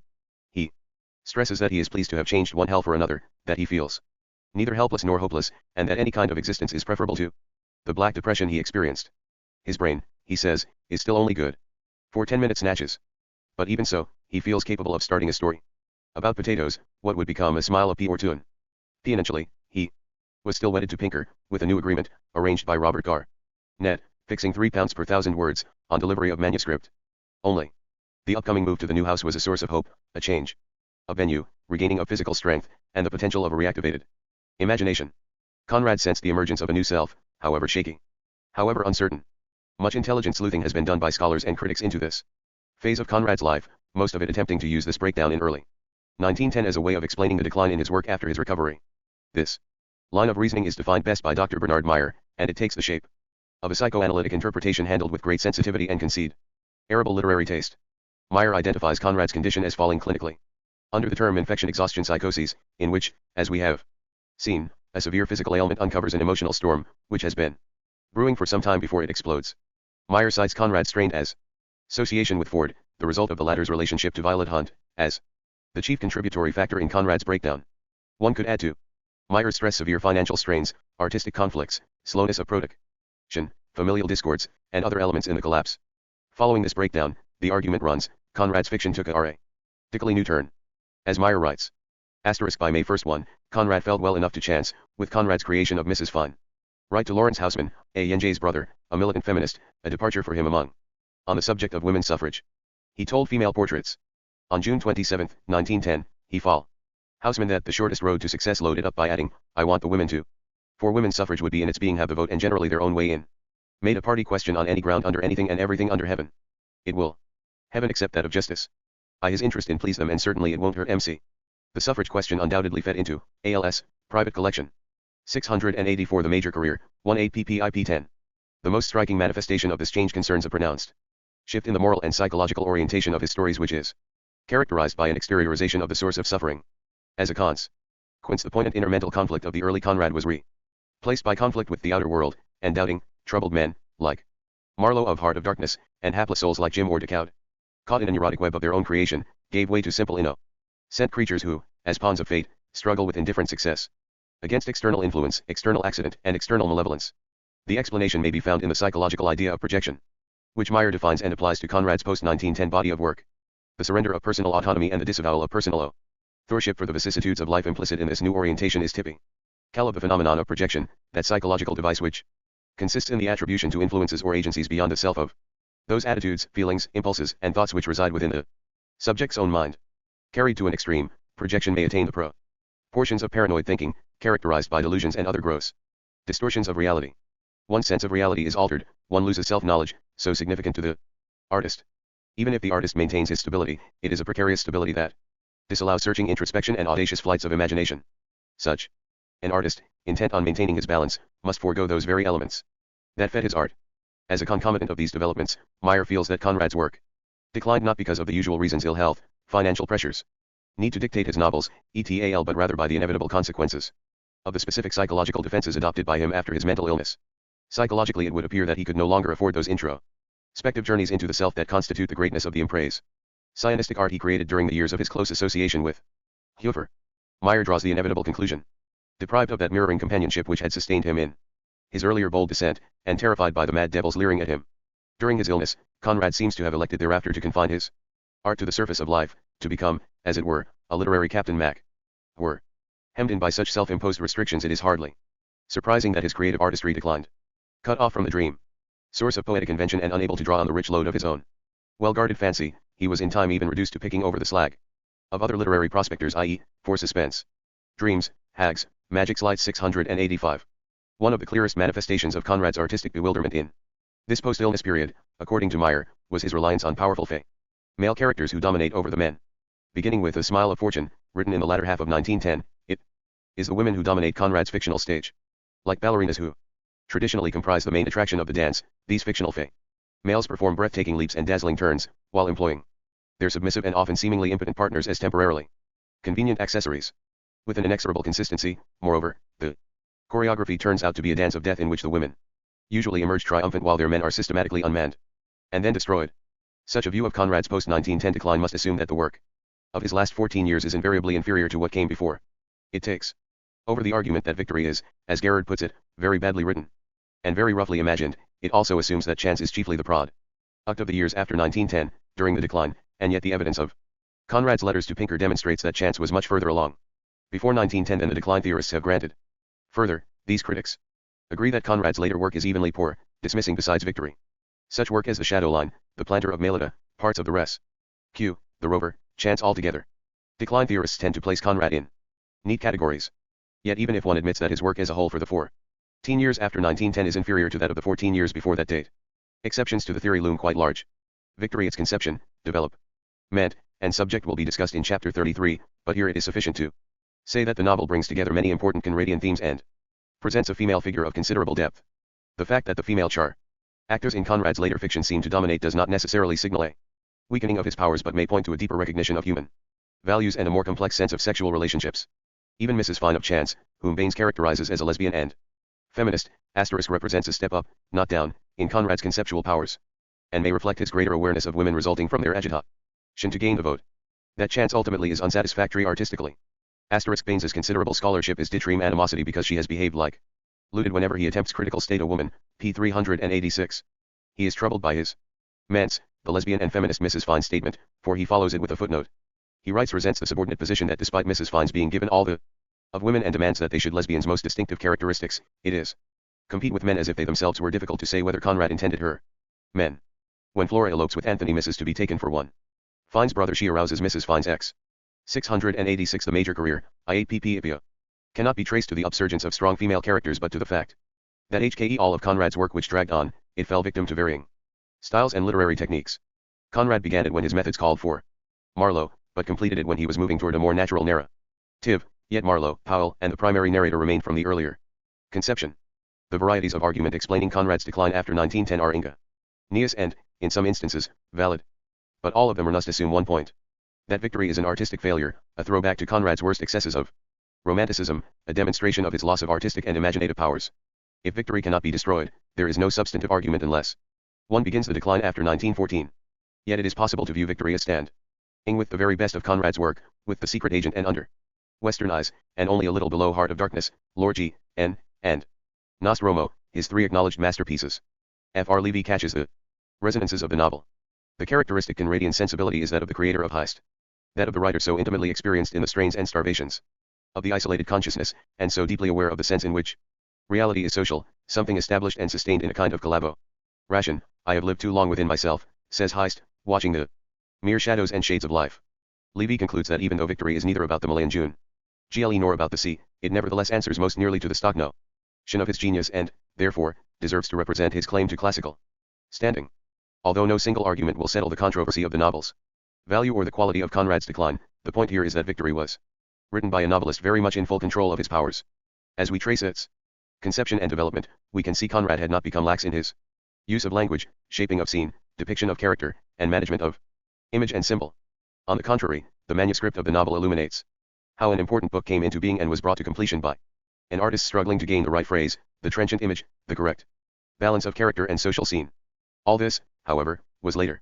On May 21, 1910, Conrad wrote his first, extant, letter to a new face, that of Francis Warrington Dawson, a young American writer, a Southerner of reactionary social and literary tastes. A good part of the significance of the association would not appear until 191-3, when Conrad composed a long response to Dawson's 14 points of his Fresh Air Art Society. Conrad's letter, on June 20, coinciding with some dreams, hags, magic slide 687, of his most intense work on the manuscript of Victory, demonstrates a working aesthetic no less stringent than the points he outhned in the preface to The Nigger 16 Years Ere Her. Conrad's reply to Dawson suggests that, rather than having lost his powers after 1910, he had found ways to renew himself, and that his control of his imagination and shaping powers was complete. Of little interest as a writer, Dawson has his place in Conrad's biography. As one of those props the novelist periodically sought, Dawson, like Curie, shortly after, filled the gap left by the loss of Ford and helped out in areas where Galsworthy could not compete. Dawson had been traveling with the Theodore Roosevelt Party in Africa when he met Ted Sanderson, who was, at that time, town clerk of Nairobi. When Dawson returned to England, he brought greetings to Conrad from Sanderson. Conrad replied, and Dawson visited Aldington on May 3. It was a crazy pattern, but Conrad was pleased to see anyone who took a sustained interest in him.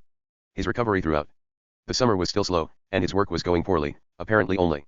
A smile of fortune was going forward asterisk. His response to the visit was one of amusement, as he wrote Galsworthy. After the luncheon ended, on Saturday a young American writer who has been with Roosevelt in Africa arrived for the day. The greatest news is that Mrs. Ted Sanderson has discovered in herself a talent for writing and that the ex-president has been so struck that he placed 3 of her EA sketches with Scribner's Mag. Same young man brought a formal message from the only Teddy. He Roosevelt would have invited himself to come and see me, only too busy with official festivities. Very safe bunkum that. Despite whatever reservations Conrad may have had about Dawson's manner and attitudes besides being a literary reactionary, he was a negrophobe and a mama's boy. The latter provided attention and sympathy, qualities Conrad could well appreciate now. Also reassuring was the appearance of the secret agent in a French translation, done by Davray himself. A Smile of Fortune was going desultorily, and by June 18 was still not finished. Since the move to Capel House was imminent, possession would take place on the 24th of June. Jessie sent Conrad away, to the Gibbons introsely, to keep him out of the way. Visitors were coming now that Conrad was recovering. Clifford, back from Ceylon, Marwood, every Thursday afternoon, Conrad invited the Galsworthys, and noted that the Sandersons were returning home from Africa.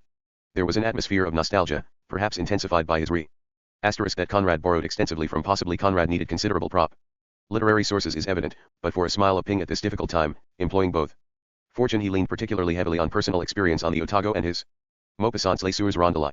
Very reading in the familiar Maupassant. 688 The major career, IAPP sent illness and by the return, for a smile, to the episode on Mauritius. During his first command, on the Otago. On June 25, Conrad set foot in Capel House, telling Galsworthy he felt all of a shake and utterly lost without Jessie.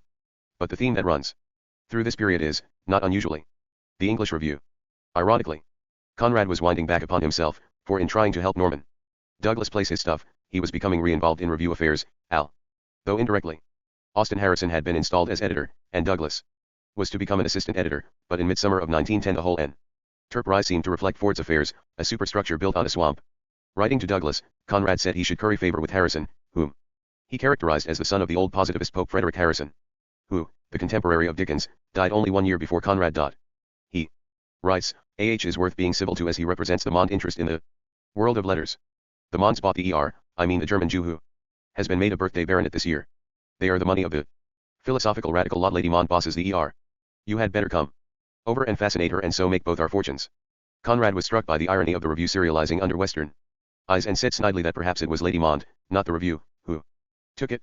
And he could not avoid writing even to Austin Harrison, whose very existence as heir to the Comtesse throne he detested on ideological grounds. He wrote tersely that he was glad my novel stands the test of an informed judgment. Very good of you to mention your opinion. He adds that he wants a double set of proofs, planning to take particular care, as the book publication will be from the text established in the review. In August, Conrad tried to complete a smile, which would come to just under 25,000 words. By August 5, he had done more than half, but even this relatively simple piece did not come easily. He was planning 2 more stories, one at 7,000 words, which would be Prince Roman, and the other over 10,000 words, probably The Partner. Prince Roman is part of the material Conrad would have incorporated into his reminiscences if he had not cut them short, for it involved a recollection that fits well into his retrospective material. Strikingly, however, these 3 stories would not fall into the same volume but would go into 3 separate collections. A Smile of Fortune, along with The Secret Sharer and Freya of the Seven Isles, would make up Twixt Land and Sea, published in 191. 2, Prince Roman would be published posthumously in Tales of Hearsay, in 1925, and The Partner would appear with 3 as yet unwritten stories in Within the Tides, in 191. 5. Conrad, clearly, was writing stories as a way of working himself into shape and providing ready cash, not because of any unified volume which he had in mind. Until victory began to form in his imagination 2 years later, the real object was chance or even the rescue. Yet even as he Dreams, Hags, Magic's Light 689 moved along into material for 3 further collections of stories, Miles Selig Manley was in touch with him over translations of The Idiots and The Lagoon from his first collection, Tales of Unrest. He appeared to be in one of his holding patterns. By August, his recovery seemed assured, but he still felt shaky and was slow to get back into harness. Then there occurred one of those fortuitous events, the miracle he awaited which would turn his fortunes. Hugh Clifford met Gordon Bennett of the New York Herald in Ceylon late in 1909 and, in truly friendly fashion, tried to get Bennett interested in Conrad's work. By at least August 10, Conrad learned of this development and was already kicking himself that Pinker had thrown away under Western eyes, or else the Herald, a mass circulation newspaper, might have taken it. He felt that to make use of chance for this opportunity is now impossible. I wouldn't risk it. I have dismissed all thought of it out of my head. Conrad had, in fact, decided to make a run on the rescue, not on chance, whose narrative convolutions and complicated point of view would have required considerable reacquaintanceship. On August 27, he told Galsworthy that a smile of fortune was all but completed except for another 2,000 words. It would drag on into late September, and he was attempting to call the rescue. I've a hazy recollection of something highly inflated and verbose, he wrote. But no doubt I can match it well enough out of the rubbish floating in my softened brain. Of course, the rescue was Heinemann's property, Conrad having already received advance money for it, and the deal with the Herald would be complicated. Conrad, however, still looked longingly at chance as a way of parting with P. Inker. Thus he was caught. If he could write chance, he could reduce his indebtedness to his agent and probably break away, whereas the rescue was the easier book, but would keep him entailed. As of this date, his decision was to ask Pinker for the typed copy of Rescue. It will, he told Galsworthy, take me a week to read and think myself into a proper frame of mind. Besides ease of narration, there may have been more personal reasons in Conrad's choice of Rescue over Chance. The latter novel involved deeply intimate material, transposed into a different framework from Conrad's own life, but nevertheless full of tensions he carried over from childhood. The relationship between Flora and de Beryl, as the young girl is growing up, has many agonizing moments in it, and Conrad, very possibly after dealing with such pain as was involved in Under Western Eyes, did not want another long run on comparable matters. The Rescue, on the other hand, involved little personal investment. It was a romantic narrative and, as such, did not require a profound or intimate involvement. By September 25, Conrad was rethinking the Herald offer and told Galsworthy he would ask Clifford, to whom he would dedicate Chance, to have the venture reopened in 6 months' time if Bennett was still serious about it. 690 The Major Career, IAPP. By then, he had decided to tinker with Chance, to give it a try and see how his health held up. Other matters were running parallel. One happy note was the awarding of a civil list pension of £100, but a continuing sad note was the deterioration of Jessie's leg, which now faced imminent amputation. Conrad's concern was real, as were his affection for and devotion to his wife. The injured leg was causing pain that put a strain on the entire body and was, as well, damaging the other, already injured knee joint, which was forced to do all the work. Jessie's weight was now considerable. The doctor advised an immediate operation, or else her heart might not stand up to it. Later, Jessie was anxious to have the operation and get it over with, but Conrad was horrified by the loss of a limb. The fall of 1910 was a dreary time, heavy with illness and aborted plans. Conrad seemed far older than his 52 years. He did write at length to Helen Sanderson, however, offering advice on her story sketches, which Teddy Roosevelt had recommended for publication. Conrad's suggestions fell into his usual pattern: the writer's need to let his mind roam freely while all the while his prose captures sensations and ideas precisely. Conrad found that her writing needed stringing up, by which he meant a sharpening of visual images as well as a greater economy. He indicates more detail, more angles of observation. We recognize that even in these indifferent comments he was slowly revving up for Chance. By the end of October, Chance lay untouched, and Conrad had dawdled his way into a new story, Prince Roman. Harriet Capes visited, and Conrad also saw Austin Harrison and Frank Harris, who motored up in a Spiker 3040. Conrad's fascination with motorcars was already becoming apparent. His account of the meeting is humorous, although full of spite and self-disgust that he should even have to deal with such a person as Harrison. They put me immensely, he told Galsworthy. It was funny but not very amusing. I tried to snub the Harrison child, Austin himself, who objected to the title of my novel Under Western Eyes / but he was so fatuously solemn about it that this rare visitor pity entered my heart, and I let him be. I said, have you considered the gravity of such a step as changing the title? Don't you know that I intend the book to be printed from the text as established in the review? He surrendered gravely, then, with a sort of deference at which I felt remorseful, because I didn't care whether he printed the novel forwards or backwards, with the title or without. He meditated a long time, then gently, not to give me too rude a shock, he said, I am afraid that novel won't be very popular. And we nodded at each with immense seriousness. Conrad, we recognize, was working himself into the disgruntled frame of mind suitable for serious work. Having been depleted by his collapse, he had touched bottom and was now readying himself to surface. His letters to Galsworthy, the repository now of his most intimate thoughts, demonstrate dreams, hags, magic. Slide 691. How enraged he became at the market meant HTY of the journals and their ch. and telly. Perhaps his hatred of the commercial arena was so intense because he felt drawn to it, and had even entered it with some of his short fiction, sketches, and reviews. As his following diatribe indicates, he was aware of how packaging, not true worth, was all a public. He told Galsworthy is not to be found in a class, caste, clique or type. The public is, or are individuals. Public introuvable is only introuvable simply because it is all humanity. And no artist can give it what it wants because humanity doesn't know what it wants. But it will swallow anything. It will swallow Hall Caine and John Galsworthy, Victor Hugo and Martin Tupper. It is an ostrich, a clown, a giant, a bot. Tom Lissac. It is sublime. It has apparently no eyes and no entrails, like a slug, and yet it can weep and suffer. It has swallowed Christianity, Buddhism, Mahometanism, and the gospel of Mrs. Eddy. And it is perfectly capable from the height of its secular stability to look down upon the artist as a mere windlestraw. Conrad's contempt produced some fine rhetoric. His final lines demon straight his continued allegiance to the artist as someone magical, a being with mythical connections whose imagination sets him off from a secular stable. Ity. The old anger was there, as it would be when he responded to Son's 14 points in 191-3, and it demonstrates that he had not sold out to the marketplace, nor had he lost his hold on what he could do. A Smile of Fortune was accepted by London Magazine and would appear in February 191-1, a fact that Conrad derided to Galsworthy. There's glory for you, he reported, calling its publication an exalted destiny. He still had not touched chance. He was, however, writing again, a short story, this time. The Partner, one of his worst. He completed its almost 10,000 words in 10 days. Also fitted in were 3 reviews which would be reprinted in Notes on Life and Letters, A Happy Wanderer, based on Quiet Days in Spain by C. Boglufman, The Life Beyond Existence After Death. Implied by Science by Jasper B. Hunt, and The Ascending Effort by George Bourne, all for the Daily Mail. An undated letter from Conrad to Edward Thomas is of considerable interest, even though it may fall somewhat earlier or later. Thomas was planning to write a book on Walter Pater and inscribe it to Conrad, but Conrad felt that the juxtaposition of names was inappropriate. For the man was a stylist first and last, and I am a vagabond and a stranger in the language. Then he continued in a more personal vein. I am now passing through a phase of acute sensitivity as to my own style. It seems the most impossible jargon having the mere merit of being bizarre, if that's a merit, and all your dearest fellows' appreciation of it a most amiable, a most precious, to me, form of lunacy. Will not the juxtaposition of these names Pater Conrad raise in many readers a doubt of 692 the major career, IAPP the sanity of your judgment or the sureness of your fairer taste?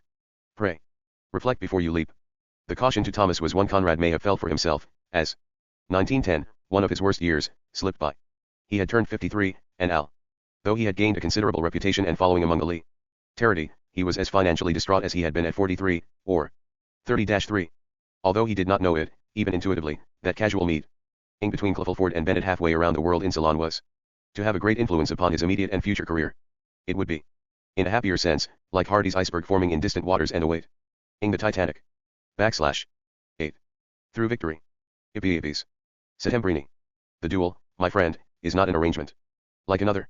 It is the ultimate, the return to a state of nature, slightly mitigated by regulations, which are chivalrous in character, but extremely superficial. The essential nature of the thing remains the primitive, the physical struggle, and however civilized a man is, it is his duty to be ready for such a contingency, which may any day arise.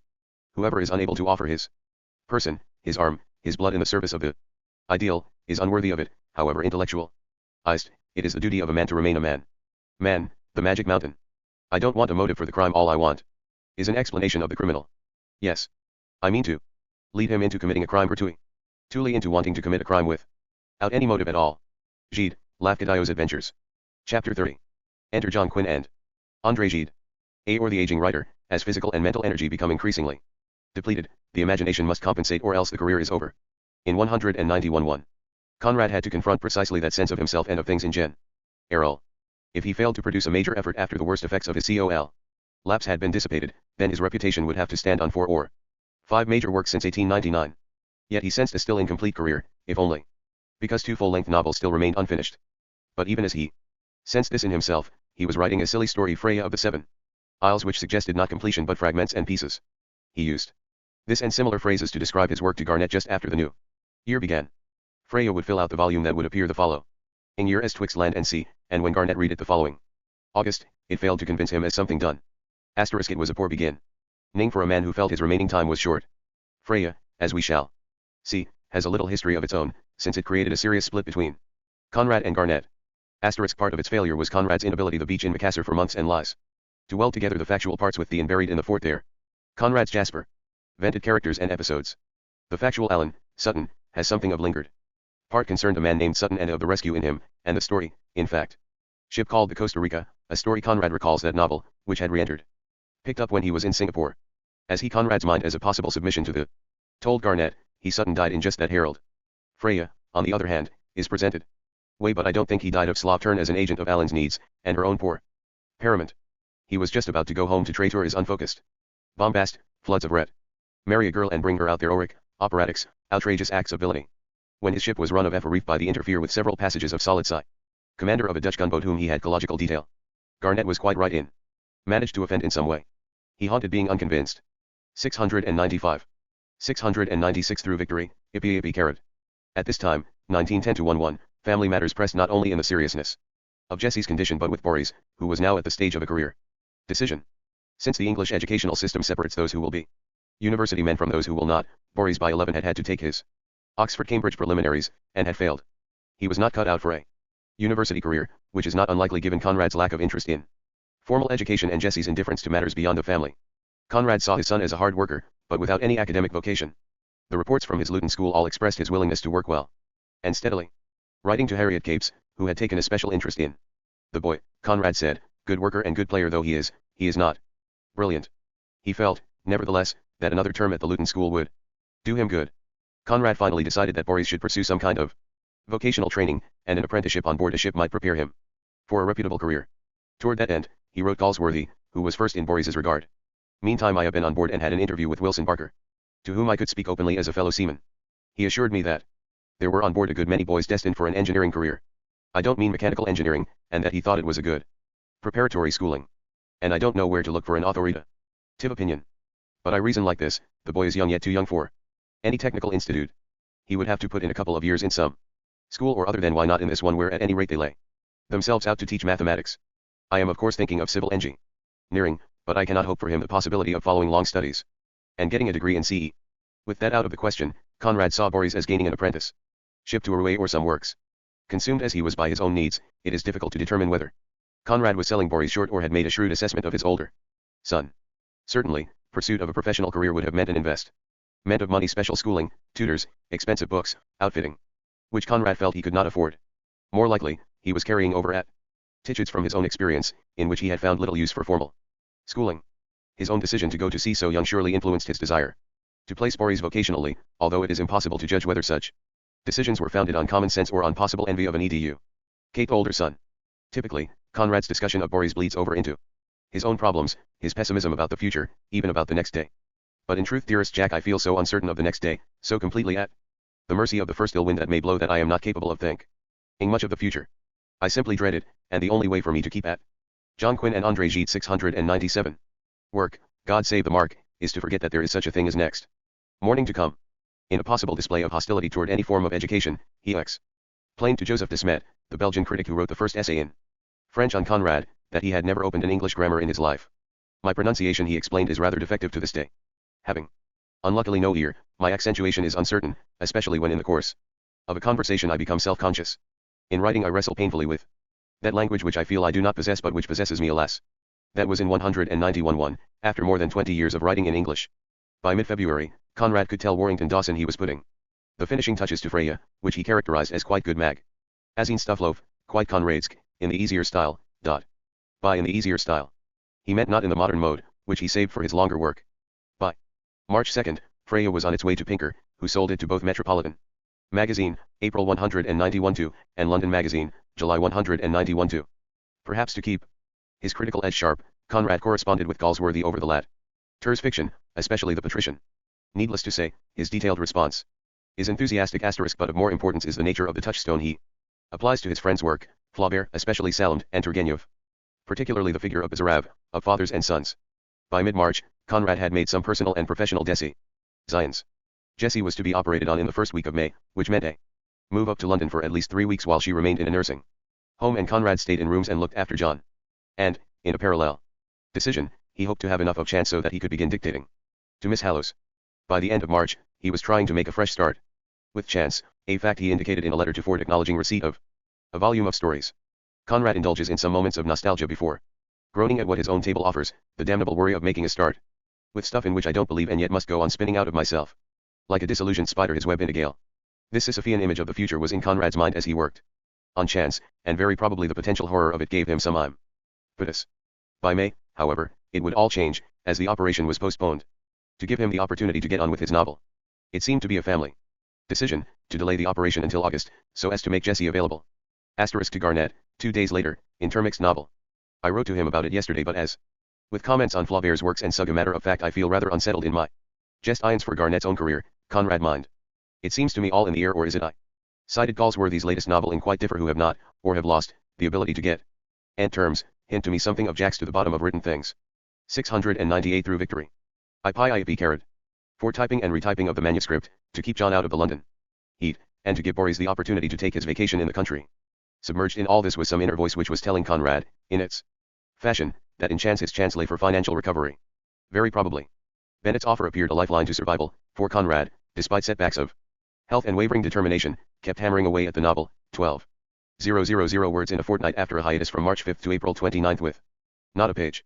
Even though he felt his courage oozing out of him, words did come, with an additional 30,000 expected by the end of June. The quantity of copy is a record, he told Douglas. Effects of a sort of dull desperation. He invited Douglas to come to stay in a cottage for the month of July, an invitation which the latter took up upon his return from Italy in August. While at Capel House, he fell violently ill, creating a situation that is quintessential Conrad in its ironic juxtaposition of elements. In his witty and exasperated commentary to Galsworthy, Douglas's host recognized the appropriateness of what occurred. Providence is looking after me with a vengeance. Last Saturday man Douglas came for a weekend. But he arrived in a state of high fever and hardly able to stand. We put him to bed and sent for a doctor. On Monday we went for a nurse, after Jessie and I had been up with him for 2 nights and a day. Today he does not recognize anybody, his temp after most appalling ups and downs has reached 105 degrees. And here we are. Conrad's letters and telegrams to Douglas's friend in London and his brother in Scotland brought evasive answers. Should he die I shall have to bury him I suppose. But even if he recovers, which we still hope for, it will be a matter of weeks. All my work, all our plans and our little pitiful hopes seem knocked on the head. I have seen and tended white men dying in the Congo but I have never felt so altogether helpless as in this case. As Jessie said last night, this is like a nightmare. Douglas's recovery was slow. All this occurred, of course, just when Conrad wanted to make a long run at chance so as to have copy on hand before Jessie finally went for her operation in September. In the 2 months before Douglas disrupted Capel House, Conrad was facing another period of uncertainties. Under Western Eyes would appear in October, and its reviews could possibly build sales, although even he doubted that. Jessie was no longer facing an amputation, but she would need the operation, which involved an expensive recovery as well as a disruptive move to London. Boris's future still had to be considered, since he was 13 and a half and had few family prospects. Chance was itself proving John Quinn and André Gide 699. Assistant to Conrad's attempts to wrench it into shape, both because of its complexity of narrative and because it was caught among his several styles. Further, it tested out an area in Conrad that was extremely sensitive, a child and her parents, Flora and her father, recalling Conrad and Apollo, and now Boris and his father. While the patterns are hardly congruent, they suggest overlapping attitudes and forced Conrad into personally trying situations of past and present history. Although genuinely loving to Boris, Conrad never felt as easy with his older son as he did with John, and as we shall see, when Boris reached adulthood, Conrad acted more in line with his fictional parents toward their children than we would expect from his letters about Boris and his fortunes. Even a cold caught in June on a short visit to Dimhurch threw him off schedule. The balance was precarious apparently, more acute than ever. By the end of June, Conrad could report about half of Chance completed, but his prognosis of a September conclusion date was entirely unrealistic. He continued his covert attack on the English Review, telling Galsworthy he was ashamed to see himself in its pages. Under Western Eyes would continue through the October issue. Typical is a brief letter to Ford, who had seen a notice in the Times, on July 7, of the award of a civil list pension to Conrad. The latter saw his life as a composite of work, anxiety, little play, sure, sense of doom, with no opening up or out, but, rather, all closing down. He hesitated to leave the shop for even a moment for fear it would all slip away. He even suspects Ford of irony. I was touched by your congratulatory telegram and yet it might have been ironic too. That sort of recognition is the consecration of failure, for even talent must be appreciated by the standards of the world we live in. On receiving the gift I glanced back and what I said most clearly then is that there hasn't been a book published for 3 years since a set of 6, and no novel for 4 years. And then I understood how much I deserved the recompense. Conrad concludes, I am living in a state of savage exasperation with myself. Unfit to talk, unfit to write. And this too you'll maybe understand. I am writing, however, spasmodically, with long intervals of absolute dumbness. Gull. N for P. P seasons in hell for Conrad had always heralded great creative outbursts, and even after 1910 this pattern would not alter. We sense this in a long letter on July 28 to Galsworthy, almost always Galsworthy now, in which he says he is involved in life as a Deadpool. Happily, Boris's diet future seemed settled. He was to be apprenticed to the HMS Worcester, a nautical school ship in the Thames, where he would study for at least 2 years in a technical program leading to a certificate. The possibilities after that were of several kinds: entrance into a technical school, employment, U through victory, IP11 IPI carrot, in an engineering works, or, if he did well, a commission in the Navy. In September, Conrad took Boris to join the Worcester and wrote Galsworthy a Touching description of their last moments together, a wistful view of a father and son relationship. Yesterday at 5:30 I went on shore leaving Boris looking after me from the gangway grating of the Worcester. The painful part of it was that he had to join in spectacles. Almost at the last minute the medical examination discovered his sight to be defective. I had not warning of any sort, and somehow even the possibility of his becoming short-sighted never occurred to me. Only last Easter a friend of his, a naval cadet, came for the day and they amused themselves shooting at tins floating on the moat, and be shot quite as well as the other boy. However, here it is a deplorable fact since it would destroy any chance of a naval career. He is putting on a good face on the matter and I have been chaffing him on his learned appearance in spectacles, but neither of us felt very light-hearted. I had a long talk with the headmaster and liked him very well. He came up on deck with me and was very nice to the boy. M.A., the chief officer promised me to put him through his course of drill and see manship instruction exactly as if there were nothing the matter with his eyes. Of course he can't expect now to get any of the many prizes given by various shipping companies. Were he ever so proficient it would not be fair to the other boys, but that does not trouble me much as long as he gets a first-class leaving certificate at the end of 2 or 6 years. Then in an image reminiscent of Marlowe's final view of Jim diminishing with distance, Conrad tries to gain perspective on his son reduced in size against the ship deck.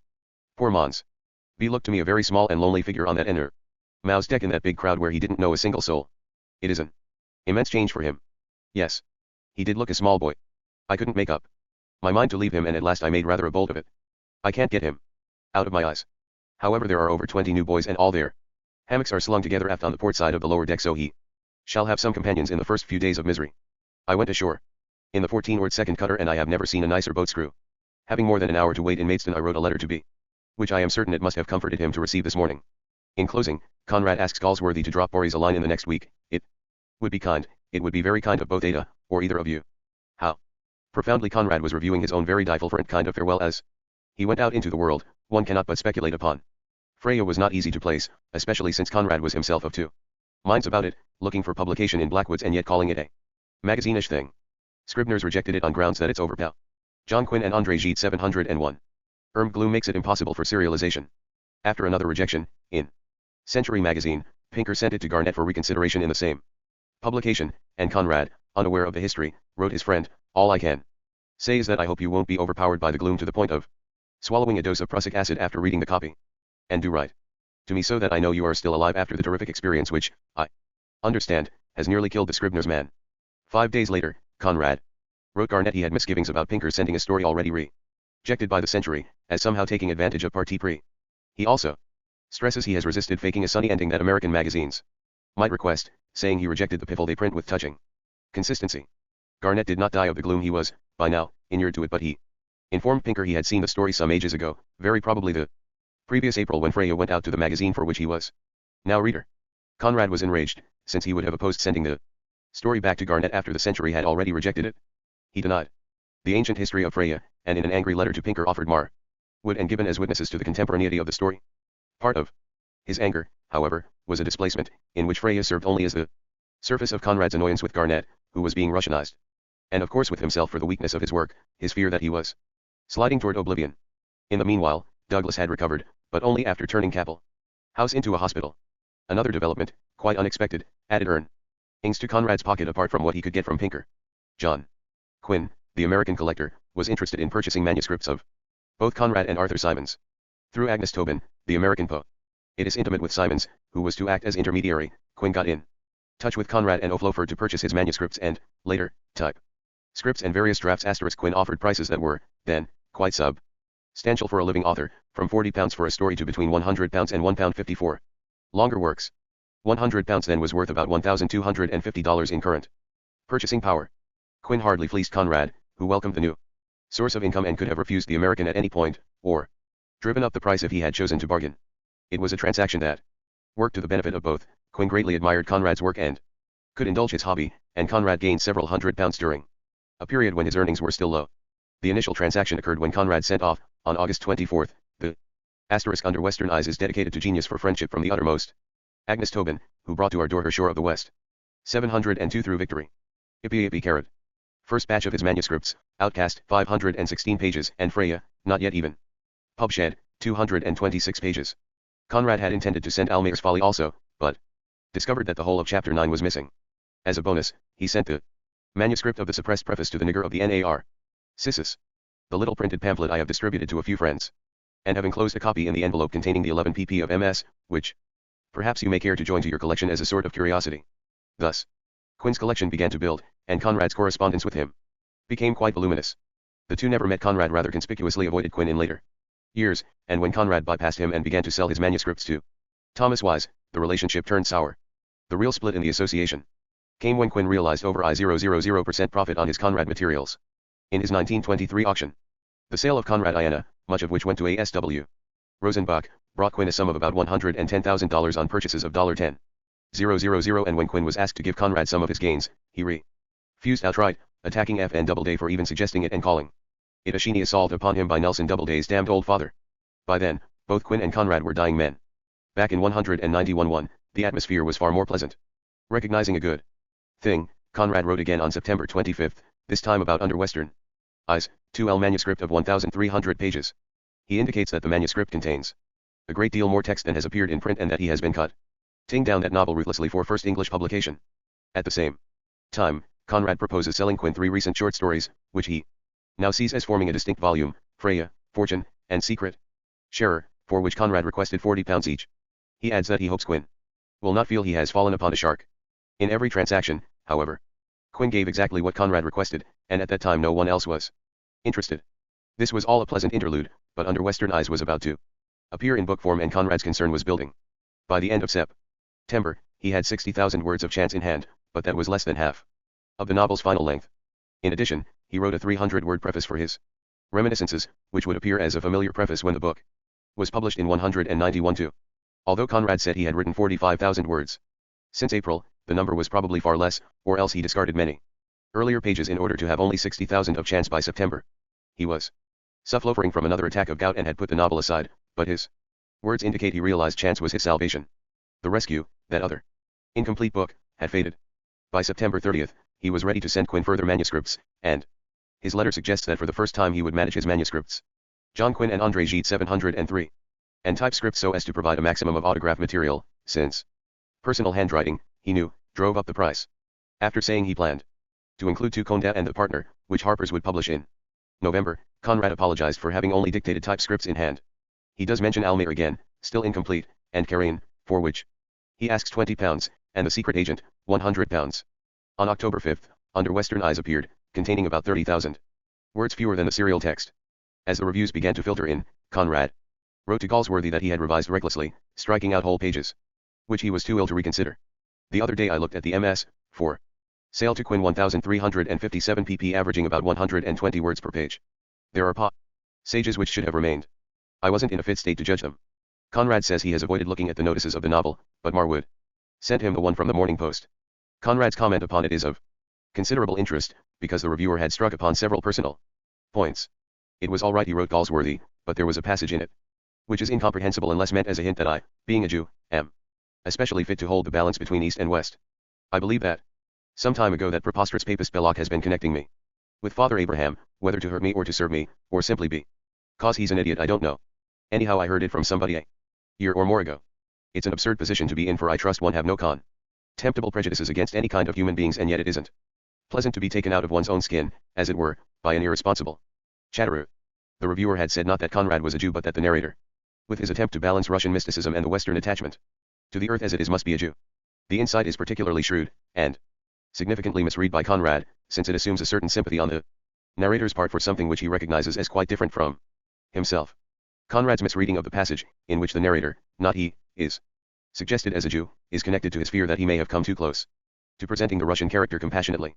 Also, the reviewer had poked around in stuffy attics and boarded up closets, those areas of Conrad's mind which he did not reveal even to himself, and he had come up with divided sympathies, uncertain allegiances, unsure alliances, attempts at balance, which were irresolvable. The remainder of the review is especially perceptible. In writing to Garnett only 5 days, and yet his affinity for aspects of the Russian. Later, Conrad revealed the same open-source character only understood by the great Russ. In The Nation, for October 21, Garnett had she on novelists themselves. The comments in touched on Conrad's hatred of things Russian infuriated Conrad, who was already angry at 704 through Victory, Ippy. Tiv, calling attention to the similarity between this novel and Lord Jim as studies in remorse, mainly moving from within, but also affected by external forces of personality, according to the psychological theory propounded in the earlier work.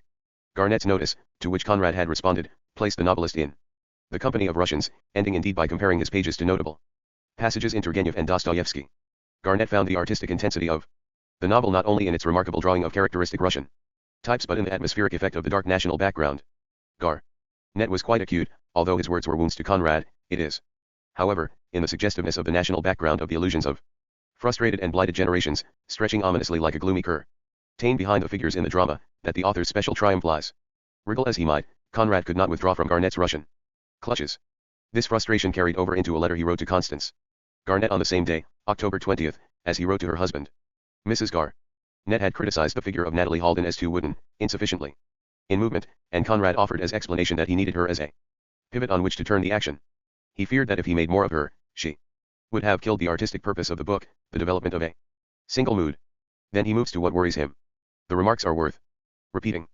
But the fact is, despite her praise of the novel, that I know extremely little of Russians. Practically nothing. In Poland we have nothing to do with them. One knows they are there.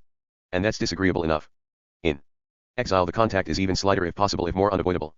I crossed the Russian frontier at the age often actually at 4½ Not having been to school then I never knew Russian. I could not tell a little. Garnett's handling of the Freya episode. He wrote, there's just about as much or as little hatred in this book as in The Outcast of the Islands, for instance. Subjects lay about for anybody to pick up. I have picked up this one. And that's all there is to it. I don't expect you will believe me. You are so Russianized, my dear, that you don't know the truth when you see it, unless it smells of cabbage soup. When it at once secures your profoundest respect. I suppose one must make allowances for your position of Russian ambassador. Sick to the Republic of Letters. Official pronouncements ought to be taken with a grain of salt, and that is how I shall take your article in the Nation, which I hope to see tomorrow evening when the carrier comes back from Ashford. But it is hard, after lavishing a wealth of tenderness in Tekla and Sophia, to be charged with the rather low trick of putting one's hate into a novel. If you seriously think I have done that, then my dear fellow, let me tell you that you don't know what the AC scent of hate is. Is it possible that you haven't seen that in this book I am concerned with nothing but ideas, to the exclusion of every thing else, with no arrière-pensée of any kind? Or are you like the Italians, and most women, incapable of conceiving that any body ever should speak with perfect detachment, without some subtle hidden purpose, for the sake of what is said, with no desire of gratifying some small personal spite or vanity? Conrad adds that Russia, as Bismarck once said, is nothing, c'est lenient, and anybody with eyes can see it. John Quinn and André Gide 705. Russian from a great Russian to save my life. In the book, as you must have seen, I am exclusively concerned with ideas. His chief concern in the letter to Mrs. Garnett, however, is not Russia but Poland, and specifically his renewed correspondence with Wincenty Lutosz J. Lutosz J. we recall, was not an unmixed blessing in Conrad's life, since in 1899 he somewhat ironically defended Conrad's betrayal of Poland against Eliza Ordizkowa's attack on those who leave to get rich in the West. Even in 191, Lutosz J. returned to the controversy and asserted that Conrad, despite his work in English and attention to matters unrelated to Poland, was deeply involved in Polish interests. But the defender's arguments were as damning as Ordizkowa's attacks, for Conrad was made to appear as a man who had grown wealthy in the West, whereas he would have had lean pickings in Poland. Conrad's comment is full of exasperation that they would not leave him alone. Yes, I had a letter and some books from Mr. Lutosz. I ought to have written to him before, though. Really and truly I don't know what he wants with me. I don't understand him in the least. His illumination seems to me a very naive and uninteresting thing. Does he imagine I am likely to become his disciple? He worries and bores me. This entire correspondence, along with Garnett's Nation Review, held up before Conrad's eyes that first life in all its unpleasantness, he the Korzyn Ioski who had become Conrad, the Yosef who had become Joseph. Under Western eyes had been an obligatory novel for him to write, in a sense, since its development and completion would lead into a major breakdown, so that we can see the novel as coming at the crossroads of his first and final lives. He could either exorcise Apollo or go under. It was a difficult balancing act and created within a veritable explosion of ill feelings. The reviews, then, could not be viewed neutrally. They had to open old wounds, strain still unclosed sores, and bring to the surface attitudes and feelings Conrad did not wish to admit even to himself. The review in the Manchester Guardian, however, was of another kind. By a young man, as yet unknown, who would enter Conrad's life the next year. He was Richard Curie, who became a true friend and support to Conrad and Jessie, and who wrote the first full-length study of the writer, in 1914. Curie was a constant companion, fulfilling the role in Conrad's later years of Ford, Garnett, Graham, and Galsworthy earlier. He was stable, old-fashioned in his attitudes, very much a preserver of the proprieties, and a steadying force upon Conrad. He and Jean Aubrey were to carry Conrad's reputation through the years after his death, when his books went out of print, and only these two faithful friends and biographers were there to help keep his name before the public. Curie's review of Under Western Eyes was by no means adulatory, it was, in fact, quite critical of Conrad's new style. Curie's resistance to Conrad's 706 through victory, yippee carrot. Modernity was apparent, he longed for the days of romance, not psychology, a warmer authorial presence, and a more energetic, adventurous narrative. Citing the power and intensity of the new mode, he nevertheless harked back to the romantic realism of the earlier fiction which colored life with an extraordinary vividness.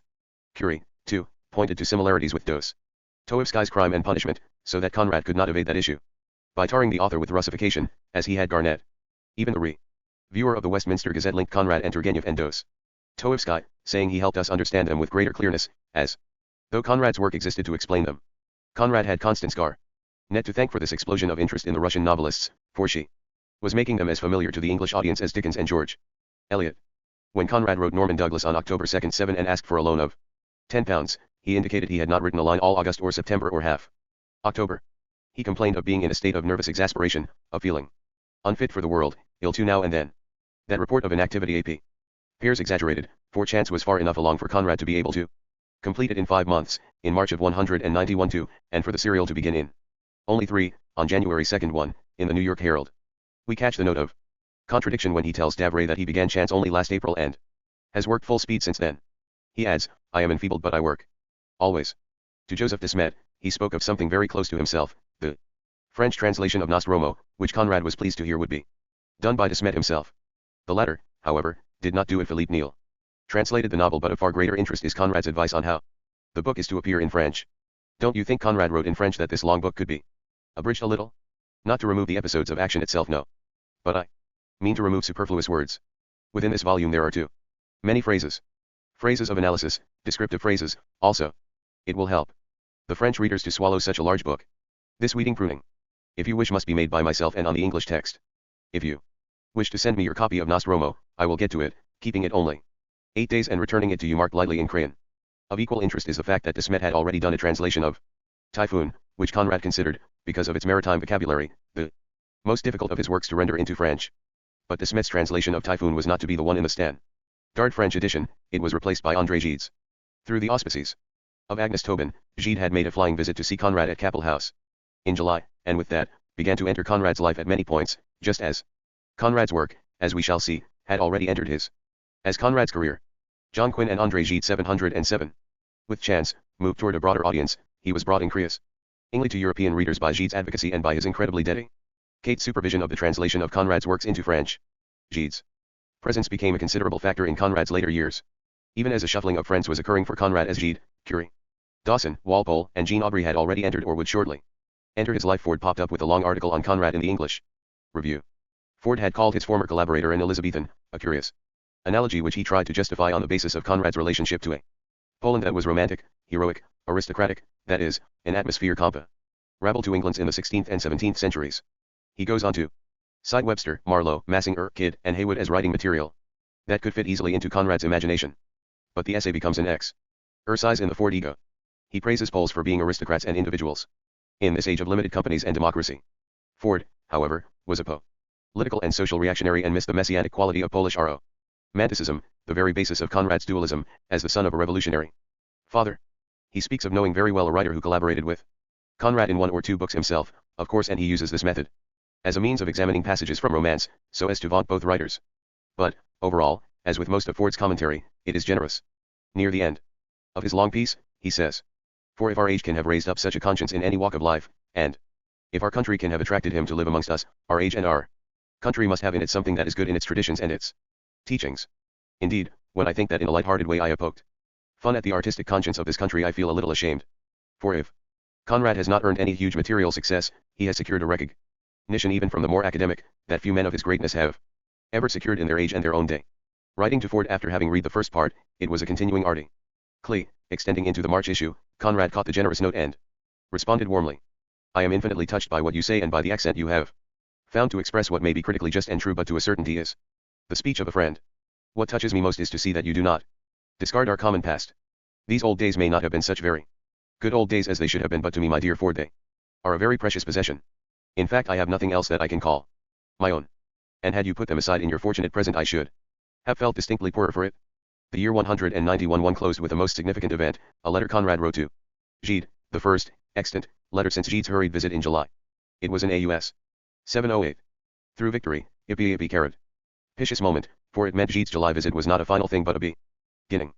From this would come a further visit by Gide in 191 to, * in exchange of at least 40 letters, 25 from Conrad, 15 from Gide, and many others now lost, Gide's supervision, along with Jean Aubry, of the translation into French of Conrad's work, Gide's involvement in every stage of the translation, his ironing out of difficult personal situations and revision of texts when they fell below expectation, himself becoming caught in sharp controversy over Victory and the Arrow of Gold, Gide's own translation of Typhoon, whose difficulty has already been noted, a translation for which Gide had to apprentice himself to English as Conrad had earlier to French.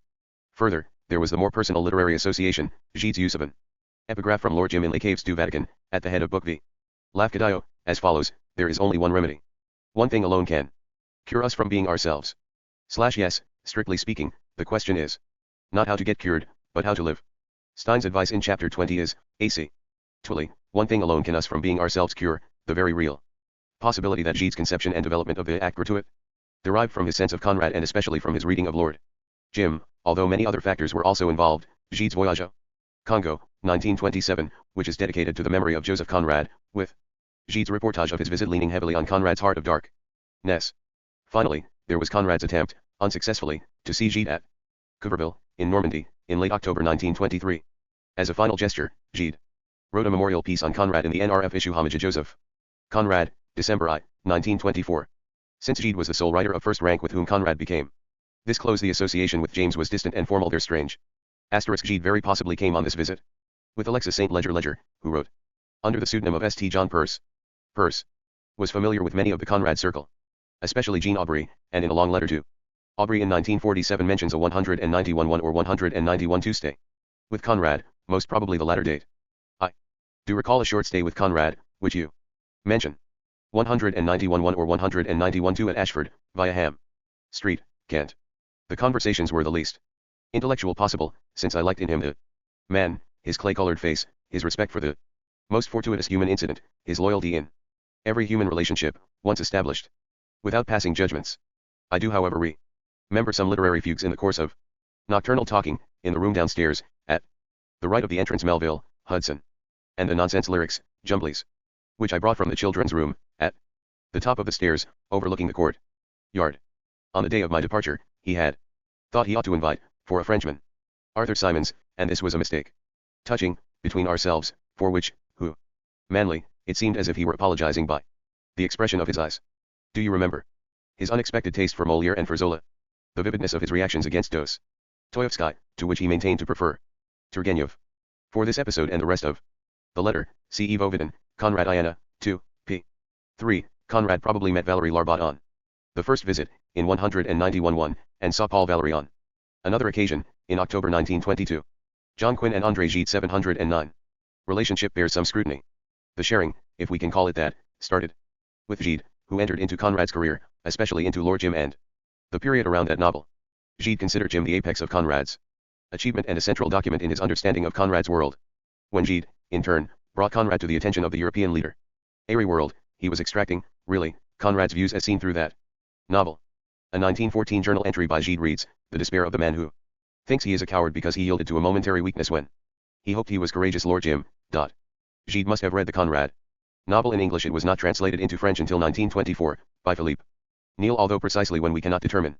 Whenever he read it, however, Gide found M. Jim, which he called Mon livre préféré among Conrad's works, something very close to his own sense of dualities and opposites. For even before Lord Jim, Gide's work had manifested divisions between the romantic self and the need for realistic application, in Les Cahiers d'André Walter, 1891, Le Voyage d'Urien, 1893, Palliades, 1895. The Jim idea obsessed Gide, however, apart from his own attempts to deal with the theme literarily.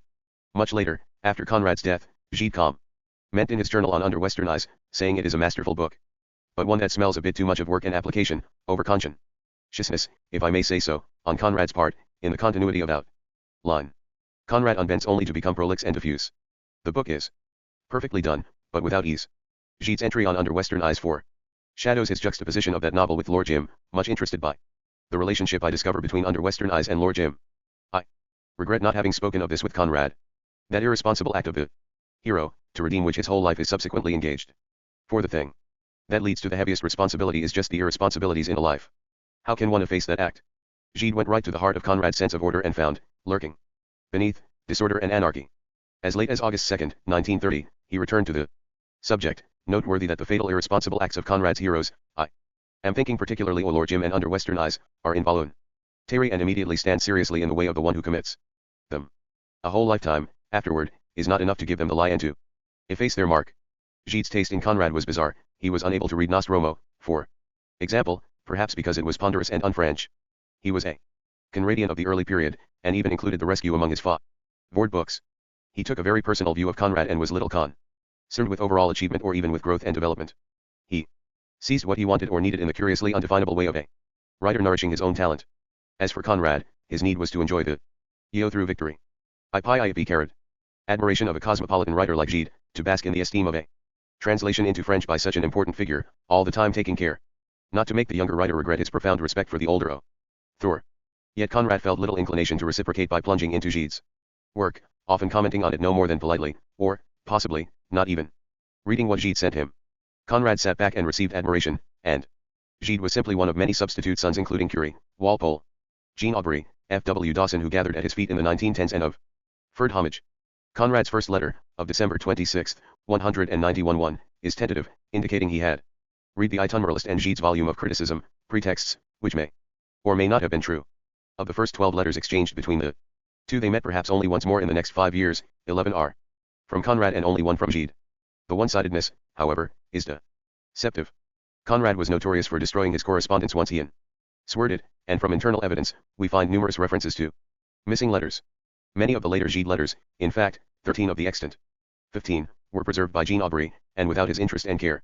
There is good reason to believe Conrad would have destroyed them as well. Chapter 31. I fear not death, but dying gives me pause. X.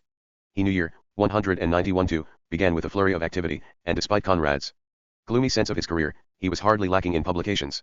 The serial of Chance began on January 2, 1, in the New York Herald. He had collected sufficient stories for a new volume, Twixt Land and Sea, which would appear in October, and his volume of reminiscences had recently appeared, an inscribed copy of which he sent to John Quinn *, and amid all this, he would soon complete Chance and begin a new story, which grew into the novel Victory. His life now was devoted completely, and obsessively, to his career. Ostensibly to make money, but directed by an inner sense that time was running out for him to make his mark artistically. The two aims, money and reputation, were beginning to merge with each other, but as his letters and manuscripts during this period demonstrate, he was still very much aware of those aesthetic principles which he had outlined 15 years earlier. On January 28, he told Quinn he was about 100 pages from the end of Chance, with the understanding that the collector would receive the manuscript in due time. It was a curious procedure, in that Conrad was selling now in 4 areas, and sometimes even 5 for stories. First, the manuscript itself would go to Quinn, as well as typescripts, then the work would be serialized, as Chance was appearing in the Herald. Next, the English and American editions, with numerous variants, would appear, and for stories such as Prince Roman and Freya, there would be 2 magazine publications. Conrad was obviously anxious to finish his work so he could sell the manuscript immediately to Quinn for ready money. There was an additional pressure, then, on his artistic sense, since the very paper on which he was the December 1908 section from the same title, and Harper's, in New York, on English Review of ES /P/S/S/GDHYK and January 19, 191-2, issued it as a personal olds in 1908, to secure the American copy record. Until 1916, the book was known in right, under the title Some Reminiscences. In England as Some Reminiscences and then 191-2, Nash published the entire text under change to the American title. 711. 712 Through Victory, IPIIIPIS. Writing provided immediate cash simply for the asking. Quinn would buy anything, and Conrad was prepared to sell any scrap. How much this deter? Mind the quality of his later work is difficult to evaluate, but taken with the fact of dictation, the financial pressure, and that ready market for autograph material and even for corrected typescript, we can see temptations intensifying. All this activity and productive use of time of course took its toll, and Conrad came down with flu. At least, on February 2, he used this ailment as a way of discouraging Ford from coming down to Capel House. Most likely, Conrad suffered from flu with complications arising from an unfinished novel, and he wanted all his time for Chance. Nevertheless, he sent Ford a timid gift of his volume of reminiscences, a fitting present indeed, since Ford was so instrumental in its even being started. They did meet, however. For Conrad wrote Elsie that her husband still her husband, although he was Trying to force a divorce did not believe him when he said he would complete chance in another fortnight, but he knew better. I assure you his knowledge of me is so complete that he didn't believe it for a minute. And it isn't finished. Of course not. As if a novel were ever finished in a fortnight. Asterisk. This was the build-up to another breakdown, from the tension and pressure of finishing a book that was already being serialized. Conrad had sufficient working time, but he lacked leisure for revision with the book already appearing in installments. Quinn, meanwhile, had received assorted shipments, Almayer's Folly, the whole manuscript of The Secret Agent, and several short pieces. Then on the 25th of March, at 3 a.m., Conrad finished Chance. On that same day, he and Pinker met for lunch, Conrad's antagonism at least partially dissipated by his agent's generosity with further advances. Feeling pleased with himself, he totaled, for Galsworthy, his wordage for the year, an average of 10,000 words per month, with 4 entire months lost for reasons of health. In a letter to Quinn that day he adjusted his wordage to 140,000 in 9 months, a spectacular, for him, 4,000 words a week. He also mentions he has the manuscript of Crane's 5 White Mice, which he would be willing to sell, asserting that he has no proper house for storage and it will most likely get lost while under his care. And, very tersely, Conrad wrote Elsie that he was busy revising Chance for the press and must at once start the next novel, which would be Berg or Dollars, the working titles for Victory. Asterisk. Conrad's cordiality was forced, since he writing MS for dear life and in a sort of panic. Wrote Galsworthy on March 27th, the great as the NYH began to print on the 15 Jan. FMH who was here shortly after New Year, of which I heard in a roundabout way from. With the somewhat less great VH Violet Paris, Pinker having kept the fact from me. Hunt told me you had gone with a break in order to spare my feelings, ALS. Down to the Riviera. I did believe you Birmingham. Wanted to be quiet. So I kept quiet, too. I fear not death. 713. Then, in an interesting move if we consider his antipathy toward Harry Sun and the English Review, Conrad wrote the editor suggesting serialization of Chance there. Conrad's remarks are particularly compel HNG because he tried to convince Harrison that the novel was in its nature simple and biographical and could be easily followed from month to month. Harrison had objected, apparently, to the difficulties of the narrative method, a point that Henry James was to concur with when he commented on the novel 2 years later. Conrad says he can rearrange the text to meet Harrison's objections. I know my business, I mean to say my craft, mon métier, as apart from any quality I may have as a writer, a prose artist if you like. And I am not a superior person. I don't disdain even the lowest side of craftsmanship. Conrad indicates he objects to serial publication, but in the case of the English Review his feeling is different, especially since he can arrange the text for serialization so that it will be the final text of the book form. He suggests dividing the text into 3 parts. He would eventually separate it into only 2 and giving each a title, and then the parts into chapters, each having its own heading. All this would provide guidance for the reader and make the narrative more accessible. We recall Conrad was making these changes for readers of the English Review, an intellectual journal with a highly educated readership. How he expected the less favored reader to fare we cannot determine, and the eventual popularity of the novel, Conrad's first popular success, is a source of astonishment. Conrad's headings and part division certainly did cater to his audience. Whatever the convolutions of the narrative itself, he used medieval chivalric headings for the 2 parts, the damsel and the knight, and for chapter headings phrases that suggest a more romantic flavor than the novel AC. Twilly has words or phrases such as thrift and the governess and the tea party in the first part convey a setting and action rather different from the bitter and ironic tale Conrad actually presented. In order to convince Harrison of the accessibility of Chance, Conrad pointed out that in 1899 Bewood's Mega accepted My Lord Jim, a much closer knit and more complicated work with a remote psychology, sailors, Malays, and so on. Whereas Chance is English in personages and locality, much easier to follow and understand. It was a very new form then, and yet old Mega had the audacity to take it up when we all were much less advanced than we are now. And Conrad was a practically unknown writer. That view is true enough, but nothing can mitigate the difficulty of the beginning of Chance, with its narrative tucked within narrative, its 2 Powells, and even its 2 Charleses, Charles Powell and Charlie Marlowe. Further, the first 50 pages or so are all background, with no foreground or moving out into a discernible pattern of action, so that the reader is forced to assimilate detail that apparently has no function or appears to follow no direction. It was all memory, which of course was basic to Conrad's method. 714 through Victory, IPIIIPIS. But seen from the reader's point of view it is simply blockage or narrative clutter. Conrad told Harrison time was fleeting, he must have a decision within a week, or else he would be unable to put in the required work once he began a new novel. Harrison had also suggested that Conrad enter into an agreement with the Review for a suite of his reminiscences, a follow-up of 6 or 7 articles over a period of 18 months. Conrad found that idea acceptable if Harrison could work it out. Nothing, however, came of this proposal, or of the serialization of Chance in the English Review, but Conrad's susceptibility to Harrison's suggestions indicates his break with the Review stemmed not so much from the new ownership or new editorship, for both of whom he had real disdain, but because of Ford himself. Asterisk. In April, Conrad wrote Pinker a fateful letter indicating he had a short story in mind, although we know from his other correspondence that he was planning a novel. Since Victory, the eventual product of this short story enterprise, is the most controversial of Conrad's novels, its beginnings provide fascinating insights into Conrad's way of approaching his fiction. He wrote Pinker. In this connection I may tell you that I began the other day a short story, $. But I have found it difficult to get into the collar. Especially with that beastly faceache. Then this Titanic business has disturbed me. By a short story, Conrad meant something in the range of 15,000 words, 40 or 50 printed pages. Also, this short story tentatively called $, is not to be confused with a short story entitled Because of the $, which he included in Within the Tides, 191.5. Progress on $, was not smooth, nor was it uninterrupted. As we shall see, Conrad proceeded by fits and starts, breaking in to write the inn of the two witches, the above mentioned Because of the $, and the planter of Melita, all of which, along with an earlier story, The Partner, were collected for Within the Tides. In addition, Conrad's interest in the sinking of the Titanic, apparently related in his mind to the Putna Inn. Although Ford's affairs after his break Life Limited, which contains a burlesque with Conrad, are tangential to the latter's bio of a Conrad-like character, and then a biography, nevertheless, his life did follow Sir New Humpty Dumpty, which savages, among tame patterns which could only have others, Elsie herself, David Soskis, and antagonized his former collaborator.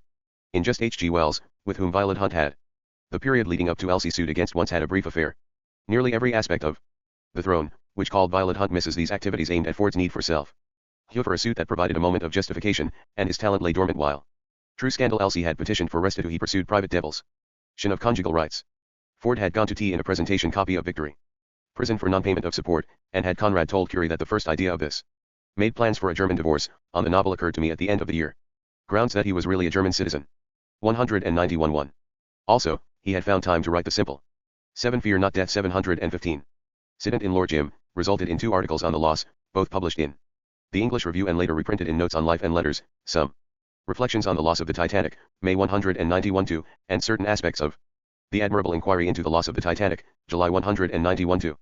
An even greater interruption, however, came with Conrad's work on Chance during the conceptual period of Victory.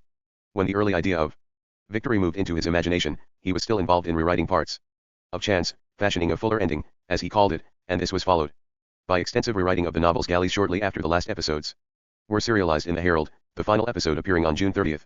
Since Chance goes back to 1905, it start coming only shortly after the completion of Nostromo, and that novel in turn points back toward romance and the still incomplete rescue. We can see a number of overlapping works carrying Conrad from his earliest period right through to Victory. For in this sense, Victory was not a completely new start but a novel in a sequence interrelated with fictions of 10 years earlier, and a continuation of an imaginative enterprise that began near the turn of the century and ended only with the First World War. As if these other considerations and interruptions were not sufficient to create uncertainty, Conrad also had not planned on a long novel when he began $. On the contrary, he expected his long effort for this period to be his Mediterranean novel, which he envisaged as the great effort of his later career, a parallel to Nostromo in this respect. For many years, he had been reading up on the Napoleonic era, his interest in doing a novel about Napoleon on Elba going back to at least 1904. Napoleon was surely a test of many of Conrad's ideas, and even a character like Nostromo, one product of that 1904 interest, can be viewed as en petit Napoleon. His continuing attention to a Mediterranean novel intensified in the period immediately after the serialization of Chance, although Conrad was not to settle into this novel until much later, in 1920, and was to leave it as the incomplete S.U.S. Pence, about 75,000 words, at his death in 1924. As we follow Conrad's progress on $, or Berg, we see he lacked the clear-cut working patterns he had developed with his other major efforts. Nostromo, The Secret Agent, under Western eyes. His development of $, was becoming increasingly involved with several other strands of his career, example growing reputation in England and America, contractual complications, sale of his manuscripts and typescripts, courtship by a wider circle of friends and admirers. All of this activity was different from patterns in his earlier periods when writing was relatively unencumbered by complex external affairs, and he was engaged mainly in a battle between his creative imagination and his various illnesses. A month after his first mention of the short story $, Conrad, on May 13, 191-2, wrote Pinker that the story was growing but was still of story length. 7I6 through Victory, IPIIIPIS. Would you mind to agree to pay me £IO against each 3,000 words sent in, which would be an advance of £40 for 12,000 W. Length or under? That will keep me going without worry. But what if the story grows beyond say 12 or even 15 now? This is what stumps me. The story now in hand is of that kind which may grow even to 30,000. Short. Serial. What can you do if the story should get beyond the 12 words in the way of advance against copy? The consideration of pacing such sizes comes in here. I don't want to worry you, but on the other hand, I feel trammeled in my thinking by such considerations. In this case, Dollars, the ER is safe for cereal on this side. I am ing for the novel meantime. It's going to be done round Napoleon in Elba. And it may turn out a biggish thing. I am still in doubt about the form. Whether a narrative in the first person or a tale in the third. Not for another 6 months, in which Conrad worked on Dollar's stead. Did he see it as a novel? As we wind in and around his comments to Pinker, we see him struggling with material that seems to grow from within. As though it were controlling him and not he it. On May 30th, he wrote, "At last, here with 3,000 words of what I intend to be a story as short as I can make it, for which please send me £10 as I am entirely ruined." On June 6th, here's some more, 3,000 W, of the story of Mr. G. Berg, Dollars, whom I have painfully built up, and I hope he will run all right now, but it will be nearer 18 than 10,000 words I fear before he stops. Can't be helped. And I trust you won't mind. I shall make him as saleable as I can.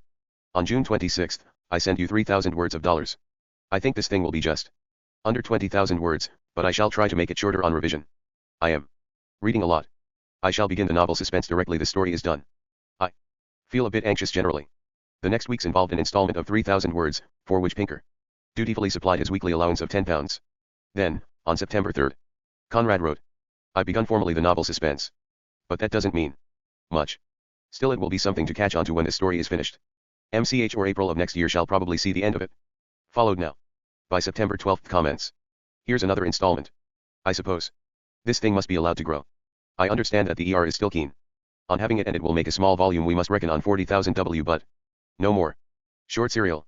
Meantime the long novel simmers in my head.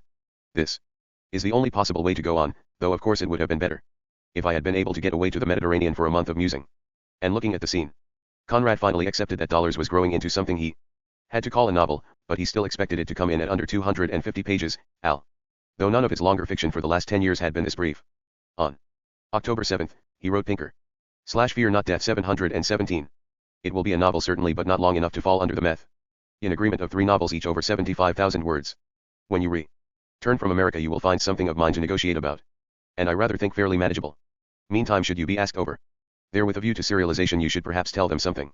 As, for instance, that it has a tropical Malay setting, an unconventional man and a girl on an island under peculiar circumstances to whom enters a gang of 3 ruffians also of a rather unconventional sort, this intrusion producing certain psychological developments and effects. There is philosophy in it and also drama lightly treated, meant for cultured PEO. PLE, a piece of literature before everything and of course fit for general reading. Strictly proper. Nothing to shock the magazine public. Don't imagine that I have lost sight of the big, or long, novel. I haven't. There is a stack of paper relating to it. It will be done next year in good time." 2 days later, he assured Pinker about the long novel he planned to write. "Next year will be given up to the Elba novel and perhaps 3 stories, which with Prince Roman and the partner will make of all I hope. Nor Man Douglas is sending me a whole stack of books about the Mediterranean. If all goes well Harper's will be able to publish the novel just 100 years after Napoleon's exile to that island." On November 2nd, Conrad was still speaking of Dollars as a short novel, which he hoped to complete within another 2 months, if not sooner. "I am now writing this short novel," he told Pinker, "and can't lay it aside even for a day. It shall be done before Christmas. Then you will send me the typed copy and I'll go through it during the holiday time and have it ready by the 1 January 5th or earlier if possible. This was my plan all along. Then they may set up and send me the proofs in the usual way, say in March. Marwood has offered to look through them for me, as I expect to be very busy with the Elba novel by that time. And then the novel may be published in May. I can't have my books coming out too much in a heap. It won't do for me, though it may be an advantage to other writers. My reputation doesn't stand on quantity." A month and a half later, on December 1st, he noted Dollars had already passed 50,000 words, although on revision he expected to bring it down to 50,000. Yet even with that assurance to Pinker, he turned in another weekly installment of 3,000 words. There was an evident disparity between what he was telling Pinker and what the novel was telling him. For even as he informed Pinker of the end he now planned on a February terminal date, the novel was growing daily, without any possibility of the end being in sight.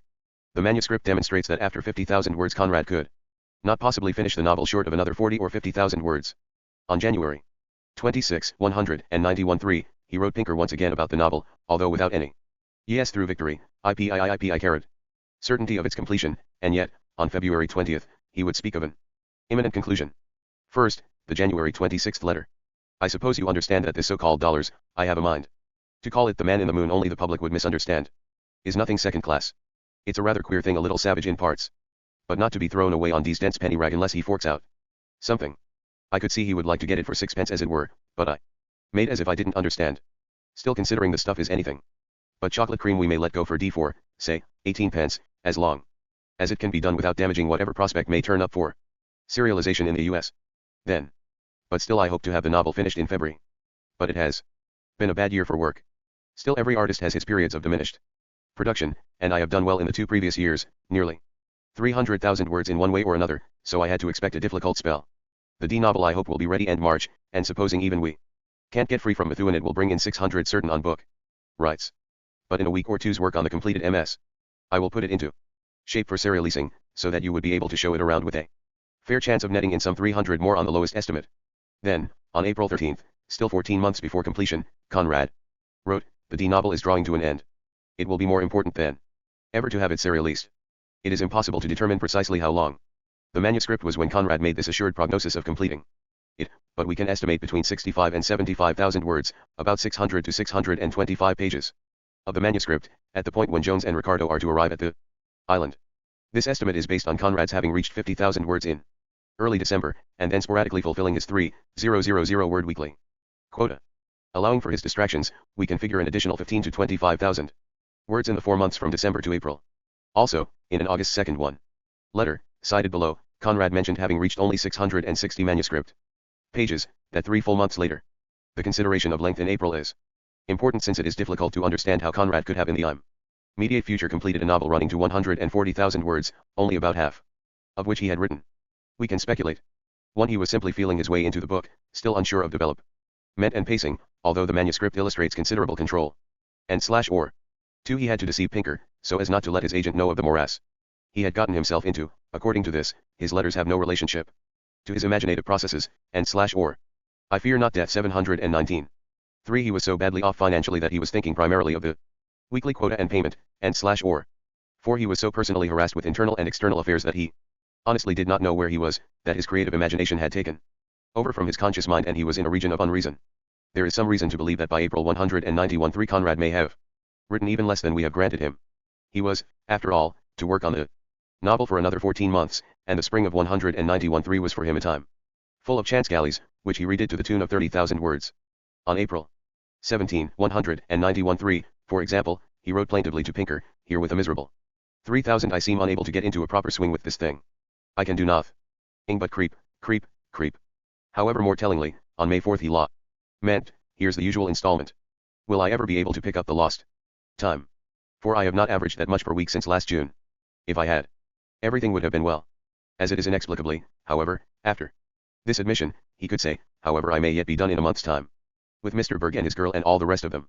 That is, however, moving ahead a full year, from April 191 to, when Conrad began the novel, to the spring of 191 when he still did not see what it was becoming. He was a full year away from completion. In the meanwhile, Jesse's care with the old manuscripts led Conrad to discover Falk. The major part of Typhoon, pieces of Lord Jim, Romance, The Nigger of the Narcissus, and Nostromo. He could look forward to publication in the fall of Twixt Land and Sea, which was to be composed of 4 stories, not 3, and from which the partner, one of his weakest, was dropped and saved for a subsequent volume. The sales to Quinn continued unabated as rapidly as he could produce copy, and he dispatched parts of Chance that went back to 1906, 164 pages of manuscript, including a few in Jesse's hand writing, and an additional 1089 p.G.S, which made up the rest of the novel. With this, Conrad asked £70 for the lot, which included Falk the neatest, he says, of his manuscripts and The Informer. He told Quinn not to read Chance in serial form but to wait for the book, in late 191 in the spring and summer of 191 as he awaited publication of Twixt Land and Sea and the final sections of Chance in serial, Conrad was entering a period in which frustrated plans were intermixed with sporadic work. He was, more or less, stalled on Victory, which hovered between story, novella, and novel length. He was working over Chance and planning extensive revisions and reshapings. He was hoping to get on with Suspense, his long Mediterranean novel. He had not completely forgotten The Rescue. He had plans for further reminiscences, in which Harrison was interested, and he hoped to turn out 2 or 3 stories a year both for the immediate income and to keep his name before the public between long novels. His sense of himself, even as he argued that his energy was depleted, was that of a man operating 720 through Victory, at least mentally at full tilt as he headed into his 55th year. What clearly abetted his positive frame of mind was the fact of the French translations of his work, which began with Davray and would continue more extensively under Gide and Jean Aubry. Gide invited Conrad to spend 10 days at the Abbey of Pontigny in Burgundy. The meetings at the abandoned abbey took the form of organized literary discussion groups, and they occurred annually, under the auspices of Paul Desjardins, in the years prior to the First World War. For each 10-day During the summer months a specific topic was discussed, and to be invited was a considerable honor. It was, however, the kind of affair Conrad would not even consider, first because of his obsessive need to turn out copy, and second because of a constitutional dislike of literary meetings or forums of any kind. He begged off by pleading prior commitments, and then showed, somewhat obligatorily, an interest in Gide's new novel, The Still in Progress Les Caves du Vatican. He tells Gide, also, that he will not like Nos. Tromo, it is bien mal fait and un foyer noir, a black oven, to deal with. He indicates he is going to send on a copy of The Mirror of the Sea, which the harmony of the universe demands that Gide possess. Conrad wrote to all but Pinker that he had been idle for the last 10 weeks. Although to his agent he continued to indicate production of dollars. But not everything was drudgery. There are several family touches which soften Conrad's obsessional drive to produce books. In August, for example, he told Calvin about what his life has been, and it contains some balance.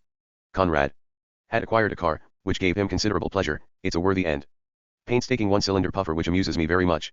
After his usual dose of the martyr who, like one of Beckett's gladiators, must go on, do or die, he turns to family matters, but at present I have no taste for either alternative. Boris is at home, we go about together. He is a first-rate driver. John is learning to read but his forte is geography. He's still the little pagan whom you know but he begins to develop a conscience I notice. Jess. Sie has been fairly well. These interludes surely existed, although in most of his letters Conrad presented a far more stoical face. He also developed the habit of giving differing versions of his life and even his work to different people, depending on how strenuously he needed to protect his art. These deceptions, if we can call them even that, were arranged as shields behind which he could work. Tipping. Kel was a letter to Gide in which he says he is hesitating before taking up the pen in order to begin another long novel, by which he meant victory. Yet to Pinker, he has spoken only of a novella-length work, and insists that his Mediterranean project will be his next long project. Gide mentioned Conrad's future in France, his tentative overture about an overall translation, and indicated a trip to England to see Conrad. I fear not death. 72. Again. The latter responded that the idea was good and friendly, a meritorious work, an act of charity toward your neighbor, and adds he will be very happy to see Jacques Copiat along with him. Yet he hedges, but without doubt one must finish this book. It is typical Conrad's. He enjoys Gide's attention as long as the French writer's presence becomes no more intrusive than occasional letters, visits or interruptions. And now, as Conrad felt his physical energy running out, he began to tighten the screws and, more than ever, play for working time against the inevitable illnesses and feelings of depletion. The very early fall of 191 too, with work on dollars going uncertainly, was a meandering period, no clear definition, many projects, a few visits in the area to friends, and an attack of gout in late September which continued into October. The gout was not unexpected, since Conrad was heading into a long work, and that combination of work and anxiety would stimulate his imagination even while it sent him to bed. The attack was accompanied by depression, so that by November 6 he was not well enough to come down stairs, although not actually laid up. There were, however, visitors, whom Conrad may have encouraged to come or not. Juncker, the American critic, arrived for a day. Curie came down in December after being introduced to Conrad by Edward Garnett, T. Joseph Riedinger, a fellow Pole, who wrote a asterisk running through this period, from the summer of 1912, is a profusion of letters from Conrad to John Quinn negotiating sales of manuscripts, typescripts, even scraps of stories and novels. The correspondence is large and detailed. For the biographer, while the detail is rich, it is monotonously the same. Conrad maintains the exchanges at the level of business. Withal, there is considerable misunderstanding, with the result that letters go back and forth over a particular arrangement, which one or the other has confused. Typical is the confusion over Typhoon, whose price Conrad had set at £50, and which Quinn had not distinguished from the arrangement over Chance and Falk, whose price together Conrad had set at £70. Quinn considered the Typhoon price high and quibbled, and Conrad responded that Typhoon was especially valuable to him. But as a sweetener, he offered to throw in some Heart of Darkness manuscript pages, as much as he had, about 122 pages, some of them with writing from Lord Jim on their verso. A little later, he says, he can throw together nearly 300 pages of Nostromo, Heart of Darkness, and Jim manuscript which Quinn can have for an extra fiver. These prices, as we have seen, were not unusually low for a living author. The £70 for Chance and Falk, for example, was equivalent to about $1,000. We recall that one could purchase early modern art at comparable or lesser prices. Kenneth Clark mentions in his autobiography that a Modigliani he had his eye on at this time cost £60, an amount he hesitated to spend. And we are of course familiar with the sums Gertrude and Leo Stein paid. The increases came later, as Quinn discovered when he sold his Conrad collection in 1923, Typhoon for $5,100, Falk at $3,100, Chance for $6,600, Lord Jim for $3,900. Victory for $8,100 carat, the highest prices, as Reed points out, ever paid up to that time for a living author's manuscripts. T. Curie, whose friendship meant so much to Conrad, met the writer for the first time, according to his own account, at the Mont Blanc restaurant, on Gerrard Street. Edward Garnett held Tuesday lunches at the Restau. 722 through Victory, I Pies. Short book on Conrad, later Bertrand Russell and several others.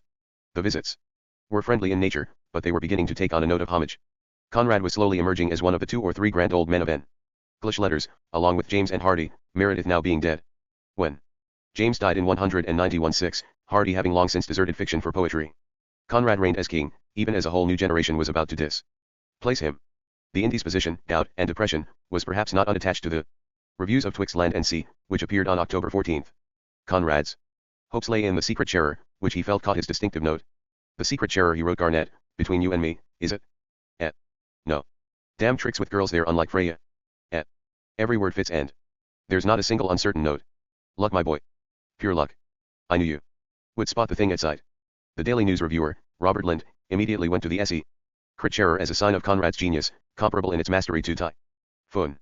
But even with this evident praise, Lind had to haunt Conrad with shades of Kipling. Every sentence has a nerve, that is one of the distinguishing features of his writing. It is not clever writing, at least, not deliberately so.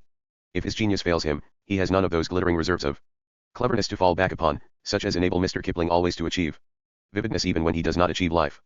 But in what has been called the sense of life, Mr. Conrad is, within his limits, far richer than Mr. Kipling. Deeming The Secret Sharer a masterpiece, Lind shows considerable insight when he observes that it is the captain, not the fugitive, who jumps at sudden sounds and at chances of discovery. John Masefield, who had had trouble with Conrad's modernity before, discovered particular mastery in The Secret Sharer and, surprisingly, in a smile, and even found Conrad's novella length a new form for literary EFL port in the coming decade. The undisclosed reviewer of the Standard gled out The Secret Sharer as the most perfect of all Mr. Conrad's stories. But it is on other grounds that this reviewer's word struck a note that was beginning to sound for Conrad, recognition of his newness. We may acclaim him, the reviewer writes, perhaps as the first king of account. Try that country of storytellers who will combine the sense of life claimed by the great mid-Victorians with the sense of form discovered here in England somewhere about 1890. Rant and attracted numerous literary men, and after Curie had written an appreciation of his artists, including Hudson, Gibbon, Belloc, work in /JJY/W, November issue, an article. Muirhead Bone, Stephen Reynolds, Edward Garnett showed to Conrad. Conrad said that Thomas, W. H. Davies, Ford, and occasion all else before Curie's words was mere ver. Ally Galsworthy and Conrad. Curie and Beijing comparison. Conrad met on one of the latter's rare visits. A motor trip to visit the Carrot Hopes, about 1900, Conrad. Jesse, partially hidden, Carrot H. Carrot. Conrad Hope, and Boris. M. Carrot Carrot. Conrad in 1904. Scene of the anarchist outrage at Greenwich, February 15, 1894, used in The Secret Agent. X marks the spot where Marcel Bourdon blew himself up. Conrad at Sunrise in 1909, the time of the English Review. Edmund Oliver, Boris, and Conrad in 191-1, when Boris joined HMS Worcester. Conrad in 191-3. Inscribed to Alfred A. Knopf, then at Doubleday. Capel House. 0 degrees 1 asterisk carat Orlstone. Happy Face, Y carat N. Ashford. 15 carat P carat carat. Carat R carat LV carat carat dash carat. K carat dash dash. Carat dash carat carat. Letter to Bertrand Russell, after the latter's visit. Opposite, the garden at Capel House, 1914, Jesse, Boris, Ellen Glasgow. And Conrad. Slash carat. V, carat. Carat carat dot carat. F. Grand Hotel carat ER, backslash co backslash slash LL. U. 2 FETJM carat will RITM carat IW carat CCUTLF carat C carat 2 slash backslash OB ICRV. Carat bo $6 carat IHA. MDX backslash K, FO carat JS carat A carat ISN carat, J carat HA. Conrad's desperate letter to Galsworthy from Krakow when he feared internment for the duration of the war. 1 CT0 Re. Joseph. Conrad. In this NEM story, Mr. Conrad turns to the manner of his famous early romancer, outcast of the islands. The principal character, a lawless adventurer Cal. Let Enchanted. Heist is one of the great figures in M.R. Conrad's gallery. The sea is laden and about the trophy Cal Island of Samburan, and the theme is love and jealousy. Copyright Methuen. Diamond suit jacket for Methuen's edition of Victory in 191-5. 3. Cf. R carat. V carat colon. A 1 carat carat X slash. Dash dash. Point 1. Dash carat. UI. 4 dash carat carat carat carat 1. F dash caret. 5 caret. 5 equals caret. V caret. Caret, caret caret caret S. V caret dash 6 caret caret dash caret XC asterisk. TISA caret, caret. 4 caret hashtag caret caret dash caret I. Il. Dash caret. RJ. Caret. 9 caret. J. 4 caret I dash caret dash caret. Caret. Slash. S. J caret dash caret caret. Dot caret caret caret J asterisk caret. S dot SIS caret. Caret degree caret. Caret CE dash caret caret V caret. O. OR asterisk, happy face, if. V. Caret. 0.5. 0.5. R caret. CD caret. R. 4. 5. J caret Lee. X. Conrad in later years. Happy face, I. Caret caret. Caret caret SA caret caret caret. 5 caret. 5. V caret dash caret T dash caret RL caret caret caret. Caret caret caret, happy face, A. Conrad's drawing for the jacket of the Arrow of Gold. Joseph Conrad. The title page of André Gide's. Translation of Typhoon, 191-8, Lim. I to 300 copies. Typhon. Traduit LANOLAISPAR. André Gide. NRY. Paris. Editions de la. Nouvelle Revue Française. 3, Rue de Crenely, 6 caret. Conrad and Jesse in 1919. Caret V. Oswald's. Bishopsburn. Kent. 1:0 V 30th Low. Caret. 1 slash. XL. Abbey my. I to NT 1 cube to I caret I dash collie C dot we TT I lu caret caret S, LOUJH. T, 1 N caret T caret very asterisk caret C. I. Ha. 1 PLOU caret TS, IV. E11 SI, happy face, RXN 1913 or 1914. UN 1 caret, CEI OL. Cum to USIE I TIJ NOI yet because. Y of C I at Liddy. Caret underscore DT slash F I caret Lee. I caret JMN 36 NDTH caret SC caret F slash T caret OOJ. Slash EFLTTX Euro A caret caret. E. Fetch BIL 1 to the power of first G. Caret BL. 1 caret TC 1 dash caret 1J. T13 caret ILB. To lit TT1. Chu PJOA 0I. It 6 oil CRJT. IBL 11 dash caret low lug 8B caret VE2. LIROYI. Caret caret Z dot TT dot T, 3 NOBE. To TLEJI, NLO caret per lice of 1 like. Caret caret or IT. Proust's, caret V1 3 caret. Is. W all, T. TIJ, dot K10II1 N dash caret ID. Caret, caret dash caret caret TLE1 caret 1 F caret ESTTR. Backslash 1 X caret R caret IA caret ROH. IE 1 foot 1 inch 1 caret CJ backslash I backslash, WTII pile. YI caret Ilary caret OSRJUID 1 X ed. T, of TLE. IO caret RFE 1 caret FTI caret R. ED of R caret colon dot UI dash caret Al 3C123 caret PNE caret IBL. IBN, AH10 at poundfly dot ER, I at lil caret JFPHR caret LE. Dot T. Although EOEI backslash comma caret VO1C N dash caret. Ax CL caret D by the force of M caret Lyles caret of IOG Nido, J not caret N jag RND. N3 at air, in rupee red II add, J caret ALS frogi caret OEE caret F or instance slash. Caret F.1 RI equal LECLNSSFNLLJ, dash caret VGI cas. V backslash WI kjif few, do caret 2 T live by the. 2 reforce. F caret. 10 till, elite Jathan I am Willens caret. Law the board. 01. CT caret T slash V, R backslash LBTRFF, to have. Reberpins take slash I out. Dot, H, TT rod caret right caret IVCI to AF05 for A. Slash and right, Conrad's response to Sir John Colling's Squire about Proust. Remarks he later repeated to Scott Moncrieff, Proust's translator. I. Dot, ICVIE, 11 NY. Rel CMLO or OE cot slash ICT2, I caret 3 on RYT, caret, O. Henry IIRFX caret, Ami Y caret I it lives in 2 colon, caret.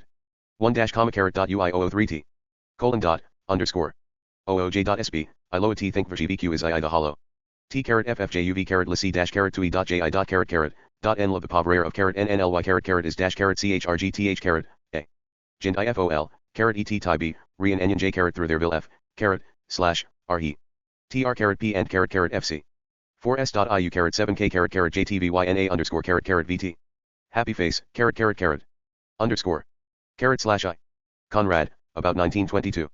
Opposite, Onwin's 1923 complete edition of 5 Conrad novels. The Rover. By Joseph Conrad. In this novel Mr. Joseph Conrad has the Mediterranean, as seen from the French south coast, not for a stage, but for a background, in the depth of which the presence of the English blockading fleet is rather felt than seen through out the course of events which happen on land. In a lonely Farney house. The narrative, Indy. Made in character, deals with the crisis in the haps of 2 women and some men the Rover.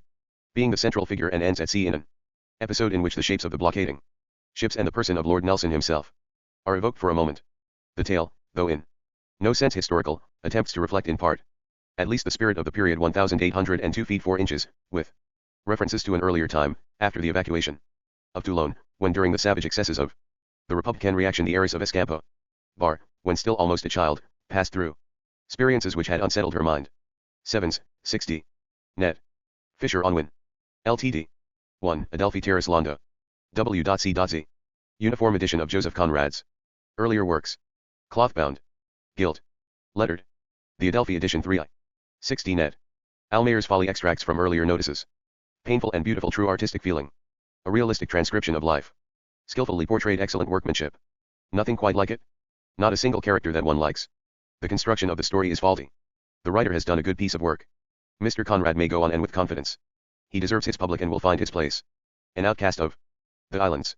Extracts from earlier notices. Extraordinary force and charm. Unresistible note of genius. As powerful as it is gloomy. Something very like genius. Unusual eloquence and power. A depressing squalid story. Charming romance, powerfully and gracefully written. Fisher Unwin. Ltd. 1 Adelphi 10 Race, London W.C.2. Uniform edition of Joseph Conrad's earlier works. Clothbound. Gilt. Lettered. The Adelphi edition 3s. 60 net. Tales of unrest.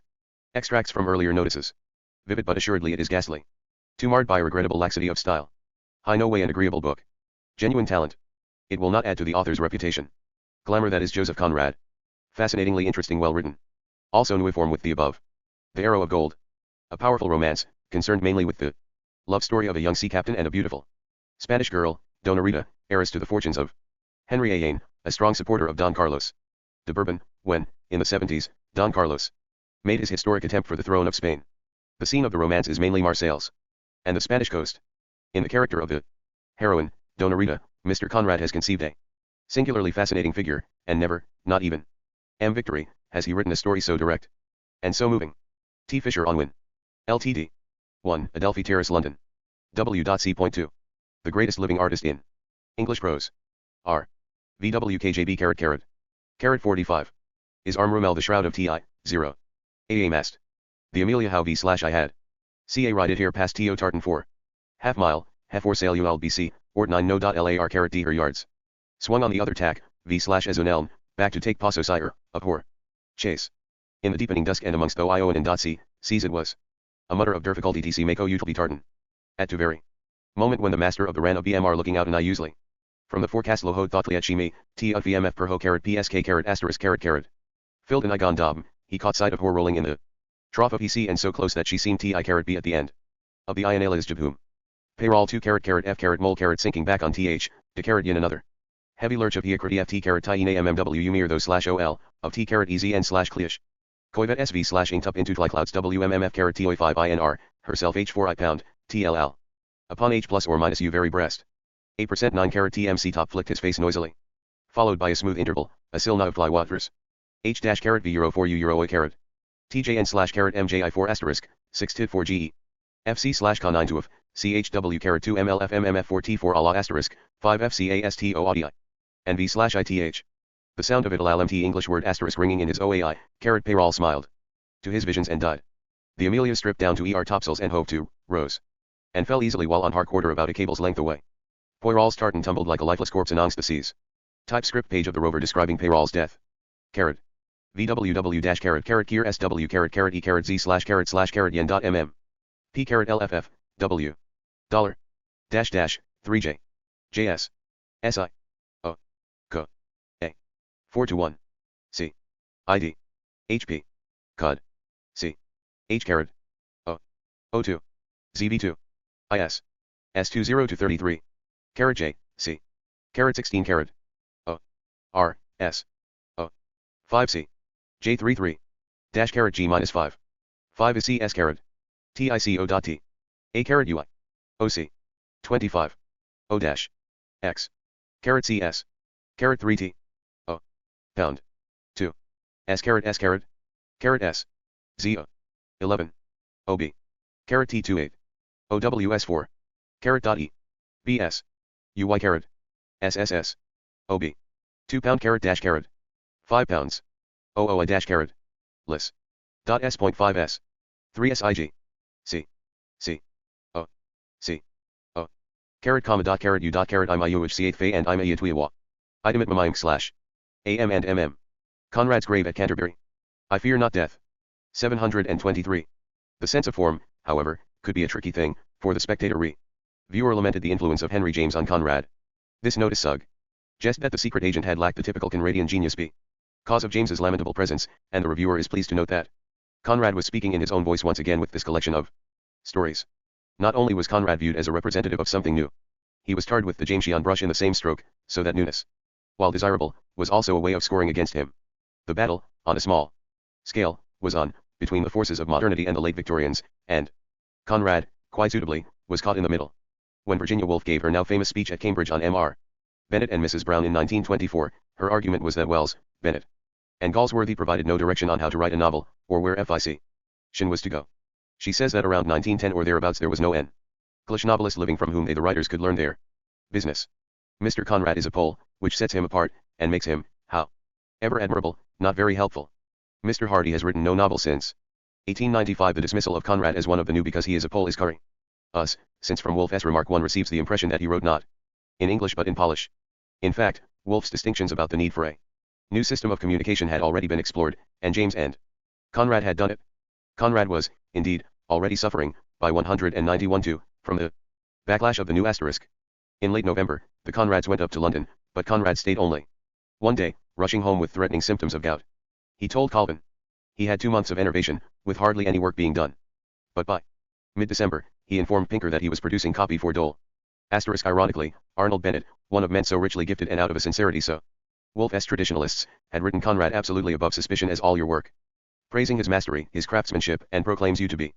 For myself, in my speaking generally of the passionate science, all I am aware of is a certain tenacity, prehension which some of us have of your purpose which has kept me going through work. Bennett, whose taste in Conrad was these few years under mental and physical excellent, singled out Nostromo, under West conditions of which I'll say nothing, as they M.I.'s, the secret agent, and the secret were too intimately adverse to bear description. Sharer. None of his comments suggests he should. For the rest, I will only say that if it was disturbed by Conrad's being a Pole, the vintage be good the merit of the bottle Islan. Latter was truly overwhelmed, I am covered there. It just happened to hold it that's all. Unjabu confusing at what you say and were it Conrad was particularly pleased at Bennett's. All as true as your intense sympathy will have response to Nostromo, for with the public its value would still be infinitely increased was the blackest possible frost. As for Ben, to me by the generosity of your recognition. Net, he described Conrad's flattery as posy. It is indeed a rare happiness for a craftsman to Tivoli Oriental evoke such a response in a creative tempera. 724 through victory, I 1 pi carat. Lars. And just the next month, he was to tell Pinker he hoped to bring in the novel by the end of March. None of this was to occur, but he had written steadily since the completion of Chance and was by no means as dormant as he indicated to friends. Part of his pose was to discourage invitations and visits, and in disposition appeared a better means than outright refusal. A rather different person than usual entered Conrad's life by way of A.R. Noel Bennett, Joseph Redinger. He appeared in November 191 not in 1909. As he recounts it in Conrad and his contemporaries. Redinger, or R.E.T. Tinger, as he was born in Krakow, was trilingual, like Conrad, writing in Polish, French, and English. His first book-length work was a study composed in French of French literature. His political sympathies, however, lay with Poland, and he sought throughout his 12-year friendship with Conrad to get the latter interested in his projects. One of them, in November 1914, was to propose the formation of a Polish legion in the United States, which would be trained to fight on the side of the Allies. Although Redinger had little practical influence on Conrad, his wife's mother invited the entire Conrad family to Poland, to stay at the family home in Zakopane, an episode that almost resulted in the internment of the Conrads for the duration of the war. Redinger's fervent political activity on behalf of Poland, as we shall see, met with Conrad's often stated cynicism that Poland would be manipulated according to major power interests, without regard for Polish needs or ethical questions. Redinger's insistent pressure, nevertheless, led Conrad to write a note on the Polish problem, in 1916, and, before that, to relate his 1914 visit in Poland revisited, published in the Daily News in 191.5. In December, Conrad turned 55. His letters seemed dispirited. He did not wish to see new faces, unless they were Conradians, such as Curie or R.E.T. Inger, but he was working fairly well on dollars. He could look forward to a sudden spurt in sales of the American and English editions of Twixt Land and Sea. This increase in sales for the short story collection seemed to act as a catalyst for Conrad's audience, a large one hovering and waiting for the right moment, and it came with Chance, abetted considerably by the efforts of the young Alfred A. Knopf, then an assistant at Doubleday *. Conrad could not, of course, know this in December 191 too, but recent reviews of his short story collection suggested he had arrived, treated as a living classic, he was slowly being pointed toward a broader popularity. The stories followed. Knopf very shrewdly laid the ground Conrad initially through Galsworthy, and work for the success of Chance by Collecting then was instrumental in making Doubleday. Critical praise from the leading popular writ his chief American publisher. They met for ERS of the day. Among others, he solicited the first time, along with Mrs. Knopf and Robert Service, Rex Beach, Theodore Curie, at Conrad's home in Bishopsbourne in Dreiser, Jack London, Basil King, although 1921, and then again in 1923 with Thomas William Dean Howells refused to give in Beer, who wanted Conrad to write an intro opinion for an advertisement. Knopf reached Duction to Beer's Stephen Crane. I Fear Not Death 725.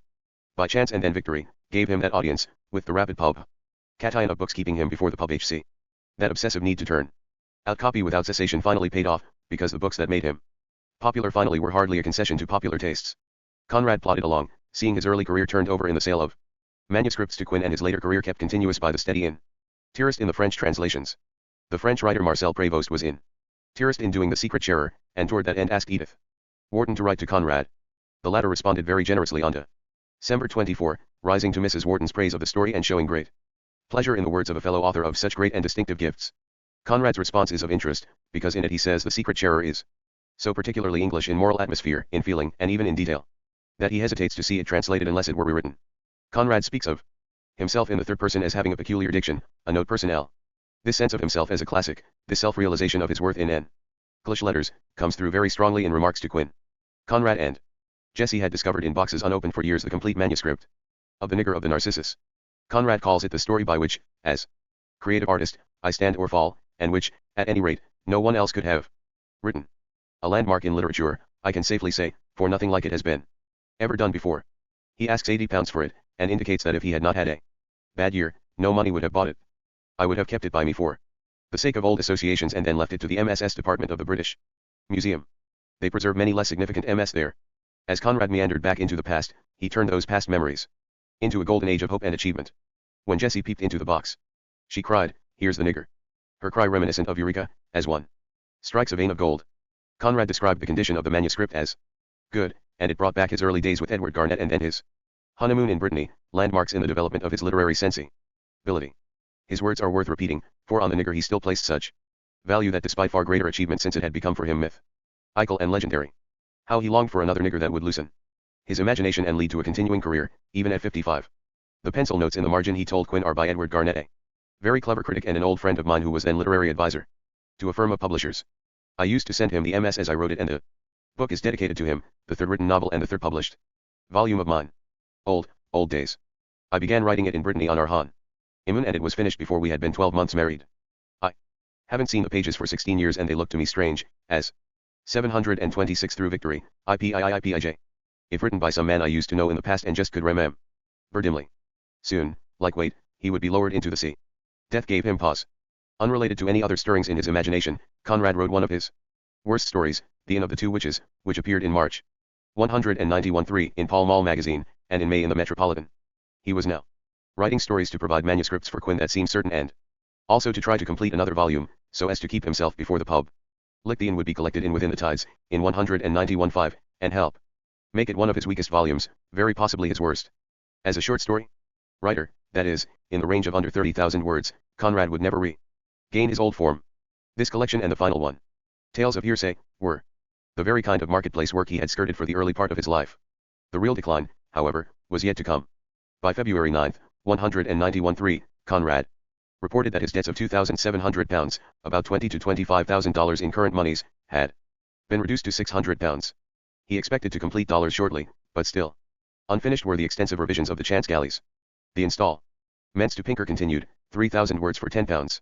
By March, Conrad had moved on to still another publisher, this time Dent, with whom he signed a contract for 3 novels.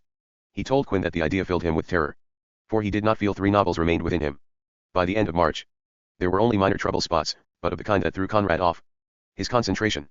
His energies now were so sharply focused and so intense that he had little left for any other activity, whether controversy, friends, or even family life. The first of the difficulties came in his running argument with Methuen, a publisher with whom he had signed a contract calling for what he thought was 3 novels of over 75,000 words each. With the delivery of Chance, Conrad felt the agreement had been fulfilled on his part. But Methuen Claimed the contract called for 4 novels and had accepted the secret agent from the arrangement for being too short, which it was not. Conrad was particularly angry because Methuen had rejected Twixt Land and Sea, which had gone to Dent, and had done so without adequate explanation. He asserted his rights as an artist. I don't shake novels out of my sleeve, he wrote Algernon Methuen.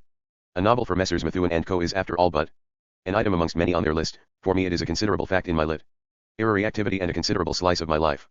I don't want to get away from my engagements, but I object to having them extended for a reason which, properly speaking, is non-existent. Conrad followed this with a far stronger letter a week later. He suggested he has been deceived, or even tricked. The letter is a fine statement of his position, demonstrating that his instinct for survival has been touched, and he, I fear not death, GJ, will not be brought around by perfunctory praise or slightly higher royalties. I protest strongly against your hint at my disappointment. I won't be represented as a discontented person who wishes to wiggle out. You have no right to ascribe to me a disappointment which I have not expressed and have not even felt. But from the last paragraph of your letter it is clear that you have been disappointed with the 2 novels you have published and shall no doubt be disappointed with the 3rd you are going to publish. Why then you should insist on dragging out of me a 4th disappointment to which you are not morally entitled, Karl.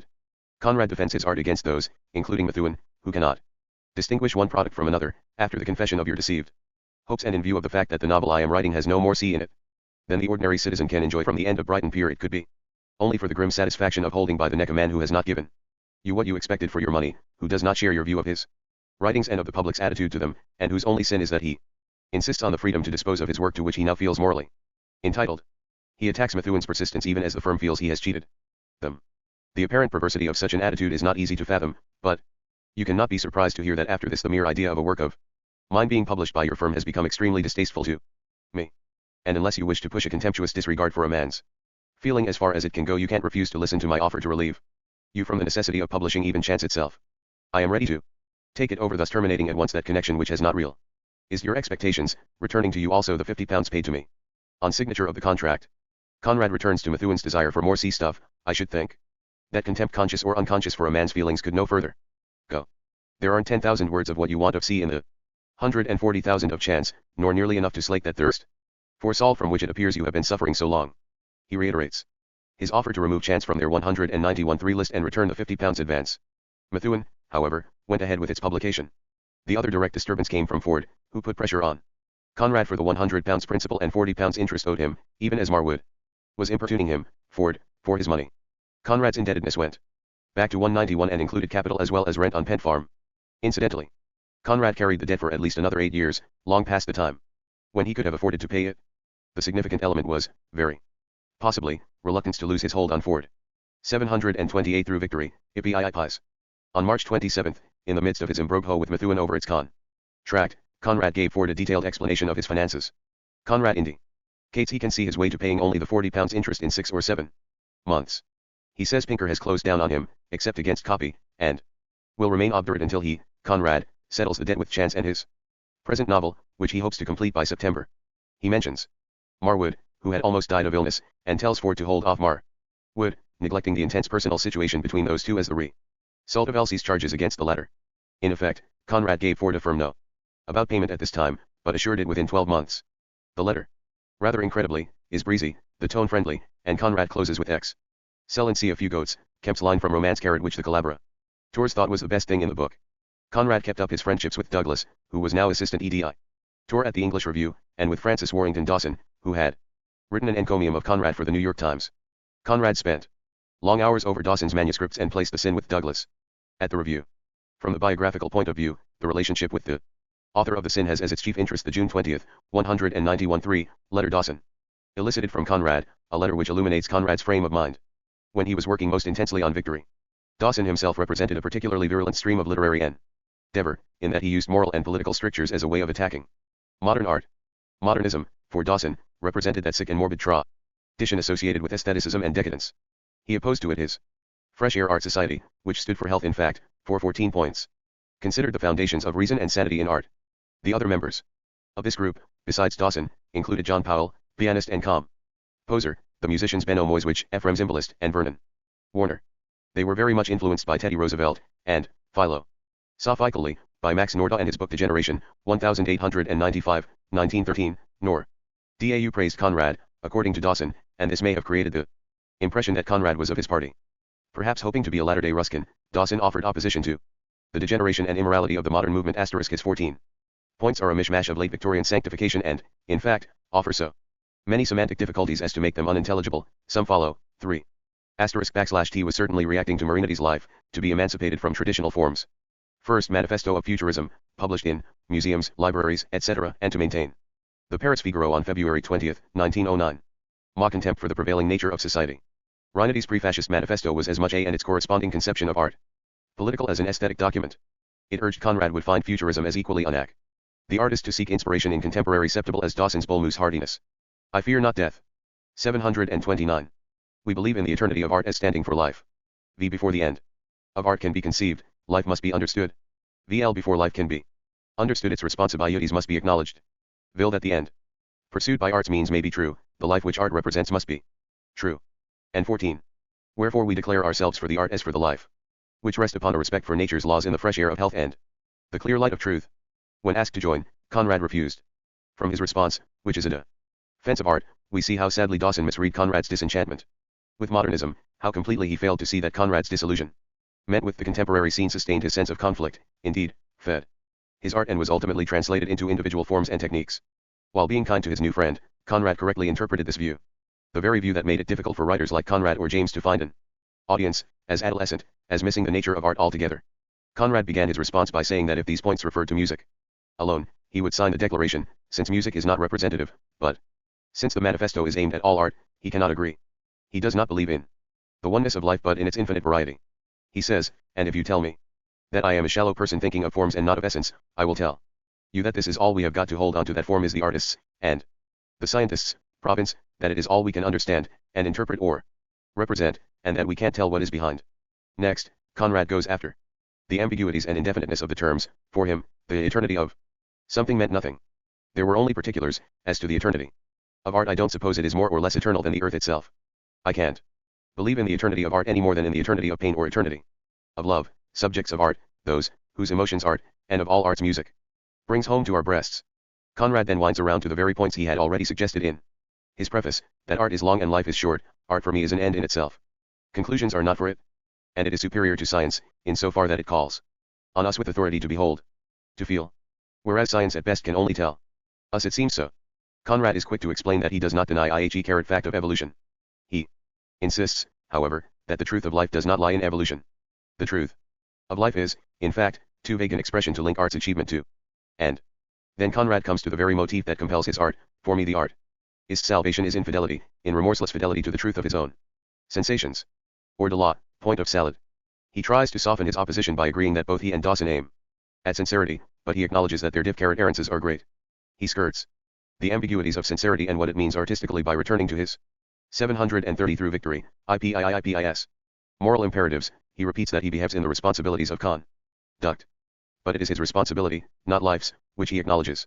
He insists on the artist's individuation. He rejects general principles. Toward that end, he finds the question of health in point 8 amusing. Unless esoteric, one must take it medically. Why insist upon if I may sick?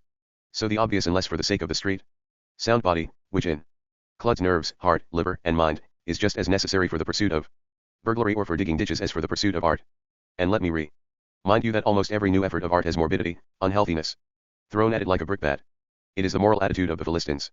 With that, we recognize how central Conrad considered himself in the traditions of the new. For his art, as he recognized, would outrage those who, implicit in Dawson's statement, refused experimentation, sought their models always from the past, and used history and historical models as a way of denying what they found difficult to comprehend. In the final part of the letter, as he continues this line of argument, Conrad showed familiarity with Robert Buchanan's attack on Rossetti in the Fleshly School of Poetry and with Rufus Griswold's memoir of Poe. There are millions of perfectly healthy people who are stupid, for whom all art other than oleograph reproduction is morbid. There are sound minds of quite unspeakable meanness of view in matters of art. Creative minds too, or at any rate critical. I am thinking now of a Buchanan barking at certain painters of an atrocious life of E.A. Poe written by a man professing himself to be his friend. A perfectly sound man in the average cant of the day. Truth, you say? Well, truth it is. The soundness of art is not the soundness of a game. Suffering is an attribute, almost a condition of greatness, of devotion, of an altogether self-forgetful sacrifice to that remorseless fidelity to the truth of his own sensations at whatever sick cost. Of pain or contumely, which for me is the whole credo of the artist. Conrad expected to be misunderstood, even reviled. Like D.H. Lawrence. In this respect *, he very consciously set himself against the public he hoped to reach and even transform. While his fidelity to the truth of his own sensations was less didactic than Lawrence's predictions of decline and dissolution, the two writers were on a similar course in their recognition that the modern voice was the enemy in the eyes of the Philistines, and that their own fidelity, however one interpreted it, could only survive through relentless personal pressure. Conrad's conscious sense of his mission and of the nature of his art was as powerful and intense in 191-3 as it had been in 1897-98 as he moved into the second half of Victory, the final 50 to 75,000 words. He was not a man losing control over his art but a writer intent upon. Conrad characterized Lawrence, to gone wrong, as writing filth. Nothing but. Jacob Epstein, as having started well and then obscenities. I fear not death. 731. Making his art an expression of a distinctive voice. He had found sufficient mental and physical energy to re-express what was for him the sole note of survival in a world now heading toward a major conflagration, that express Zion of personal responsibility which, while it might lead to loss of life, nev. The less preserved the integrity of the self. Chapter 32. Craft or Courage, which W. With Alfred Knopf's encouragement, Conrad began to think of a uniform edition of his work, which meant a tremendous amount of consolidation of other copyrights. His publishers in America alone included Appleton, Dodd, Mead, Putnam, Scribner's, Harper's, Macmillan, as well as Doubleday. Even though Doubleday for the time remained vague, Conrad was encouraged that his 14 volumes could become a kind of treasure trove that would, he told Galsworthy, leave something for the boys to finish their education with. He fantasized about selling 20,000 sets, with his share 10 shillings per set. He felt, however, that Pinker had no dynamic quality and would not sufficiently push the idea with Doubleday. If a thing is put under his nose he will of course get hold of it but not otherwise. Conrad sensed his salvation lay there, and he asked Galsworthy to jog the memory of the young assistant, Knopf, in Doubleday's firm. He feared that the whole idea was simply Knopf's way of taking me up and not a publisher's plan as such. The latter replied that his idea went further than personal liking, that there was a real chance Doubleday would take Conrad up for an edition. Knopf, in fact, demonstrated his continued support by urging Doubleday to publicize Chance so as to push it toward a broader audience. Conrad wrote his new admirer at great length, the old author feeling out the plans of an extremely young man who could so affect his fortunes. Conrad was very defensive, having long felt that publishers underestimated him, and his dealings with Unwin and later Methuen had not encouraged him. He indicated he was attracted by Doubleday's interest, but his books had been available for some time. The fact remains that Mr. Doubleday might have had all my books up to date in his hands if he had cared. Other people bought them and I haven't heard that they have been ruined by it, though I did not give away my work for 10 cents a volume, I can assure you. I am not an amateur who plays at it. It's anything but play to me. Conrad argues that he has been taken up by publications which cater to popular tastes and that he has received a good American press. 732. Craft or Courage, which 733. When it comes to popularity I stand much nearer the public mind than Stevenson, who was superliterary, a conscious virtuoso of style, whereas the average mind does not care much for virtuosity. My point of view, which is purely human, my subjects which are not too specialized as to the class of people or kind of events, my style, which may be clumsy here and there, but is perfectly straightforward and tending toward the colloquial, cannot possibly stand in the way of a larger public. As to what I have to say, you know that it is never outrageous to mind or feeling. Is it interesting? Well, I have been and am being translated into all the European languages, except Spanish and Italian. They would hardly do that for a bore. He feels, withal, he is an investment for a publisher. Nevertheless, he dismisses a hit or misassociation. What he has achieved, he has done without any publisher's efforts. He suspects Doubleday has bought 2 books and intends to go no further. At this stage of his life, he tells Knopf, he is wary of publishers and yet would like to consolidate his work now spread over half a dozen houses. He was willing to cooperate by supplying updated biographical detail and even a portrait, a great concession on his part, as he disliked personal photographs intensely. He informs Knopf that Richard Curie has proposed a short study of his work, exactly what is needed to educate readers, and he would like some commitment of interest from Doubleday for such a work. Very clearly, Conrad was shaping his career and managing the new group of young men around him, as he had used Marguerite Porodowska and Edward Garnett earlier. Conrad had still another proposal, and a perceptive one from an exploitive point of view. He asked Doubleday to buy a personal record from Harper's, who were not doing anything with the book after having sold 2,000 copies. Conrad felt it was being wasted, and if Doubleday purchased it, the book could go in a cheap edition for publicity purposes as a personal record carried by J. Conrad. The story of his first book and of his first contact with the sea. From that, he says, people will be able to learn a lot about me. With shrewd business instincts, Conrad agreed to forego royalties for 3 years on that book, unless it were to come out as part of the uniform edition. His scheme was clear, to get himself before the public with 2 preparatory works, Curie's critical study and his own autobiographical memoir. After that, as a follow-up, a uniform edition would find its level. This packaging of his career suggests a side of Conrad which he normally disguised. He overtly detested commercialism, and yet he felt, in his neglect, that large numbers of readers simply had not had the opportunity to be exposed to him. In nearly all aspects, his plans took effect. Curie's book, the first full-length analysis, Joseph Conrad, a study, was published by Doubleday in 1914, and gradually, the publisher moved toward a uniform edition. 734 through Victory, IP11 IPI Karad.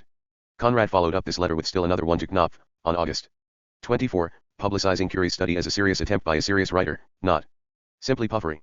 You don't seem to realize that a book about Conrad will get published anyhow. He then moves to an interesting issue, his positioning of stories for his volumes, a matter of considerable importance for him now as he moved toward a final arrangement of his career. He felt that the Falk volume failed in America because Typhoon was removed from the volume, as it had appeared in England, Typhoon and other stories. I don't shovel together my stories in a haphazard fashion. Typhoon belonged to that volume, on artistic and literary grounds, and its absence ruined the chances of the other stories. The reading of that first story tuned the mind for the reception of the others. And the public by any collecting Falk and the others recognized obscurely that the volume had its head off, that it was a corpse which, I fear, you will have some trouble to galvanize into any sort of popularity. There's no harm in trying. But you must be careful not to put people off by forcing on them work of which the quality is not so much on the surface. Later on they will understand me better and recognize the artistic finish of Falk and of Amy Foster, two of the most highly finished of my stories. The present, summer of 191-3, saw Conrad turning over the galleys of chance for a late fall publication date, which would be postponed to January 1914. This took most of the month of June, while Dollars or Victory was stalled. Part of the difficulty with Chance, as Conrad told Pinker, rested with the first chapter, which rightfully belonged to another novel, which will never be written now, I guess. That first conception, as we saw, was of a dynamite ship story, tentatively called Explosives. This split between elements, the part begun in 1905, picked up year by year, and finally reworked intensively in 191-112, would partially account for the convoluted narrative, the unnecessary doubling of names, the extreme difficulty in moving out of backgrounds into foreground. At the end of June, with Chance now off to the publisher, Conrad could turn to Victory, for which he had about 70,000 words. That month, June 191-3, was a crucial meeting point of several elements. On numerous occasions, Conrad had had to gather strength for a critical surge, or else succumb to immediate distress, whether physical or psychological. In June of 191-3, he was facing in several directions, and he could easily have chosen a more relaxing route to follow. He had promised Dollars to dent in mid-August, at the latest. He could have damaged it severely by cutting it short and bringing it in at just over 75,000 words. This would have meant revision of the earlier parts, but that would have taken far less time than the full working out, which consumed another year. In another way, he sensed a groundswell of interest in him, not only craft or courage, which 735 equally in England, France, and America, but popularly as well. Publishers were nibbling at him, and he could have churned out popular romance or adventure. There was still a considerable market for sea stories, as we see from Conrad's angry response to Methuen's request for just this kind of material. Since he was professional enough to throw off fiction that was no longer dependent on memory, he could have played the more popular markets for easy money, or else turned out articles and essays on his past, a more popular follow-up to his reminiscences, vignettes of Poland and France and the like. As a figure of mystery, he commanded interest. As we see, when Bertrand Russell met him in September, Conrad exerted a tremendous personnel mystique, which he could have packaged and sold well. Further, he retained Pinker, even when more advanced and energetic marketing ideas were turning lesser authors into bestsellers who commanded high prices. Personally, he could have moved into society. As his correspondence with Lady Adeline Morel suggests, he could have been taken up in high social circles and tried to advance his popularity through personal contacts. He might also have attached himself to several of the literary subgroups forming in the 1910s, many of which overlapped Bloomsbury, Ford Circle, those around Pound and Eliot as D.H. Lawrence moved in and out before rejecting all of them. Through Ford, he had a way in, or through Pound, who knew his work well and later corresponded with Eliot over use of an epigraph from Conrad for the wasteland. The pressures on Conrad to abandon his distinctive mode of working were considerable. Yet in the name of his own brand of art, he resisted, even when he sensed his powers were failing. The reward for this June crisis was an attack of gout, which he described to Arthur Symons on August 2, enervation, lack of inspiration, languor, and a brain that felt like yeast. John Quinn, who was habitually out of phase with Conrad, took this very poor time to invite him to the United States. Conrad declined sorrowfully, because of poor health and neglected work. It was the beginning of Quinn's futile 11-year quest to meet Conrad. On September 10, Bertrand Russell, through Lady Adeline Morel's efforts to bring the two together, took the train down to Capel House to see. On July 23, for example, he wrote how the time the elasticity of youth gone by. Delighted he would be if she happened to find now and obliged to fall back on dogged aptly herself in his part of the country, but he could cat into the task. Nevertheless, sometime Rest easily she would not. Even so, during the summer she visited Capel House. Warned her he is not interesting, a little her means of meeting Conrad were by way of. Wearied, a little dulled this in the event she Henry James, who reluctantly acted as inter. Wanted to pick him up as something new and mediary. When Bertrand Russell visited. Exciting. Then he declined her invitation to Conrad for the first time in September, she. Call on her. For me going to town say tout very possibly accompanied him. An affair. And then I am really very busy all. 736 through Victory, IP11 IPI carat. Conrad. The visit was preceded by a letter, which Conrad answered, telling Russell not to bicycle down but to come via Charing Cross to Ham Street. With a change in Ashford. This was a different kind of visit altogether from what Conrad usually experienced, for Russell was coming with the expectations of meeting a sage, not simply a novelist. He had himself been involved in his work with Alfred North Whitehead on the Principia Mathematica. The 3 volumes of which were published in 1910, 191-2, and 191-3. Prior to that, he had published alone Principles of Mathematics, in 1903, and several other works, including a study of Leibniz's philosophy and a series of philosophical essays. His work with Whitehead was to become the cornerstone of mathematical logic, in which he treated logic and mathematics as one and attempted to deduce the whole of pure mathematics from a small number of logical axioms. His work, which is inaccessible to the layman, would appear to be precisely the kind of thing that Conrad, with his hatred of academic thought and dislike of academics, had avoided. Russell at the time was a fellow of the Royal Society and a lecturer at Trinity, where he had excelled in mathematics and obtained a first in philosophy. But behind the tremendous accomplishment and the confidence of his privileged birth, Russell was a man walking a thin edge. In 191-5, 2 years later, when Russell was 43 years old, D.H. Lawrence wrote to Lady Adeline Morrell that what ails Russell is, in matters of life and emotion, the inexperience of youth. He is, vitally, emotionally, much too inexperienced in personal contact and conflict, for a man of his age and caliber. It isn't that life has been too much for him, but too little. Tell him Russell and Lady Adeline were having an affair. He is not to write lachrymose letters to me of illusion and disappointment and age. That sounds like 19, almost like David Garnett Edwards' son, then 23. Really, he is too absurdly young in his pessimism, almost juvenile. Although Lawrence misread Russell, and tried foolishly to capture him as Sir Joshua Malison in Ivywotan in Love, along with Lady Adeline as Hermione, he did observe a side of Russell that needed support. Like Mill, his godfather, Russell sensed a gigantic intellect floating free of real pose, adrift toward nothingness. What he sought in Conrad was some sense of purpose, for he surely did not need intellectual stimulation. Russell wrote about their strange meeting, as though the two men were platonic halves coming together for the first time. My relation to Joseph Conrad was unlike any other that I have ever had. I saw him seldom, and not over a long period of years.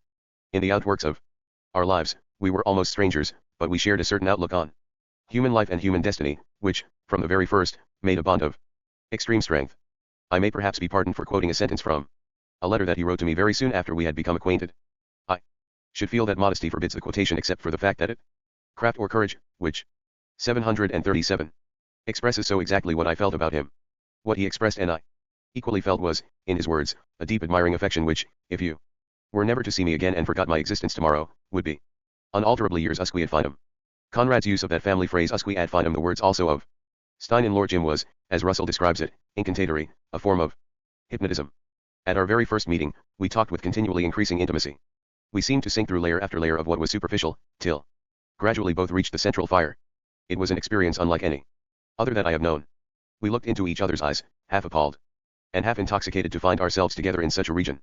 The emotion was as intense as passionate love, and at the same time all-embracing. I came away bewildered, and hardly able to find my way among ordinary affairs. This momentary sharing did not, of course, extend into an expansive friendship. It resulted, chiefly, in 11 extant letters from Conrad. Few from Russell survived.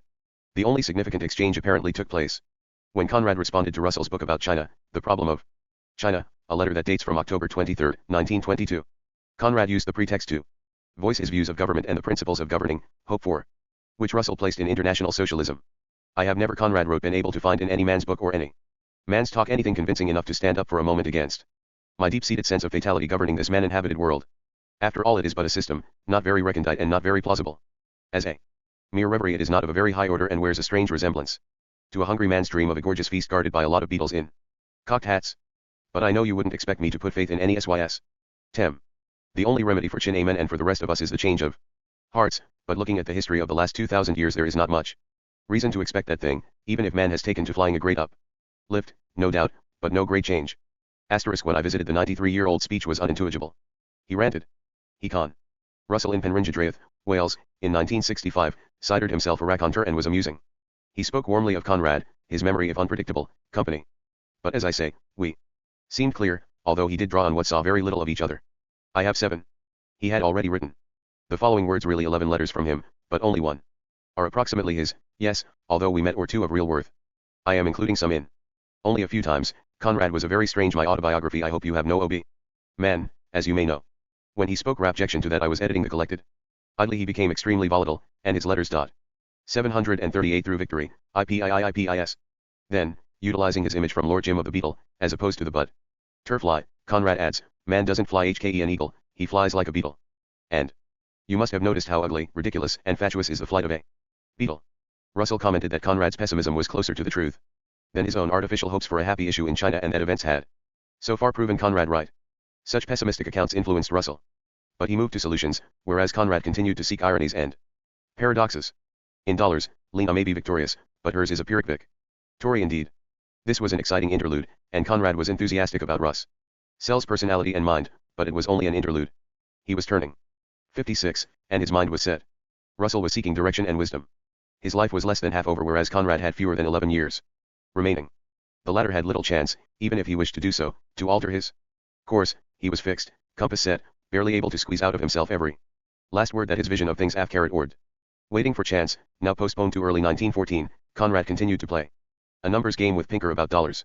On August 21, he spoke of another quarter of the novel to go, but he mentions he is on page 660.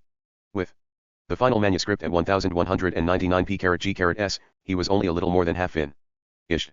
Just 2 days after the Russell visit, on September 10, he attempted to balance several conflicting elements, another story he wished to write, because of the dollars, a general malaise which precluded steady work, his desire to get on with the Mediterranean novel, his ultimate salvation, his recognition that dollars was far more ambitious than he had foreseen, though he still felt Pinker should not know this. The latter had written asking for a story for the Christmas number of a magazine. I have the original subject of dollars because of the dollars still unused, which would do perhaps. But you understand my hesitation. It isn't laziness that holds me back, but the conviction that I am just now unfit to do extra work. And I think the novel is too important to put aside at this particular juncture. Restating his fretful impatience to get on with the Mediterranean novel, he continues. I am gone so stale all over that I can't trust myself to do what I most desperately mean to do. It's the beastly fact. Read your letter of this morning. You know how I am situated with this long novel. It has got to be finished soon, and I've been jammed for 6 weeks with it, all worry and no work. I think I had better stick to what I have in hand now. 3 days later, Conrad indicated he had corrected all 651 pages of a script now in typescript, and felt ready for Pinker to show the novel to an interested publisher, Doubleday, through the continuing support of Alfred Craft or Courage, which 739. Knopf. Yet, as he wrote Bertrand Russell, he felt he had wagered his soul to the devil. Seduced by the tempter's gold, I allowed myself to be drawn into fixing a date for delivery of an unfinished novel for the first time in my life.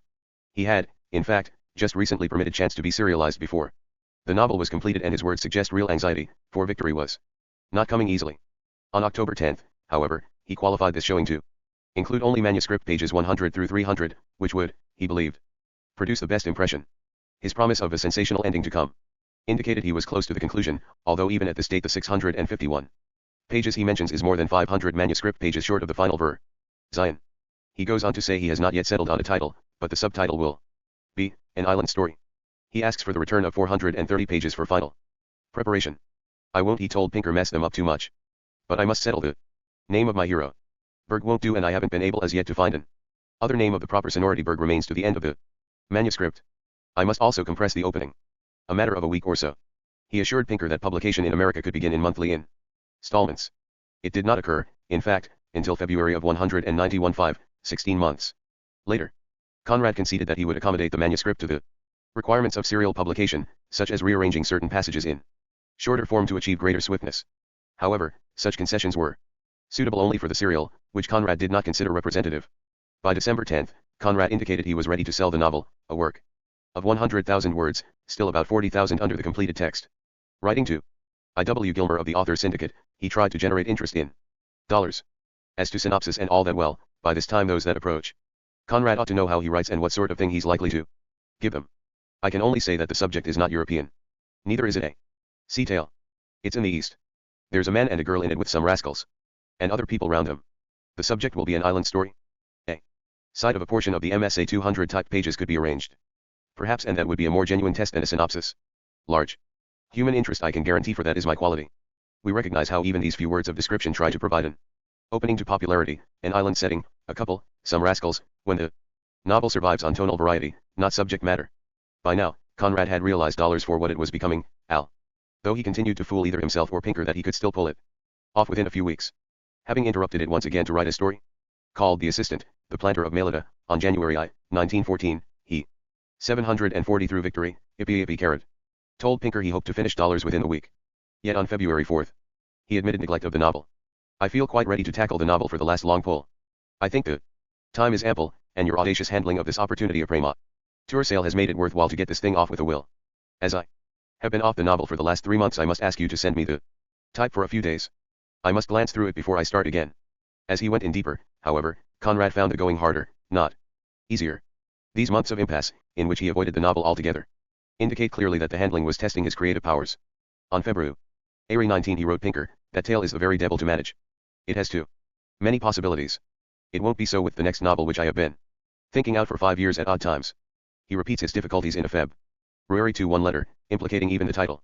This matter of the title for the dollar story, PMM, has been a worry out of all proportions to its importance. It got into the way of my thinking about the novel, and if ever I wanted uninterrupted concentration, it is just now. The editor thinks that the title is clumsy, no doubt. But that very fact attracts attention. However he may call the thing Apply the dollars. Or if he wants something pretty, I would suggest the Spoiled Smile, which I myself don't like. It is sufficiently misleading to please the dear public will think it a woman's, of course, and I shall manage to ram a phrase about Davidson's smile, alluded to already at the beginning, into the last part of the story when I get the proof. By this time, in February of 1914, Conrad's fortunes, like those of Europe, were about to undergo a radical change. By then, the reviews of Chance had appeared, and this most unlikely novel proved to be the beginning of Conrad's broader appeal, although its sales, somewhat above 13,000 in the first 2 years of the English edition, do not define bestsellerdom. Unfortunately, the excellent press notices coincided with Henry James's only published comments on Conrad, in the Times Literary Supplement for March 19 and April 2, under the title The Younger Generation. Even before that, however, Conrad's anxiety about the novel was building as he observed repeat postponement of the publication date, first from 191.3, then to January 10 of 1914, finally to January 15.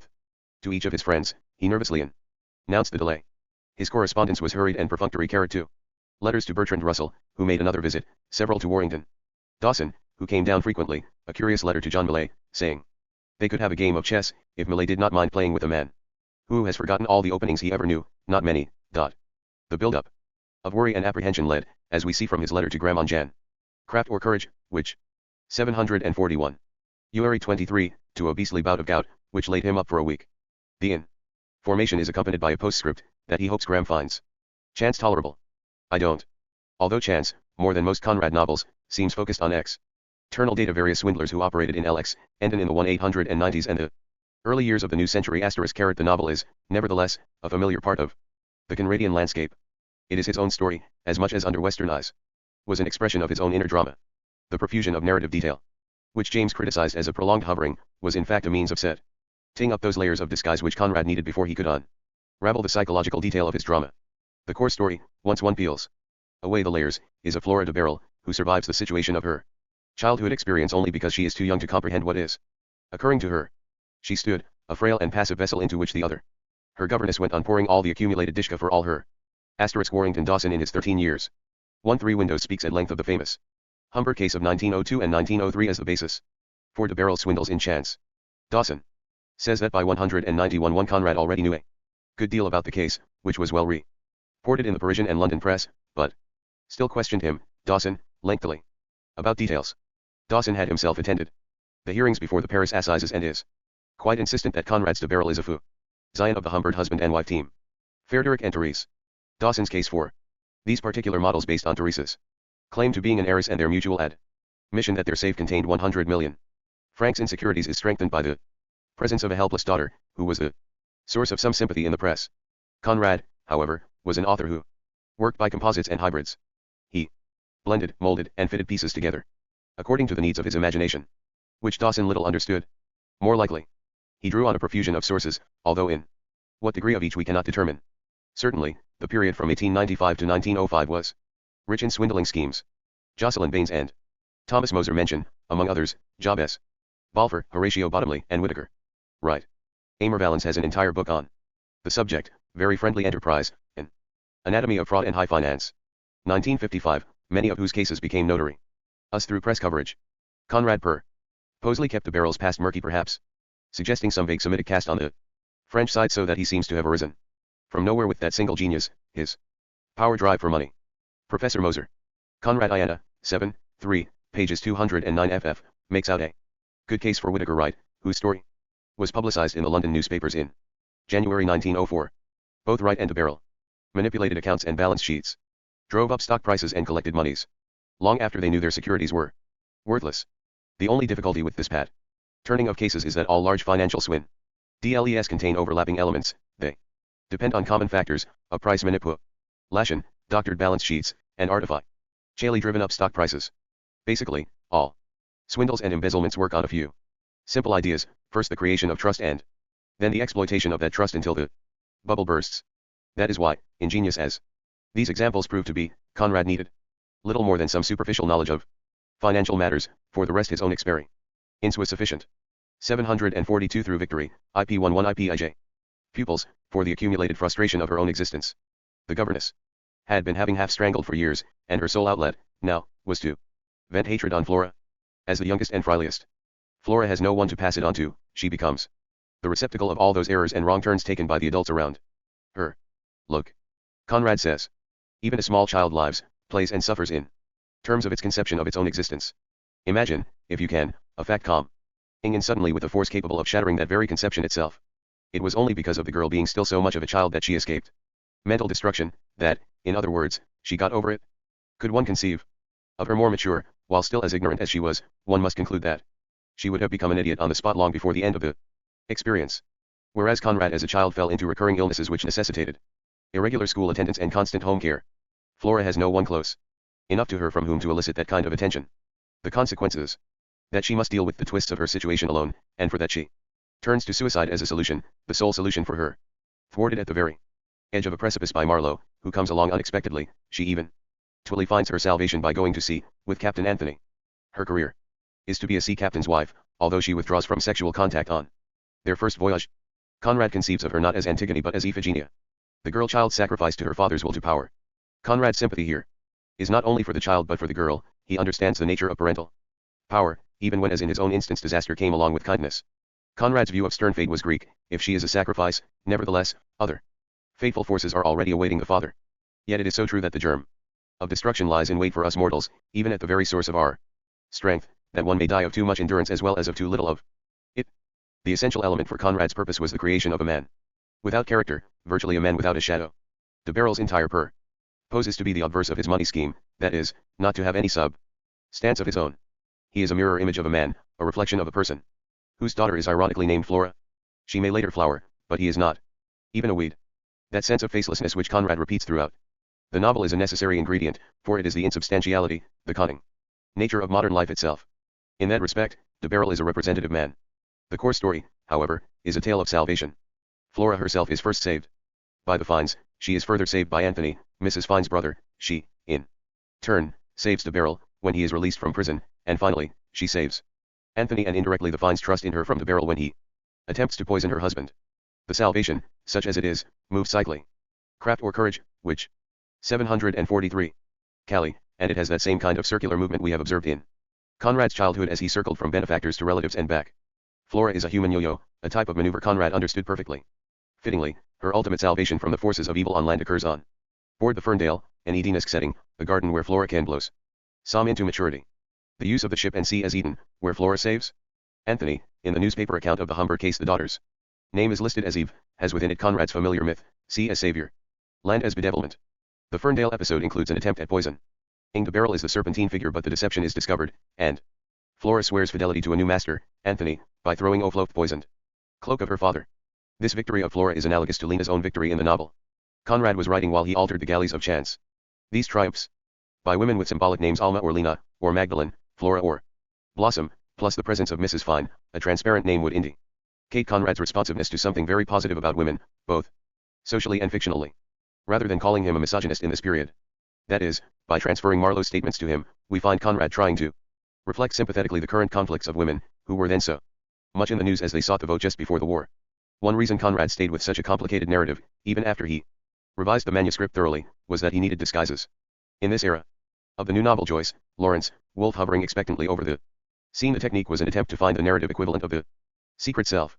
He was solidly in the modern mode, that quest after impersonality which would disguise the intimately personal *. One of the reviewers, in fact, C.E. Montague, of the Manchester Guardian, understood Conrad's method far more profoundly than did James in his criticism of the novel.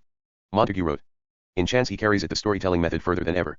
He keeps out of sight, he hides behind one man at first and then puts a second *. Although Conrad did not respond, had no other way of dealing with the fake, and directly to Henry Bergson's work, he would that, besides this mechanistic impulse, there surely have had some sense of its impact, was another which tried to understand vital, which by 1910 was quite intense.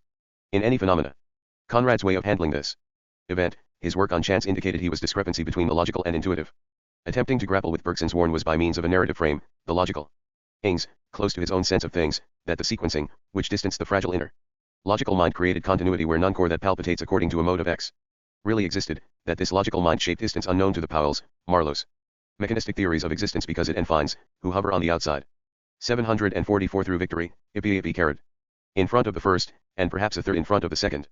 Some shadowy figure of a narrator opens the tale and then melts into the dimness behind it and lets the bulk of it come as a tale told by one of the persons whom he has mentioned, and this second narrator, in turn, hands over the job, for a time, to one of his own creatures. So that the core of the story is, in one sense, like a picture within a frame which itself is painted. It is within a frame too, and that frame within another, again. As the story of Flora de Barrel draws to an end, this coil is unwound, each discarded narrator comes back to his place in inverse order, of course, and the shadowy first narrator puts in a last word. It is like one of those algebraical uses of bracket within bracket, even to 3 or 4 brackets of various shapes, or like a child's set of concentric boxes, each with its own color. We note how Conrad's notices were no longer simply reviews but literary criticism. Montague understood that what Conrad was seeking in narrative technique was some equivalent of the verbal stream of consciousness. Because of his peculiar relationship to the English language, Conrad was incapable of that kind of experimentation which led to the ultimate stream, but intuitively, he was moving toward the same end that the stream was to serve. That sense of discontinuity between internal feeling and external data which characterizes human consciousness. When James wrote about Chance, he pursued a self-serving thesis, and the Conrad novel fitted his particular need at that moment. In order to call attention to his own novelistic techniques, James attacked an entire generation of writers, new, younger, and otherwise, as having separated matter from method. This was, with suitable differences, a foreshadowing of Virginia Woolf's Cambridge talk on the Wells-Bennett generation. The exception to this thesis, evidently, was Conrad, and James could only prove the validity of his idea by pointing out that Conrad, in his way, overdid it. James's words are very witty in that characteristic manner he had of mocking, even as he praised it. Conrad's method places Mr. Conrad absolutely alone as a votary of the way to do a thing that shall make it undergo most doing. The way to do it that shall make it undergo least is the line on which we are mostly now used to see prizes carried off, so that the author of Chance gathers up at least 2 sorts, that of bravery in absolutely reversing the process most accredited, and that, quite separate, we make out, of performing the maneuver under salvos of recognition. It is not in these days often given to refinement of design to be recognized, but Mr. Conrad has made his achieve that miracle, save in so far indeed as the miracle has been one thing and the success another. James continues, now, with his reversal, that the rarity of the Conrad F. Fort is compromised by its being too much done. We catch James's use of craft or courage, which 745. The word wantonly, which adds a risible dimension to the whole enterprise, as if Conrad were perpetrating some sexual excess. What concerns us is that the general effect of Chance is arrived at by a pursuance of means to the end in view, contrasted with which every other current form of the chase can only affect us as cheap and futile, the carriage of the burden or amount of service required on these lines exceeding surely all other such displayed degrees of energy put together.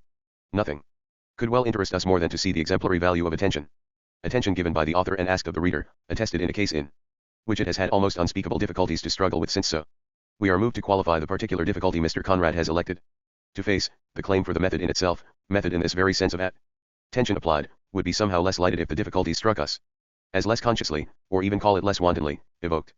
James asserted that Conrad's multiplication of narrators or producers made them almost more numerous and more material than the creatures and the production itself. Rather than losing the agents of the method in the characters, James suggests, the reader pays attention to the agents and loses the characters. James then evokes a telling image for Conrad's plan, in the figure of Marlowe in a prolonged flight of the subjective over the outstretched ground of the case exposed.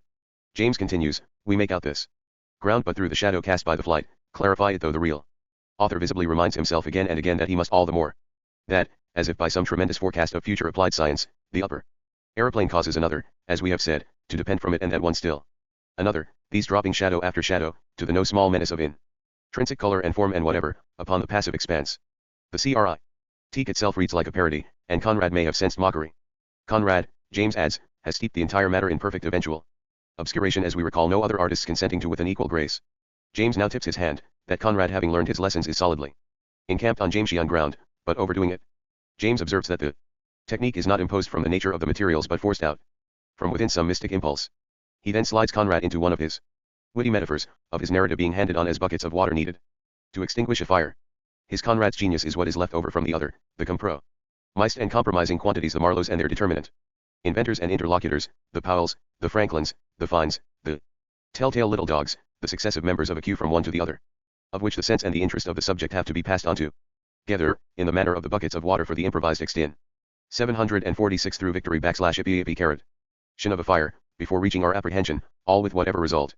To this apprehension, of a quantity to be allowed for as split by the way. The spectacle is of an imaginative faculty in search of its materials, a beautiful and generous mind at play in conditions comparatively thankless. The long notice by James brought Conrad considerable grief, if we can credit his comments to Quinn fully 2 years later. The only time he did me the honor of speaking of me in print, about 2 years ago, he confined himself to the analysis of method, which he rather airily condemned in relation to the method of 2 young writers. I may say, with scrupulous truth, that this was the only time a criticism affected me painfully. But in our private relations he has been always warmly appreciative and full of invariable kindness. I had a profound affection for him. He knew of it, and he accepted it as if it were something worth having. At any rate, that is the impression I have. And he wasn't a man who would pretend. The immediate notices of chance were of a different kind.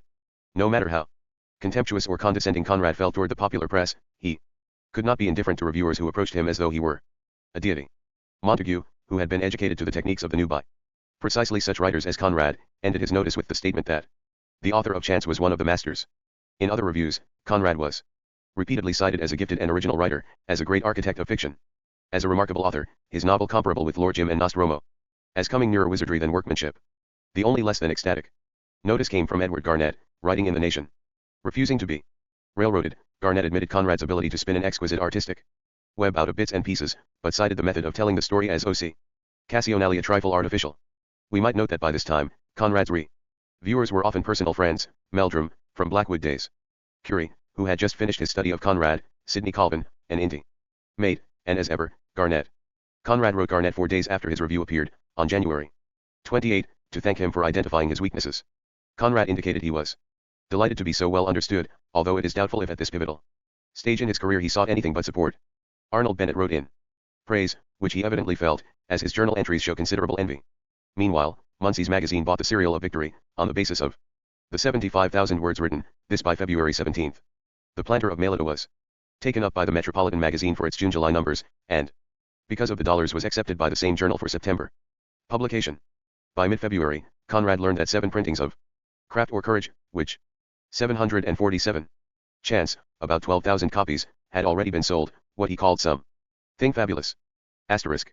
He awaited American publication by Doubleday on March 26. The piece of my future years, he wrote Dawson, the fate of the children hangs in the balance, for I can't write forever and there is not much time left to pursue fortune to follow up a first success. Lady Autoline wrote praising Chance, using it as a pretext to set up an invitation, but Conrad begged off.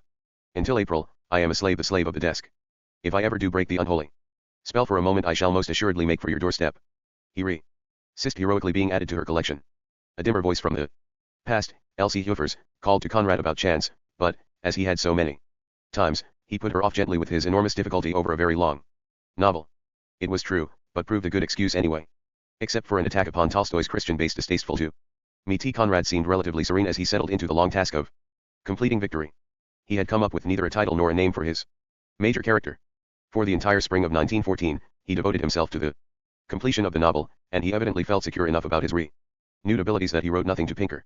At the end of May, he foresaw the conclusion, sending on about half of the rough type of the island story. The rush to finish was according to an inner timetable, as if Conrad sensed a vast upheaval that would knock his Victory to pieces. As an Eastern European, unlike the English, he knew that world upheavals did not readily sort themselves out. On June 29, he mentioned he expected to do the rest by the 14th of July, and he was evidently speaking of a corrected typescript. For on July I, still to Pinker, he indicated Victory as the title. Nevertheless, his pleasure was mixed. Publication. Conrad's gratefulness to. How I would have felt about it 10 or 8 Knopf was repeated. In a March 27th let. Years ago he wrote Galsworthy I can't say. Appreciate. Infinitely the goodwill to. Now I can't even pretend I am elated. If I had X oh warmly. Nostromo, the nigger, or Lord Jim in my attitude of indifference or condet. Desk or only in my head I would feel dissension toward. America, Conrad was too. Fervently no doubt. As to the commercial side, trademark considerably. In these and later years. Methuen made a ridiculous advertising splash especially. When America entered the war. Which was jeered at in the provincial press, he added that Christianity starts from. And in the 6th week stopped advertising. An absurd oriental fable which irritates him. They confess to 12,500 copies printed but great, improving, softening, compassionate. How much of that is sold I don't know. One it may be but it has lent itself with amazing. Good sign was that Doubleday would bring facility to cruel distortion and is the only really. Out, along with Chance, the nigger, under Jun which, with its impossible standards, has. Its proper title, thus removing the ludicrous brought an infinity of anguish to innumerable. Children of the Sea title of the first of merry souls on this earth. 748 through victory, Ippy. And said he completed the book on June 20th, about. Within the month he and his family would leave for Hamburg, on their way to Poland, reversing his journey west almost 40 years earlier, a trip which unfortunately coincided with the outbreak of the First World War. Conrad's idea for the title, Victory, was appropriate in 1918, perhaps, but in 1914, when the novel was being completed, it could only be taken ironically. The victor dies with a bullet wound in her breast, and the man for whom she has died turns to ashes. In February 191-5, when Conrad had finally recovered from his Polish misadventure, he wrote Pinker the finale on the victory battle between Thor and Material. It has been a long job, and your good opinion justifies my proceeding of never having written a line of it unless I felt quite fit and thoroughly in the mood. And that I could allow myself to pursue that course I owe to you. All the time that novel was being written you have been most patient, you met all my requirements and you ultimately obtained a contract £1,000 for serial rights, £850 for book rights before the work was finished, thus enabling me to tackle the last third, or more, in the most favorable frame of mind. And the last third was the most difficult. But he still possessed some humor, even about such a grim struggle, and he told Pinker, I think Victory may make a libretto for a Puccini opera. Anyhow.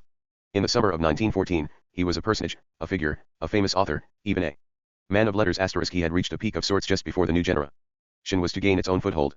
Yet even as James passed from the literary scene, and Conrad had himself gained a precarious grasp on the future, his body of work would be challenged by the ferociously new. Ford was meeting them in literary circles, and aiding their careers, Lawrence and Joyce, among. He evidently was feeling expansive able factor, only you can understand the enough, early in 1914, to grant one of his few comprehensible. It is Polskosk what Conrad interviews, what made it even more distinct as Polonism, that Polskosk which I tip was that his interrogator was a Polish took into my work from Mikio's end. Journalist, Marian D. Browski. In the Inter S. Oiki. Do you know why S.J. O? View, which appeared in May, in the Warsaw Wacky? / est fame de tout la Poland, Louis. Illustrated Weekly, Conrad stressed his Polish Conrad's parting words to the interviewer, to background. When D. Browski indicated he be carried back to Poland, were inspirational. Would like to discover Poland's immortal I am neither a great man, nor a prophet. Yet. News in the English writer, Conrad Rieger immortal fire burns in me too. It is small. Sponded, the English critic since I am in an insignificant, more in the nature of a fact an English writer when discussing me or gleam, but it is there and it persists. Always note that there is something in me when I think of the present political situation, which cannot be understood, nor defined, nor should, say a arose. I am unable to think often. Expressed. Only you can grasp this undefined of Poland, for this is bitter, painful, bad. Craft or courage, which. 749. Others. Lady Ottoline Morel, who moved in both camps, the Bloomsbury Circle and the Cambridge Russell Group, could have brought Conrad in, had he wished, but he let literary fashion pass him by. Yet what was to burst? Around him Joyce's portrait, Lawrence's rainbow, and women in love. Woolf's first fictional efforts, poetry by Pound, Eliot, and Yeats, vorticism. Marinity's futurism, Dadaism, surrealism were not at all fashionable but the major shift, and Conrad would himself lose esteem and reputation as a consequence of their efforts, although he would not be extinguished. It was a heady time, a period of upheaval, literarily as well as politically, but Conrad lay back, as he would for the remainder of his life. He was only 56, but constant illness had made him an old man. The recurring bouts of gout were not only painful but discouraging, for they came like Job's punishment. Whenever he felt well, he knew the condition could not last, and he would, sooner or later, have to sustain another disastrous bout. Seen from a distance, his attacks do not seem so catastrophic, but treatment was primitive and tied to diet, which was only partially helpful. Since the condition is hereditary and can only be controlled medicinally. Could not live. The English, when taking leave, use the expression good luck. I could not say this to you. Yet, despite of everything, faced with the threat of extermination, we will stay alive. It is quite possible that this interview helped Conrad decide to visit Poland in the late summer. This episode became the first of several, which brought Conrad close to his homeland. The visit itself, the 1914 political memorandum, the 191-6 note on the Polish problem, and the 191-9 piece on the crime of partition, all discussed above, were not the entire story. In early 191-5, a committee to aid war victims in Poland was formed under the direction of Sienkiewicz and Paderewski, the pianist who would become prime minister. And Conrad was asked to join. He refused. And in a telegram sent to Paderewski indicate why.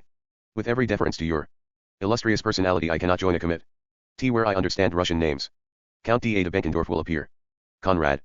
His reasoning, which he explained in a 191-9 interview with Antoni Czarnecki of the Chicago Daily News, was that the presence on the committee of the Tsarist ambassador to Great Britain made his own contribution impossible.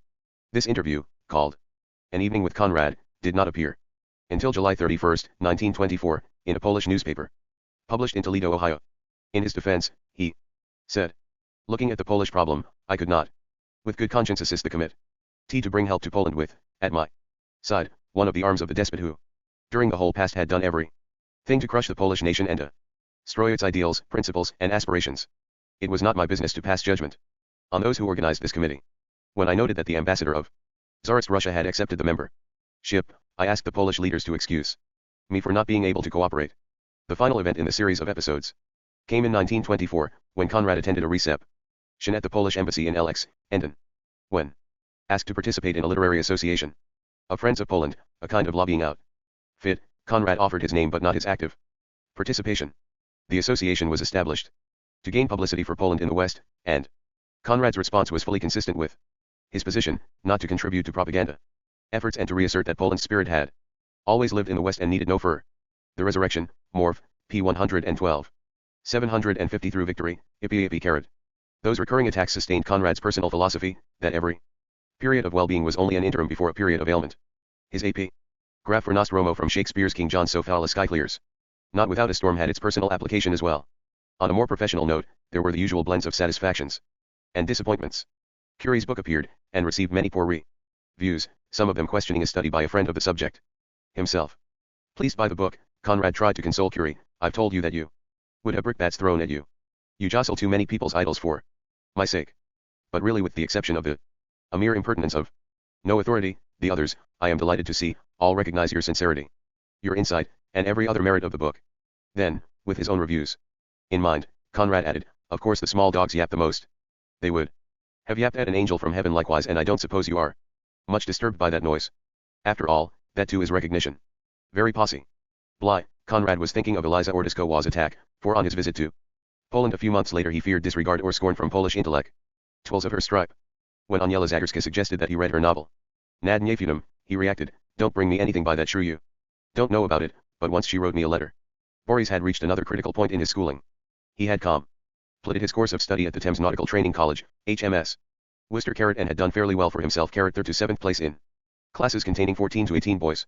Captain Barker and the head master both felt he had made a distinct place for himself, which, as Conrad says, for a boy not brilliant in school and not very good at games is rather remarkable.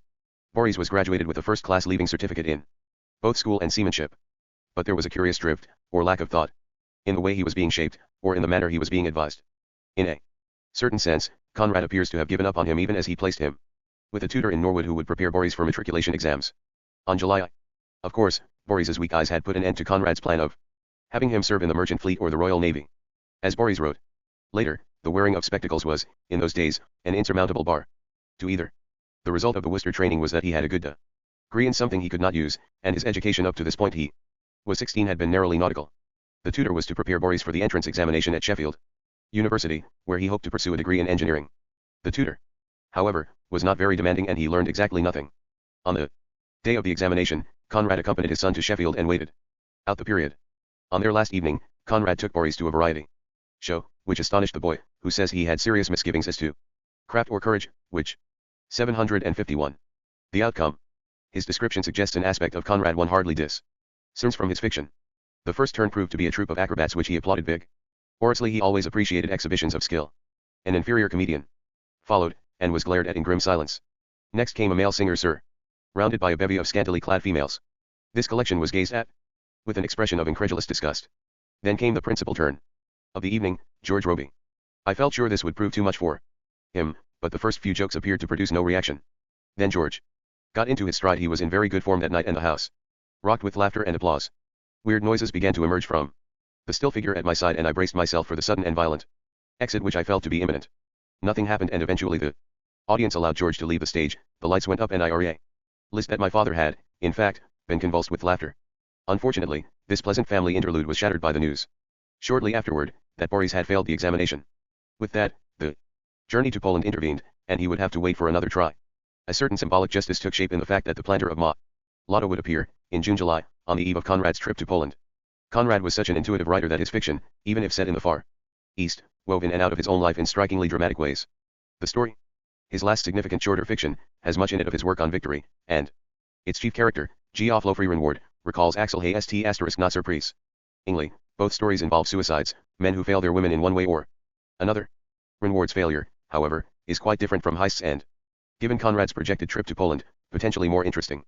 For on the eve of his journey to his homeland, he is represented in English publications by a man trying to awaken a woman who, pursuing her own futile ideal, refuses to acknowledge his love. The woman, ironically named Felicia Moorsum, is seeking a man wrongly suspected of dishonesty and whom now she feels she must find and marry to redress her desertion of him. She is questing after some ideal which she no longer believes in, and rejects Renward, who believes in her. The parallels are suggestive. As a detached and isolated person, he owns an experimental silk farm on an island in the Far East near a great colonial city, Sydney. In the manuscript, Renward finds that his life must follow a course of solitude and resignation. He deliberately cultivates his apartness and his ability to forsake the desires of other men. Conrad speaks of him as **. The epigraph to Within the Tides is appropriate for victory and Heist. That Hamlet's advice to the players, go, make book, strikingly, contained no epigraph, and You Ready, which would have been more, was dedicated to Perceval and Maisie Gibbon. 752 Through Victory, Ippy Carrot. Being familiar with wide horizons and upholding aloof from these agglomerations of units in which one loses one's importance even to oneself. Looking inward, he can find only self-love in this respect. He is both narcissistic and idealistic until he sees Felicia, who seemed to give new meaning to life. His detachment manifestly lessens as her indifference becomes steadily more evident. For she, unable to believe in any man, seeks her fiancé, Arthur, merely as a salve for her own conceit. Her dream, as Renward suggests, is to influence a human destiny. A man's happiness is not her goal. Recognizing defeat and incapable of drawing on his own depleted resources, Renward swims out beyond the confines of life. The story does not possess sufficient intensity or variety for it to become a precise emblem of Conrad's life as he was poised to return to Poland, but it does embrace enough significant detail to give us a sense of him in his 57th year. The feeling that is awakened in Renward is unreciprocated. Since Felicia is pursuing her own ideal, a way of redressing what she senses is her lost honor. Into that quest or process, Renward cannot enter, for she does not permit him to advance. Yet she is for him a supreme challenge, to the extent that he throws away his life when he is rejected. His drowning fits the precise kind of imagery Conrad used in his letters to characterize his own condition. That Felicia is a fickle mistress, full of self-love, involved in a hopeless quest for lost honor, and yet the repository of Renward's love is suitable as a way of observing Conrad's relationship to his homeland. Terraced in her fortunes, anxious about her fate, conscious at all times of how she is Europe's pawn, he also viewed her course as fateful and death-laden. To remain on a sinking ship was a matter of honor, to stay on sinking land was fit only for an idealistic Quixote, someone like Apollo. Rejecting Apollo, Conrad had to be wary not to reject Poland, scorning Apollo's politics. Conrad had to be careful not to lose his humanitarian impulse. When Felicia states on 3 occasions, I stand for here, Conrad is confronting the hard fact of what he must stand for. If Felicia represents a kind of truth, no matter how self-serving, then what does Conrad represent in drowning himself over her rejection of him? Bernard Meyer's psychoanalytic reading eerie artist.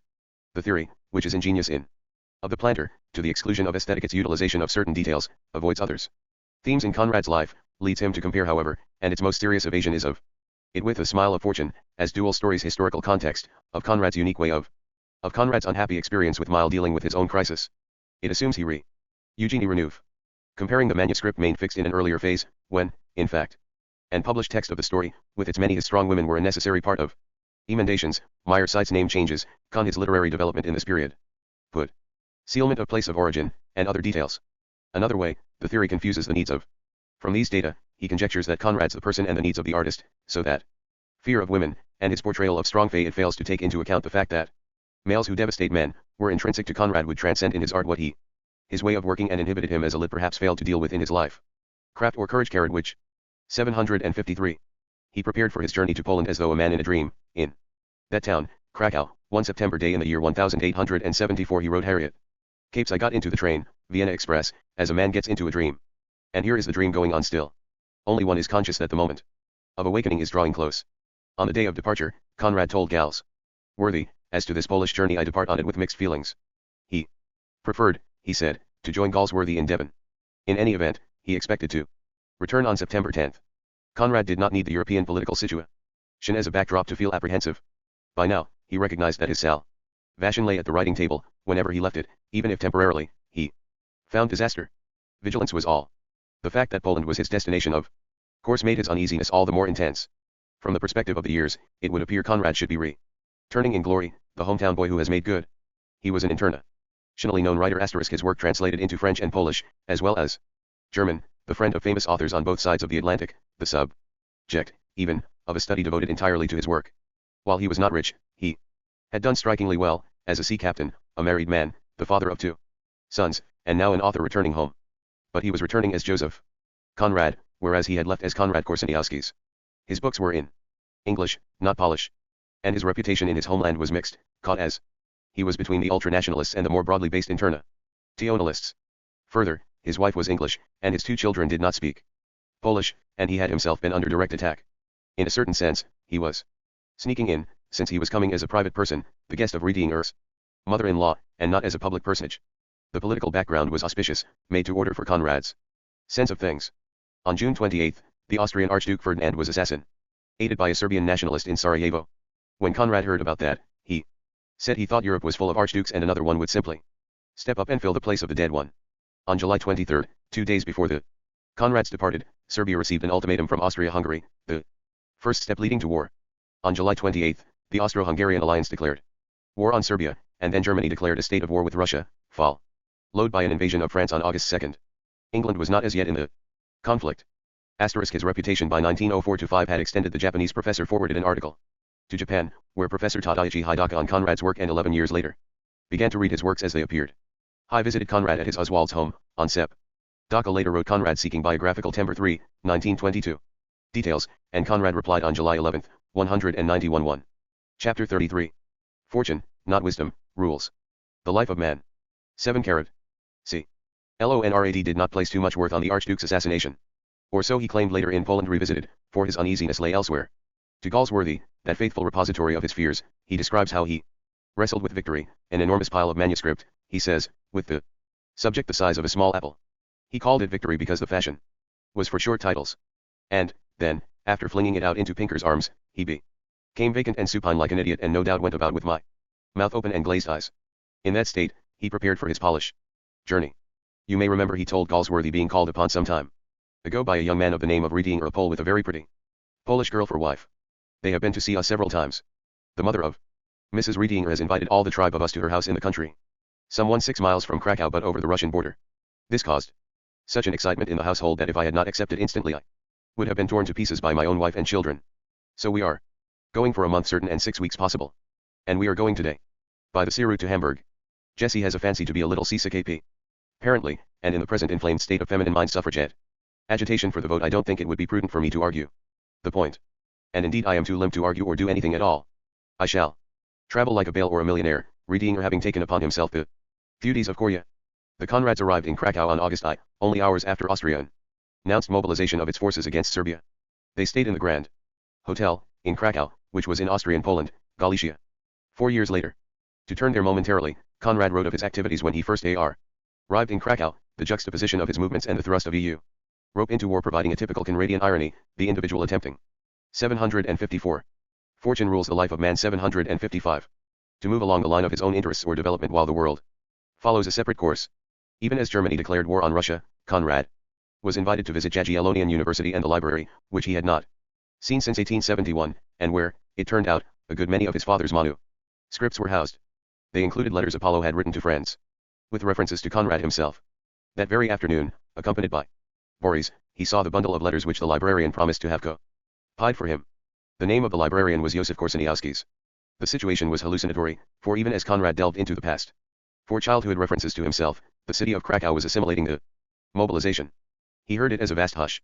I cannot reproduce the atmosphere of that night, the first night after mobilization. The shops and the gateways of the houses were of course closed, but all through the dark hours the town hummed with voices. The echoes of distant shouts entered the open windows of our bedroom. Groups of men talking noisily walked in the middle of the roadway, escorted by distressed women, men of all callings and of all classes going to report themselves at the fortress. Now and then a military car tooting furiously would whisk through the streets empty of wheeled traffic, like an intensely black shadow under the great flood of electric lights on the grey pavement. For the people who could not leave or claim foreign nationality, the situation was the awful desolation of men whose country, torn in three, found itself engaged in the contest with no will of its own and not even the power to assert itself at the cost of life. Conrad speculated, all the past was gone, and there was no future, whatever happened, no road which did not seem to lead to moral annihilation. Returning home, he was thrust into the moral dilemmas facing Apollo. 51 years after the failure of the 1863 Warsaw insurrection, Poles and Poland once more were pawns. It was as though Conrad had returned solely to re-experience in familiar surroundings the very situations he had decided to avoid by leaving Poland 40 years before. Yet, ironically, the cycle of experience was little more than a reaffirmation of his own sense of human existence. Politics was a centrifugal force that threw off people indifferently. To Galsworthy, Conrad wrote more frantically, since with only £70 on hand and an uncertain future before him, he needed money. He had to decide on a course of action. Given the deteriorating situation, Jesse too Cripp pled to move out on civilian trains, John with the temperature, and the mobilization, which caught them suddenly. He feared the horrors of a war exodus and decided to take the unlucky tribe to Zakopane, about 65 miles from Krakow, in the Carpathians. There they could stay, for as long as necessary, with Mrs. Aniela Zagorska. 756. Through victory, Ippy Karad. Conrad recognized that with the war taking on a European character he would be cut off from home. He sensed, even as soon as August I, that N. Gland would enter, and he wanted to open a line with the Foreign Office. One of the ironies of the situation is that, as a British subject, he had to handle all business, financial and otherwise, through the name of Konrad Korzeniowski. His passport so stated his name. He was fixed, truly, as a Pole. Whereas Jesse was Conrad and his two sons were Conrads, not only English, but living under his assumed name. Conrad wrote very gently of the AUS Trians, and it is clear from his letter to Galsworthy that, before England's entry into the war, he felt at ease with Austrian occupation. The Austrian rape of Poland had never been such a source of agony or oppression to him as had Russia's and Germany's. Further, as a possible aid to Poland's fortunes, Austria was warring on Russia, although, of course, Germany was her ally. Barely containing himself at his plight, Conrad wrote Pinker on August 8. From the Villa Konstantnowska in Zakopane. By now, even before England. We can find further evidence of Conrad's sympathies toward Austria, in Joseph Bojicki's Pocherfé of Conrad, which was translated into French in 1939, as Joseph Conrad. Bojicki cites at least two instances of Conrad's Austrian sympathies, the first in the interview with Marian D. Browski, and the second in a September 1914 document. Political memorandum, he left with Dr. Titer Koch, but not made available until 1934. Although Conrad's ultimate hope for Poland was a constitutional monarchy modeled, very clearly, on England's form of government before the hostilities were established, he hoped for a standoff between the opposing powers, with a small German victory but a lessening of German interest in Poland. In the impasse which would be set at the peace table, he envisaged English support for Poland's fortunes and for Austro-Hungarian interests. He assumed the Austro-Hungarian Empire would survive the war. Thus, Germany would be neutralized, or lacking in energy, and Russia, which no longer figured in his reasoning, would be out of the picture, defeated and humiliated, perhaps even siding eventually with Germany. In other words, because of his interest in Poland, Conrad misread the entire map of Europe. To some extent, he accepted German military might. Germany would control the land masses, while England ruled the seas. And, accordingly, he assumed that the war and subsequent peace would simply perpetuate these existing strengths. As he wrote in that 1914 document, when he seriously underestimated the depth of the issues involved, it will be, there, in the interest of England to support an Austrian policy towards Poland, even on otherwise unfavorable conditions, and to strengthen the Polish national spirit, which is hostile towards the Germans in that monarchy, which in fact can never become dangerous for England, either economically or politically, and as it is one where parliamentary institutions, so highly cherished by the English nation, are better developed than in any other European country. By 1916, when he wrote a note on the Polish problem, under urging from Redinger, he realized the war was of a different kind. At that point, he spoke of a Polish constitutional monarchy, based on promises made before the war, and he accepted the reality of the Anglo-Franco-Russian alliance. An Anglo-French protectorate would be the ideal form of moral and material support. But Russia, as an ally, must take her place in it on such a footing as will allay to the fullest extent her possible of her hen's and satisfy her national sentiment. That necessity will have to be formally